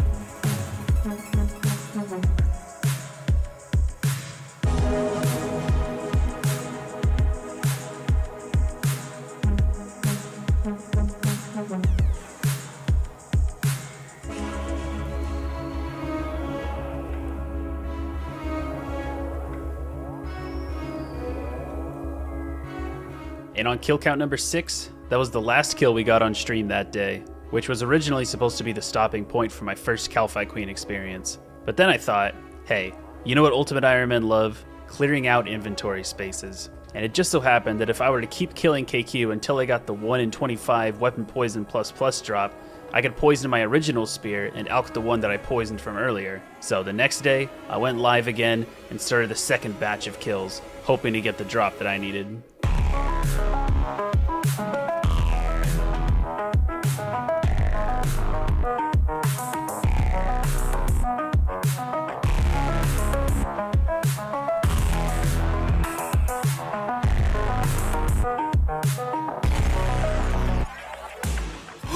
No way, dude. I knew it, dude. I had a good feeling about this kill, dude. I had a good feeling. We fucking did it, dude. We got the weapon poison. We are successful. Unnote this and put it on our nice, clean dragon spear. And we now have the best one available. So we can get rid of this one without, we'll never have any regrets about that. See you later. After we got the weapon poison drop, I can officially say that it's time to move on. We did end up getting 3 more kills, just because I was still live and wanted to do a few more, but 12th kill count is where we're going to stay for quite a while. I'm sure most of you guys can already tell what this video is about. And unfortunately, no, this isn't a joke, this isn't a prank, it really happened. Before I get into anything too specific, I want to play a couple clips for you guys, what was originally going to be the beginning of episode 20. Alright guys, so as of right now, the Shattered Relics League hasn't started yet. It starts in a few days. But the purpose of this clip right here is just to show where we're starting out at. We're starting out at level 83 in our attack, strength, and defense, 85 in our hit points, 103 combat, 1524 total level, and I don't think we'll be training any skills besides those because we're pretty much just going to be AFKing bandits on controlled the entire time. So, alright, and let the grind begin. That was literally the exact same session as my very first time setting myself up for AFK. I just AFK'd too hard while I was making dinner and logged back in, and I was in Lumbridge. So let's go get our stuff back. The plan if we die is to get some money from these guys so we can pay for the carpet ride and get there as soon as possible. Man, that's super lame. That was the second time ever dying on this account. The first one was to the contact boss, and this one is just because I'm stupid. Oh man, I really hope my stuff is still there. I haven't been gone for an hour, so it should all still be there, but still nervous. Oh, thank God it's there. Thank God. Thank God it's all still here. It's ironic that the last clip I have of my character having all his items is a clip of him dying and getting all of his stuff back. On January 17th, I died in the same way shown in that clip. I must have forgot to log out when I thought I did, and just stood there at Desert Bandits until I died. The way Ultimate Iron Man deaths work is all of their items get dropped on the floor and despawn after 1 hour. When I logged onto the account and saw myself in Lumbridge, I didn't even bother looking for my items. I knew it had been like 3 hours since I last logged in and everything was already gone. Luckily, we still have the 2 most important things. Our stats are unchanged and James is still alive and well. I don't even want to begin to explain how it felt to see myself in Lumbridge and realize that everything that I've been working towards was gone. I think I had an actual panic attack, and luckily my girlfriend was there to calm me down, but I don't think I've ever felt as hopeless as I did in that moment. I do want to say right now, though, that we will rebuild. There were a lot of losses that really hurt to see go, over 2 months worth of stacked resources from Locust Riders, 19 million GP, my brand new combat bracelet, my Staff of Air, my Tome of Water, my Unholy Blessing, my Poison Dragon Spear, my Dragon Medhelm, and a couple other things. I will say, however, that the damages may not be as bad as they look. I do have a plan to rebuild, and I swear we'll get back to where we were before the wipe. I'm not going to sit here and say something like this was meant to happen or this is a blessing in disguise, because it's not. It freaking sucks. But there are things we could do now with a free inventory to help us out in the long run. In the last video I said I would be AFKing bandits during the Shattered Relics League, and obviously those plans have changed. I'll still be playing this account during leagues, but I'll be doing something else to help with my rebuild. Mostly, I want to say I'm so sorry to everyone for making such a dumb mistake. This was literally just me being careless when I shouldn't have been, and it's 100% my fault. But like I said, I have a plan to rebuild, and I'm going to get started right away, because this series and all you guys mean too much to me to give up on it. So I'll see you all in the next episode.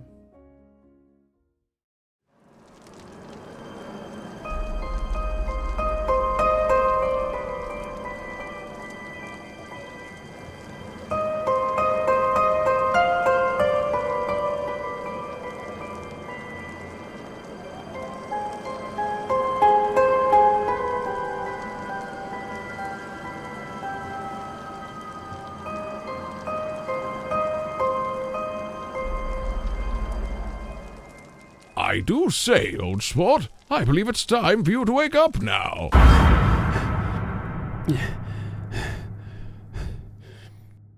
Those damn bandits. They took everything from me. I swear, I'll get it all back. I'm still just as strong as ever, right, James? Meow. Exactly. This isn't the end. This is just the beginning. Come on, let's get to work.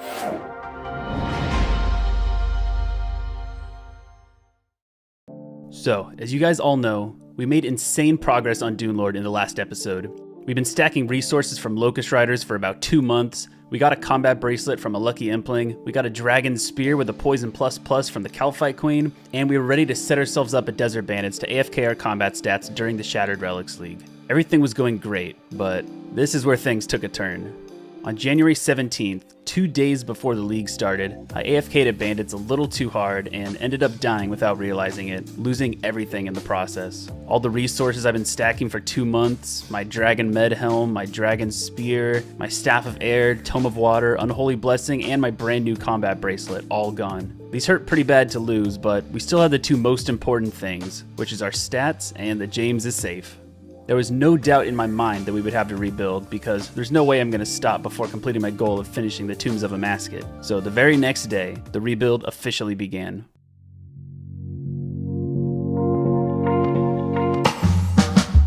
I knew that the very first thing I needed for the rebuild was to make some money, because having a nice stack of cash on me would mean I don't have to worry about certain things like buying runes, passes to the desert, carpet rides, anything like that. Luckily, the desert is probably the best region for making GP when you have nothing to your name, and this is because of the agility pyramid. It takes about 3 to 4 minutes to do a lap, and you get 10,000 coins after every single lap. This means you can easily make over 200,000 GP an hour, which is a great baseline for the rebuild. I needed a bit of money before I started though to buy desert robes, shanty passes, water skins, and stuff like that, so the very first thing I did for the rebuild was pickpocketing Alcarid warriors. I didn't stay here for very long though, just until I had a little over 1,000 coins. Then I went to Shanty and bought everything I'd need for the agility pyramid, picked up some wines while I was in Polnivniche in case I fall and take damage, and then I headed into the desert to start the agility grind.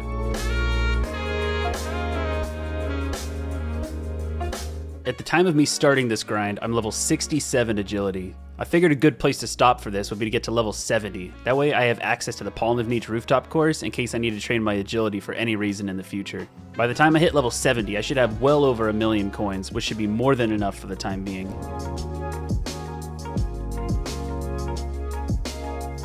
Shortly after hitting level 68 agility, I had a realization.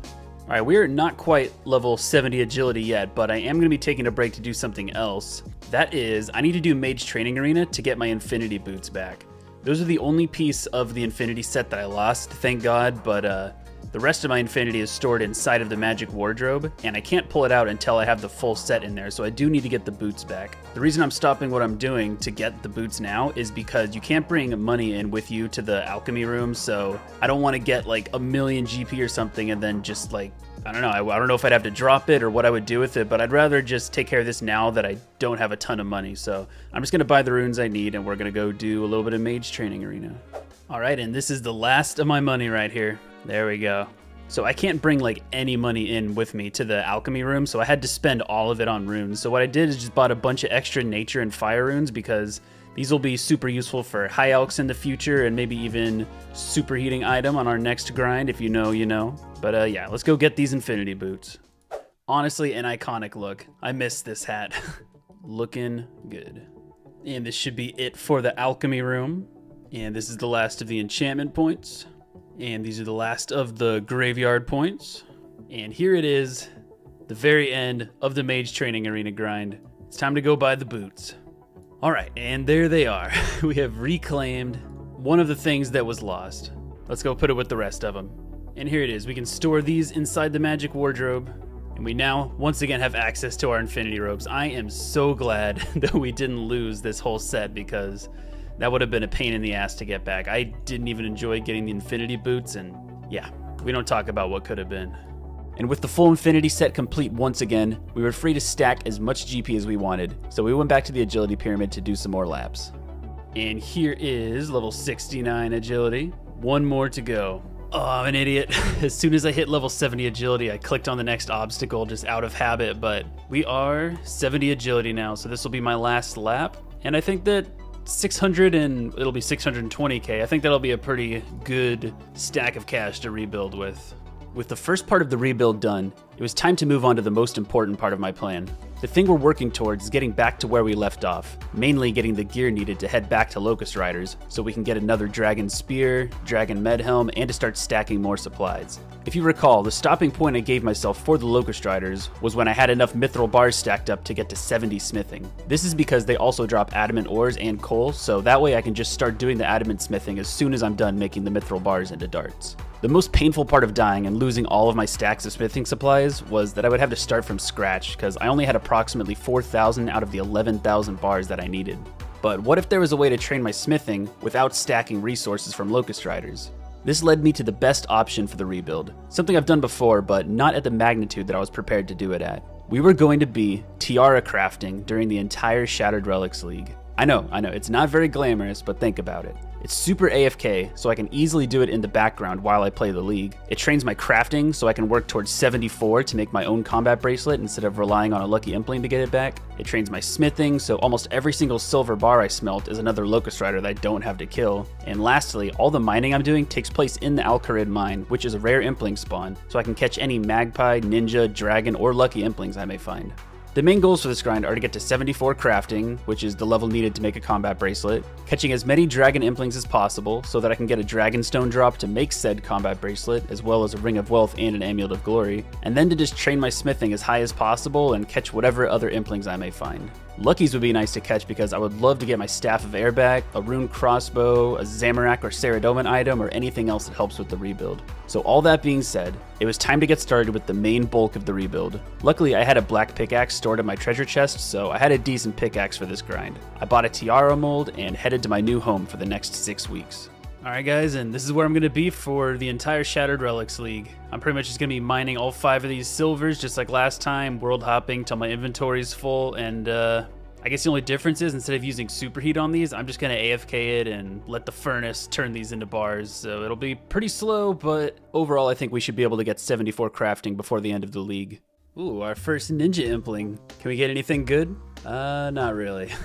And there's 68 crafting, the first level of the grind. So I got this diamond amulet drop from a magpie impling, and I'm going to go ahead and enchant this into an amulet of power and wear that, because in case it takes me a while to get my glory back, might as well have something around my neck. And also, I'm still hiding that I died, so maybe someone won't think I totally wiped if they see me wearing jewelry. I don't know.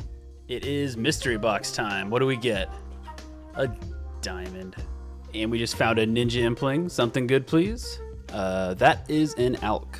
There is a smithing level, very nice to see. All the smithing XP that we can get from this grind is going to be very much appreciated because it's just way less Locust Riders we have to kill to make up for, oh god, all the bars that we lost. I don't even want to think about it. I'm just going to keep making my tiaras. Okay guys, and here is another crafting level. Level 69 crafting. Let's get this dragon impling. We need a glory or a dragon stones. Bro. Yo, we just caught a ninja impling in that exact same world with the dragon impling, and we got a freaking rune scimitar. The rebuild is already in motion. We got a pretty good weapon. And literally 1 minute after the rune scimitar, we're blessed with a lucky impling. The first one of the video, of the rebuild. What will this be? Oh, man, I guess that was actually a dragon impling.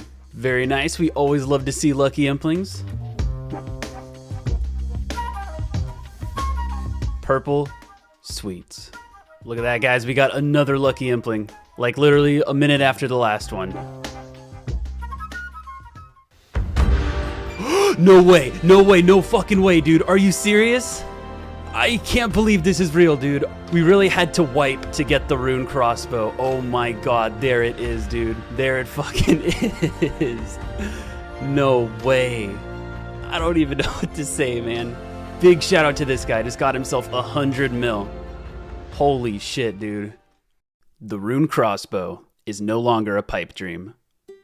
If it took me dying to get this drop, then so be it. Because, like the legend himself said, that item right there is worth more than everything you lost. I made a video a while back where I explained why I want this item so bad, and the main reason is because it can use enchanted ruby and diamond bolts, which are insanely powerful for most PVM situations, and I'm expecting it'll have a use in the Tombs of Amascut as well. Unfortunately, one of the items I lost in the wipe was a stack of over 2,000 ruby bolt tips, but it is what it is. We can always get those back later. Also, this is just a bit of a side note, but let me know down in the comments if you think I should do the Shattered Relics League on Dune Lord to get 1,500 league points so I can buy the rune crossbow ornament kit. It's just cosmetic, but it looks kind of cool and could be pretty unique, so let me know if you think it's worth it. I know I'd have to go to Lumbridge to claim the reward, but I can either make the exception real quick or just wait until I die again and grab it before I head back to the desert, so let me know what you think. But yeah, I'm super excited to try this out in the tombs one day. For now though, it's time to get back to my tiaras. There we go, 57 smithing. Every single level helps. And here is another crafting level. We are level 70. 4 levels away from getting our beautiful combat bracelet back. I miss it so much. Hey, 58 smithing, looking real good. 71 crafting. Yo, we found a dragon impling. Dragon bones, I'll take it. It's not a glory or a dragonstone drop, but I will take prayer XP. There is 59 smithing. And another benefit to this tiara grind is if we ever catch an earth impling that we come across and it gives us a fire talisman, we already have like a steady supply of tiaras coming in, so there is a runecraft level. There is 72 crafting. Here's level 70 mining.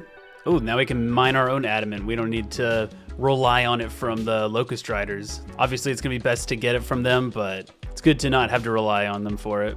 Here we go, 60 smithing, looking real good. That is 73 crafting.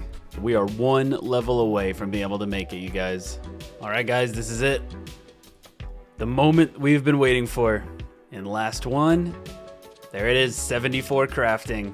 We can now make our very own Dragonstone bracelets, and we can get our combat bracelet back. One of the biggest losses from the wipe was losing that combat bracelet, and now as soon as we get a Dragonstone drop from Dragon Implings, it'll be ours once again. I'm very excited for that.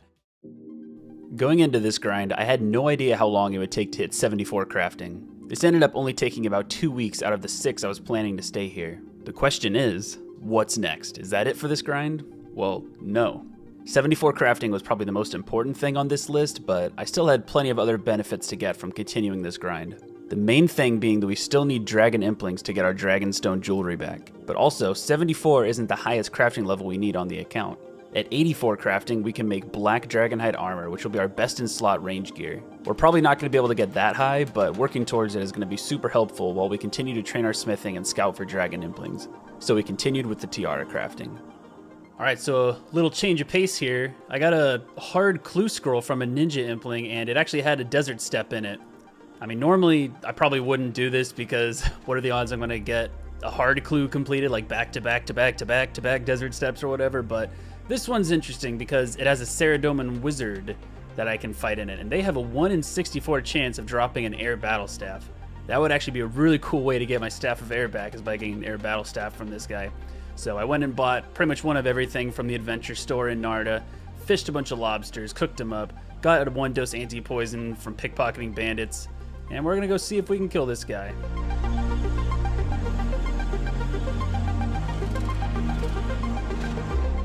Hey, we killed him, but he only dropped death runes. Not as exciting. There's 62 smithing and 75 crafting.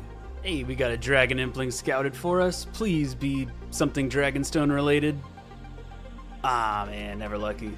Come on, I need glories or I need Dragonstones. Let's see it. Oh, they're not that kind of Dragonstone, no. We got a dragon impling right there. Let's hope it's something good. No, man, never lucky. All right, guys, we got another rune crafting level coming in here. Level 12. Slowly but surely, making our way up there. We're 2 levels away from being able to make fire runes. Oh, we found a lucky impling. Hey, mahogany planks. Oh, shit, that's pretty good. Yes, another dragon impling. Let's go. I freaking love it when I find a dragon impling while I'm mining. Yes, we got one of them, man. We got a glory. Oh my god, I'm so excited. This is one of the things that we really need for our rebuild. We've been wearing this Amulet of Power, and now we have the glory. One of our 3 pieces of Dragonstone jewelry has been acquired once again. Alright, I've been waiting to do this for a long time. Let's unnote the glory and put that bad boy on. There we go. That just feels so much better, man. And I guess we can alch the rest of these because we don't need duplicates of the glories, and we definitely don't need an Amulet of Power. Oh my god. We got another dragon impling here. Please have Dragonstones. Ah, man. And here's another dragon impling. Oh, dragon darts.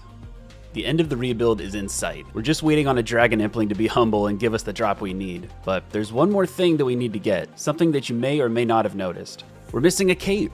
After all these gains I've made, we still look just as incomplete as ever. I would just get my red cape back using the same method as before, but something ended up happening that changed things. Jagex decided to throw me a party.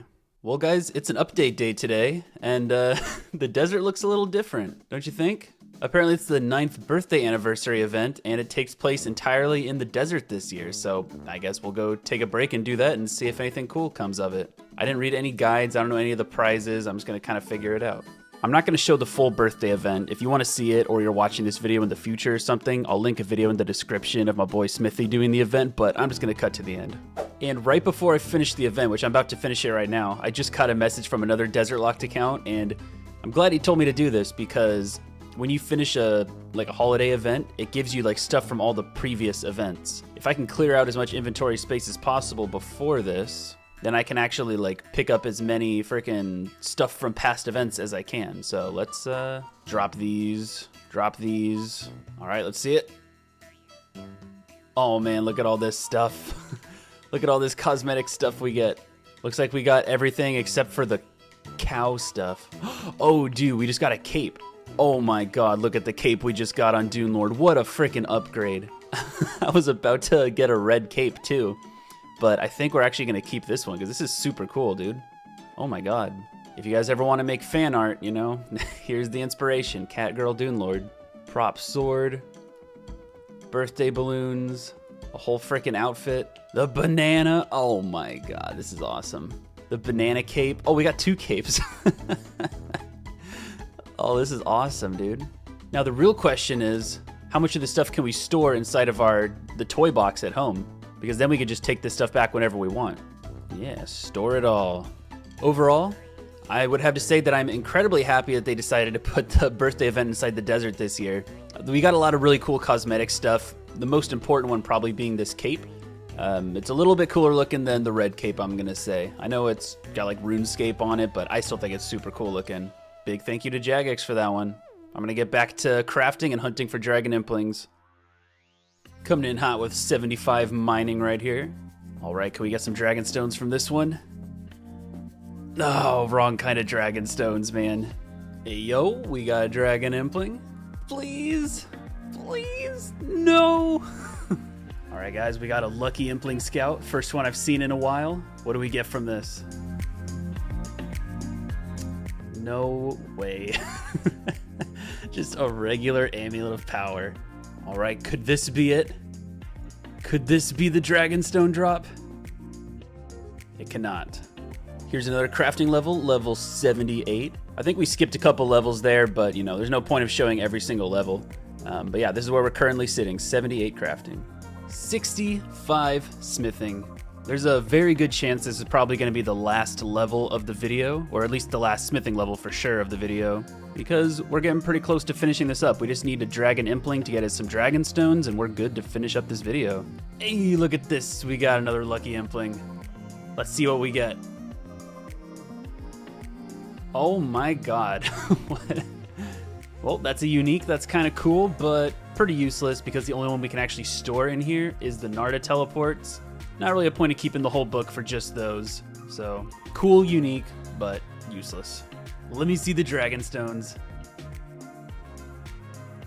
Please. Oh, I'll take it. I'll take the prayer XP. Oh, for the love of God, please give me some dragon stones. Yes! That's it! We got the dragon stones. Oh my god, that is huge. I am so excited to make the rest of the dragonstone jewelry I need. I'm actually gonna go mine the gold right now since I'm already over by the mine. All right, this is the moment I've been waiting for. We can unnote the dragon stones. Make sure to set this to 1 so I don't mess anything up, but we can make the dragonstone ring. And because we trained our crafting, we can make the dragonstone bracelet. And here it is, we just got to enchant them. There's our ring of wealth. And there is our combat bracelet back. We officially have reobtained all 3 pieces of dragonstone jewelry. And it feels so good. Look at that wrist. It kind of feels like we're back to normal at this point, honestly. We have a lot of stuff missing from our inventory that we used to have, but we're kind of ready to head back to Locust Riders at this point. We can buy the rune chain body, we can buy the rune plate legs, we can buy the Karis back, because that'll be better than the rune scimitar.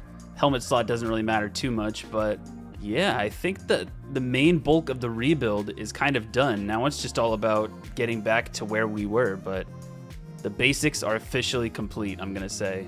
In fact, I'm gonna say we're done with tiara crafting at this point. We made it all the way up to 75 mining, 65 smithing, and 78 crafting. The highest crafting level we're gonna need on this account is level 84, but I do plan on doing a lot more Temperos in the future one day, and since you do get crafting supplies from there, I'm expecting that Temperos supplies will carry me the rest of the way to this, so there's room for more crafting in the future, but for now, I think I'm going to drop this tiara mold, symbolizing the end of this chapter in the account. There we go.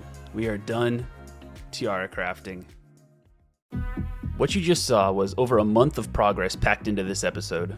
A lot of people were upset for some reason when I started posting Leagues videos, saying they don't know why I'm giving up on Deserted to play the League. Well, I hope you can see now that that is not the case. It just takes a lot of time to come back from a wipe. We were averaging around 5,000 crafting XP per hour doing this, so it was not a fast process.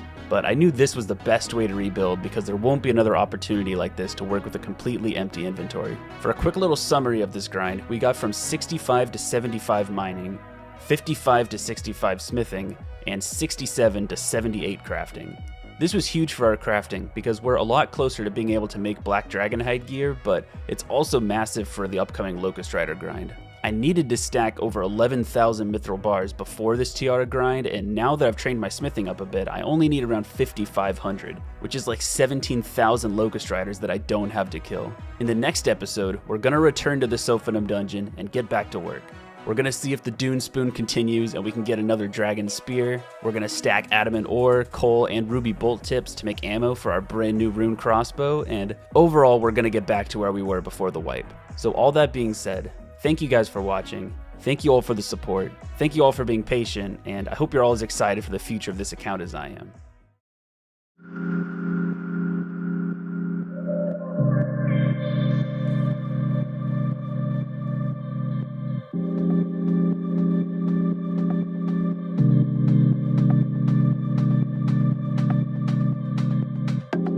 If you've been keeping up with the last few episodes, then you'd know that back in January, I unfortunately died while AFKing to Desert Bandits and lost everything. This was obviously tragic, but I think I said it best in the last episode. There was no doubt in my mind that we would have to rebuild, because there's no way I'm going to stop before completing my goal of finishing the Tombs of Amascut. And with that being said, we wasted no time and started rebuilding immediately. The bulk of the last episode was spent at the Al-Kharid mine, where we got over 30 total levels across our mining, smithing, and crafting. We also caught a ton of implings, mainly some dragon implings, which helped us reobtain our full dragonstone jewelry set, and our 78th lucky impling, which got us an absolutely massive upgrade, the rune crossbow. We're looking pretty good at the moment, but our current goal is to get back to the Sophanum dungeon to start killing locust riders again, so there's a few things we need to do first. Right off the bat, I needed to do some AFKing, so I made myself a mithril axe and set myself up at the teak tree to train some woodcutting and fletching. This is just something I'll be working on in the background whenever I have to AFK on Dune Lord from now on. There's level 81 woodcutting. Some of you may remember something that I said in a previous video, that this is probably going to be the last woodcutting level that this account ever gets. So take this moment in, you were all here for when we hit our highest woodcutting level. And if I ever get 81 woodcutting or anything higher, be sure to call me a liar in the comments of that video. So, well, because we wiped and have to train, that's become irrelevant. So don't even say it. Or say it, I don't care. Actually, go ahead and say it. Everyone say it. That's fine. I didn't stay at the teak tree too long because, like I said, I'll be chipping away at it over the course of the next few episodes, but it's time to get into the first grind of the video. Before we can head back to Locust Riders, we need to get some food stacked up, and what better way to do that than to do a little bit of Temperos, so let's get started. Alright, so I'm going to be soloing Temperos because that was the most effective way to do Temperos the last time I did it. And I haven't done it in a while, so we'll see if I still remember how to do it, and if not, I'll figure it out eventually. But I'm going to check the board real quick just to show you where we're at before we start. 454 completions, some of those mass worlds, most of those solos. Total rewards claimed so far is 2,533. Maybe I'll go for like 467 or something like that, try and get up to an even 3,000. That'd be kind of cool.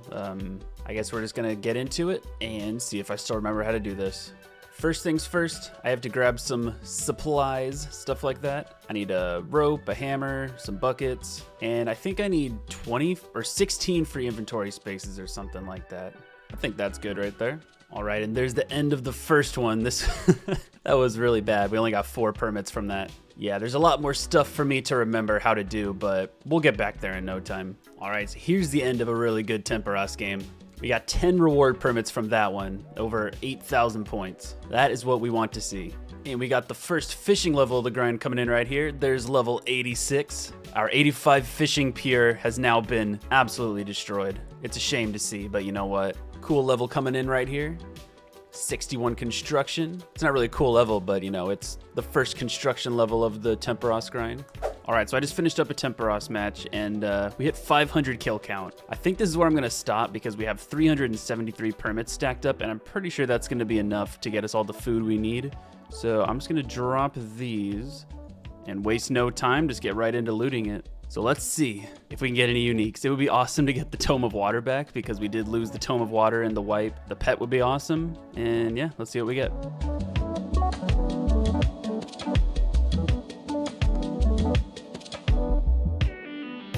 All right, we got 5 more rewards left. Last chance to get something cool. There it is. There's all the rewards claimed.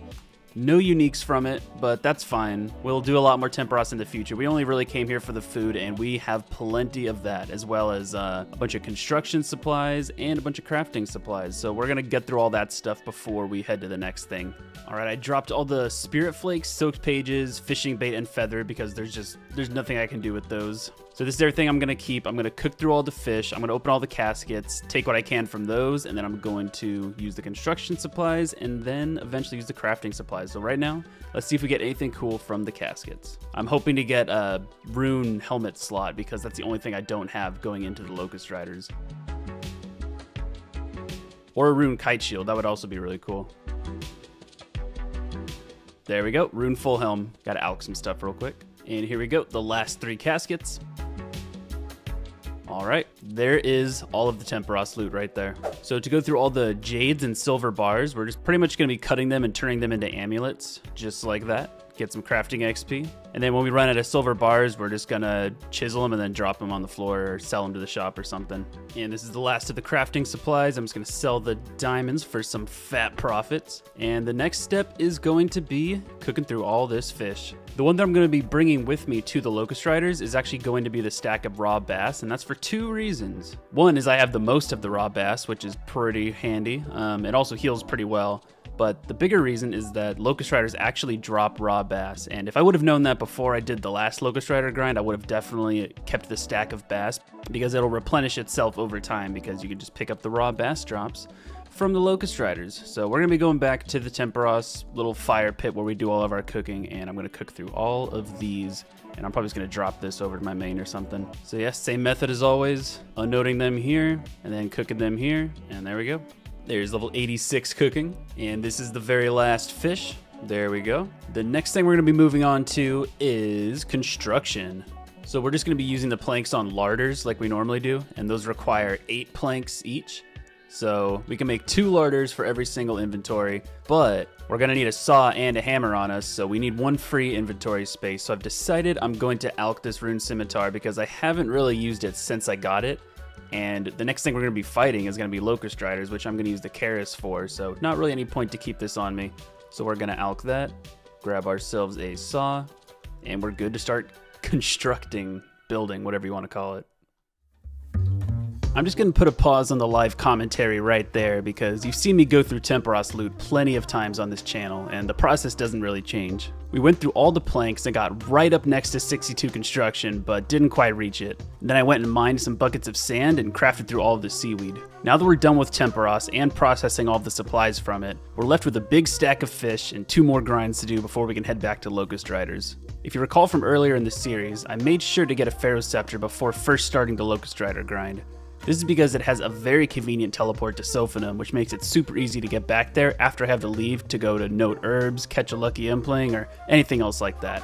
So we entered Sophanum with the goal of once again becoming a pharaoh. Alright guys, let's do this. Got my anti-poisons, got some food, I'm ready to get this started. Let's hope we can get lucky again. If you recall, we've already gotten 2 Pharaoh Scepters, so let's see if that kind of luck continues. There's 74 thieving at Pyramid Plunder. There's 75 thieving. I just clicked away, but there's 76 thieving. I guess I never really thought that I would get 3 thieving levels before I got this Pharaoh Scepter, but I guess we're just gonna keep on going. And there's level 77 thieving down there. Can we make it 78? Once again, missed the level, but there's level 78 thieving. And just keep in mind that we're not going around looting all the urns and everything in the rooms. We're literally only looting the sarcophaguses, which give strength XP, and the coffins or whatever that give thieving XP. So we're actually very dry right now, I think. I think we're like very over the drop rate, but we're just gonna keep on going until we get it.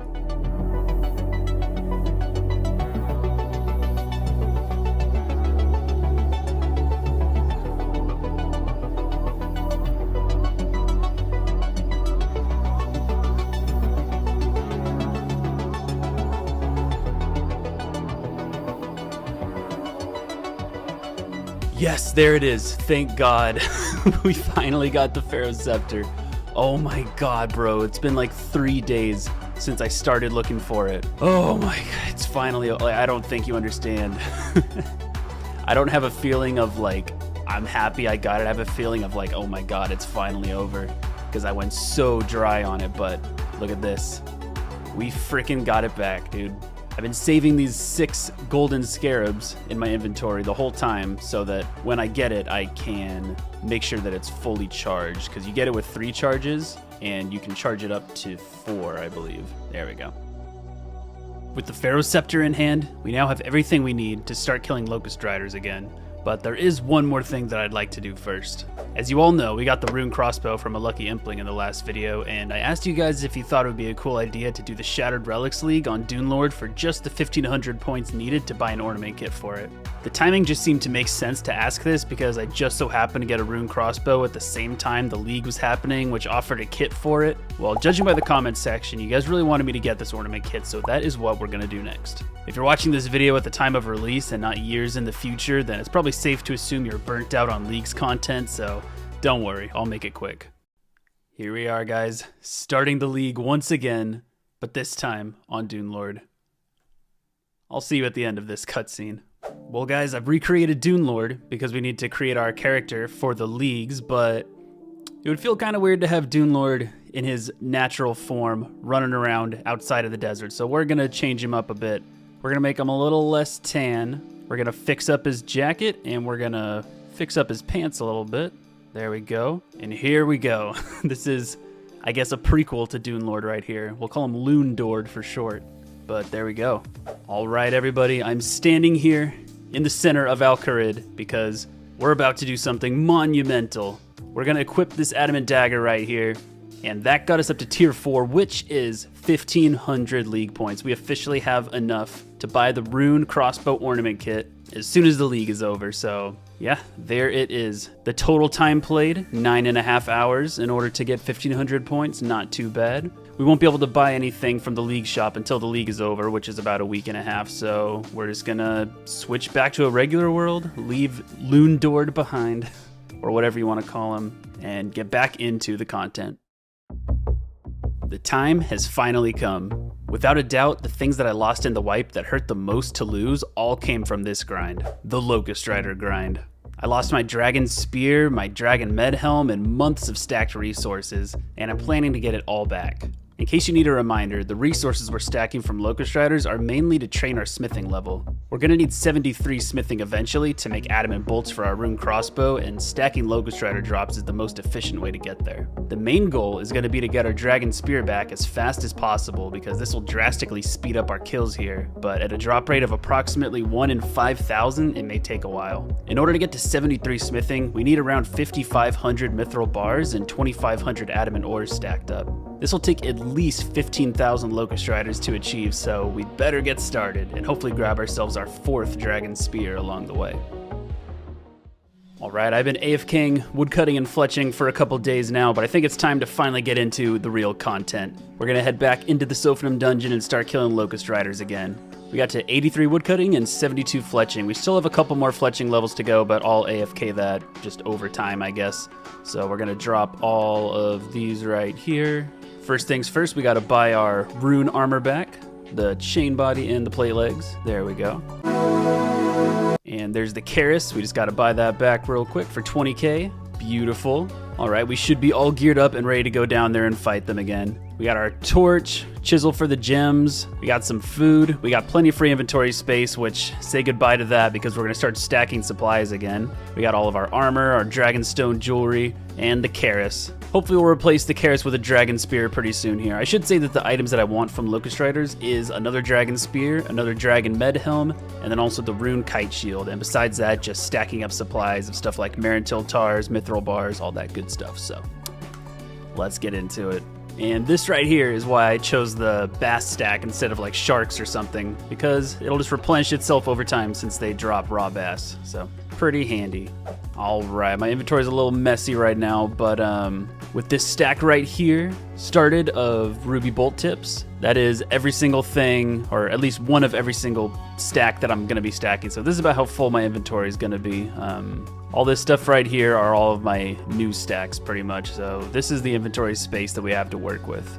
There's the first level of the grind coming in, 85 strength. We're just training our strength up right now, and whenever we get the Dragon Spear drop, then we'll set it to controlled, and we can start training all 3, attack, strength, and defense together. Hey, look at that. We got the first rare drop table item since starting the grind again. Another shield left half. That is our 5th shield left half. Oh my god. Let's hope that we can get the Dragon Spear next, because this, I believe, is just an Alk. A nice little 66k Alk.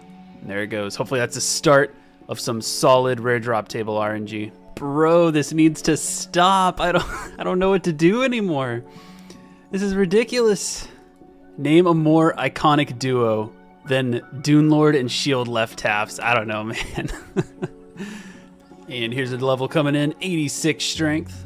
I don't know if it was this strength level or the last one, but we're 105 combat now, so that's pretty cool. I just hit the rare drop table again and got a rune spear. Not quite the Dragon Spear, but I think I'll hold on to this for a little bit for something I have in mind you'll see in the future. We got a lucky impling.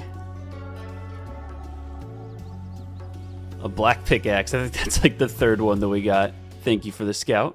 All right, you guys, it's time to do something that I have not been looking forward to for a while, but also it'll be pretty cool. The Shattered Relics League has just ended, which means that it's time for me to make hopefully the final exception on the account. Pretty much what we're going to be doing is teleporting to Camelot because we have the runes and the level for it, running over to Sears Village to buy the ornament kit, then I'm going to be home teleporting to Lumbridge, And the reason I'm doing that instead of just, dual arena teleporting or Pharaoh's Scepter teleporting is because there's one more thing that I wanted to do while I was out there. Something I should have done before I locked myself to the desert was talk to the range tutor, because they have a toggleable option that makes it to where when you pick ammo off the floor, if it's already equipped inside of your ammo slot, it'll just go straight to the ammo slot instead of picking it up to your inventory and then having to click it, So it's just a lot better in a lot of different ways. And I should have done that before I came to the desert, but I didn't. So we're gonna do it now. I don't know. We're gonna go for it now. Lord forgive me. I hate doing this, but here we go. Just gotta buy the variety ornament kit. Confirm. Home teleport. Get me out of here.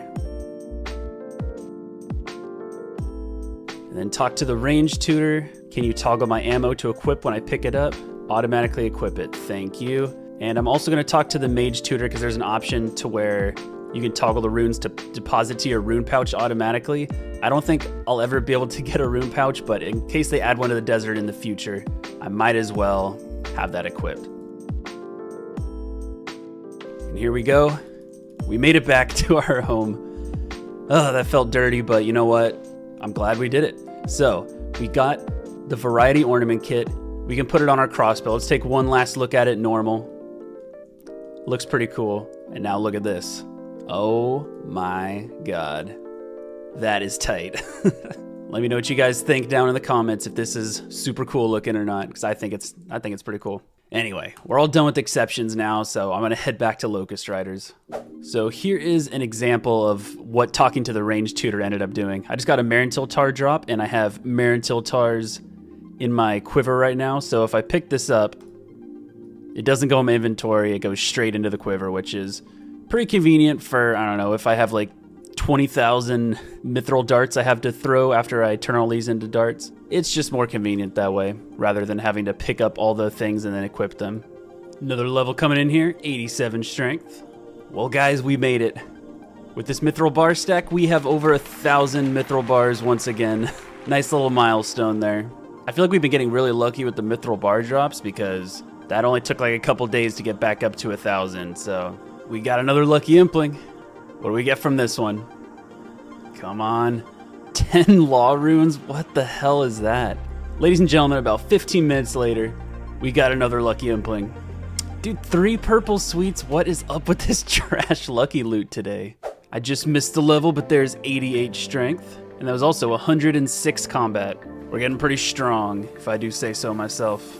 Oh my God, you guys, it happened. It happened. Let's go. We got the dragon spear back. Oh my God, it's like first thing in the morning right now. I don't even, my reaction's probably not great, but we got it back. Oh my God, I can't think of a better way for this to go, man. Dude, this is so cool. This was about 3,500 kills is what I've done in the past couple days. And we got the freaking dragon spear back, man. I'm so excited. This means I'm gonna put the Locust Rider grind on hold for a minute and we're gonna move on to the next thing. What is the next thing? I said that the goal was to get the Dragon Spear to make the Locust Rider grind much quicker, so why are we stopping? Well, I'll tell you. This spear is strong, but this isn't even its final form. In order to really speed this grind up, we're gonna have to poison this spear again. And I'm not wasting my spear on a poison plus from a ninja impling, so that means it's time to head back to the xRakine to get ourselves another weapon poison plus plus. After the spear is poisoned, I'll be prepared to fully commit to this grind and should be able to get 73 smithing in the next episode, so let's get prepped for KQ. The first thing I did was hunt for ninja implings for a weapon poison drop.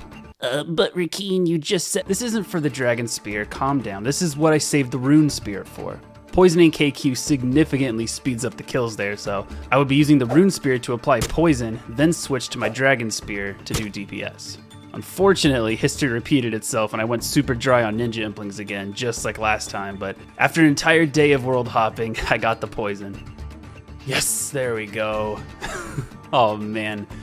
Every single time I go for weapon poisons, it always takes me like an entire day of scouting implings, so very glad that we got this. Then I poisoned my rune spear, grabbed my infinity robes from the house, made all my hairlanders into combat potions, caught an orange salamander, and got my inventory ready for KQ. Also, just in case you haven't already seen my method for killing the xRakine, that's all explained in episode 19, so be sure to check that out if you haven't already.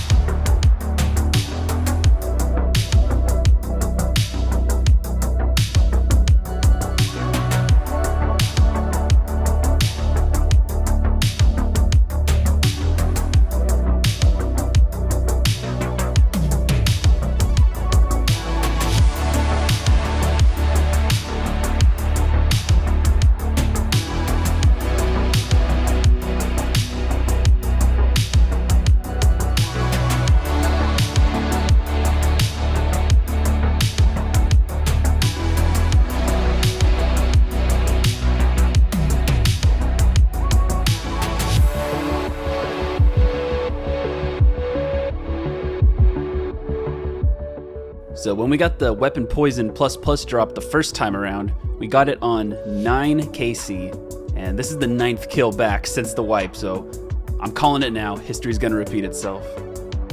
There we go. What do we get? Weapon poisons, let's go. We did it. I'm out of here. All right, let's do this. I'm going to, I guess, unnote all of them because, yeah, I'm gonna unnote all of them. I'm gonna pop this one onto my Dragon Spear. We now have a Dragon Spear. Poison plus once again. Oh man, that feels good to have back. Now whenever I want to do Calphite Queen or kill Locust Riders, everything's gonna go by so much faster. And I'm gonna keep one more weapon poison plus, just the unnoted one, and that is because the Karis Partisan is coming out with Tombs of Amascut in about a month, or whenever Jagex decides to release it, and assuming you can poison it like the same way you can with the Karis and with other spears, I'm gonna keep this for that Karis. So we're gonna hold on to that for a bit, and I'm very excited. With the Dragon Spear poisoned, all of our Dragonstone jewelry back, the Pharaoh's Scepter back, and the Rune Crossbow, I think it's safe to say that the rebuild is more than complete. We're essentially back to where we were before the account wipe. We're just missing some things like the Staff of Air, Tome of Water, Rune Kite Shield, and the Dragon Med Helm, but there's plenty of time to get those back. In the next episode, I intend to complete the Locust Rider grind by stacking enough resources to get to 73 smithing and hopefully pick up a few extra goodies along the way. Looking back at the account's death and having to start from scratch, I think it ended up working out pretty well, even though we were set back about 2 months. Being forced to do the Tiara grind was incredibly helpful for our account, and it's going to make the remainder of the Locust Rider grind much easier. It just goes to show that no matter what problems get thrown your way, you can always overcome them, whether that be in a children's fantasy clicking game or in your real life. In the last episode, we completed the rebuild by getting back into the Sophanum dungeon, grinding out a brand new Dragon Spear, and then returned to the Calphite Queen in order to poison it. At the end of the video, I laid out my plans for today's episode, which is going to be one thing: 73 smithing to be able to make adamant bolts for my Rune Crossbow. During the grind for the Dragon Spear, I started stacking a lot of things in my inventory, mainly a bunch of smithing supplies that I'll have to stack in order to get to the level I need. And in the interest of clearing those spaces out once again, and also the fact that I've done too many episodes where I just kill Locust Riders, I've decided that I'm just going to grind it all out in one video, one big Locust Rider grind to wrap it up once and for all. But before we actually get into the Locust Riders, I'm going to start the progress out the way I so often do, by chopping and fletching teak logs in between episodes. It started out as me just AFKing it to slowly work my way up to level 80, which is the level required to make a magic shortbow, but then I realized that I could just stay here for a couple days and get to 76 fletching, and once I'm done stacking mithril bars, the fletching XP from turning them all into darts will bring me the rest of the way to level 80. So, with the goal of 76 fletching in mind, I stayed at the teak trees for about a week, and here's the highlights from that. Hello everybody, it is currently 1 in the morning over here. I stayed up a little late to make sure that I get this level before bed, but here's the first level of the video: 73 fletching. And there's 84 woodcutting coming in. Oh my god, you guys. What a way to start off the video. We got a hard clue just now from the teak tree, and it's actually a desert step with a Ceradoman wizard in it. I found out a way that we can like cheese the system a little bit and just kill a bunch of Ceradoman wizards and hopefully get ourselves an air battle staff. Let me show you how. So here's what we're gonna do. I went and bought a bunch of armor from the store in Narda. I'm pretty sure that if I dig here, I'll be able to fight this guy, and if I kill him and I don't dig again to get the next step in the clue, I can hop worlds and fight him again and just keep on hopping until I get the 1 in, I think it's 64 chance of getting the air battle staff. So let's try this out. And there's the first kill, so now we get to try this system out. I'm gonna hop worlds, and let's try this again. No, it doesn't work. The comment section lied to me. Or maybe I did it wrong, I don't know, but whatever, I guess. Okay, so it turns out that I did in fact do it wrong. I don't know why, but I guess I just saw a YouTube comment that said hopping worlds is what you have to do to reset the Ceradoman wizard, but apparently what you have to do is grind out another clue step of any tier except for beginner, and then it resets the wizard and you can just grind it and kill it over and over again. So I have to get a new clue scroll in between every single time I kill the Ceradoman wizard, and that is how you grind it out. So I wish I did more research before. It's a rip to that clue, but we'll get another one, I guess, and we'll try it again. Hey, check this out. We got a beginner clue from a bird's nest, and we just did a dig. It was a Reldo step, and it just so happened to be the 1 in 5 chance of being in the desert, and then it was the 10% chance of actually being a casket, so we got lucky once again. Let's see what we get from this beginner clue. The things we want is another Staff of Air, or an ornament kit for the Rune Scimitar, preferably Zamorak or Saradomin, so let's see. Absolutely brutal. Whatever. 11 beginners completed on the Desert Locked account, though. I'll still take it. It is fletching level time. There's level 74. And we are level 85 woodcutting. Gained absolutely nothing from it, but that is a clean looking level. Alright guys, it is first thing in the morning. I got my cup of coffee, and literally like 1 minute into cutting teak trees, we got a panic at the Alcarid mine step, so we're gonna see if we can get a little one-step casket. Not a casket. Oh my god, this is the first ever back-to-back beginner I've ever gotten. I cannot believe we got 2 Alcarid steps in a row. Let's hope this is the casket. Oh my god. After all that, it ends with the Charlie the Tramp step. I'm depressed. Let's get back to woodcutting. 75 fletching, 1 more level to go. And here we are, 86 woodcutting.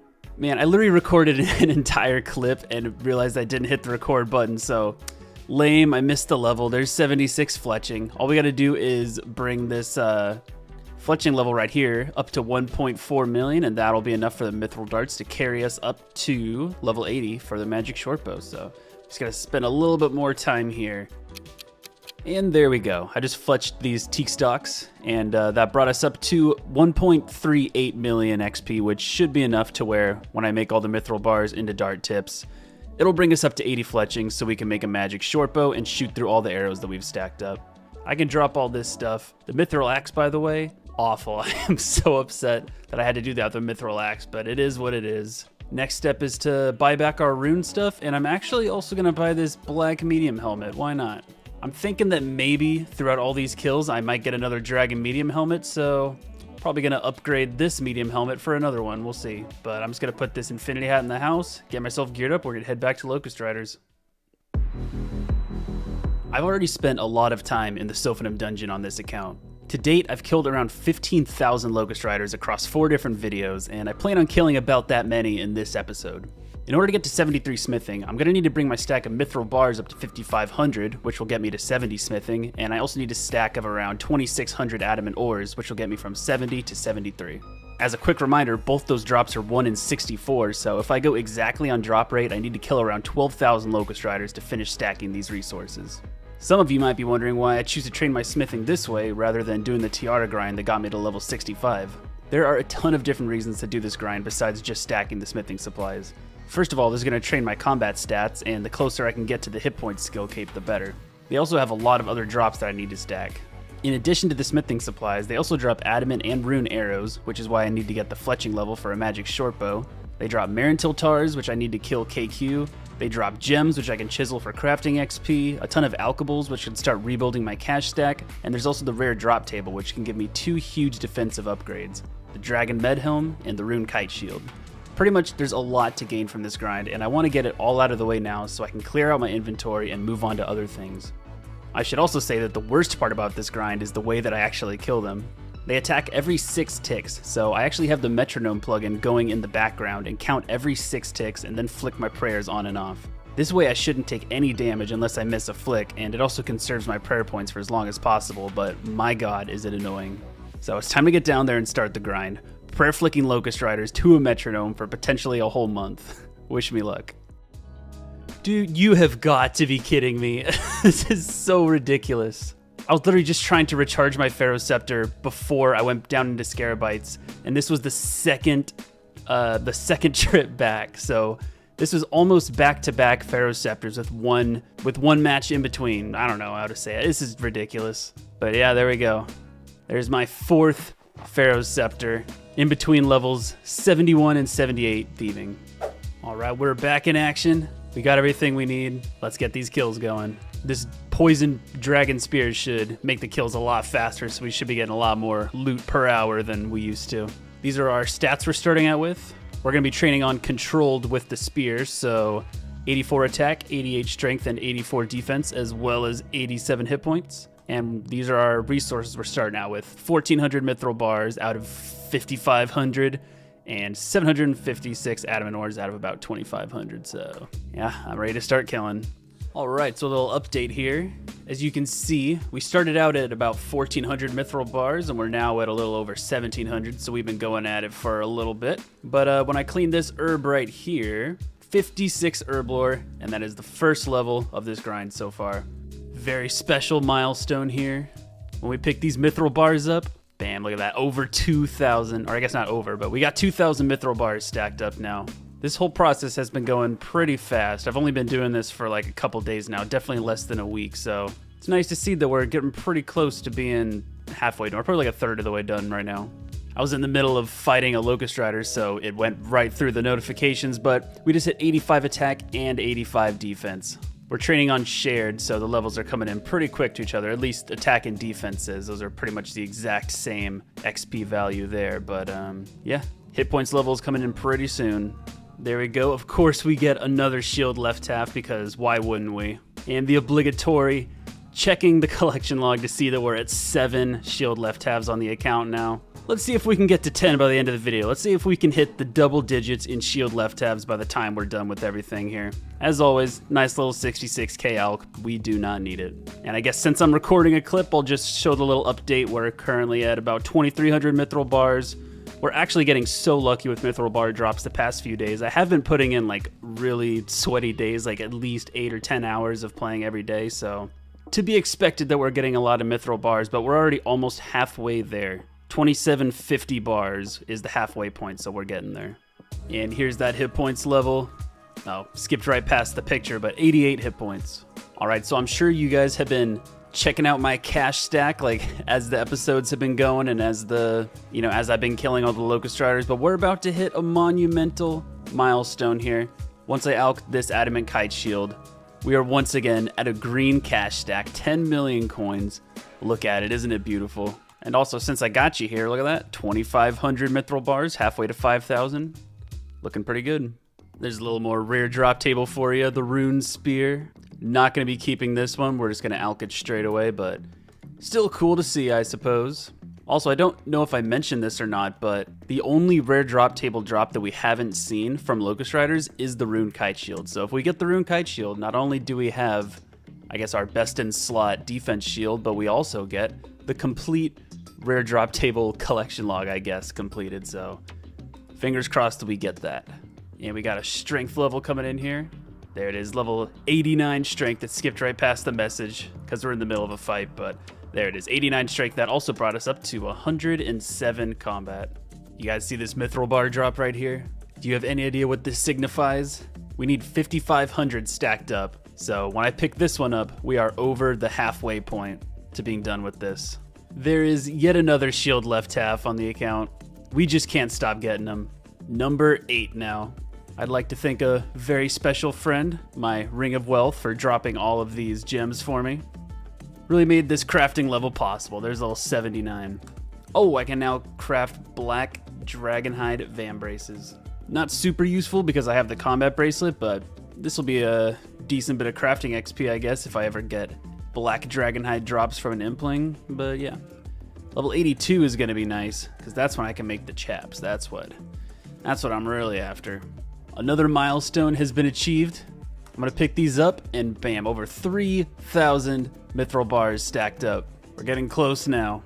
You know, I'm really starting to regret not burying all the bones in the last Locust Rider grind we did before the wipe because there is 62 prayer. Slowly but surely getting some prayer levels. There's probably like 15,000 bones that I didn't bury from these guys that I kind of regret, but whatever, we're getting that prayer XP now. Hey, look at this. This is the first Dragonstone drop we've gotten since the wipe. That's kind of cool. Zero need for this because we already have full Dragonstone jewelry, but you know what? Oh my god, I totally missed it. We got 86 attack and defense on the exact same tick because they have the same amount of XP in them, and I forgot to record it, whatever. We also passed 1,600 total level on the Desert Locked Ultimate Iron Man. You love to see it. And getting 86 in both of those brought me up to 108 combat. So a lot of good stuff came from that. I really wish I got it on camera, you know, professional YouTuber over here. And there's 89 hit points. All these levels take a very long time to get. The mithril bar count at the moment is around 3,700, so yeah, we're making good progress. Maybe we can get to level 90 hit points in this video. I'm not sure. We'll see. But yeah. It's been a long time since I've gotten one of these. But here's a lucky impling scouted for me. Let's see what we can get from this one. Oh my god, that's a lot of purple sweets. Not a very useful reward, but just as a reminder to everybody, I am still paying 5 million GP for every single lucky impling scout, and much more if the item is good. So if you're ever bored and need some money, definitely send some lucky impling scouts my way. Just join the clan chat, Dune Lord. Just type Dune Lord into the clan chat and hit me up, or join the Discord, link in the description. And there's another Dragonstone drop. We've been hitting the rare drop table a lot recently, but you know, not that Dragon Med Helm, not the thing we want. Oh my god, you guys, it actually happened. It actually happened. We got a Rune Kite Shield drop from the rare drop table. Oh my god, it's beautiful. Look at it. This is my first time ever getting a Rune Kite Shield off of the rare drop table. That was the only thing we needed to complete the rare drop table collection log, quote unquote. That's not a real thing, but I think just as rare as the Dragon Med Helm. I'll put up the drop rates of that in the Dragon Med Helm on screen now, but we have the best defensive shield that we can get now. Unfortunately, it's gonna be another inventory space taken up, but damn, we look good. I just picked up a mithril bar drop, and that brought our stack up to over 4,000. 1,500 more to go until we're done. A little bit more rare drop table luck for you guys. Another shield left half. That is number 9, I believe. We got a big old milestone coming in here. 90 strength. Look at that. That is the very first combat stat that we have in the 90s. And plus, that just looks so clean. Just look at that. Hit points is not far behind. Here's a rare drop table thing I haven't seen in a while. There's a rune two-handed sword. Like most rare drop table drops, it's not useful, but 38k alch. I'm not gonna scoff at that, I suppose. All right, a little update here. Our adamantite ore stack has just reached 2,562, which is the exact number needed for me to get from level 70 to 73 smithing. So once I hit 5,500 mithril bars, this is the amount I need to bring me up to 73 to be able to make adamant bolts. We've reached this number well before the mithril bar number we need, so everything else after this point that we stack in our adamant ore is just going to be turned into bolts probably. That'll be more range XP, so that's kind of cool. All right, so there's a pretty good chance that the level ups are just gonna get completely skipped because I'll be in the middle of a fight, but I got them on the screen right here so that you can see them when they tick over. Should be one more hit. There we go. 87 attack, 87 defense. I guess they didn't get skipped over after all, but 109 combat as well. I said it in the last video, and I'm gonna say it again. Name a more iconic duo than Dune Lord and Shield left halves. I swear, man. I think that's double digits now. Oh yeah, number 10. Things you love to see? That. Well, I saw this one coming. I knew we were probably gonna get another Dragon Spear anytime now, but yeah, there it is. Number 2 of the rebuild. This one took a lot longer to get than the first one, so I'm glad we went dry on the second one rather than the first one, but yeah, not much we can do with the second Dragon Spear. This is just gonna be an alch. This always feels so weird, alching the Dragon Spear, but making sure it's not the poisoned one. All right, let's do this. Excuse me, what is this? Happy Easter. Head north of the Alcarid Bank to start this year's event. Did we really get 2 holiday events in a row? First, the birthday event that gave me this beautiful cape was in Alcarid, and now the Easter event? Well, I think we're gonna have to stop what we're doing and go do that event. All right, I cleared up some inventory space so I can claim as many rewards as possible. But look at this. The Easter Bunny is in the desert. That seems kind of weird, but you know what? I like it. What are you doing here in the desert? I'm about to have all my questions answered. It's the fact they're in the desert. Deserts are hot. Dude, tell me about it. I know. Okay, so it's a melted Easter egg situation. I'm not going to bore you with all the details of the event. I'm sure if you look it up, there will be plenty of people doing the 2022 Easter event, so I'm just going to skip to the end. What the hell is this? You can't just take me to the wilderness without telling me. This is ridiculous. I didn't sign up for this. Just shield your eyes, everybody. Okay, I think this should be the end of the quest. I did clear up as much inventory space as I can so I can get a bunch of the rewards from it. So let's see what we get. All right, there we go. There's a bunch of stuff. Very nice. We just got a bunch of emotes unlocked, it looks like. Or just the one, the rabbit hop. Very nice. That'll come in handy for I don't know what. We got a bunch of rewards here. We got this brand new hat. That is just absolutely lovely. The propeller hat, looking good. We got some carrot swords. We got a magic 8-ball. We got the bunny mask. A crate ring. Oh my gosh, it's a ring that turns you into a crate. Yeah, the rewards here are not as good as getting a cape, but I think I will wear this hat throughout the rest of this grind because it's only replacing a black med helm, and I think I look rather dashing in this hat, so I'm just gonna wear this. If we look inside of our toy box here, we can see that they did give us everything, like all the Easter rewards from past events, even though we couldn't fit it in our inventory. So I guess I didn't really need to clear my inventory out that much, but oh yeah, we're getting a lot of cool stuff here. Are you ready for this one? I bet you never thought you'd see this before, but there we go. Dune Lord as a chicken. So yeah, once again, pretty cool event. I'm very happy they put it in the desert this year. I can't wait for the Halloween and Christmas events to all also be in the desert. So with this brand new hat on our head, this should be the good luck charm we need to replace it with a dragon med helm. So we're just gonna get back into the grind. We're at about 1,000 more mithril bars left until we're done. And we might as well pet the cat while we're here. Oh, you're a good boy. Are they even worth showing anymore? I just like seeing the blue text. It means I got something good at least. Ladies and gentlemen, for the first time on the account, let me introduce to you a 20 million GP cash stack on the Desert Locked Ultimate Iron Man. That's a pretty big accomplishment. When we died and wiped the first time, the cash stack was at 19 mil. So this is the very first time with a 20 mil cash stack. I'm very proud of where we've come so far. And we have just reached another massive milestone. I'm gonna pick up these mithril bars and watch the stack. Over 5,000, you guys. We're so close to being done with this. I've been here for so long. Cumulatively, oh my god, we'll get into that later, but about 500 more mithril bars to go. That should be 2 days, maybe 3. I just want this to be over with, and I really want this dragon med helm so I don't have to come back for it, but 5,000, we're looking good. All right, guys, we got a monumental level coming up here. It just got skipped right through, but there's level 90 hit points. We are in the 90s now. As you all know, hit points is one of the most important skills to train on this account because that hit point skill cape that we can get in the duel arena, ooh, that is gonna be best in slot. So the closer to 99 we can get, the better. And we are now in the 90s. Ladies and gentlemen, we got one. Another lucky impling.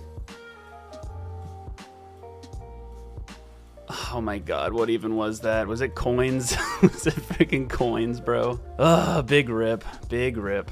Still love to see the scouts though. Bury a bone, 63 prayer. Look at this. Look at the stack of mithril bars. We are 2 away from the goal. I think we need like exactly 5,500 or something, so you know, it's cutting it close, but we do need to grind out one more drop. So on the very next mithril bar drop, we will be done with this month-long grind. There it is, everybody. There it is, the very last mithril bar drop that we need. Look at the stack. You ready? Over 5,500. Oh my god, it's finally over. I've been locked to the Sophanum dungeon for probably about a month now. Since the wipe started, it's been about 170 hours of lazy flicking Locust Riders, but we have 73 smithing in our inventory right now. I've been so excited about the idea of just going through all of these resources we've been stacking and just getting all the XP, all the levels, and more importantly, clearing up this inventory space. But we're gonna get to that in a second. Real quick, we're super close to all these combat levels. I'm just gonna get attack and defense leveled up to 88 because we're like an hour and a half away from doing that, and that'll bring us up a combat level. So I got Stockholm syndrome or something, but we got another hour and a half of lazy flicking these guys, and we're gonna call it for a very long time. And hopefully we can pick up the D-Med in this last hour and a half. We'll see. All right, I got these 2 things up here, the defense level and the attack level. I got the combat level up. They're all about to clock over in one more hit. There it is, 88 attack and 88 defense and 110 combat. And this was the final Locust Rider that we're gonna kill for quite a long time. Yeah, kind of bittersweet, man. I've been here for such a long time, been here for like a month, and it's time to finally move on to better things. So farewell. Now that we're done with the collecting part of the smithing grind, it's time to move on to the best part, processing all of the resources and getting a ton of levels, clearing out our inventory in the process. Real quick, I just want to give a recap of the grind. We spent about 3 weeks straight locked in the dungeon. I'm going to put up a picture of the loot tracker, but keep in mind that it has some kills tracked before the wipe as well, so only about 15,000 kills were from after the wipe, and about 12,000 were done in this video alone. So use your imagination, but either way, here's the loot from over 19,000 Scabberites if you're interested. I was getting on average about 90 kills per hour, so in the approximately 15,000 kills it took to stack the 5,500 bars, I spent about 170 hours down here lazy flicking to a metronome. My mental health is surprisingly fine, in case you were wondering. To date, I'd say I've got around 30,000 Locust Rider kills under my belt, and while I still have more left to kill in the future, we're going to be done here for quite a long time. Here's the relevant stats before and after this grind. Here's all the stacks we've accumulated. And now it's time to get into the smithing grind. So I've done some prep work this morning, and we're ready to start going through all these supplies. I bought a bunch of anti-poisons from Sophanum and turned them all into vials of water, and we're about to get started on making these Hairlanders and Goat Horns into combat potions. That's the first thing we're gonna do. So I have a full inventory here, or you know what I mean by full inventory, of combat potions, and let me show you, let me learn you a little Ultimate Iron Man trick on how to pretty much have unlimited vials if you have access to a decanter like Zahur or what's his name in the Grand Exchange. There you go. You decant them all into 1 doses, then you decant them into 4 doses, and then look at all these vials you have, way more than I started out with. And then I just drop the vials and decant them back into 1 doses, and I can just repeat that as many times as I want pretty much. Just drop the vials in between every single decant. Somebody ban this man, he's hacking the game. Here's the first and only Herblore level that these potions are going to get us to, 57 Herblore. And there is the last of the combat potions made. Just going to decant these into 1 doses, and we have this many combat potion doses to go through. I'm actually going to hold on to this stack because they'll probably come in handy for when I go to Desert Bandits and Calphite Queen, which I do plan on doing some Calphite Queen in the next video. Spoiler, spoiler. But yeah, now it's time to do the fun part. We're going to go through all these mithril bars and make them into mithril darts, which should bring us up to 70 smithing and also 80 fletching to make a magic short bow. Let's get into it. Alright, so I've already done a couple test runs of making these mithril bars into dart tips, and this is pretty much how we're going to be doing it. We unnote the mithril bars at the bank, just like this, and then there's an anvil over here. This is the closest bank that we have to an anvil, so this is the best place we have to unnote the bars and then turn them into dart tips. And then, yeah, we just let it run through. It's kind of slow, so it's going to be a little AFK. And then when we're done with those, we can either go unnote some more bars, or if we're low on run energy, we can just drink up at the fountain and it restores our run energy. So we should never be walking during this grind, which is a huge plus, honestly. Honestly, you guys, I can't tell you how satisfying it is to be able to clear up these inventory spaces and just use these mithril bars, because like technically I started this Locust Rider grind back in like November of last year, like 6 months ago, but because of the wipe I had to start the whole grind over. So it feels really good to actually be able to start using up mithril bars and just getting this checked off the list. So I was just making some dart tips, right, like I've been doing, and I realized that we're not doing anything dangerous right now, so we can finally have James with us for the first time in a while. Did you guys miss him? Because I know I did. Here we go, guys. First smithing level of many coming in. Many being 5, or I guess 8. But there's level 66 smithing, getting us started. And there's 67 smithing, 68, 69 smithing. All right, guys, this is it. This is it. This is what it's all been leading up to. Months of killing Locust Riders, stacking the resources, prayer flicking them. Super annoying. It's just, oh my god, the metronome is burned into my memory at this point. I'll never miss a flick again, but there it is. 70 smithing. I can't believe it. With this level, we can officially start using our adamant ore that we've been stacking up, so, you know, this XP is not going to go to waste. We have a few more bars to go through, but after we're done with these mithril bars, then we're going to get to work on the adamant, and I'll show you how we do that. And here's the last of the mithril bars. There we go. They're all done.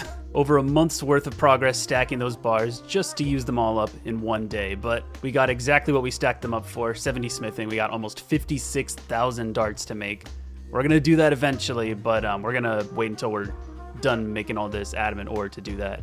So yeah, like I said, let me show you how we're gonna go through all this adamant. As I'm sure you guys have noticed, we have quite a few nature runes stacked up in our inventory right now, and I'm sure you guys put together already what we're gonna be doing with it. In the whole desert, there is not really any place with a furnace, a bank, and an anvil all close to each other, so we can't like unnote things, smelt them, and then hammer them into whatever we're making. So what we're gonna be doing is unnoting some coal, and then we're just gonna drop an adamant ore, unnote it, superheat it, and it's 6 coals per adamant ore.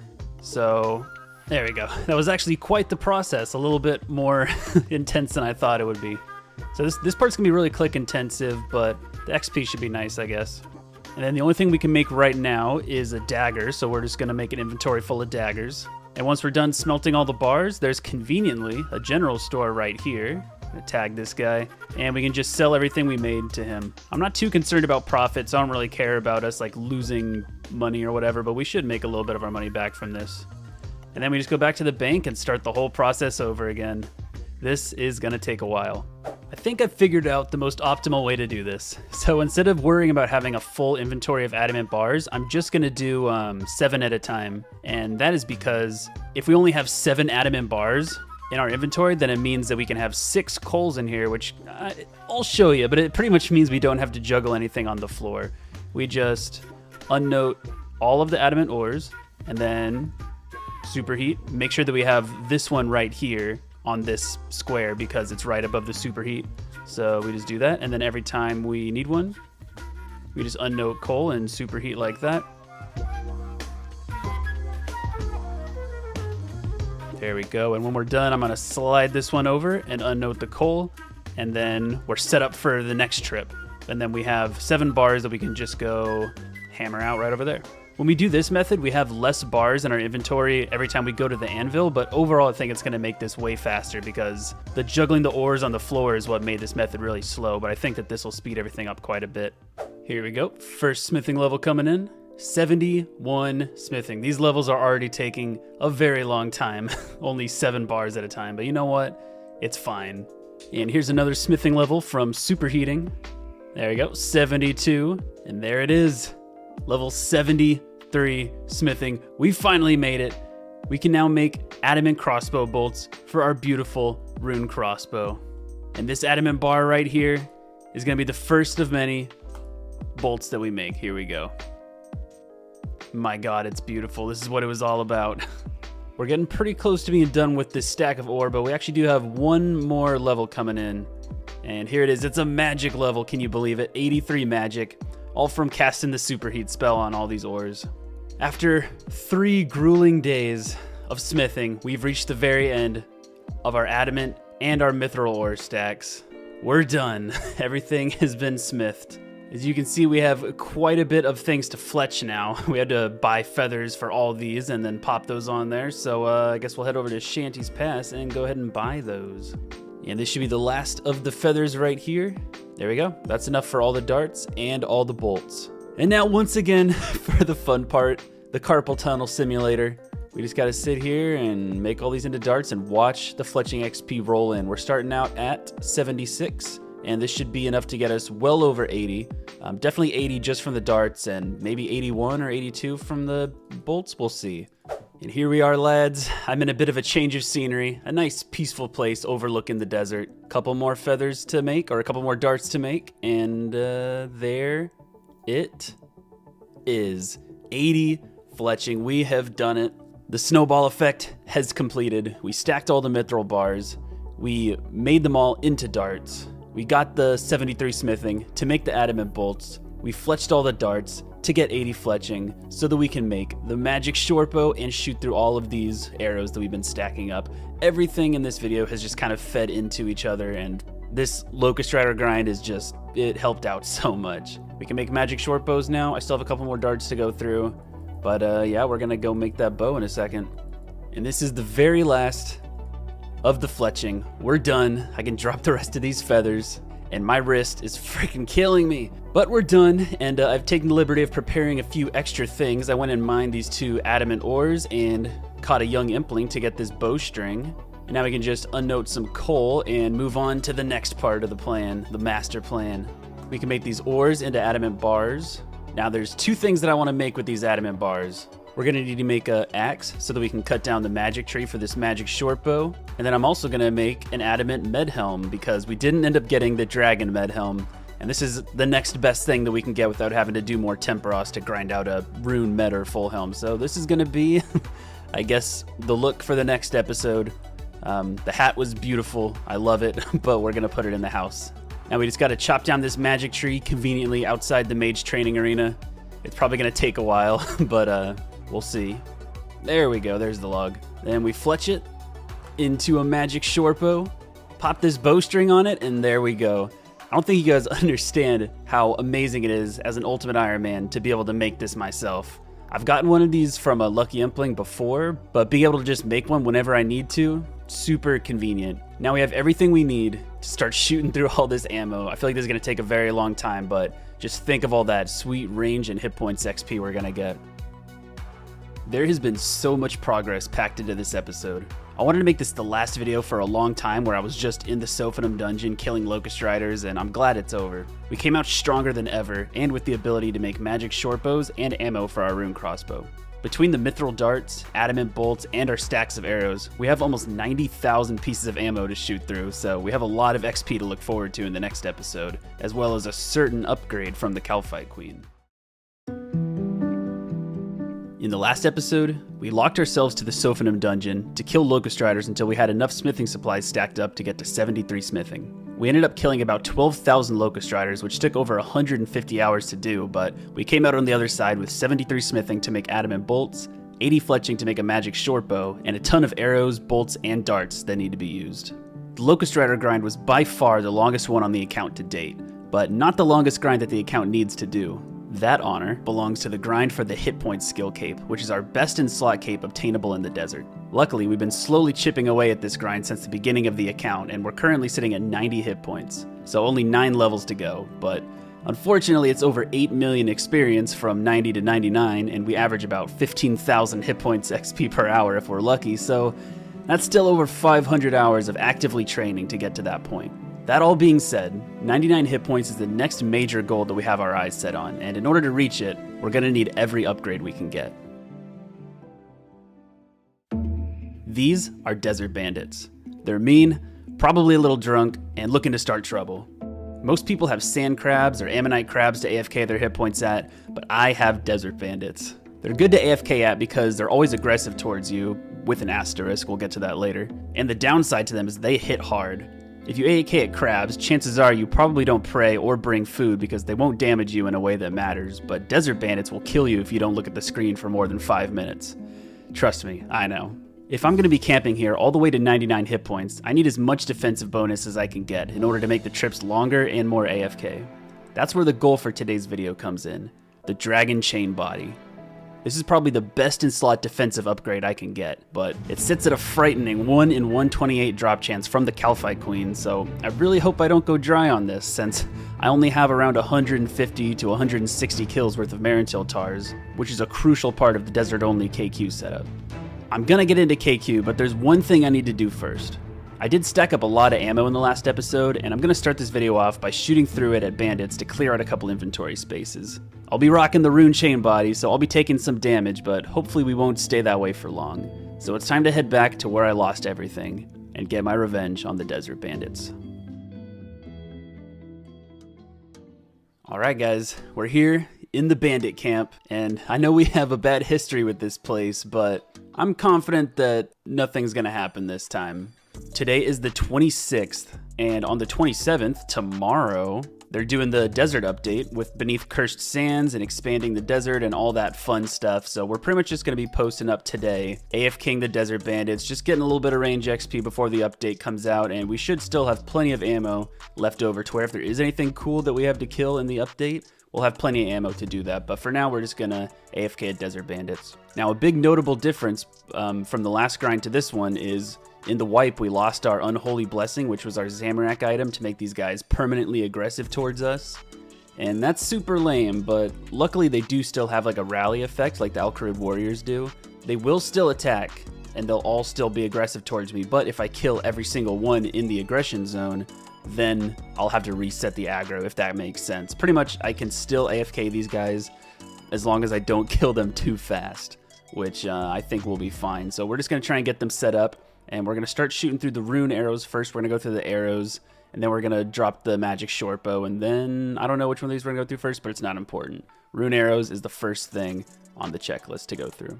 So check this out. I'm sitting here attacking this guy, and when he spawns, he says you picked the wrong place to start trouble and becomes aggressive towards me. So I still have the aggression going on, but if I kill them both before the next one spawns, then they won't be aggressive towards me because they won't see me attacking anybody. So pretty much I just have to sit back and make sure I don't kill them too fast. And also I should say that these defense levels I've gained from the Locust Rider grind and also all the defensive armor I'm wearing is really coming in clutch because I haven't been attacked once since I started fighting these guys. I don't have my melee prayer on or anything. I'm just tankier than they can hit me. Words, I'm not good at words right now. So this should be a pretty AFK grind. I'm very excited, and I am going to be picking up my arrows. And this is another reason why talking to the range tutor was such a good idea, because I have a full inventory of food right now.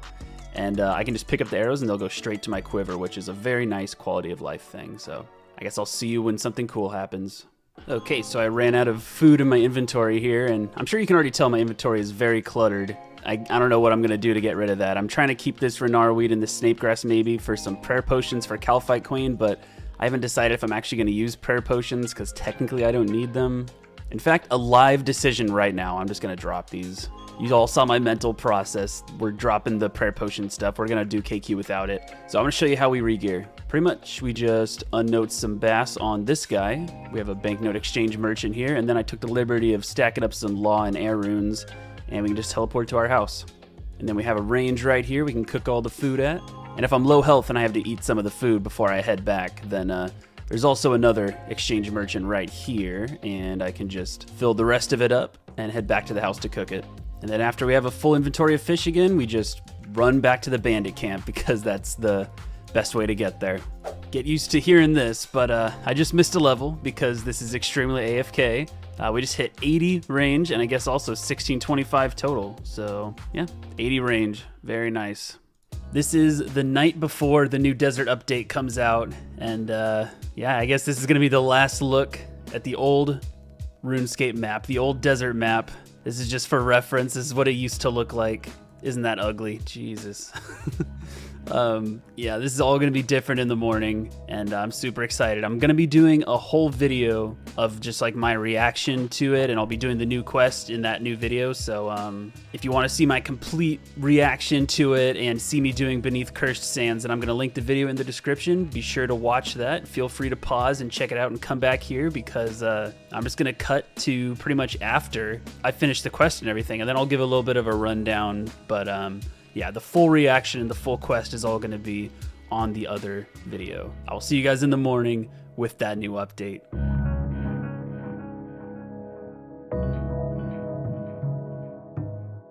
I do have a couple clips that didn't make it into the Beneath Cursed Sands video here.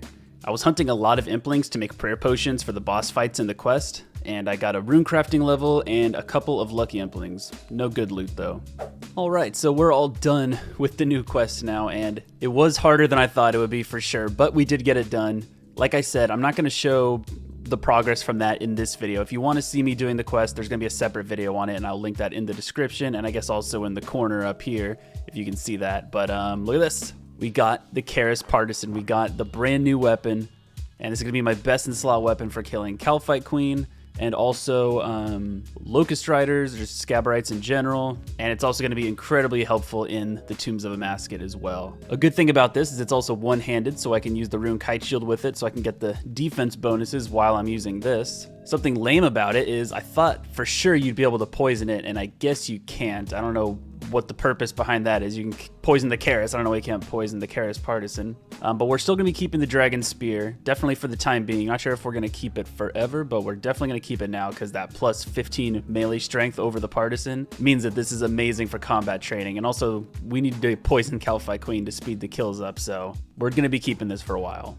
But yeah, we're just getting back into the range training. We're working on going through all of the adamant bolts right now, and then we're going to work on going through the arrows again. And then when we're done with those, I think we're just going to jump into Kalphite Queen. We're going to take care of the mithril darts later, but clearing out these 3 inventory spaces right here will be pretty nice. So we're going to head back to bandits. We've already done a little bit of AFKing since after the quest, and we're currently level 81 range and getting pretty close to 91 hit points too. So yeah.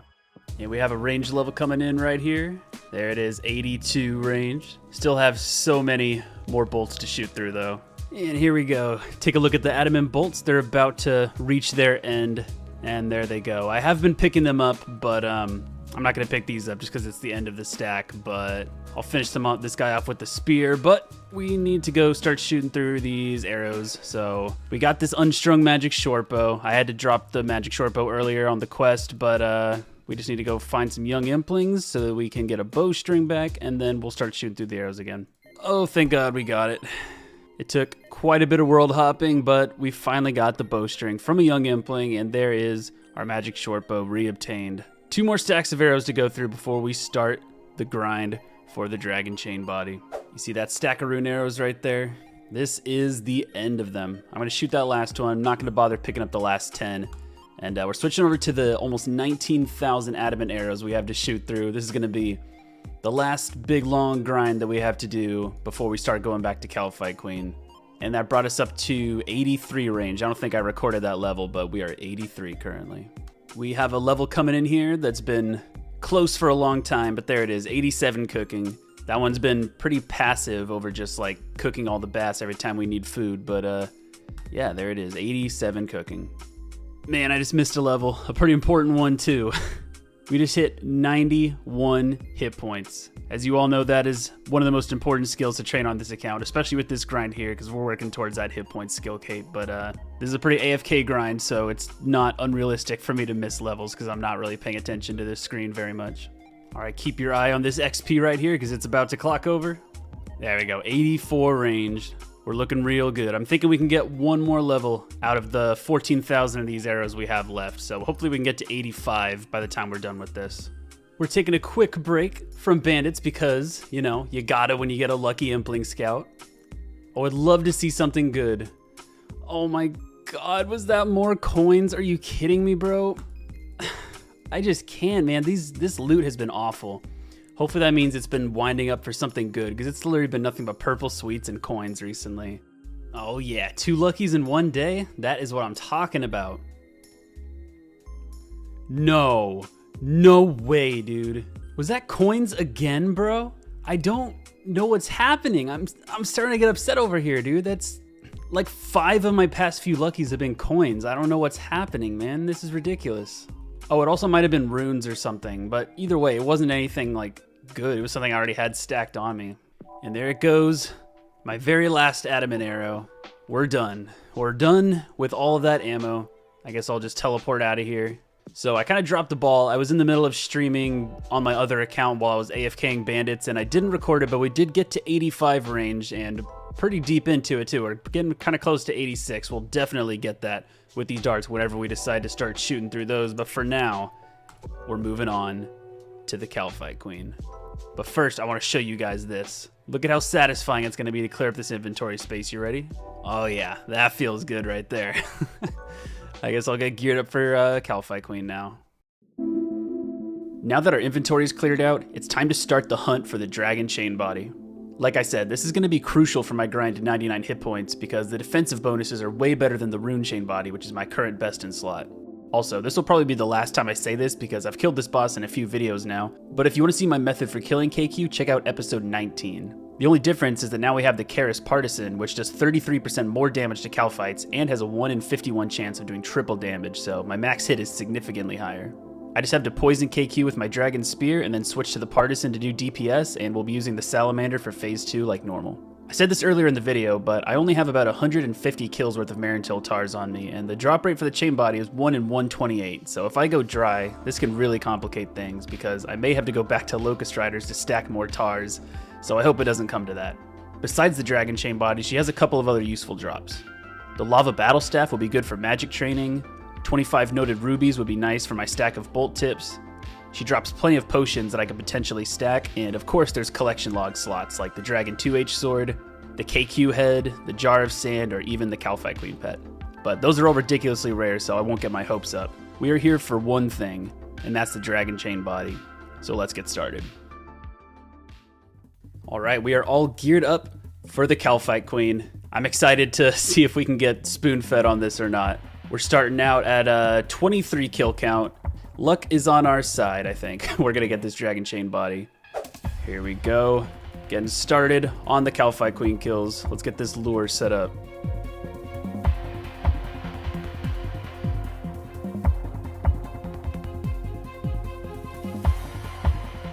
Now that we got the lure set up, we have to start with the Dragon Spear because we gotta apply that poison damage. And let's do it. Okay, Calphite Queen is poisoned, so we're switching to the Partisan, and I'm excited to see if we can get some juicy hits with this thing. And there is the first kill since coming back. What do we get? Oh, look at that. A combat task for 25 KC, I guess. That caught me off guard. I thought it was something, but it wasn't anything.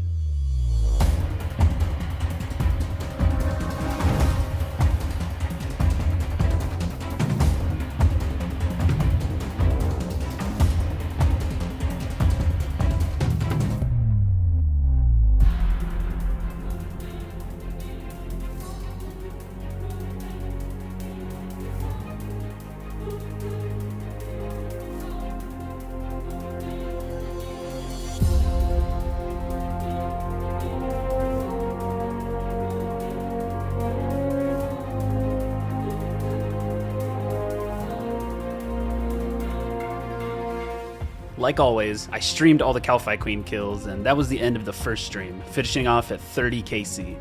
Here's the progress from day 2. There we go. KC 31, first kill of the day. What do we get? Oh my god, it actually happened. What? No way, dude. Holy shit. We actually got it. Get me out of here, bro. There's no way.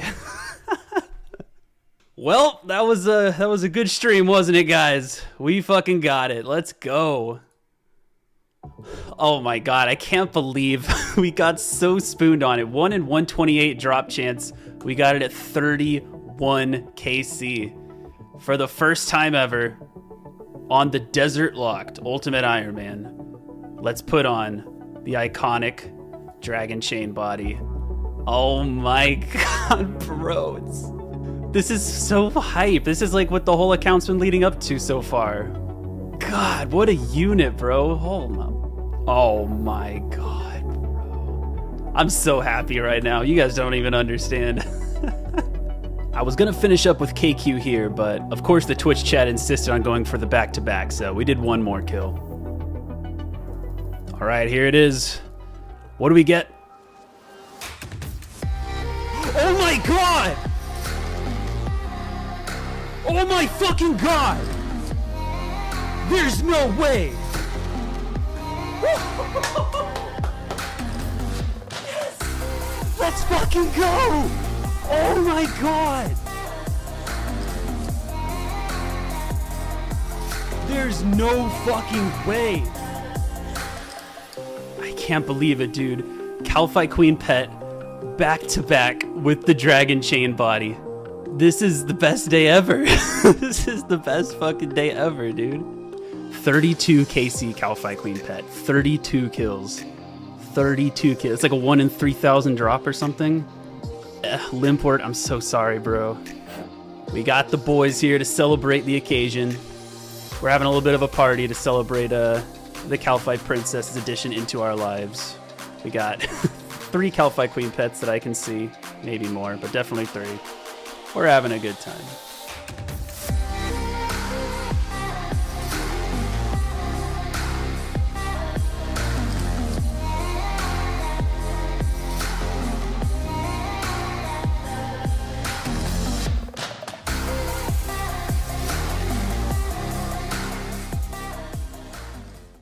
It's beautiful. It's beautiful, you guys. I'm probably just gonna leave this inside of the house for the time being because I need to get this video out and I don't want to spoil it for anybody. So I'm actually probably just gonna call the video here because I don't know, I thought I'd be here for a lot longer, but now I just really want to get this video out. So I don't know if this video is gonna be shorter than normal, but we have big things planned for the next one. The fucking Calcite Queen pet? Are you serious? Never in my life did I think that was going to happen in this video. That was the original end goal on this account before the Tombs of Amascut was announced, and it feels so good to have it. This is the rarest drop from the Calcite Queen, and by far the coolest. So cool, in fact, that it completely overshadowed the Dragon Chain Body, which I also got ridiculously spooned on. Because of this upgrade, the grind for the hit points skill cape should be a lot more relaxing, and I'm excited to start AFKing bandits. But we still have 55,000 mithril darts we need to use, and I have a special plan for how we're going to do that in the next episode. So this is where I'm going to call it for today. I hope you enjoyed, because this was a huge episode, and I'm so excited for what's next. In the last episode, we started out by shooting through most of the ammo you see in this picture, everything except for the darts. This brought us up to level 85 ranged. After we finished that, we had enough inventory space to start killing the Calcite Queen, with the goal being the elusive Dragon Chain Body. Or it would have been elusive if I didn't get it on 31 KC. Oh yeah, and I also got the pet, the kill after. I'm starting to think this account might be a little spooned. And since we're talking about the pet, there was one comment I got over and over again in the last video. You guys really seem to want me to make the exception to insure the pet, so if I die with it, I don't risk losing it. So, to make you guys happy, I will not be insuring the pet. In case you guys don't know, Jagex is actually already working on an update that will make all pets automatically insured if they're on the collection log. So even if I were to lose the pet before the update, I still would be able to claim it back after the update. So rest easy lads, the KQ pet is here to stay. Anyway, the goal for today's episode is simple. We still have almost 56,000 mithril darts that need to be used, and there's only one way I can think to use these darts to benefit the account in multiple different ways. We will be killing hill giants. These guys have a ton of ways to benefit the account. For starters, regardless of who we use the darts at, we'll be getting range and hit points XP, and we need the hit points skill cape and as high a range level as possible for the Tombs of Amascut. Hill giants also drop big bones, which give 15 prayer XP per berry, so we should get a lot of prayer XP out of this grind. And last and maybe most importantly, hill giants are the best source of beginner clue scrolls in the desert.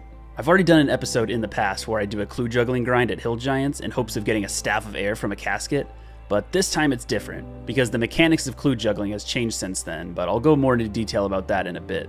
When I wiped the account, I lost my staff of air, and now I'm planning to get it back, as well as hopefully a god item for the 99 hit points grind at the bandits coming up after this. So the goal for today's episode is going to be shooting through all 56,000 darts at hill giants, burying every single bone and stacking clue caskets until the stack of mithril darts is gone.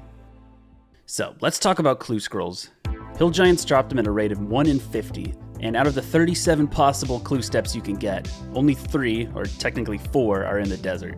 There's Panic at the Al-Kharid Mine, Talk to Shanty at Shanty Pass, Talk to Renail at the Skirt Shop, and there's a Reldo step, which is only a 1 in 5 chance of being in the desert. This means that only about 10% of clues that we pick up will give us a step in the desert that we can do. Now, if you're familiar with any other Snowflake UIM series on YouTube, I'm assuming you know how clue juggling works, but in case you don't, I'm going to give a quick overview of it and try and do it all in one breath. Here we go. Beginner clues can be completed in 1 to 3 steps, and the odds of getting a beginner clue with a back-to-back-to-back desert step is ridiculous, so we're not going to count on that. Luckily, clue scrolls work as a collective, so if you have 3 clue scrolls on the ground, all with 1 step completed, that's the same thing as having 1 clue scroll on the ground with 3 steps completed. So if we get a desert step, we drop it on the floor, which allows the game to drop us another one, and we keep re-dropping them on the floor to reset the despawn timer until we have 3 desert steps on the floor, and then we can go for the casket. And when we did this grind before, the whole thing was a bit more difficult, mainly because we had to do the entire thing in one sitting, or else our clues would despawn. Essentially, once you get a second clue, you were locked in until you hopefully got a third clue, or decided it was time for bed and you just went for the 2-step casket. And if it turned out to be a 3-step clue, your entire day was wasted and your clues are all gone. This is a thing of the past now. Recently, the game has been updated to make untradables dropped on the floor have a despawn timer relative to the character being logged in, rather than the game's clock. This means you can drop both your clues on the floor, log off for the night, and log back in the next day, and your clues will still be there waiting for you. The despawn timer just picks up where it left off. This is an amazing update for clue juggling because it means that no clue scroll will ever go to waste again. All this pretty much means is that clue juggling is going to be easier, which means more caskets stacked up, which means a better chance of getting my Staff of Air back. And if you're wondering why I need a Staff of Air, we'll get into that later in the video. But for now, just enjoy the clue grind. We are starting this video out with a couple lucky implings. Here's an Amulet of Magic and 8 grimy snapdragons. Alright everybody, we are here at the desert plateau and we're ready to kill these hill giants. This is the gear we're going to be using. It's really not important what our gear is because they have 0 range defense. We got the snake skin boots, we got the dragon chain body for some extra defense, and the rune kite shield since the darts are one-handed. And we also have the Calphi Queen pet. That's right, we're bringing the KQ pet because we're not cowards.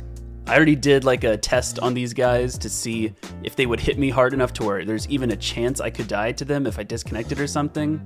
There's no chance these guys are gonna kill me with my current defense level and like the dragon chain body and everything. They just can't do enough damage, and it's only single way, it's not multi-combat, so I can't have like multiple ones stacked up on me at the same time. So I'm 100% confident that I will not lose my pet here. So we're just gonna get started on using these darts, stacking caskets, and burying all the big bones, collecting herbs, and we'll just see where we're at by the end of this episode. I don't know. This is where we're starting out, just under 3.5 million range XP. I'm hoping we can get to level 90 by the end of these darts, but we'll see. I'll be picking up as many darts as I can, so I still have this selected from KQ. There we go, let's get started. First kill down, and I'm just gonna go ahead and mark the big bones so I don't miss any, and I make sure I bury all of them. Couple kills in and I just got my first giant key drop. I guess I should probably show the collection log for all the hill giant related stuff before we really begin this. That was our 80th giant key, and we're at 23 long bones, and we haven't gotten a curved bone yet, so I would actually really like to get a curved bone this grind. So yeah, that'll be cool. And also, I know somebody's gonna ask, so I'm just gonna say it now. There is not a chance that I can get the giant champion scroll from these guys because I think you need 32 quest points in order to start getting champion scroll drops, and I'm currently at a humble 19. So the only collection log slot we can get from these guys that we don't have would be the curved bone, which is I think 1 in 5,000, just like the champion scroll. And this is just another little seemingly pointless clip just to kind of tell you my process. I just added the ammo plugin right here so you can see how many darts I have at every given moment, you know?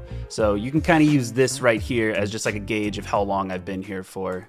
And there it is, 78 hill giant kills, and we got our first beginner clue scroll. Let's see if it's a desert step. Bury the bones for luck, and it is not. I labeled the tile over here trash clues, so every time I get a clue that is not a desert step, or a Reldo step, I guess, we're gonna drop it over here. That way there won't be a chance that we can, like, you know, juggle the wrong clue or something like that and mix up some clues. So yeah, anyway, that is where the trash ones go, and we will see how long it takes for me to get my first desert step, I guess. Well, here's our first clue that's worth juggling, I guess. It's a Reldo step, so there's only a 1 in 5 chance that it's actually in the desert, so we just gotta kind of hold on to it and hope it's a desert step. Yeah, I guess the juggling is gonna begin now. So now I just dropped this beginner clue on the floor and the game's all, oh no, you don't have a clue, let me drop you one right here. Man, that would have been cool for the video, but no. So yeah, now we can start getting clue scroll drops again, and the cycle continues. Let's see if we can get a casket.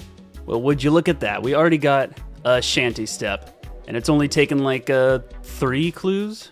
Not 3 actually, maybe like 4 or 5, but either way, hasn't been that long, and we already got a desert step, so we have 1 desert step to juggle, and then 1 Reldo step, which has a 1 in 5 chance of being in the desert. So we're not gonna go until we have pretty much a surefire casket, so we got a little bit of time to go. There's the very first long bone of the episode. A lot of you guys will view this as like a little bit of construction XP, but me, 15 prayer XP. Hope that didn't trigger anybody. There is another Reldo step. I got this beginner clue on the same drop as the giant key. I'm sure that's not super rare, but you know, at least a little rare. So now we have 2 Reldo steps and a confirmed desert step. So we're still not close to a complete juggle yet, but you know. So this will be my first time testing out like the new log out mechanic thing they just added for the clue scrolls. So I'm gonna juggle them all real quick to reset the timer, and I'm gonna log out, and when I log back in a couple hours, they should still be here. So let's test this out. And we are back a couple hours later, and it's time to log in. and hopefully take a look at our beautiful clue scrolls on the floor. And there they are. God, that's such a cool update, man. I would have killed to have this back in the day when I did my first clue scroll grind. And we can just pick up right where we left off. And there it is. We got a second desert step. So now we have 2 desert steps and 2 Reldo steps. So our chances are looking pretty good. I think if I get one more Reldo step, I'm going to try juggling those, but otherwise I'm just going to wait for another desert step before we go for a casket. All right, I brought all of my clue scrolls over next to the Reldo step. We're going to try the 3 Reldos and see if we can get a desert step. And if we do get one, then that is a confirmed beginner clue casket. Oh, well, there it is. That was easy enough, the very first one. And let's try the 3rd. Oh my God, that's a casket. Okay, well, that's super nice because looks like we still have 2 desert steps right here we didn't even touch yet. That's awesome. We only needed the Reldo steps for that one. Sweet, I'll take that. We're gonna be stacking up these caskets all the way until we're done with this stack of mithril darts. And it looks like it took less than 2,000 darts to get my first casket, and we still have these 2 desert steps on the floor. So if we can keep this up, we're gonna have a lot of caskets, but I'm hoping to get at least 5, hopefully closer to 10. More would be awesome, but yeah, there's the first casket stacked up. I'm gonna be real with you guys. I don't even think these long bones are worth showing anymore because apparently I'm just getting these just one after the other. So I guess we'll just do a check at the end of this grind. You know, see how many long bones, giant keys, all that stuff we get. And there it is. We got ourselves a 3rd desert step. So let's head on down and get ourselves our 2nd casket. All right, Shanty, give me a casket. Hey, there we go. There's the casket. We got a 2nd casket and we still have a desert step. So I'm feeling pretty good, you know? This is off to a great start. This is still the first day and it's only actually been a couple hours. So, you know, I'm hoping we can keep this up. I can't believe this luck we're having today. I've literally been up here for like 5 hill giant kills since I just got that 2nd casket, and we already got another shanty pass step. What are the odds? The notification just got skipped because I was in the middle of combat, but 86 range on the account, not bad at all. Again, I'm hoping we can get to 90 from these darts, or as close to it as possible, I guess, but 90 would be cool because it's a nice even number, obviously. We got the freaking curved bone. It actually happened pretty early on into the grind too.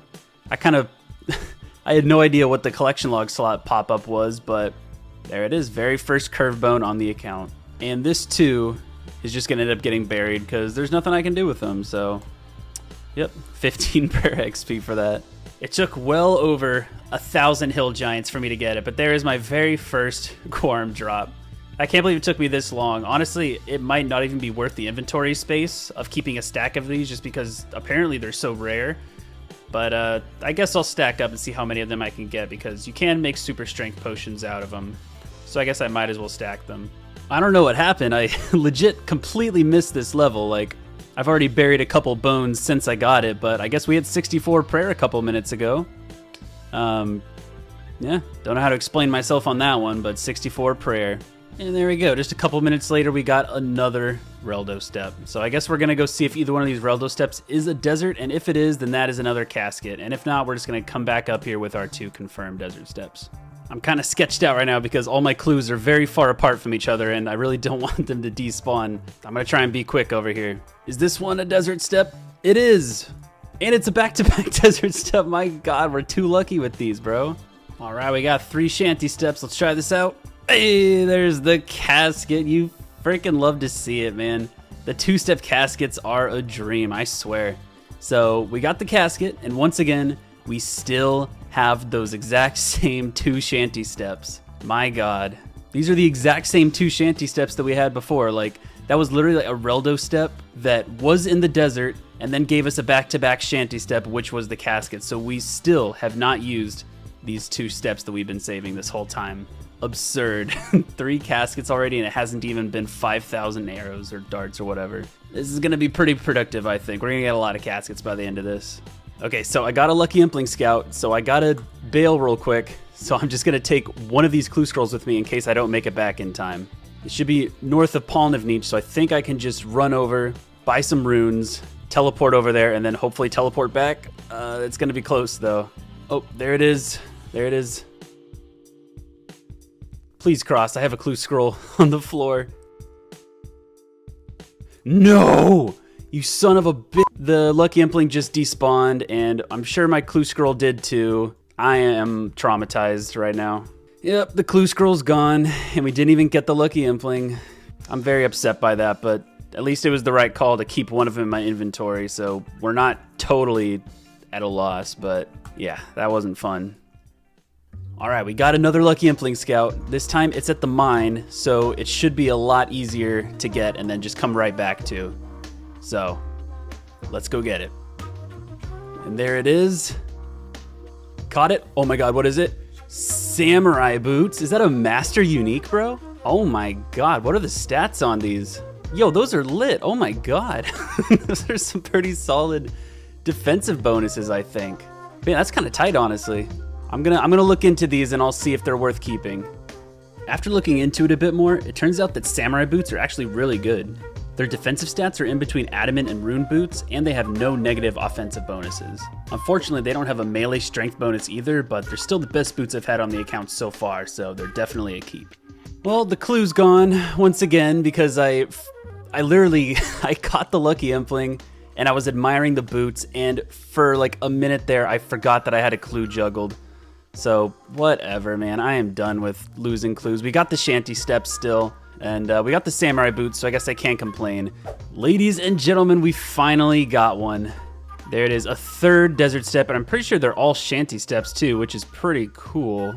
Yeah, all three of them are shanty steps, so we don't have to like juggle them back and forth across the desert. We can just carefully place them all next to shanty and get ourselves a confirmed casket with the 3 steps. Will it be a 2-step casket? There it is. That's what I like to see.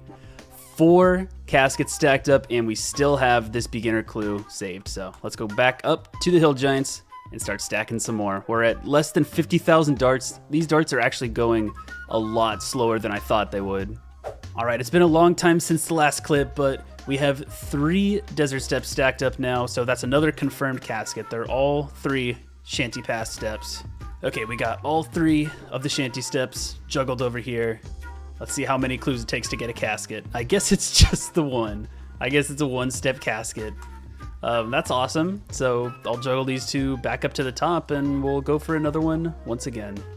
And there we go, 87 range. These levels take a little bit of time, but that one looks pretty nice. I'm hoping we can get to level 90 by the end of this grind. Okay, I thought I was recording, but I wasn't. We got the casket from 1 out of the 2 shanty steps, so we have 6 caskets now, and we still have 1 desert clue to our name. So we're gonna head back up there and get the juggling started once again. All right, all of these clues are in a different place, so I'm gonna start with the skirt shop one, see if I get the 1-step casket. I do not, and it's not a back-to-back step. Next one is a shanty pass step, so we're just gonna run over here and do that real quick. And there's the casket, 2-step casket, beautiful. I love it. We still have another clue left over.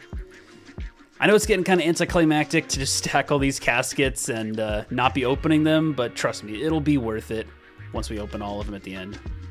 We got a lucky impling, approaching the target. Let's see, a collection log slot, a dragonstone ring. Oh my goodness. And we have a prayer level coming in. There's 65 prayer. Very happy with that. I'm hoping we can get a couple more. Look at that, 3rd age druidic. Man, of course we're gonna get that from a lucky. Of course we will. I think this is my first time ever actually getting a casket like on the 3rd step and like using all 3 of my desert steps, so it's kind of weird. We got the casket confirmed, but we have no desert steps to our name now. Total reset. But either way, still cool. 8 caskets. You love to see it. Casket, casket, 2nd Reldo step. Oh my god.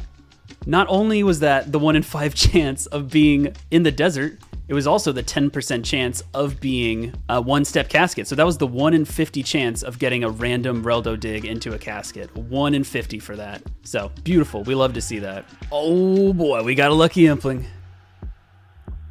What was that? What did I just get? Well, according to the loot tracker, that was about 4,000 GP. That sounds about right. So at the moment, I have 5 clues on the ground, which is way more than I'm used to juggling, and they're not even very good clues. There's 1 desert step and then 4 Reldo steps. 1 desert step and 4 Reldo steps is about a 50% chance of getting a casket, so we're just gonna go for it. I'm gonna take them all down to Reldo and see if we can get 1 or 2 Reldo steps in the desert. Reldo step number 4, be humble.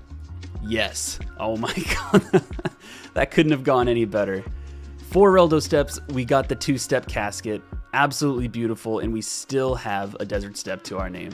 Hey, something interesting actually happened. Curved bone number 2 on the account. And we are back already with another 1 desert step, 4 Reldo step casket attempt. We'll see if we can get lucky on these. And the third one is a new clue. Back to back, please. Nope. Okay. Please be a desert step. Let's see it. Oh no, that's not good. I am now faced with the problem of I have a desert step now. It's in the Alcarid skirt shop and it has 1 step on it. So I think I'm gonna risk it. You know, this isn't probably a good idea, but I'm gonna risk it anyway. We're gonna see if we can get the 2-step casket off of our only desert step. And if it turns out to be a 3-step casket, then this clue is gone and I made a mistake. But, you know, you gotta take risks to stack caskets. That's what they always say. That's what I always say. All right, for the content, let's see the 2-step casket, please. Yes! Oh my god, that's so rewarding. I'm glad we risked it. 13 caskets stacked up, lucky number 13, and starting from scratch once again. Okay, it's been a minute since we've gotten a level, but I'm gonna bury these bones, and there is 66 prayer.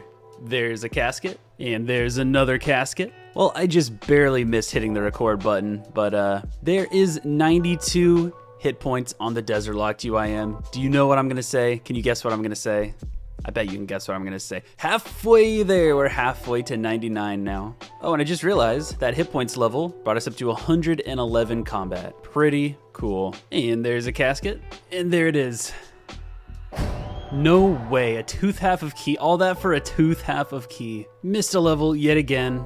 Well, I don't know if I missed it or if it just clicked through the dialogue because I'm in the middle of a fight, but there's 89 ranged. And there's another casket. And there's curved bone number 3 on the account. And here is another casket. Good morning, everybody. It's the first clip of a new day. Sorry if I sound a little tired, but here we go. 67 prayer to start the day off. I'm happy about that. And there's another casket. So as you guys know, we started out with 55.8k mithril darts to shoot through. And let me bust out the calculator real quick. 55.8 divided by 2 is 27.9, which means that if you look at our ammo over here, we are halfway done with this grind. Halfway done. It's going a lot slower than I thought it would since we're picking up every single dart, but it'll be worth it. It'll be worth it in the long run. We'll get a lot of range XP. We'll get a lot more clues. We should be getting close to 40 clues by the end of this at this rate, so that's kind of crazy. And there's another casket. We are officially up to 20 caskets in our stack. I can't believe it's come this far, and I can't believe we're only a little bit more than halfway done with this. Casket, casket. All right, everybody, we have a huge level coming in here, and there it is, 90 range on the Desert Locked Ultimate Iron Man. You know the whole spiel, but we are 90 range now, same as our strength. That's our 3rd combat stat to be in the 90s, and we still have just under half of our darts left to go, so hopefully we can get to like 92 or something like that. I don't know, but yeah, I'm happy with the progress. I think we started this grind at 85, so it feels pretty good to be at 90 already. Here we go. This is a good way to start the day. Let's get a collection log slot, please. Oh my... And there is another casket. Just missed a level. There's 68 prayer. I didn't even know it was coming, so I buried the bone and immediately clicked away, but yeah, 68 prayer, pretty cool. Come on, collection log slot. Something good. Taibuwanai teleports. Not a useful teleport. I believe that's curved bone number 4, I want to say. Yeah, 4th one.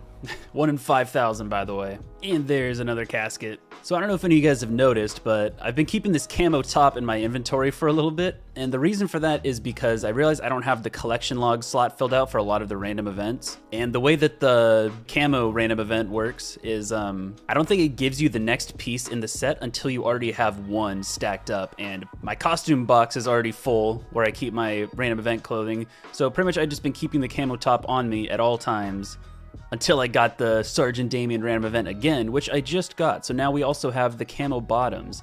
And I guess I'm just gonna rock these to save the inventory space, but yeah, see, we just got a new collection log slot down here for the bottoms. We should only have the hat left, and then I can drop all 3 of them. Casket, casket. Oh, we got another lucky impling.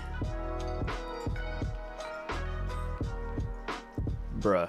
I'm live on Twitch right now, so I got distracted and I missed the level, but there's 91 range. We got. I'll put up a picture, a screenshot or something, but yeah. 91 range, long way to 92. And here we go. Another beautiful beginner clue casket, up to 27 now. And here's another lucky impling. Bros. 8 trouts, what is this? All right, guys, this is it. This is the moment I've been waiting for. Check this out. We got the camo helmet, which means we finally saved up the full camo outfit. Oh, where'd he go? Where'd my character go? I'm just kidding, it's just camouflage. But this does mean that I can finally, now that I have all the collection log slots filled in, oh, I'm not gonna drop it on top of my clues, but yeah, I can just drop this full camo set now and just let it despawn, clear it up in inventory space, and yeah, pretty freaking cool. I guess the only random event piece that I'm missing besides the stale baguette, which is, you know, difficult to get, is the zombie mask. So I guess I'll be doing Leo random events whenever he pops up, and hopefully I'll get that zombie mask. Hopefully I don't have to restack all of the zombie pieces again, because there's a lot of those. But yeah, there's a casket. Look at this, guys. I just noticed that we are under 10,000 mithril darts left. We're in our final 10,000. I know I say this all the time, but this took so much longer than I thought it would. So yeah, I guess this is the home stretch. And there's another casket. And there it is. With that casket, we are up to a stack of 30. That is just beautiful. You absolutely love to see that. There's the 5th curve bone that we've gotten so far.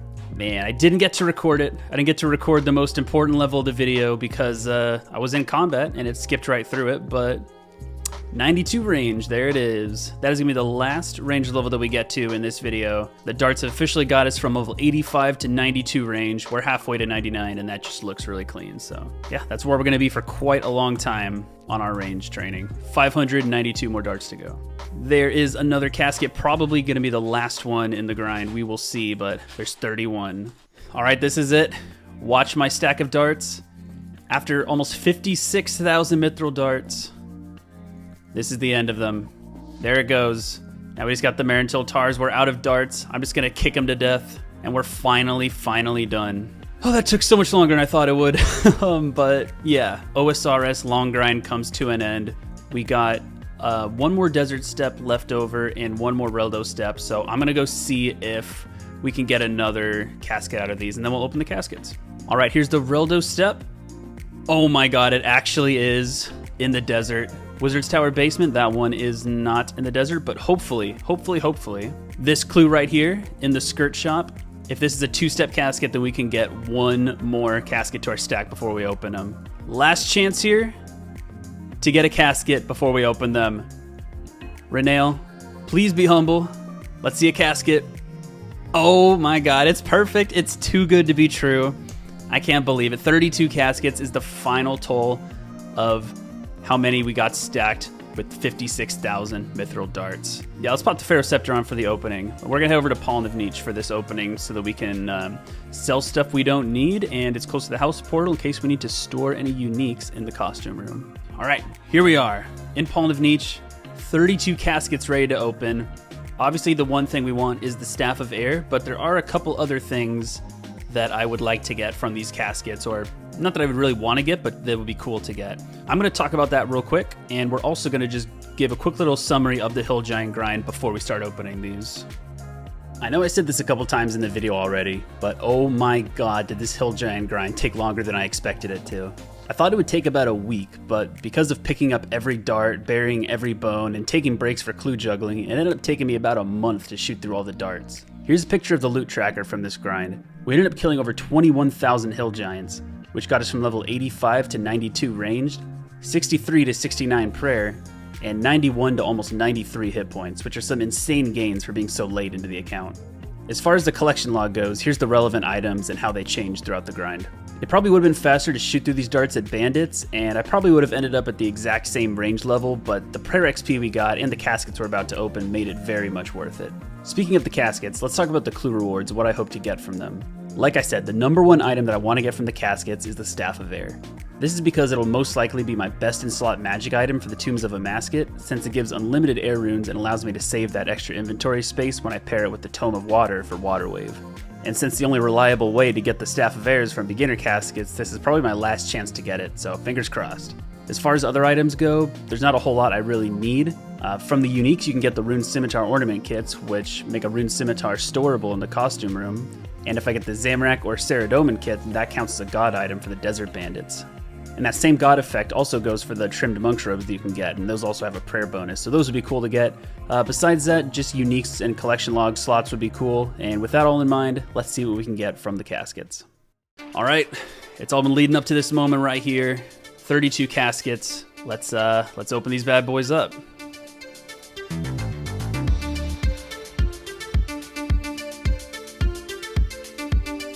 First unique on the account, I'll take it. Sandwich Lady top. Beautiful, you love to see it. Let's put this on. Can't really see it because like the forced camera angle, but there we go. Let's get back into this opening. Nothing. Nothing. I think the cabbages technically is a unique roll. But yeah. There it is. Yes. Whew. It was all worth it. It was all worth it. We got the Staff of Air. Thank God. Best in slot raids item is in my hand. It's official. It was all worth it. And 26 caskets left too. And here we go. Staff of Earth, that actually might be useful for some magic training. Staff of Fire, we're gonna catch them all. We're gonna catch all the stabs.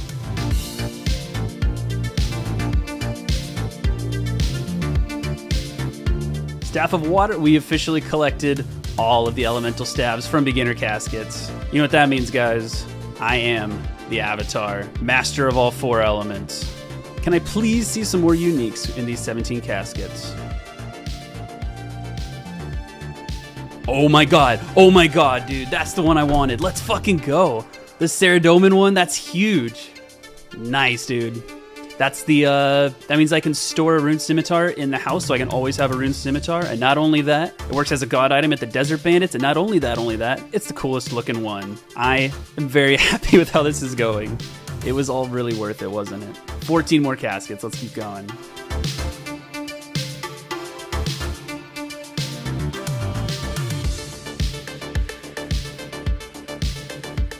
Three, two, last casket, nothing. But it doesn't matter because we got 2 collection log slots, I believe, and one of them is very much what I wanted. And then we also got the Staff of Air, so we got pretty much everything I needed. We didn't get any Monk's Robe pieces. We didn't get any, I guess that would be the only thing I would really need besides this, but yeah, I'm happy. I think it was all worth it in the end. Plus we got 92 hit points, almost 93. We got 92 range. We got 69, almost 70 prayer. I think this was very successful. And since we're in the house, you know, we gotta have a little bit of James content in every episode. He's kind of just a house cat now, so he's fine with hanging out while we play with the Caliphite Queen pet. We could definitely store the Sandwich Lady top in here, which we'll never be able to take out until we get all of the pieces for it, which I think means we're never gonna see this top ever again. So we're just gonna go ahead and store it and say goodbye to it. I guess I'll wear it one last time. We'll wear it one last time before it goes away forever.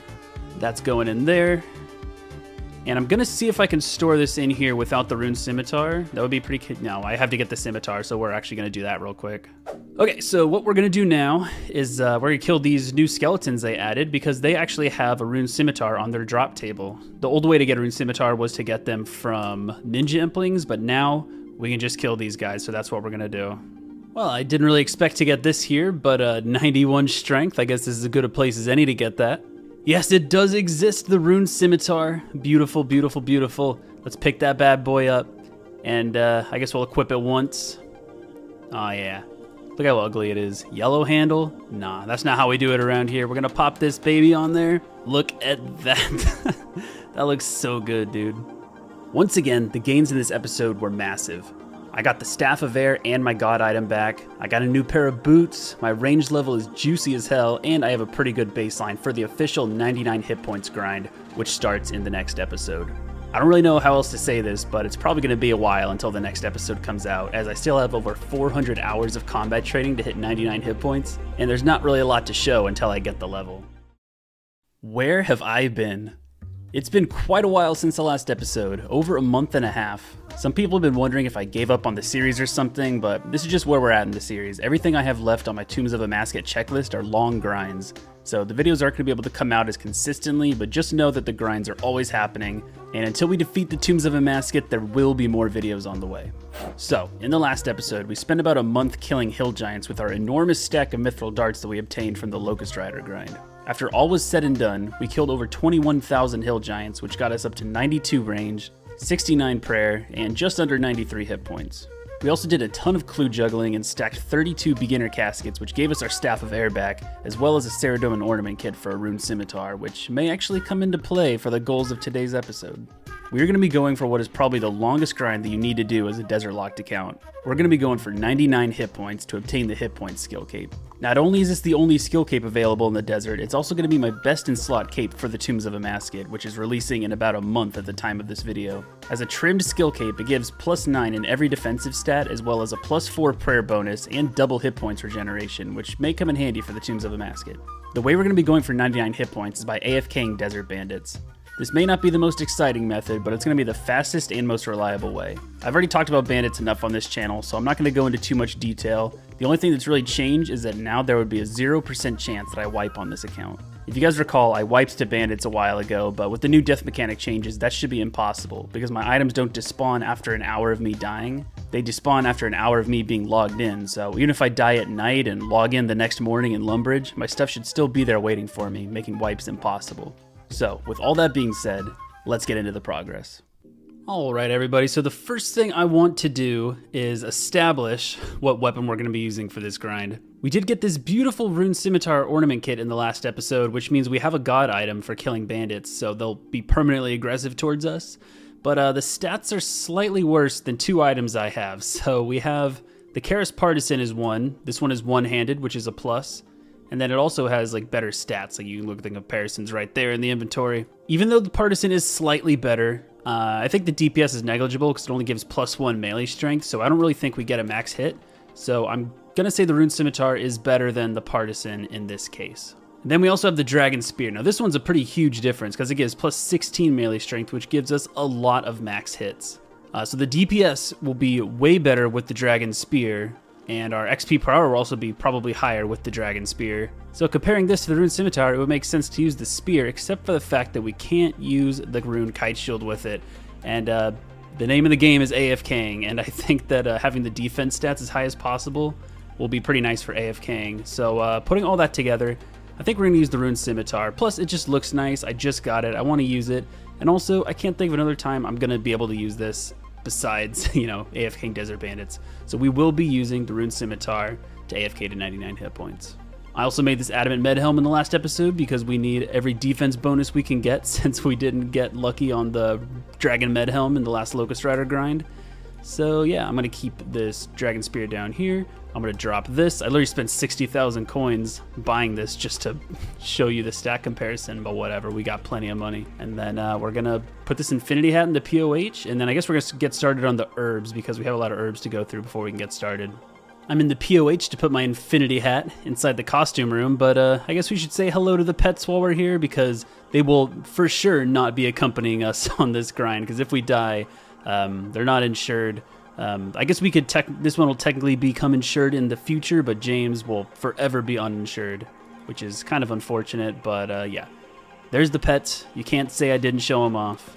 First potion we're going to make is regular old strength potions. These ones we're just going to empty out. We're not going to keep them. We're just going to get the XP from them and then empty them. But I think we're going to keep all of the combat potions and all the super strengths, and we'll see how many of those we can end up going through over the course of this whole Desert Bandit grind. And there's all the strength potions made. There's 58 herb lore.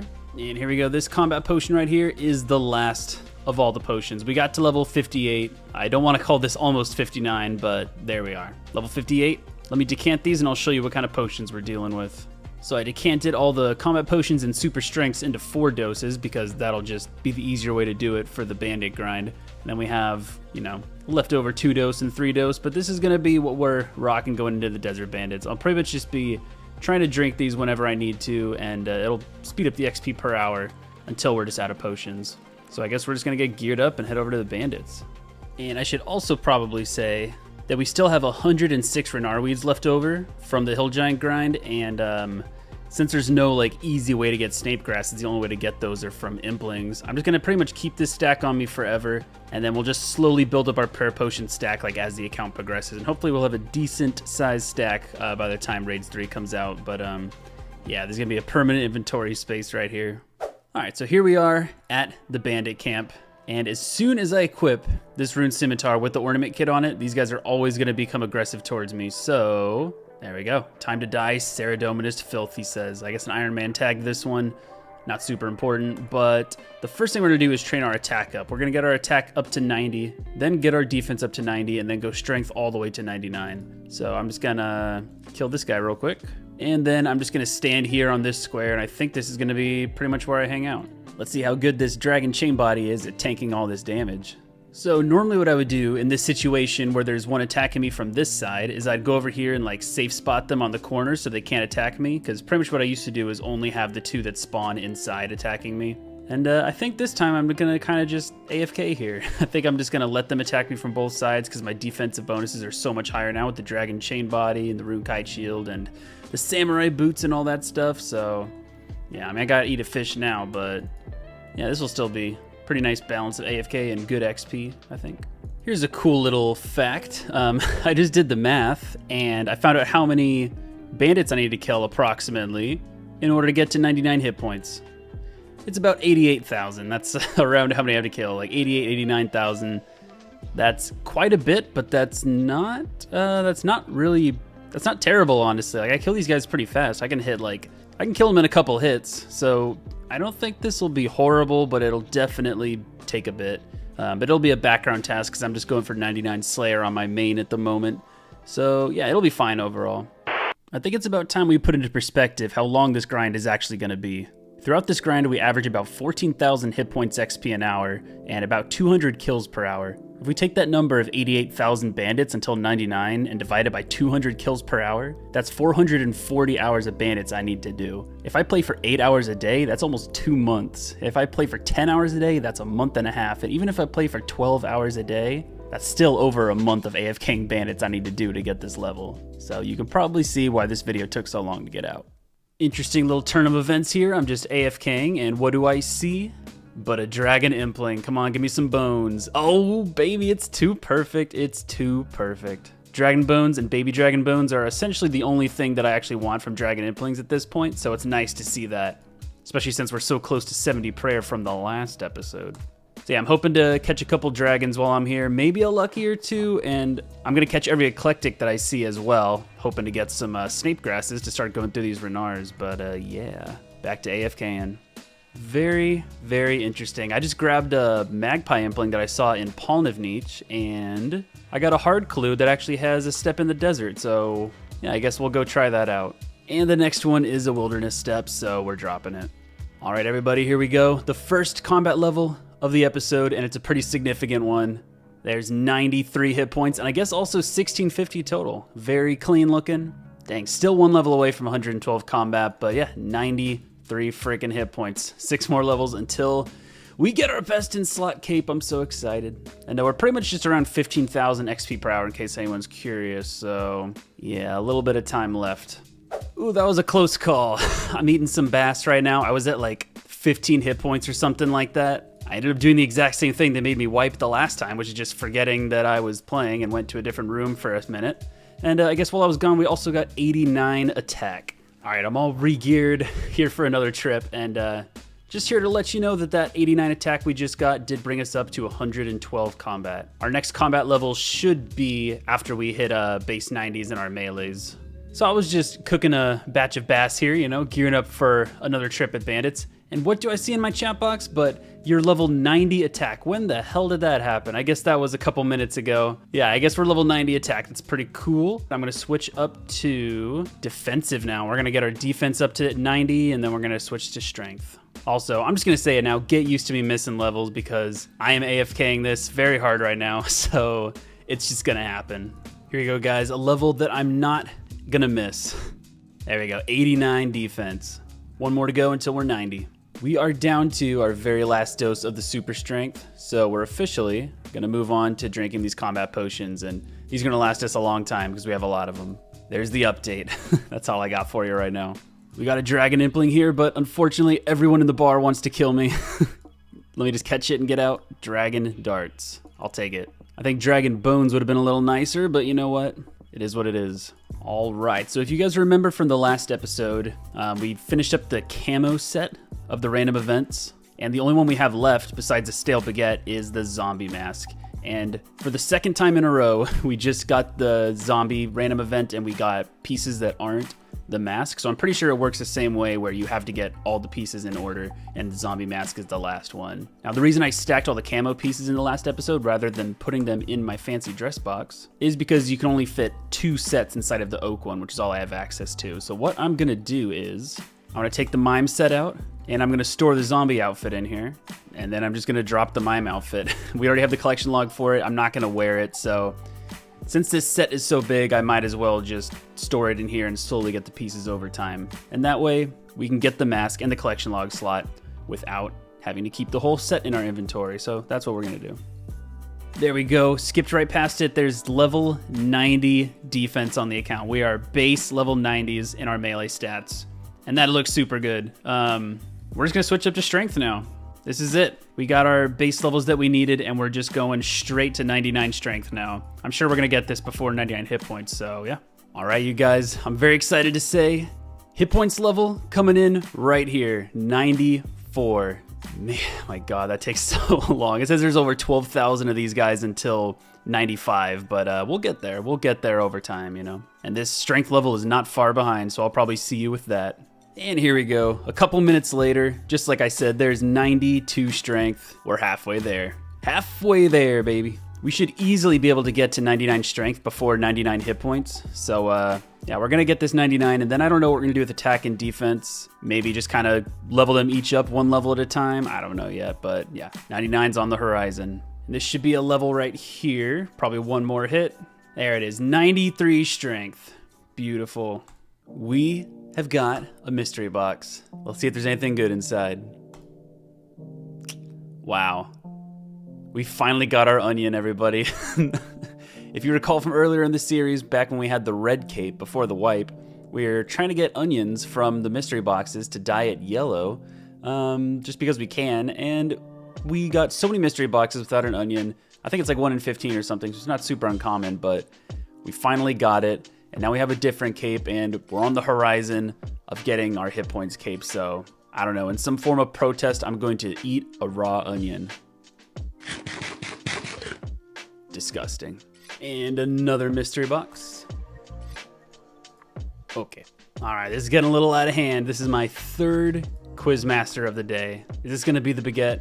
Let's find out. 1 mystery box, 1 baguette, please. Oh, an easy clue. And it's not even in the desert. And in case you're wondering what I was doing in that last clip, I still catch whatever earth talismans that happen past me in case I get a fire talisman, so that when I do, I can use it on the altar and get a little bit of runecraft XP. Looks like we're 2 talismans away from being able to make fire runes on the account. Okay, I don't know what's going on, but my past 4 random events have been Quizmasters, which I don't get these very often, so I don't know why I'm getting so lucky on them now. Maybe it's a sign that we're gonna get a baguette soon? All right, guys, it's time for another level. Here we go, 94 strength coming in. Yeah, don't know what to say about these levels, but they take a while to get, so it's always nice to see them. Our new combat level, 114. That one's pretty cool to see. It looks like we'll also be getting 95 strength before 95 hit points, so to put it in perspective of how long this is gonna take. It appears I have died on Dune Lord. This is a perfect chance to test the new death mechanics, I suppose. I really hope they work, because if they don't work, then that means we just wiped, but I don't think that's the case. The plan, if we die, is, as always, we pickpocket these guys a little bit, just until we have enough money to, you know, buy a carpet ride down to Narda, or wherever. This was kind of inevitable, I guess. Maybe not inevitable, but I'm sure it was bound to happen at least once that I would die on this account, but everything should be fine because of the way that death mechanics work now in the game. Is the death pile timer is correlated to like my account being logged in rather than like the game's actual clock. So yeah, our stuff should still be there when we get there. For the love of God, please let me see my items on the floor when I get there. Oh, thank God. Thank God it's all still here. There we go. Just gonna get all my stuff back. So yeah, I guess let's not let that happen again. Or if it does, it's good to know that we'll be safe. Our stuff will still be there waiting for us when we log in. And we don't lose the rune crossbow or the rune scimitar, I guess, even if we do wipe, which should be impossible at this point. All right, I got another Leo random event. I think this might be it. Yes, there we go. Zombie mask has been obtained. Look at us go. I ended up just storing all the individual pieces inside of the house so we can get the full set. And now if we go to the random events page in the collection log, all we have left is the stale baguette. Everything else is done. I guess I'll hold on to this. I'll just store it in the house since I have the rest of the set in there already. But yeah, just something cool, you know. We'll get the stale baguette one day, I promise. And here is the full set for anyone who might be asking to see it. Oh, we look real good. Hold on.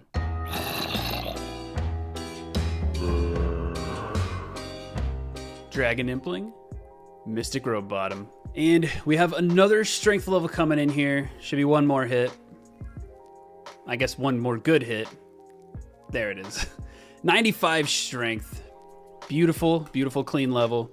90, 95, 90. I don't know, probably like 3, maybe 4 days until 96. This whole grind has taken a while, but you know, the levels are very satisfying. We should be getting 95 hit points at some point today too, so see you with that. Well guys, it looks like I, you know, missed the level. Like I said, get used to hearing that, but there's 95 hit points. I guess that's nice to look at. About 14,000 more bandits until 96, so, you know, a little bit of time for that one. Ladies and gentlemen, it has been a long time since I've been able to say this, but here's a lucky impling. Just as disappointing as ever. I just missed the level because I'm killing some Hydra on my main account right now, but we just hit 96 strength. That was also 115 combat on the desert locked. Yo, I'm not gonna say it. Okay, so if you guys recall from the last episode, we got really close to 70 prayer, but we didn't quite get it. Well, I've been using all my genie lamps and my books of knowledge on prayer, and we also got a couple dragon bones from dragon implings, and we're pretty much level 70 prayer. I think this bone should do it right here. Let's see. There we go. It skipped right past the message, but we just hit 70 prayer. I don't know what else to say. Nice even number. Looks really good to have 70 prayer. Yeah, that would be the level we could use piety, except for, you know, desert locked and all that. So yeah, not much else besides just the flex of having it in 70. Here's a level that's been coming up for a while, but I didn't even see coming and got caught totally off guard by it. 88 cooking. We've already gone through like, I don't know, probably like around 2,000 bass just throughout this grind so far. And yeah, I'm interested to see if we're gonna run out by the end of this, but yeah, 88 cooking. I don't think we're gonna get another level. Actually, we just might get another level, or maybe even 2 by the end of this, we'll see. But yeah, 88 cooking. Quick question. Would you guys believe me if I told you that I missed another level? Because that is exactly what happened. We just hit 97 strength, and yeah, I was in the middle of a Hydra task on my main still, and I just got caught totally off guard by the level, but there it is, 97 strength. I told myself I wasn't gonna miss this one, and I'm sorry that every clip starts out this way, but what can I say? I'm AFKing this account. We are 96 hit points on Dune Lord now, 116 combat, 3 more levels to go until 99, over 1 million XP to the next level, and 98 strength is also right around the corner, so I'll see you with that one. I am not gonna miss this level. There we go.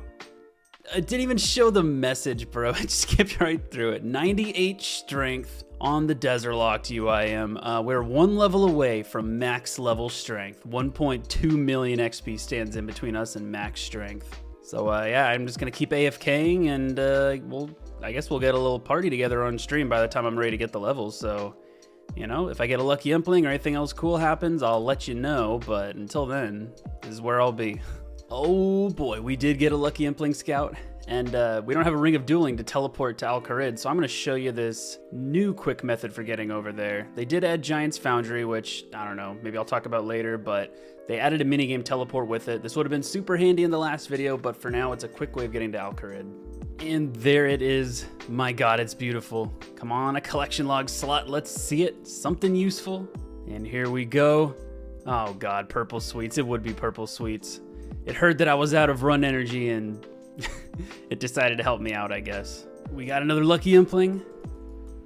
Limpwort roots, bro. Limpwort roots. Can you believe it? All right, guys, this is it. We've been AFKing bandits for a very long time. As you can see right here, we're 20 XP away from 99 strength, the second ever 99 on this account. Obviously, we got the boys together. Ladies and gentlemen, we're here. armed with nothing but a rune scimitar. You know, we climbed our way all the way from, I think, like 90, 91 strength this video, and we're about to get the first huge milestone of this grind. The second 99 ever on the account. Set my attack to strength. We gotta find a guy somewhere in this cluster of people. We got one. And here we go, guys. Stop killing them. Here we go. There it is, 99 strength. The message got immediately deleted, but holy shit. Look at all these people here. Thank you guys, thank you all very much.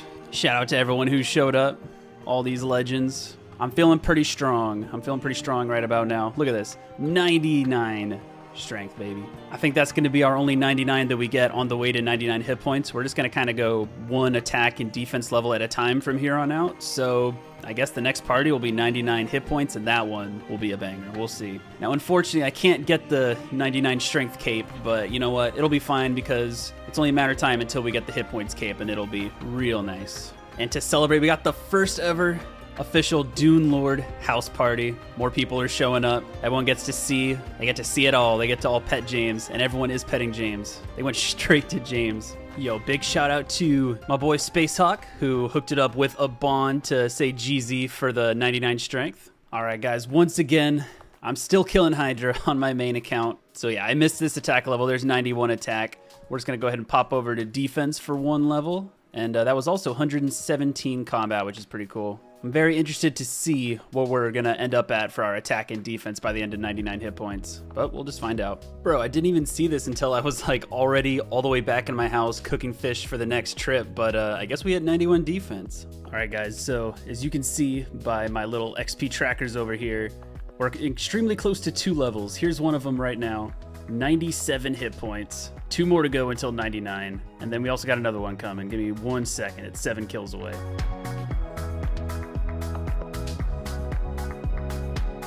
And there it is, 92 attack, halfway to 99, even though I doubt we're gonna make it all the way to 99 on this account, but I guess we'll find out. Looks like we're still 117 combat. Our next defense level should do that. And speaking of defense, we're switching it back up to defense, and 1.1 million XP to the next level.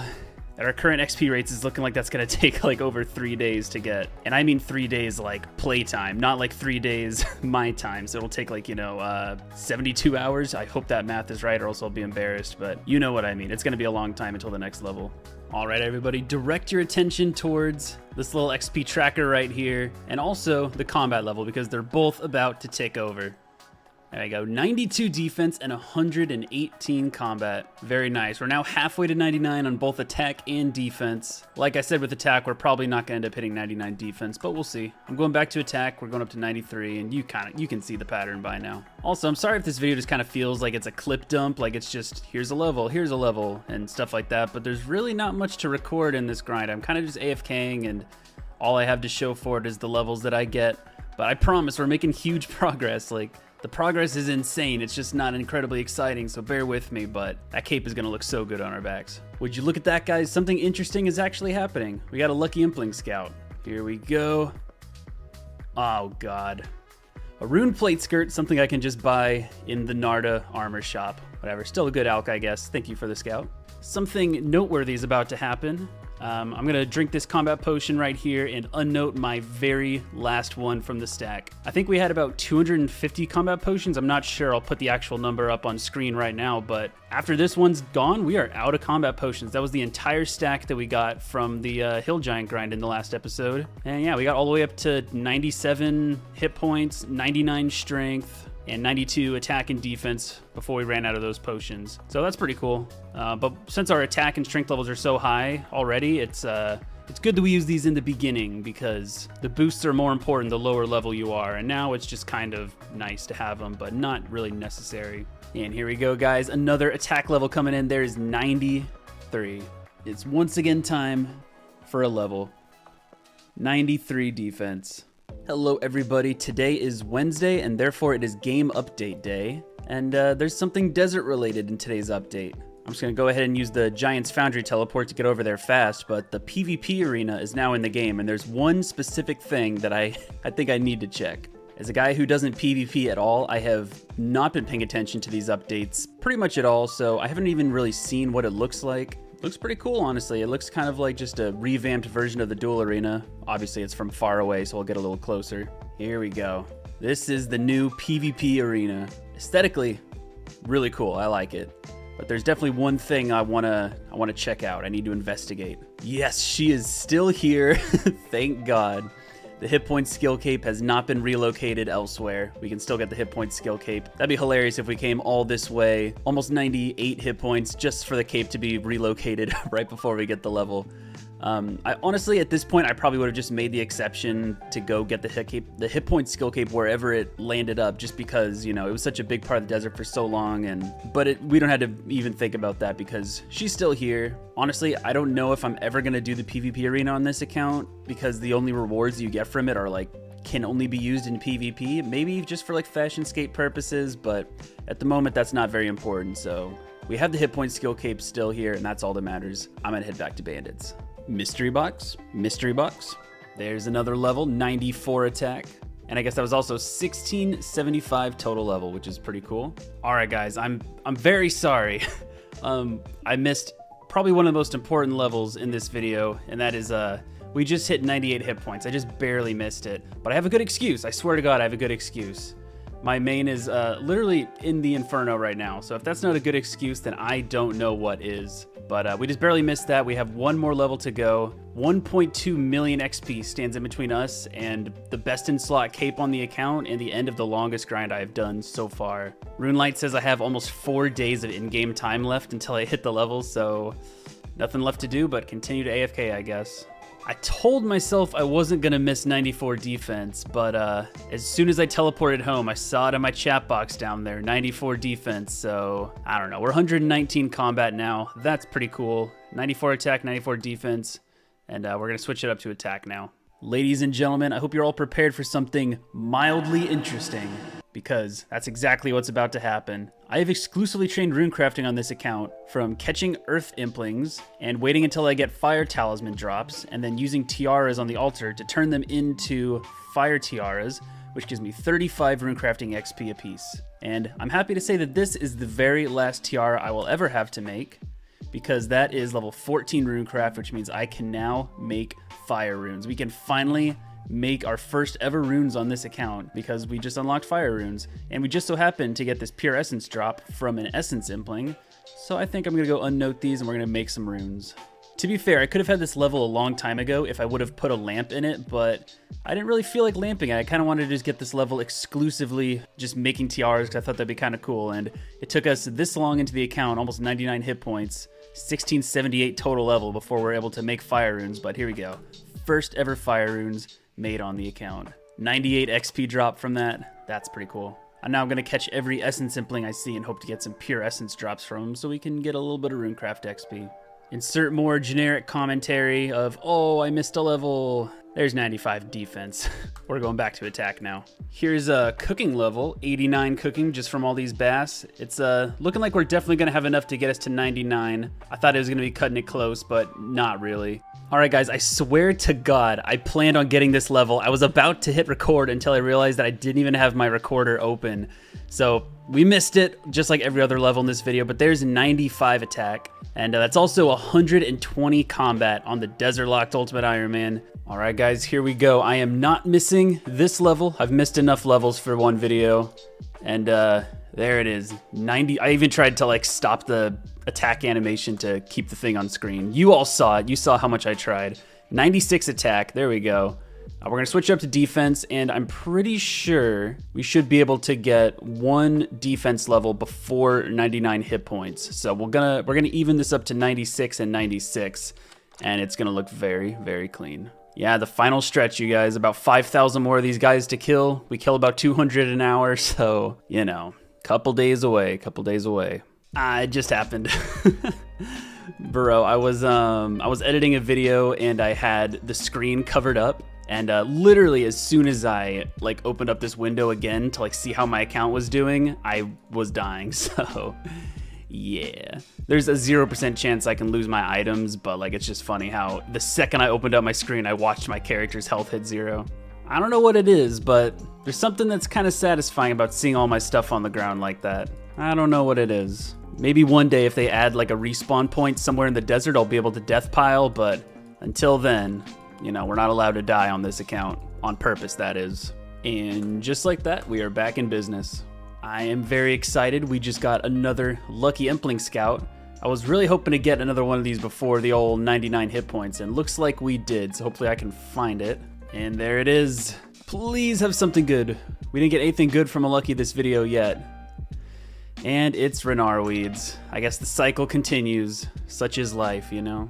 I guess I can clean these off and add them to the stack that I have already, but we already get so few Snape grasses that I don't know if we're ever going to get through this stack. But all the perp potions that we can get are appreciated.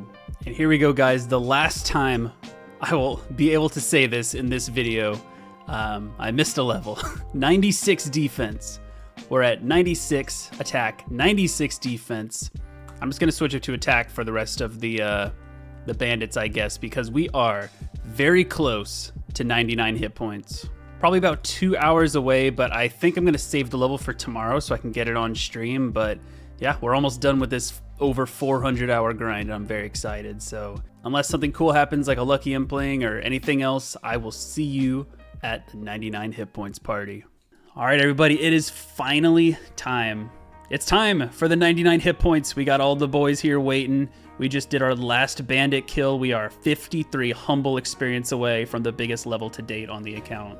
Not much else to say. I'm just gonna give it a couple minutes to let all the boys show up, and then we're gonna kill one of these unlucky warriors to get the level. Okay, so I just remembered that we need to go grab James. It's not a 99 party without James, so I'll be right back.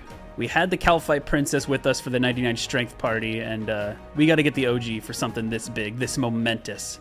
We got to have the legend himself with us. Meow. All right, we're making our dramatic entrance once again, but this time with the legend himself. Everybody say hello to James. Don't be rude. All right, we're going to kill this guy over here. Here we go, guys. One more hit, maybe? No, we got to hit one more guy. It's literally just one more hit, and we'll get the level. And there it is, 99 hit points on the Desert Locked Ultimate Iron Man. Holy shit, dude. Easily the biggest level that we've ever gotten on the account. Over 400 hours just in this episode alone. But yeah, we're done. We can go get the hit point skill cape, so let's go over to the brand new PvP arena and buy ourselves the cape. Let's walk it out, lads. Let's walk it out.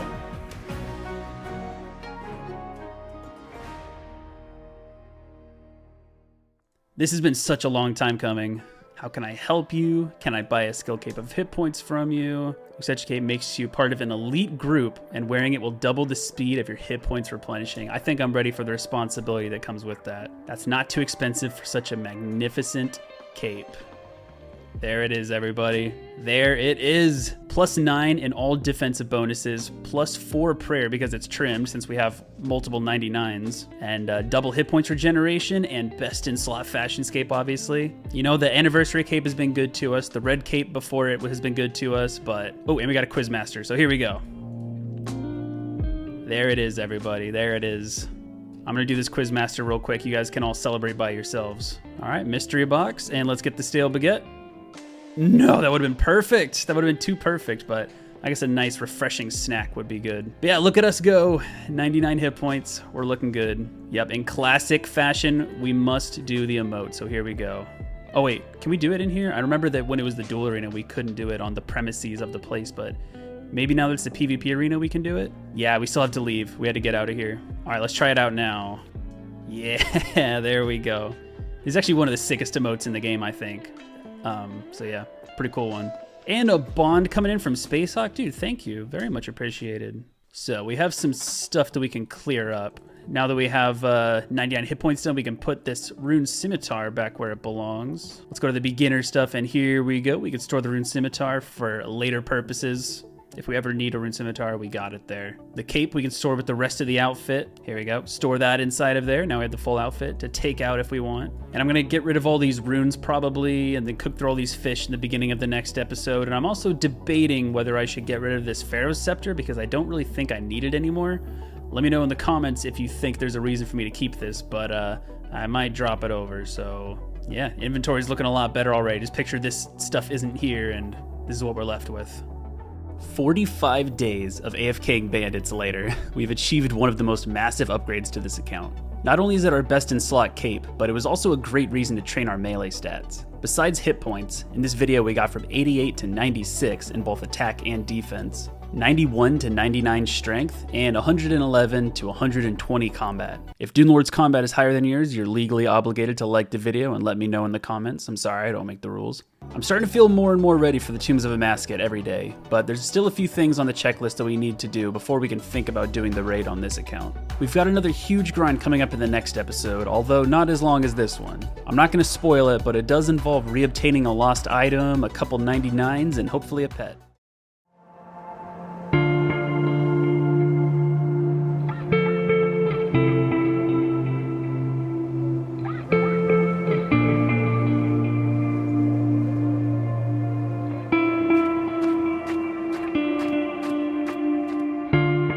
In the last episode, we completed the longest grind that we've ever done on the account, which was AFKing bandits for almost 400 hours in order to get to 99 hit points for our new best in slot cape.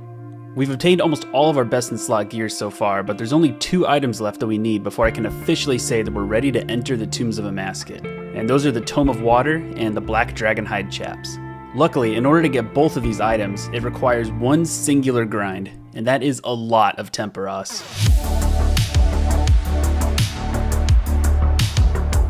Obviously, we get the Tome of Water as a reward from doing Temperos, but the Black D'hide chaps we have to make ourselves. Thankfully, Temperos gives a lot of crafting XP from its loot table, and hopefully we get enough to bring us from 79 to 82 crafting to be able to make them. Plus, we'll be getting soaked pages for the tome and raw fish for the Tombs of Amascut, so this grind really benefits us in a lot of different ways.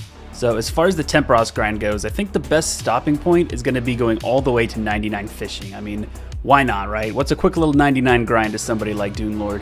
I'm going to be stacking every single Temperos permit that I get all the way to 99 fishing and looting it all at once. So hopefully we get our Tome of Water back, enough soaked pages to fill it up, enough crafting XP for level 82, and maybe even the pet. Let's get started. The first thing I need to do is clear out my inventory just a little bit more. We have these 2 things I want to get rid of, the lava runes and the raw bass, and also the Pharaoh scepter I want to get rid of, but I haven't decided if I'm going to yet. I don't think I need this for anything, because the reason I got this was for the Locust Rider grind. I needed to teleport to Sophanum quite a bit, and that's kind of the only thing this is really useful for. I'm sure by the time I start doing Tombs of Amascut on this account, I'm going to want that inventory space over a convenient teleport to the raid. Like, I'd rather just walk there and have a free inventory space, but I'll figure that out later. For now, I am going to just drop this stack of lava runes. I was considering like using it, like, I don't know, buying nature runes and doing a bunch of alks, or maybe doing some more crafting at like the silver mine and use the superheat item spell, but if I need fire runes eventually, I'll just buy fire runes, and I need the inventory spaces for Temperos, so I'm just gonna drop these on the floor. Oh my god, those are worth a little more than I thought. 100k, you know what, call me cheap, but I'm just gonna drop them over to my main. I don't even think I have that many on my main, so I'm just gonna drop them over to him. But the first thing we're going to be taking care of is the bass. We're just going to cook through all these before we start Temperos. This should definitely get us up to 90 cooking. So I'm excited to see that level. We're going to be starting off at 90 cooking in this video. And you know exactly where I'm going. The same place I do all my cooking at. And there we go. I got all the lava runes dropped over to my main account. So now the only inventory space we have left to clear is this stack of raw bass. And we're just going to be doing this standard, like I said, unknowing them here and then cooking them over here. So let's get some XP. So I'm just going to go ahead and switch the left click to drop so that I can, well, terrible clicks, but there we go, drop them really easily. And here we go, guys. This is going to be the first and only level from cooking these bass. One more, and there it is, 90 cooking. You love to see the 90s, honestly. The 90s look super clean. I can now cook, no I can't. I'm just going to keep on going. Bit of a random clip here because I know we haven't finished a stack of bass yet, but I caught an earth impling just like, you know, on my travels. We got a fire talisman, so I made a tiara. We're gonna use it on here and get level 16 runecraft. Yeah, 16. You guys didn't see me get 15 because I didn't record that, but we got 2 runecrafting levels since the last episode already, so that's pretty cool. Okay, back to bass. We're gonna finish this up today. And here we go, the very last bass, right there. We're all done with the big ol' stack. Like I said, we got to level 90. We did not get to 91, which is fine. We're like almost halfway done with level 90, but we're gonna get the rest of that way to 99 during this grind. So I guess we're gonna get started on some Temperos now. Actually, before we get into Temperos, I just want to show my AFK grind I'll be doing. Temperos is like relatively AFK, but if I need to like really AFK, then I'm just going to post up here. It's right outside of the Temperos area, and you can harpoon these spots for tunas and swordfish. And I already got a beginner clue bottle, which gave me a clue step that's in Al-Kharid, so I guess we're going to go try that out. All right, can we get the one-step casket? Oh, man. Back to back? No, it's a drop. But either way, that's still good signs of what's to come. If we do this AFK grind right here with the swordfish and stuff, we'll probably end up getting a couple of these Al-Kharid steps, maybe, I guess, and maybe we'll get like one casket this video. Let's try and see if we can do that. And we're about to get our first fishing level right here. There's 87, first fishing level of the video. We were like super close to this one, like going into it, so I don't even really want to count it. Like, for all intents and purposes, like, we're starting from level 87 because we only had a sliver of XP away from 87 in the beginning. So this is our starting point. We're starting this video off at 87 fishing. This is kind of wild. I just got another beginner clue scroll from fishing here, and it's the exact same Al-Kharid step in the skirt shop. Maybe this one will be the one-step casket. Let's go find out. All right, Renee, give me a casket. Pretty please. Oh, God. Oh, it's a double step, though, or a back-to-back step. For sure, Shanty's got a casket for me. Oh, my God, bro. Well, that is horribly depressing. I'm horribly depressed. Okay, so I think I'm all done AFKing for now, and we're going to get started on some Temperos in the Temperos video. Can you believe it? The first thing that I want to do is figure out whether I'm going to be doing solos or mass worlds to 99. I want to find something that's like a nice balance of good XP because I don't want to be here forever, but I also want to get like decent points. So I'm going to do an hour or two of like mass worlds, and then I'll do an hour or two of solos, and I'll just kind of compare like the XP per hour and the permits per hour and decide what I want to do. First, I think I'm going to start with the mass world. So we're going to hop to 422, which is where I do all my Temperos. All right, it's been a while since I've done Temperos, but I'm sure we can figure it out. All right, first thing I got to do, grab all the equipment I need. We got the rope, we got the hammer, we already have the harpoon from harpoon fishing. I think we're just going to take one bucket, and that should probably be enough. Also, I just realized the hit points cape might be a spoiler for some people if they watch the videos and see me at Temperos, because at the time of me recording this, the 99 hit points video hasn't come out yet. It'll come out tomorrow. So sorry for anyone who I spoil it for, but I don't feel like changing my whole outfit just for that. I also just like haven't done mass worlds in a super long time, so I gotta like learn how to do mass worlds because all the Temperos I've done in the past like year have been solos pretty much. Oh, there's the green fish. That means we get a chance to get double fish from this green spot with the leaping fish. See, double fish. So that's gonna be very nice. Anyway, I'll see you back when I'm done with the mass worlds. I just realized I should also probably show this before we finish our first game. We're at 500 Temperos kills, most of those are solos, and we're at 2,906 total reward permits claimed. So that's where we're starting out. Everything else after that is gotten in this video. Okay, so this game right here is the very end of my first hour of doing the mass worlds. So I guess I'm gonna hop to a different world and try out an hour of solos, and then I'll compare the stats. So as you guys may know, one of the benefits for doing Temperos on my account is the rewards give you a ton of construction supplies, but I also forgot that you can repair the masts and get construction XP from repairing these. And this is the first construction level of the grind. There's level 62. Hopefully we'll see a couple more of those levels throughout the course of this video. And that is the end of the fourth game, which is pretty much the end of the hour. We can get technically like 4.5 games per hour, but I'm not going to count that. We're just going to say 4 games per hour, lowball it to be safe. Yeah, now that I have 1 hour from each method, I guess we'll get into the numbers. So, we did an hour of mass worlds and an hour of solos. I'm just going to put the numbers on screen because they ended up being so similar to each other that it really just came down to which method would I prefer doing all the way to 99 fishing. I decided that I'm going to be doing mass worlds over solos, and this is for a few reasons. First of all, totem poles break down a lot more often in mass worlds over solos, so there will be more construction XP. Also, the games are about half as long, so it'll boost my rank on the high scores quite a bit, which is just kind of cool. And lastly, mass worlds just feel better to grind one game after the other since there's a lot less thinking required. Overall, they seem like the best choice, so mass worlds is what I've decided to do all the way to 99. Would you look at what we have here? It's the first lucky impling in the video.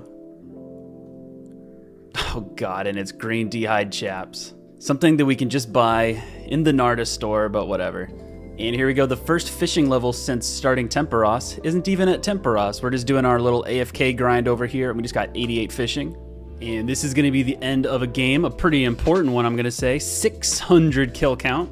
And if you recall, we started off at 500 kill count in this video, so that is 100 Temperos kills that we've gotten so far in the video. And there's level 89 fishing at Temperos. I'm gonna repair this mast right here, and that is gonna bring me up to 63 construction. Looks like we do unlock some teak stuff there, but we pretty much have everything built in our house right now that we can without getting teak planks, which the only way to get teak planks is from a lucky impling, by the way. So I'm really hoping to get teak planks because there's gonna be so much stuff that we can build if we get even one teak plank drop. Yo, we just got something awesome. We got the big swordfish from just sitting here AFKing the harpooning spot. Yeah, I think there's a 1 in 2,500 chance every time I harpoon from here to get a big swordfish. So that's pretty cool. That's another collection log slot. We're up to 65 now. I guess I'll show it in the log. There it is. Beautiful. But there's really nothing I can do with this because what this is pretty much is you can get it stuffed in Mauritania and then you can mount it in your house. So it's really cool to have the collection log slot, but it is unfortunately a drop. Still really cool though. And here's another shot at a one-step beginner clue from harpoon fishing. Let's see a casket. Oh my God, it's too good to be true. Let's just open this up and get something real nice from it. It is first thing in the morning right now, and we're starting off with 91 fishing. That's a pretty nice way to start the day, I think. Nice little motivation boost. Also, I swear I'm doing Temperos, but for whatever reason, a lot of the things that are coming up that are clip-worthy recording, like levels and that big swordfish from earlier, you know, it just so happens to be here. So I'm still doing Temperos. This is, I guess, where I'm getting the levels for whatever reason. And after this game is over, we just got a cheeky little milestone, if you noticed it. We're over 1,000 total permits now stacked up. Yeah, we're not even level 92 yet. We're not even halfway to 99 and we already have 1,000 permits stacked up. So there's going to be quite a few by the time we're done. I'm guessing around like 5,000 to 6,000 permits, probably closer to 5. But yeah, it's going to be a huge opening. It's literally going to take hours to go through all the permits once I start fishing through the rewards. All right, I'm about to get a construction level from this. 64, beautiful. Now, this may look like a pretty useless level, but it's actually like a really important one. So let me explain to you why.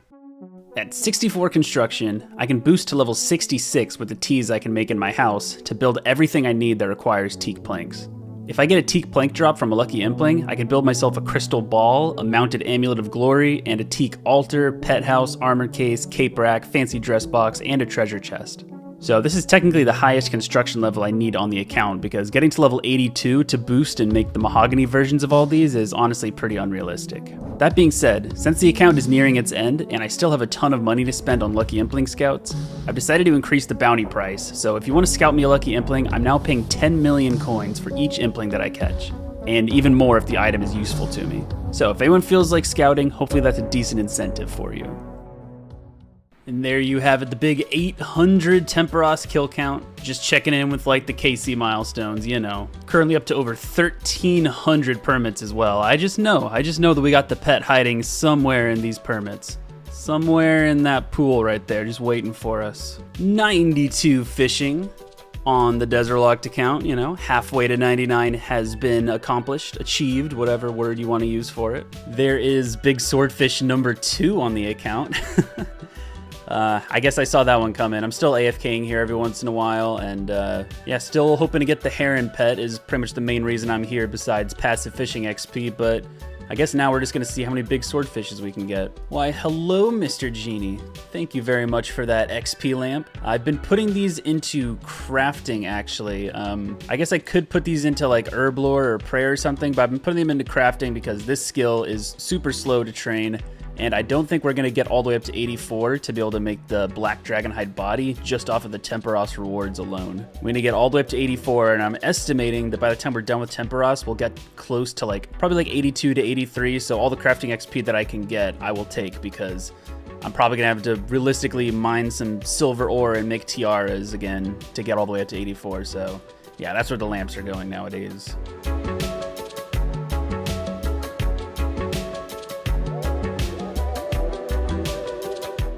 93 fishing. Don't really have much to say about these levels, but we're at just under 900 KC at Temperos right now and about 1,700 permits in.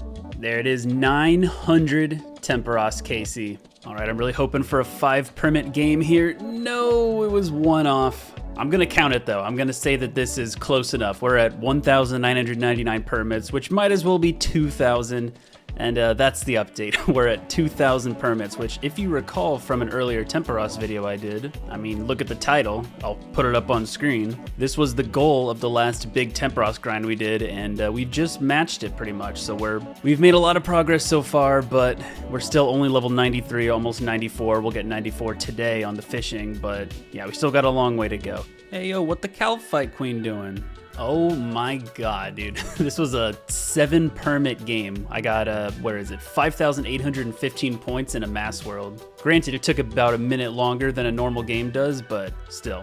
And here we go. Level 65 totem pole repairing.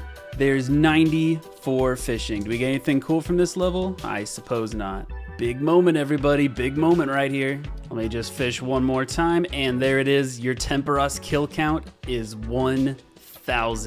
We have doubled our KC in this video, obviously because the mass world games aren't as long as the solo games. Like the first 500, most of those were solos, so they were like 3 times as long. But you know what? It doesn't matter because as far as the old school RuneScape high scores goes, we have 1,000 Temperos kill count. We are currently ranked 47 for Ultimate Iron Man Temperos with 1,000 KC. And you know what? Ultimate Jab and you Iron Messiah, I hate to break it to you, but I'm 1 game away and I'm coming for your place. I'm gonna get bumped up to 45 pretty soon. Good morning, everybody. I'm doing a farm run on my main account, so I'm over here AFKing some harpoon fishing, and normally what I do is I just kind of fish and drop them on the floor like that, but this morning I've been running over to the fire to cook all of them, and that is because we're super close to a cooking level. I guess you could probably tell by the context of this clip. And this is a monumental level, and I'll show you why in a second. Here it is, level 91 cooking. Not only is this 91 cooking, which is huge, this is the level that we can cook manta rays at, which is the highest level food and the highest healing food that we can get in the desert. We get this from Temperos, and now we can finally cook these. I've just been dropping like the stack of raw manta rays over to my main every single time I've done Temperos, but now we can cook them, maybe eat them in the Theater of Blood, Tombs of Amascut. Save those for the Tombs of Amascut, get some high healing food, that'll be pretty nice. And not only is that level 91 cooking, but it's also 1,700 total level on the Desert Locked Ultimate Iron Man. Do you guys see that? Oh my god, it's beautiful. Come on. What in God's name was that? It was 193 coins.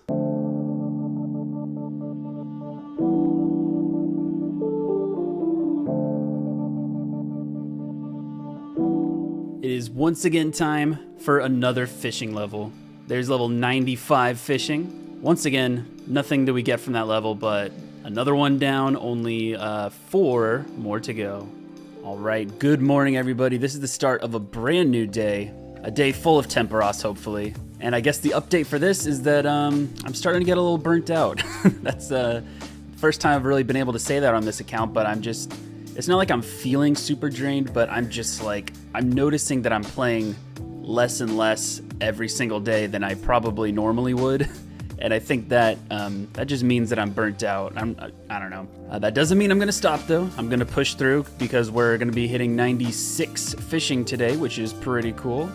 So we're only like 3.5 levels away from getting there. So I think we can push through, but yeah, I don't know. Something about like just grinding skills through mini games I've never really been a fan of. Like, I guess it's okay for like Wintertod because I'm not gonna train like, I'm not gonna burn logs for 99 fire making, but like Temperos, Guardians of the Rift, I guess Giant's Foundry now, like, I don't know. Minigamescape is not for me personally, but the rewards from this are gonna be so nice that it's all gonna be worth it in the end, and I will thank myself by the time we're done. But I guess that's the update. Feeling a little burnt, but we're gonna push through.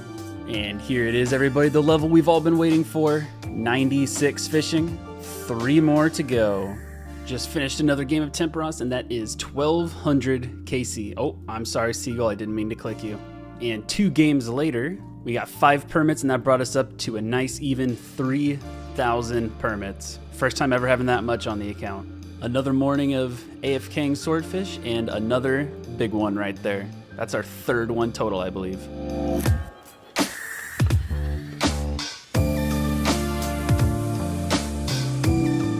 This is it, guys. This is the end of a very important game. It's not a level, but it's a pretty huge milestone. So let's check this out. So that game was 1,310 Temperos KC. And if I drag the high scores over, and you can probably tell where I'm going with this, just gotta log out to reset the high scores real quick. If you look down here at the very bottom of front page, Mr. UIM, by the way, is rank 25, Ultimate Iron Man Temperos with 1309. I hate to do it to you, my dude, but I'm gonna refresh the page and look at that. We have taken front page Ultimate Iron Man Temperos. Hold your applause. Thank you. I appreciate it. Yeah, we're now front page, and I'm not even level 97 yet. I'm gonna get that in about 2 hours.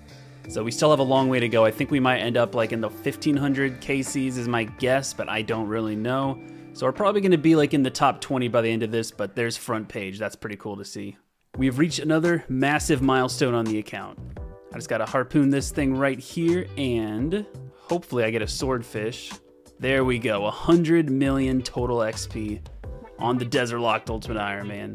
Looking back, I probably should have found a way to get like the exact 100 million number, but we got the extra 9 there. It's fine. We are at the end of another game. That is 1,400 Temperos KC, and the crowd goes absolutely wild.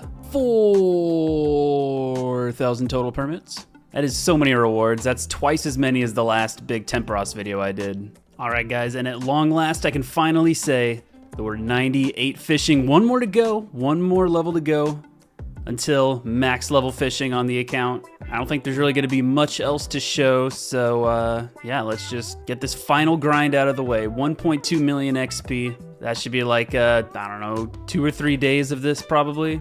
So I'm not stopping. Let's get back to work.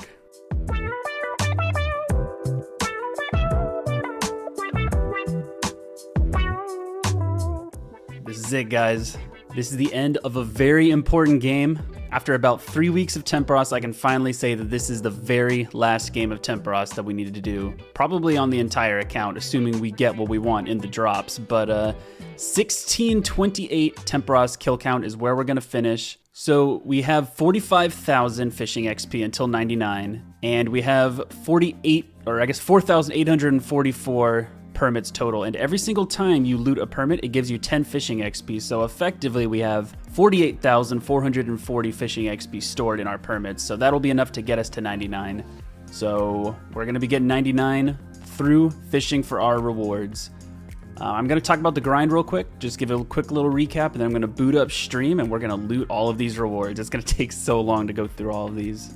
So as you know, this grind got us up from, I think, 86, 87. I'll put up the number if it's whatever it is, because I don't remember. It was so long ago. Got us up to 99 fishing, obviously. We got up to about halfway through 91 cooking. We don't get a ton of cooking XP from Temperos. All of the cooking XP comes from the rewards, which you're going to see pretty soon. And it got us up to 68 construction. I think the last construction level I recorded was like 66 or something, but I stopped recording construction levels after a certain point. But we're all the way up to 68, and I'm pretty sure that the planks and stuff we get from Temperos might get us up to 70. I think that would be a cool level to end up at. 1707 total level. Then we're ending off at rank 16 for Ultimate Iron Man Temperos. I don't know if we're gonna stay here forever, probably not, but you know, at the time of this video, we got all the way up to rank 16 for Ultimate Iron Man in the world at Temperos. If that's impressive, I don't know, but pretty cool, I'm gonna say. Before we loot the rewards, we're in my house for 2 reasons. One, to say hello to James, because you just have to. It's one of the things you gotta do. And 2, we're gonna put the Calphite Queen pet inside the house because I'm not expecting to get the Temperos pet, but it's a pretty good chance that we will because I have so many permits stacked up. And, I wanted to appear behind me, get the funny feeling you're being followed message. So, yeah, I'm going to be putting the pet in the house so that I can clear up the space behind my back, if you know what I mean. So, before I start looting the rewards, which I'm right about to do, I want to go over the collection log real quick. So far on the account, we have looted 2,906 reward permits, and we have almost 5,000. So, we're not quite at drop rate for the pet because the pet is 1 in 8,000 drop rate. but we're pretty close to the drop rate at this point. I'm not expecting to get the pet, but I'm kind of hoping we do. But to complete the collection log, we need the pet, the big harpoon fish, and the dragon harpoon, because we can't get the angler outfit. But what we really need, most importantly, is the Tome of Water back and as many pages as possible.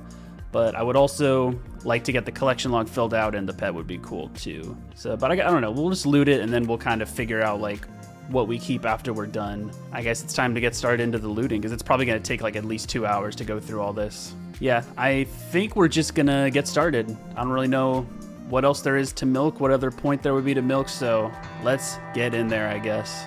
And they're off.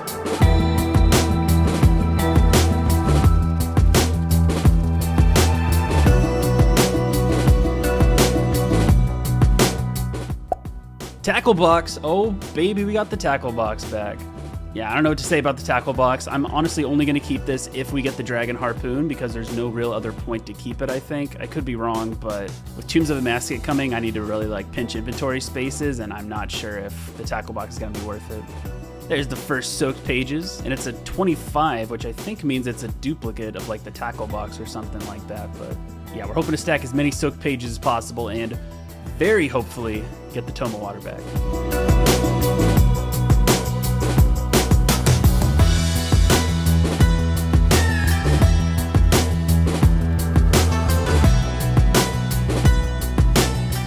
Just stop recording, and if I get the Tome of oh, there it is. I was just saying.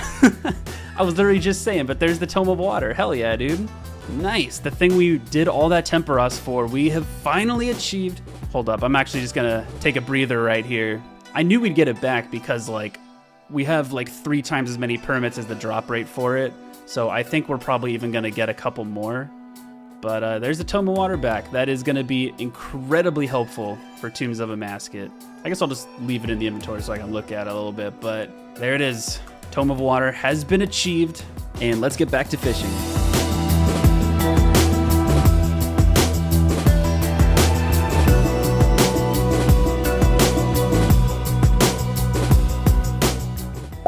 Oh, a fish barrel. We just got the fish barrel. That is not very good for us. That's going to be a drop after this for sure, but that means that every single fish barrel we get from here on out is just going to be converted into 25 pages and added to our stack. But oh shit, a second Tome of Water. Look at that, we got a second one. What am I going to do with it? We got a backup in case something goes horribly wrong. Oh my god, we just got a third Tome of Water. And that just totally filled up our inventory. We need to like make space or something now. My goodness, 3 Tomes of Water. I just took a little break to drop 2 of those Tomes of Water off. I just dropped them over to my main account. I don't think I need to trade them in for pages. I think we'll have plenty of pages, so that's an extra 2 mil or something for my main account. So we're gonna get right back into the looting. Did we really already get a Tome of Water? Oh my god. I literally just dropped the extra Tome of Water off to my main like 1 minute ago. Like I've only been here for like 10 rewards since I just came back, and we already got another one. Okay, so that's number 4 of the opening so far. Pet, dude, I don't know. I don't know what's gonna happen, bro. We gotta believe, we gotta believe. I'm channeling the pet. I'm manifesting it into reality. I can visualize it appearing out from under me. You have a funny feeling you're being followed. Tiny Tempor at way too many KC. Oh my god! Yes! Let's go, dude! Let's fucking go! I was just manifesting it. I was literally just doing it. Yes! Let's go, dude! I'm so happy right now. 7... Dude, look at the permit number! 7373. Shout out to Bodhi for that one. Very much appreciate it, Bodhi, my man. Yes, we got it. Thank God. I was getting so nervous thinking that I wasn't going to get it because we're so close to the end. All you got to do is just manifest it into reality and the rest will come. Dude, that's awesome. Let's look at this guy. Hell yeah. What's he got to say? Tell me something I don't know. He says, seasons come and go, but I will never change. Spirit of the sea, not a writer. Okay. Dude, hell yeah, we got it. I'm so happy that wasn't the dragon harpoon. Man, dude, this day just got a lot better. Okay, we're officially done with Temperos. Forever. We're done with Temperos on this account forever. We're like 2 minutes away from getting the 99, so let's get this real quick. All right, we are 3 pulls away from getting the 99, so let's get this level. We got the pet, we got the tomes back, we got everything we need. The only thing that we need left is, of course, this level right here, 99 fishing. Dude, what a day. This is awesome. This was definitely worth it. This was definitely worth it. 99 fishing on the Desert Locked Ultimate Ironman. Can't get the cape, but I don't care. That is our 4th 99 on the account. And now we have, what is it, like 300 more rewards to go, and we will be done with this. Let's see if we can get a second pet. And after all of that excitement, and I think like 2.5 hours of looting, we're almost done. And I think one more, there it is. That's everything. This is the loot from 99 fishing at Temperos right here, or like 86 to 99 or something like that. We got the tackle box, we got the fish barrel, and plenty of duplicates, which gave us a lot of pages. We got a ton of fish, a ton of planks, a ton of seaweed, and a bond from Spacehawk, the absolute legend. Thank you very much, my dude. Appreciate you. We got 276 caskets to open. These are going to be opened up after we go through all the supplies, but we have a lot of supplies to go through. I don't know what we're going to do in this video or what we're saved for the next, but you know, I'll gather my thoughts and we'll figure that out later. But we got the pet. I guess we can do a price check of all the supplies. I think that's about everything. About 20 mil worth of fish. Yeah, that's a lot of fish right there. But yeah, I don't know what else to say. Thank you to everyone for showing up for the 99 party and the looting. Thanks again to Space Talk for the bond. Thank you to everyone who's hanging out in stream. We streamed this whole thing. It was super fun. I guess we'll get into what's next now. And that was it. That was likely the last time this account will be doing Temperos, and I'm super happy with how it went. We got our Tome of Water back and completely filled it with soaked pages. We got a ton of food to use for the Tombs of Amascut, hopefully enough crafting supplies to get us to level 82 for the Black Dragon Hide chaps, and of course the Temperos pet, the newest addition to the family.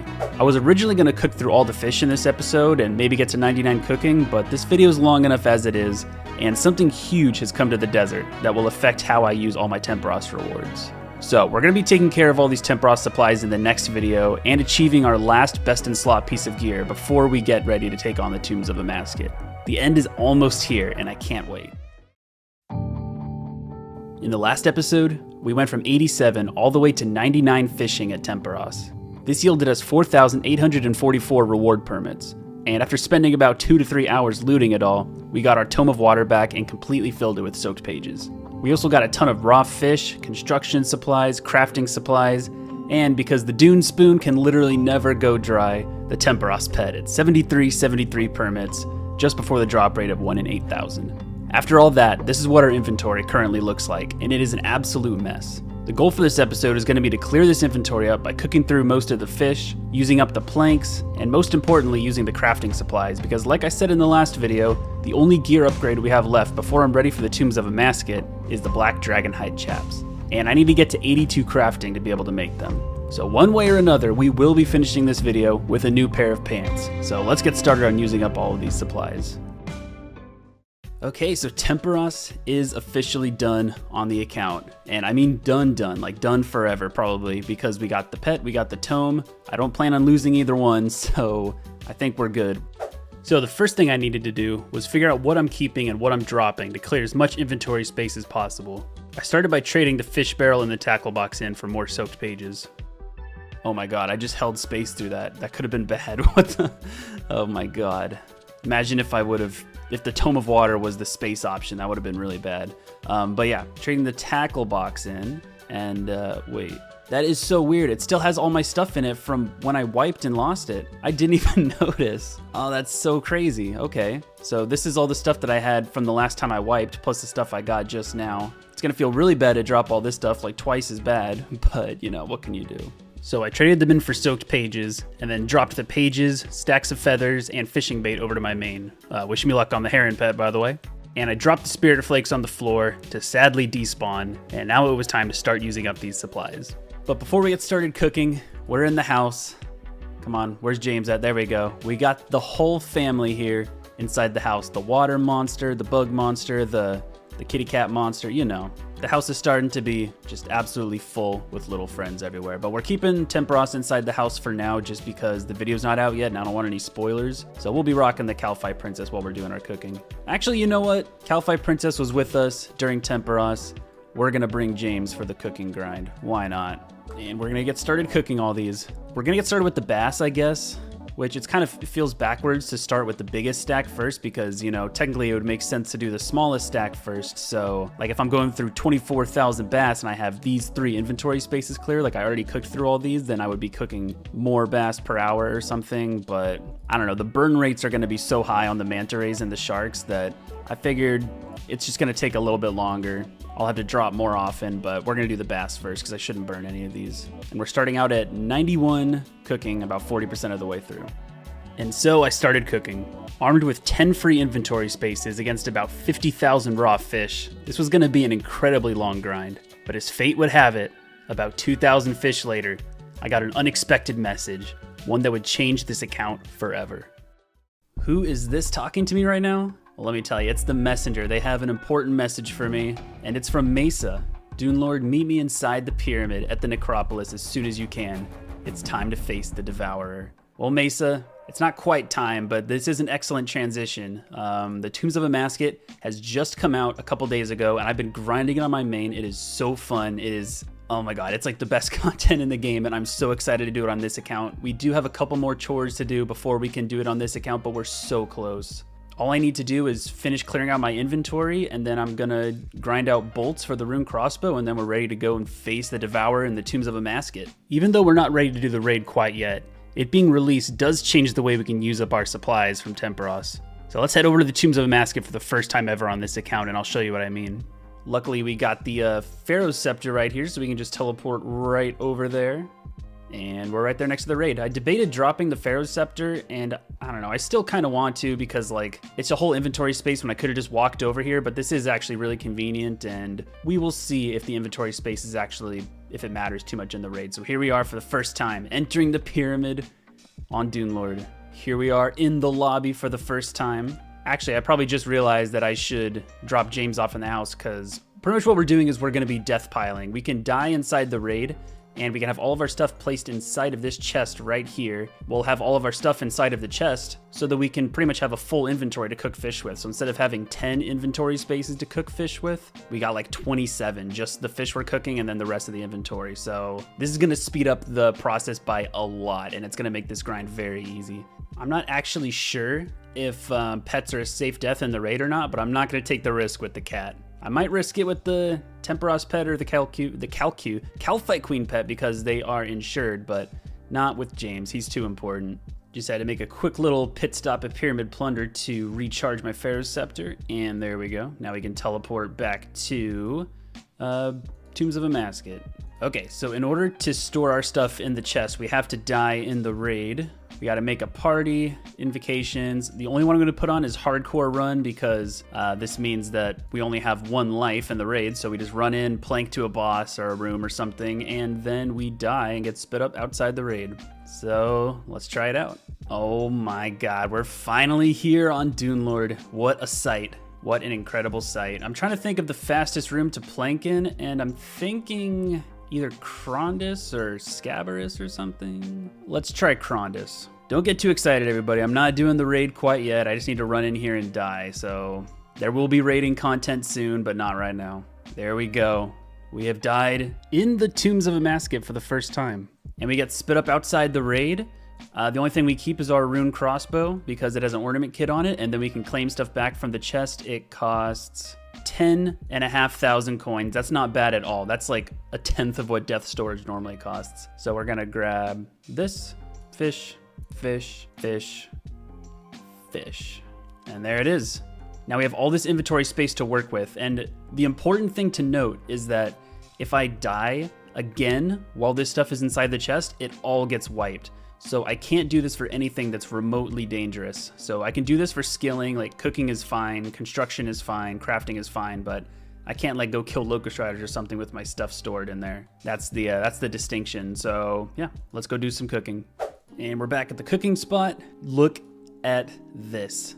We unknowed it, and oh my god, 24 fish at a time. That's literally more than twice the amount of fish we were able to cook before, and this is going to make this so much more enjoyable. We don't have to click back and forth as much. We're just AFKing most of this. So yeah, now we're going to go for 99 cooking. And here we go. The first level of the video is going to be the halfway point. There is 92 cooking. And there is 93 cooking. And here is level 94 cooking. I'm not gonna lie to you guys, I have not been putting a lot of time into this cooking grind because Tombs of Amascut just came out about a week ago, and I've been doing almost nothing but that on my main account. So I probably would be like 97 or 98 cooking by now if I put more time into this, but you know, I'm starting to do that now. So there's 94, and we should be hitting 95 tomorrow if I put in the hours. And there it is, 95 cooking. Shout out to these guys who are hanging out here watching me drop the base, you know, so to speak. Recording this clip because we are done with the stack of bass. This was the biggest stack that we got from Tempoross, and this is the last 3 bass right here. So now they're all done with these, we're going to start cooking through the swordfish. So the XP per hour is going to get very slightly higher from here. I think they're like 10 more XP each fish. And also we have an extra inventory space because the bass is gone, so an extra fish per inventory. And yeah, a little bit more productive. Oh, and they say like, comment, sub, and ring the bell so you get notified for all the videos. And you know what? I agree. So why don't you go do that right now? And here is another cooking level. There is 96. Today was a pretty big day for cooking XP, I'm gonna say. I think 2 clips ago I got level 95. Yeah, that was earlier today. I got from 94 to 96 in one day, which is pretty solid, I'm gonna say. You know, the trick to it is I didn't do any raids today. I didn't do any Tombs of Amascut on my main account. And that really shows the difference it makes of just actually, you know, cooking fish. Get your cooking level up, who would have guessed it? And here is another cooking level coming in right here, 97, 2 more to go. And we are approaching the very end of our stack of swordfish. That right there is the last one, and we're all done with those. We're actually gonna go back to Tombs of Amascut real quick and reclaim some of our stuff because the plans have slightly changed. I'll show you what I mean in a second. So first of all, I've been having a little bit of anxiety about losing some of this stuff that I have in death storage. So I'm gonna take out my dragon chain body and my dragonstone jewelry just because I can wear it. And I guess also the tome of water. I'll just take out all my stuff I can wear, I suppose. There we go, that feels a lot better. I probably would take out the Staff of Air as well, except the fact that the rune crossbow just by default doesn't get put in the chest because it has an ornament kit on it, and it would take up an inventory space, so Staff of Air is going to be in the chest. But what we're here for is actually the stack of the raw sea turtles. Going into this, I thought I was going to be keeping the raw sea turtles for Tombs of Amascut, but I'm actually going to keep the sharks. Since the raid came out, they have showed the drop table that we get from the raid, and raw sharks is actually one of the drops from the raid. So I'm going to be keeping the sharks on me so that way I can just keep on replenishing the stack of food like as I do the raid, and hopefully I should never need food again on the account between the amount of sharks I have and the ones that I get from the raid itself. So I'm grabbing the raw sea turtles, and we're going to cook through these next, and then the manta rays, and then we're done. There it is, 98 cooking. I'm probably gonna have to take this moment to say that I think this is gonna be the last cooking level we're actually gonna get. I know it's kind of anticlimactic to get to 98 and then, you know, not get the 99, but by the time we're done cooking all these sea turtles and cooking all these manta rays, we're not gonna be at 99. Like, they're gonna get us to like halfway through the level or something like that, and I could cook like, I don't know, like 1,000 sharks to finish the level, but I feel like that would just be a waste of sharks, like just dropping them on the floor when I could just save them for the Tombs of Amascut. So what we're gonna end up doing is just passively getting to 99 as I cook fish for Tombs of Amascut. So sorry that it's an anticlimactic end, but that's the end, or that's the last cooking level for the video. This is it, the very last manta ray right there, and we are officially done. All the bass, swordfish, sea turtles, and manta rays, it was about 46,000 fish total that I ended up going through, but we're done. As you can see, all that fish brought me up to about 400,000 XP away from 99. The next thing we're gonna move on to is we still have our construction supplies to go through from Tempoross and our crafting supplies. I think I'm gonna grab all my stuff out of the death storage and then like die again. Like I'm gonna rebalance all my stuff in the death chest, and then we're going to get on to construction. And there we go, we are dead. Oh no. All right, and now I can reclaim all of my items. So for construction, I'm going to need the coins, the steel nails, and the regular planks, and I'll come back for the oak planks later, but that should be everything just to get started on construction. Okay, so I did a couple test runs for construction just to see how this method is gonna go, and it's gonna be a little annoying, but it's gonna be fine, I suppose. I'm gonna be making larders with all my planks, and larders require 8 planks each to make one. Right now I need to have 5 things in my inventory in order to have planks to make 3 larders per trip. Otherwise it'll be 8, 8, and 7 instead of 8, 8, and 8, if that makes sense. So I have to do this weird method where I drop an item and then I withdraw my planks, and then I have to drop my stack of planks on the floor. I need the nails, the saw, and the hammer to build everything. So I have to go hurry, build the larders, and then come back before my planks either despawn or before somebody yoinks them. So I just come in here, build the larders. We can make 1, 2, and 3 per trip. I'm just gonna leave my hammer like right outside the door. Then I just grab the stack of planks again and then unnote them again. And the cycle continues. And the sad thing about training construction is I don't really think I need to train any more construction on this account. You know, I'm a sucker for not wasting XP, so I'm probably gonna go through all 10,000 planks I have from Temperos just because I'm afraid of wasting XP. Like, I don't think we're gonna need anything higher than the level I'm at, but I'll be damned if we're gonna waste that XP. So I'm gonna drop the planks here, pick up the hammer, enter build mode, and get to work. Here's the first construction level coming in, level 69. I know what you're thinking, and stop it. And here is level 70 construction. Can now build a dungeon. I wonder if I can actually do that, or if there's anything dungeon related I can do. And this right here is the last of the regular planks. Back to the pyramid. Okay, so now we can move on to the oak planks, which we have like 3,300 of. And the good thing about oak planks is that I no longer need the nails, because you only need the nails for the regular planks. So I'm just gonna go ahead and drop these. And this means I don't have to juggle that 5th inventory space anymore. It all works out perfect. I just have the 4 spaces right here, which is what I need for making 3 larders. So yeah, let's get through the rest of these planks. There's 71 construction, and this is gonna be the last level that we get from all the planks. Just got to build this last one, and we're 72 construction. Portal next, useless. I honestly can't see us ever going higher than this on, I guess, the entire account. So yeah, that's pretty much it. And since we're not getting a level from this, and I don't think we're getting any construction supplies for like the rest of this entire series or this entire account, I think we're just gonna leave it there. Nice level 72, and I think I'm just going to drop the rest of these oak planks because, yeah, like I said, they're not going to get us a level, and we're not going to get any higher than this anyway, so yeah, we're going to leave it here. And now the moment that we have all been waiting for, it's time to go through the crafting supplies. This is the big one. This is the one that's going to be actually relevant to the account. We're going to be able to go through all of our molten glass and stuff, and then eventually open up the caskets, see what we got inside, and then make our black d'hide chaps, which is the last thing that we need. Well, the last piece of armor that we need before we enter the Tombs of Amascut. So let's get down there. So I am back at the chest to reclaim some stuff. We are going to need the stack of seaweed, and then I suppose also the water skin, because I'm going to need water skins. And I think that's it. I think that's pretty much everything. So before we can get started in turning all this seaweed into molten glass and into crafting XP, we first need to mine all of the sandstone to get all the buckets of sand for it. It's a whole process, but yeah, we got to do some mining first. Yo, this is kind of a throwback. I just put on desert robes, which I just realized was for the first time in a very long time. I haven't worn, like, you know, the classic desert robe look in forever, and paired with the hit point skill cape, man, really shows how far we've come, doesn't it? But yeah, I got my buckets ready. I got water skins, desert robes. So yeah, let's go mine some sandstone. Except I just realized I forgot my pickaxe.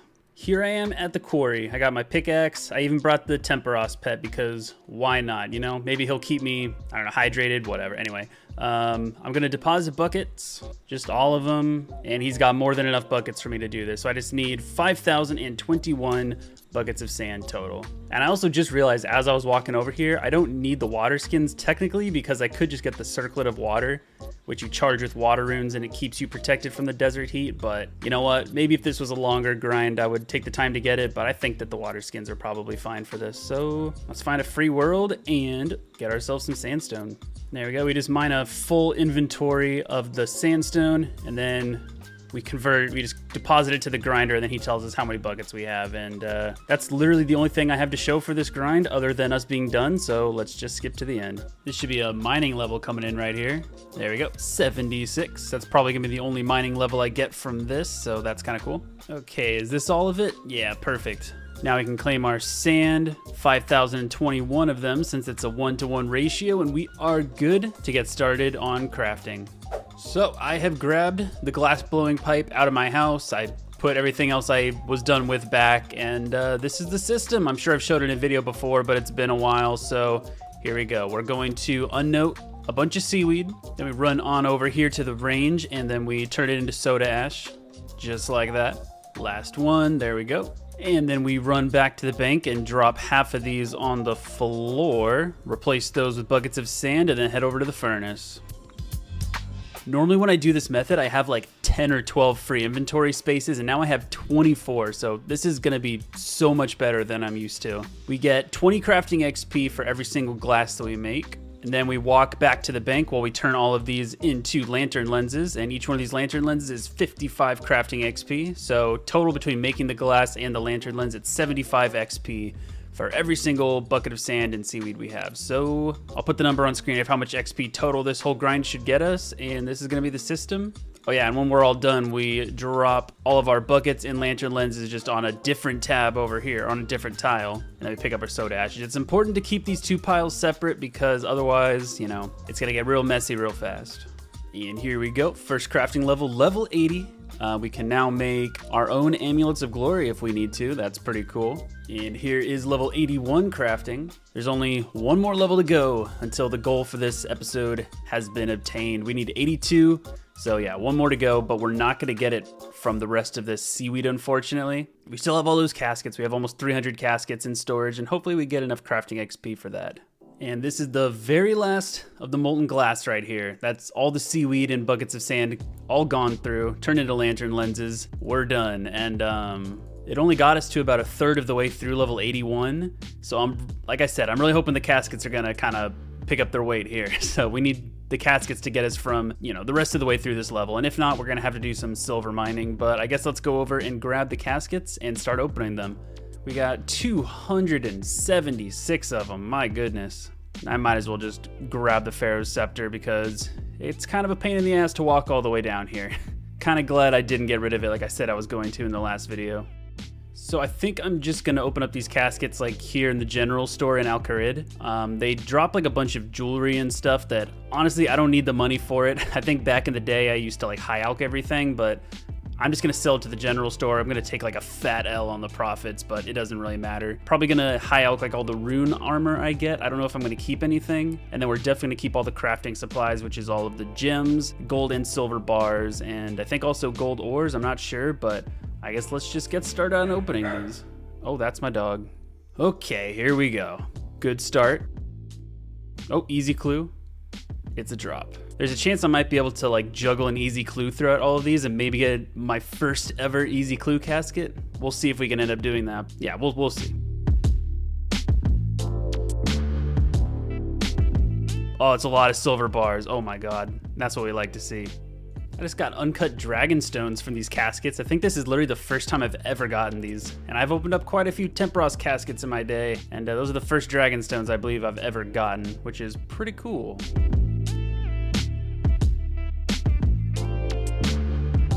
Down to our last 10 caskets here. 4, 3, 2, last one. There we go. That is all of the loot from, what is it, 278 caskets? I'll put a screenshot up of the total loot that we did from it in the, the RuneLite loot tracker. It's quite a bit, over 3 mil worth of stuff, a lot of clue scrolls, none of them in the desert. Honestly, pretty gutted about that, but it is what it is. We did get a ton of crafting XP stacked up here. I'm gonna go through and alch all of these rune things. I might keep a rune full helm, I don't know yet, but look at all this crafting XP. So essentially what we're gonna do with all of these things, and this is kind of a nightmare for inventory management at the moment, but I'm just gonna be turning all of the gems into amulets that I can, and that's the first order of business, because that's how you get the most amount of crafting XP out of everything. Luckily, I just got the level to make dragonstones into dragonstone amulets, so I guess we're gonna get started with the gold bars, and yeah, just go from here. So I just finished off all of the gems that go with the gold bars, and I have 884 more gold bars to go through, and they added something new to the game. They added gold tiaras a little bit back. I have yet to make these. Normally when I'm at this stage in the Tempros rewards, I just make the rest of the bars into just regular gold amulets and then drop them. But now we can make them into gold tiaras for slightly more crafting XP per bar, which is pretty cool. So that's what we're gonna do for the rest of these bars. Just turn them into tiaras and drop them on the floor. I have taken the liberty of doing a bunch of stuff off camera. So I pretty much just went through all of my gold and silver bars right here. Yeah, this is the last of the silver bars, but we still have 234 uncut jades left. So what we're gonna end up doing is mining some silver ore, and instead of turning them into tiaras, I'm just gonna go through all the uncut jades and turn them into amulets until we're out of the jades, and then I'll probably just do tiaras the rest of the way. We're pretty close to the level, honestly, about 52,000 XP away. So we can probably get this done today, but we are gonna have to do some silver mining, unfortunately. I really thought Tempros would give us like way more crafting XP than this, but that just goes to show how little XP you actually get from, or crafting XP you get from Tempros, I should say. We're officially done with all of the gems that we got from the Tempros caskets. So we're just straight up doing tiaras the rest of the way to level 82 at this point. The Runelight tracker says we need to do just over 600 more tiaras. So I don't think that should take too long, probably just a couple hours. Oh my God, I just world hopped because I'm mining some silver ores and I just found a lucky impling. What's this one gonna give? Son of a bitch. At long last, we are finally done. There it is, level 82 crafting. We can now make our very own black dragon hide chaps. Oh man, that's exciting. The final gear upgrade that we need before we can go into Tombs of Amascut. Well, we still need to like, you know, grind like all the supplies and stuff for the raid, but this is the last gear upgrade. So I guess I'm gonna go grab all my stuff out of the chest that I have at Tombs of Amascut because I can now, since we're done with all the skilling grinds. Put the pickaxe back in my house, do all that stuff, and then we're going impling hunting so we can get the black dragon hides for the chaps. And then we're gonna make the chaps and then wrap up the episode. Now that we're all geared up, we got our inventory balanced up to where we want it, it's time to just world hop for some impling, something that I'm very used to at this point. Dragon hides? Dragon hides, yes, let's freaking go, dude. Spent all day looking for these. We got it from a magpie impling, and now it's finally time. Let's get all the tools we need. We just gotta unnote these black dragon hides. Head over to my man Ellis, the local tanner, who will turn all of these into black dragon leathers, and the moment we have all been waiting for. All the temperos we did, all the glass blowing, the jewel crafting, tiara making, all that stuff. It's all led up to this moment right here. The black dragon hide chaps. I might as well make 3 pairs because I have some extra things, get some extra crafting XP, but there we go. They have finally been obtained, and look at this absolute beast right here. My goodness. This is the look. This is the look that I've been waiting for on this account since like the day of making it. And we're finally here. We have all of the gear needed to enter the Tombs of Amascut. Like the next episode is just gonna be pretty much prepping for it, and then we're ready. We're ready to take on the end goal of this whole account. Yeah, I'm super excited for that. Welcome back, everybody. We are so close to being able to enter the Tombs of Amascut, and I'm happy to say that we will be doing that in the next video. So this episode is just going to be dedicated to getting every single thing that we need prepared for it, so that by the time the next episode starts, we can just get right into the raid, start raiding, getting some loot, getting some purples. You know how it is. The main thing that we're going to be doing in this episode is killing locust riders, and that is for adamant ore, so that we can make all of these ruby bolt tips into adamant bolts, because that is going to be crucial for the Tombs of Amascut to have these bolts. So we're pretty much going to be camping them for a while until we have all of the ores necessary, and whatever else we're going to need. We'll figure it out as we go, but that's definitely the first thing we'll be getting into. I want to start killing them as fast as possible so that we can get into the raid as fast as possible. So we're definitely going to be putting the pet away because this is dangerous. This is a dangerous activity, and I am not going to be losing the pet. Also, shout out to James, and shout out to our brand new pet, Tiny Tempor. I know that we haven't really had a chance to have him following me around on any grinds yet, but you know, he's still cool. He's still here. He looks so sad. He's in the corner. Okay, there we go. Maybe one day we'll have him with us on a grind, but for now, I'm not gonna risk losing it. So let's get into the next thing. So there's one item that I've been holding on to for quite a long time that I'm actually going to drop because there's really no point for me to keep it. And that is the Marintil Tar stack. I got these stacked up like back when I did the last Locust Rider grind. And these are important for killing the Calphite Queen. But since we have the Dragon Chain Body and the pet, I really don't think there's a point to going back, if I'm being honest. I could get the Dragon Two-Hand Sword, which actually would probably have a purpose in Tombs of Amascut, but not really worth grinding Calphite Queen to try and get it, you know? So, and they're also adding the Dragon Pickaxe, or they're talking about adding the Dragon Pickaxe to the Calphite Queen drop table, which would be really cool to get, but I don't think I need it because my mining level is already like as high as it needs to be on the account. I could use the Dragon Pickaxe for Tombs of Amascut, and you could even store it in the Tombs of Amascut, but Again, I would rather just like do the mining part with a mithril pickaxe or something than spend the time it would take to grind out a dragon pickaxe from Calcite Queen. So yeah, I think we're done with Calcite Queen forever. I'm just gonna go ahead and drop these. It hurts, but that it just is what it is, you know, Ultimate Iron Man life. I'm also here because I need to get a partisan for this Locust Rider grind. The last time I did the Locust Riders, the partisan wasn't out yet, so I did the whole thing with the Karis, like the regular dagger Karis, and then as soon as I was done with the grind, they released the partisan, like, you know, a couple days after, which, yeah, that's just my luck, but this is going to be way better, and we're going to be killing way more locusts per hour than we used to. So I'm going to get my inventory set up, and I will meet you guys in Sophonim. I'm not sure if this is going to really apply to anybody because I don't know how many people actually kill Scabberites down here, but you can talk to the Sophonim guards to buy a torch and a tinderbox, which you need a light source for when you're down there. So yeah, this helps a little bit with that. There we go. I'm pretty sure that's everything I need. If I need something else, then I will figure it out later, but let me just try and remember the system I used to do for this. I know it involves like prayer flicking and whatever, but yeah, I'm just gonna get down there, I suppose. I came down here and realized that my tile markers were gone, so I had to go back into my old videos and remember where they are. These tiles right here, these three are safe to hide on because he can't move farther than this line here, and if you click on these tiles, then you're gonna get sent down to the lower level where you're pretty much gonna die if you don't teleport out really quick. It says don't click here rather than don't stand here because you can like path through these. Like if you click here, then it'll path you around it. But if you actually click on them and your character will move to that tile and then you'll get sent down in the trapdoor. So don't click here. This is the safe spot. And then we pretty much just pray range. I think they attack every 6 ticks. I will figure that out. But yeah, these Locust Riders are equally weak to stab and crush. And since our stab bonus is just 1 higher than crush, it's a very small difference. But you know what? That means we're going to be stabbing these guys. So yeah, let's just try this out, I guess.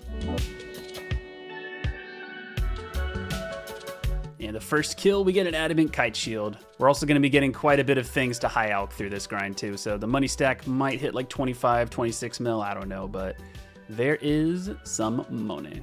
Here's one drop that we're going to need from this grind. We're going to get a stack of coal and adamant ores saved up from these guys.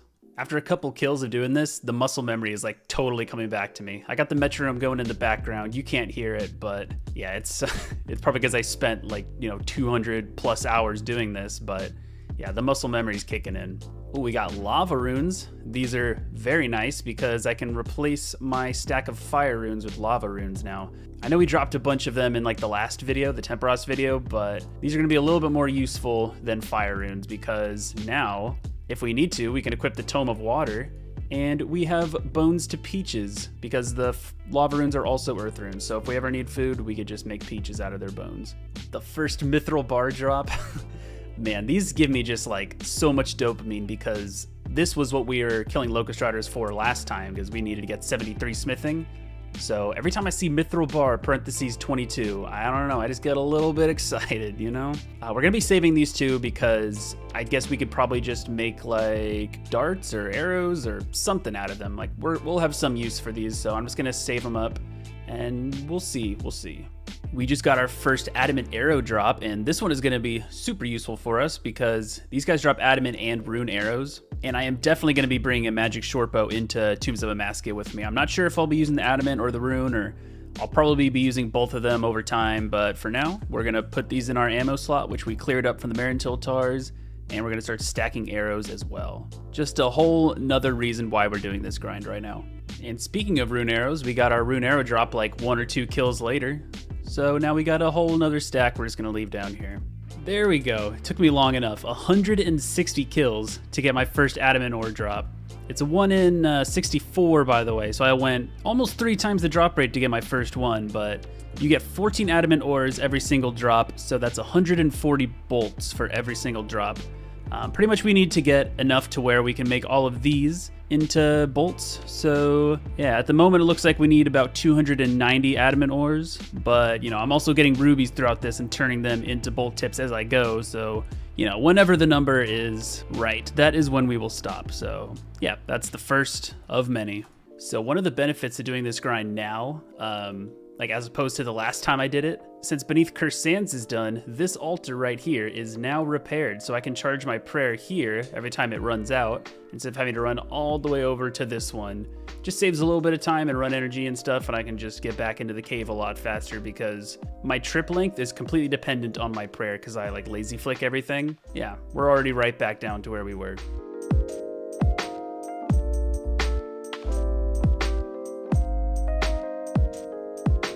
Well, as per usual, the Dune Spoon, it continues. The Dune Spoon continues. We got a Dragon Spear at 561 KC. This is a 1 in 5,000 drop approximately, by the way, in case you are wondering. So, yeah.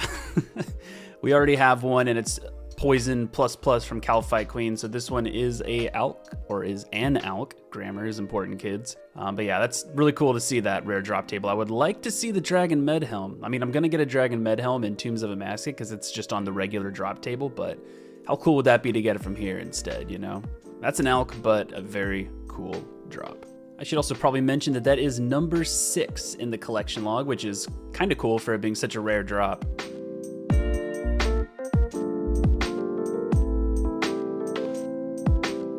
There it is, the very last adamant ore drop that we need. We are done with Locust Riders. It took us 1,258 Locust Rider kills to get all the adamant ores we needed, as well as all these other supplies that we got stacked up, which is pretty handy. I'll just put up a screenshot of all of the loot that I got over the course of these kills, and yeah, we're moving on to what's next, which is gonna be smithing our bolts, going through all this stuff. We've been stacking up this raw food to cook through it just because we're so close to 99 cooking. Yeah, we got some stuff to do, so let's get started on it. I should also say that now that I'm done with Locust Riders, I think that's the last thing I need where I need the Ring of Wealth for. Like, I made the Ring of Wealth so that I can have a better chance of getting the rare drop table to get the Dragon Spear, which I have done, and it also automatically picks up coins for you. And now that I'm done with really killing things that drop items in general, I think I'm done with this. I think I'm gonna alk it and just like use the Ring of Dueling because the teleport to the duel arena is gonna be so massive. And also they just added this thing to the game where you can swap your shift click. So I can make it PvP arena, and now I don't have to risk teleporting to the wrong place. I just shift click and it takes me there. So we are going to alk this Ring of Wealth. You were very good to us, but there you go. And one last thought that I had is, in the last episode, every time I did the death storage, I kept my rune crossbow on me because it has the ornament kit. I think what I can do is dismantle the ornament kit from it, and it just takes the kit off. And I think that now if I die, it should appear in the chest, which means I don't have to have this inventory space on me. So yeah, I'm gonna make sure we're all set up, and then I'll see you, you know, in the death room. Come on, just kill me already. There we go. And it looks like we did not keep the rune crossbow, which is good. I'm gonna take the Ring of Dueling and the Pharaoh Scepter for teleports. So I'm just gonna start out by cutting through all these sapphires, just because the bank camel's right here. I think I can unnote stuff. Yeah, there we go. Just gonna chop and drop these.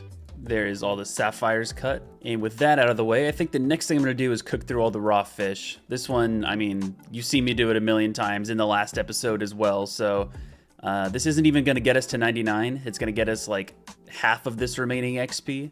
So I'm just gonna kind of cut to the end. That's all the bass cooked right there. And that is the last of the lobsters. So the very end of all the fish that we got stacked up. 136,000 cooking XP until 99, which I already did the math, and that's around 650 sharks. So that's how long it's gonna take into cooking food for Tombs of Amascut for us to get the 99. And we're back at the pyramid to grab some stuff. I think it's time to work on smithing now. We're gonna do the bolts first, just because inventory management, you don't need to know why. We're gonna grab the ore and the coal and our nature runes and fire runes because we're gonna need to high alk them, or not high alk, superheat them. And I'll come back later for the bolt tips because I don't know what kind of inventory space we're gonna end up needing for this. I went over to Ali Morrisane to buy more nature runes because we're gonna need the same amount of nature runes as we have adamant ores for the superheating.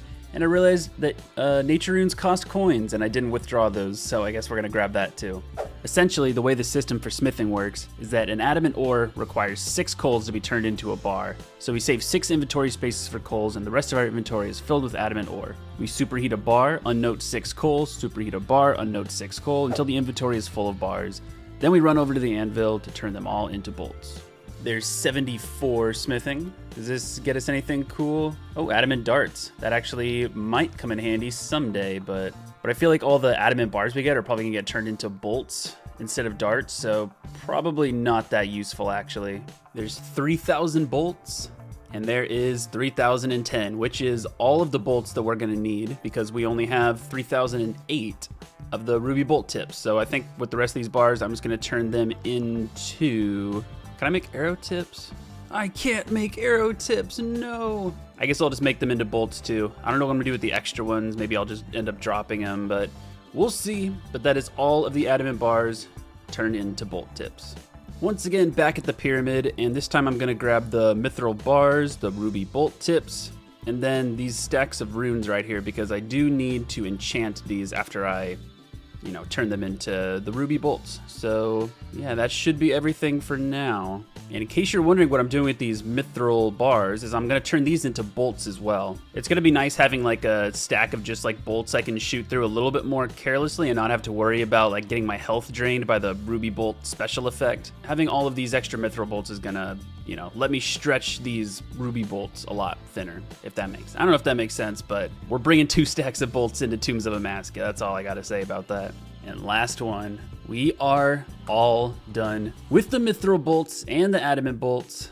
And I just realized, I'm pretty sure like after we make these into bolts, this is like the last skilling ever on the account, except for like, if I run out of supplies, I might have to do some more, like cooking the sharks, I guess counts, but we are like so in the home stretch of this account that like I think I'm done like gaining like skilling levels. I'm done with, I don't know, it's surreal. It's surreal to believe that we're almost there. I'm just gonna head over to the pyramid, grab all my stuff out, and then we're gonna move on to the very last step of this video and the very last thing before Tombs of Amascut. The very last grind we need to do before we can enter the Tombs of Amascut is to catch some implings. The main items we're looking for is a bowstring from young implings so we can make a magic short bow, a mithril pickaxe from eclectic implings since it's the best pickaxe we have access to and we need one for the raid, and prayer potions which are either dropped from ninja implings or the snape grasses which are dropped from eclectics, since we have a stack of renars that we're going to drop after this impling hunting grind. So let's get started. So while we're scouting for implings, I am going to be doing all my fletching. So I'm going to trade shanty and we're gonna buy all the feathers we need, which is like over 7,000 of them. And that is all the feathers. So it looks like we're just gonna be clicking like this while we're scouting for implings, and hopefully we can get everything on our list. Look at this tease over here on the other side of the fence. I know he's got prayer potions in his pocket, I just know it. We just caught a young impling and got the bowstring. This is the first young impling that I caught, by the way, so pretty freaking convenient. Now all we need is either a steel axe from a young impling so we can chop down a magic tree, or just getting a magic log from a nature impling, whichever one comes first. That's gonna be our magic short bow right there. I just finished enchanting all of the bolts, so we're done. We're done with the fletching part of this grind, which, to be honest, is the last thing I really need to do. I am going to continue to world hop for implings just like for a couple more days, just because I'm super caught up with the videos right now. Like, as of right now, the Temperos video hasn't even come out yet, and that was like 2 videos ago, so I'm just going to kind of hang out here, catch as many implings as I can, and try and stack as many prayer potions as I can. The goal is to like not need prayer potions for my Tombs of Amascut runs, but it's going to be nice to have them at least in the beginning while I'm learning. So we'll see how many snape grasses I can get. We're going to get the magic short bow, maybe catch some dragon, lucky implings, whatever else. Hey, there's the mithril pickaxe, which is going to be the pickaxe that we store in Tombs of Amascut to do the Akka puzzle. If you don't know what the Akka puzzle is, then just wait until the next episode. All you got to know is it requires a pickaxe, and this is the best one that we can achieve in the desert besides lucky implings. I mean, maybe I'll get a rune pickaxe or an adamant one from a lucky, but for now, this is going to be the one that we save for raids. And there it is. We just got the magic log drop from a nature impling, so we can go ahead and cut that into a magic short bow and then string it up, and that's it.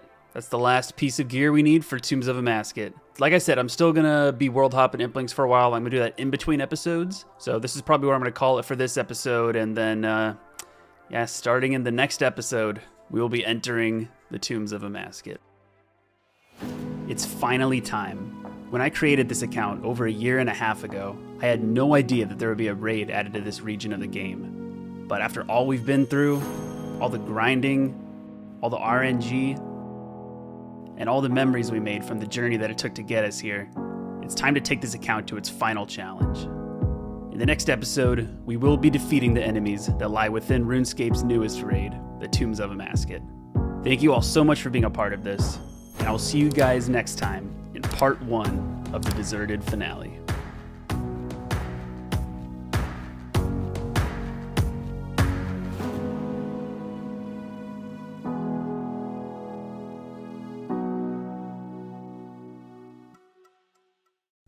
Hey guys, thank you so much for watching.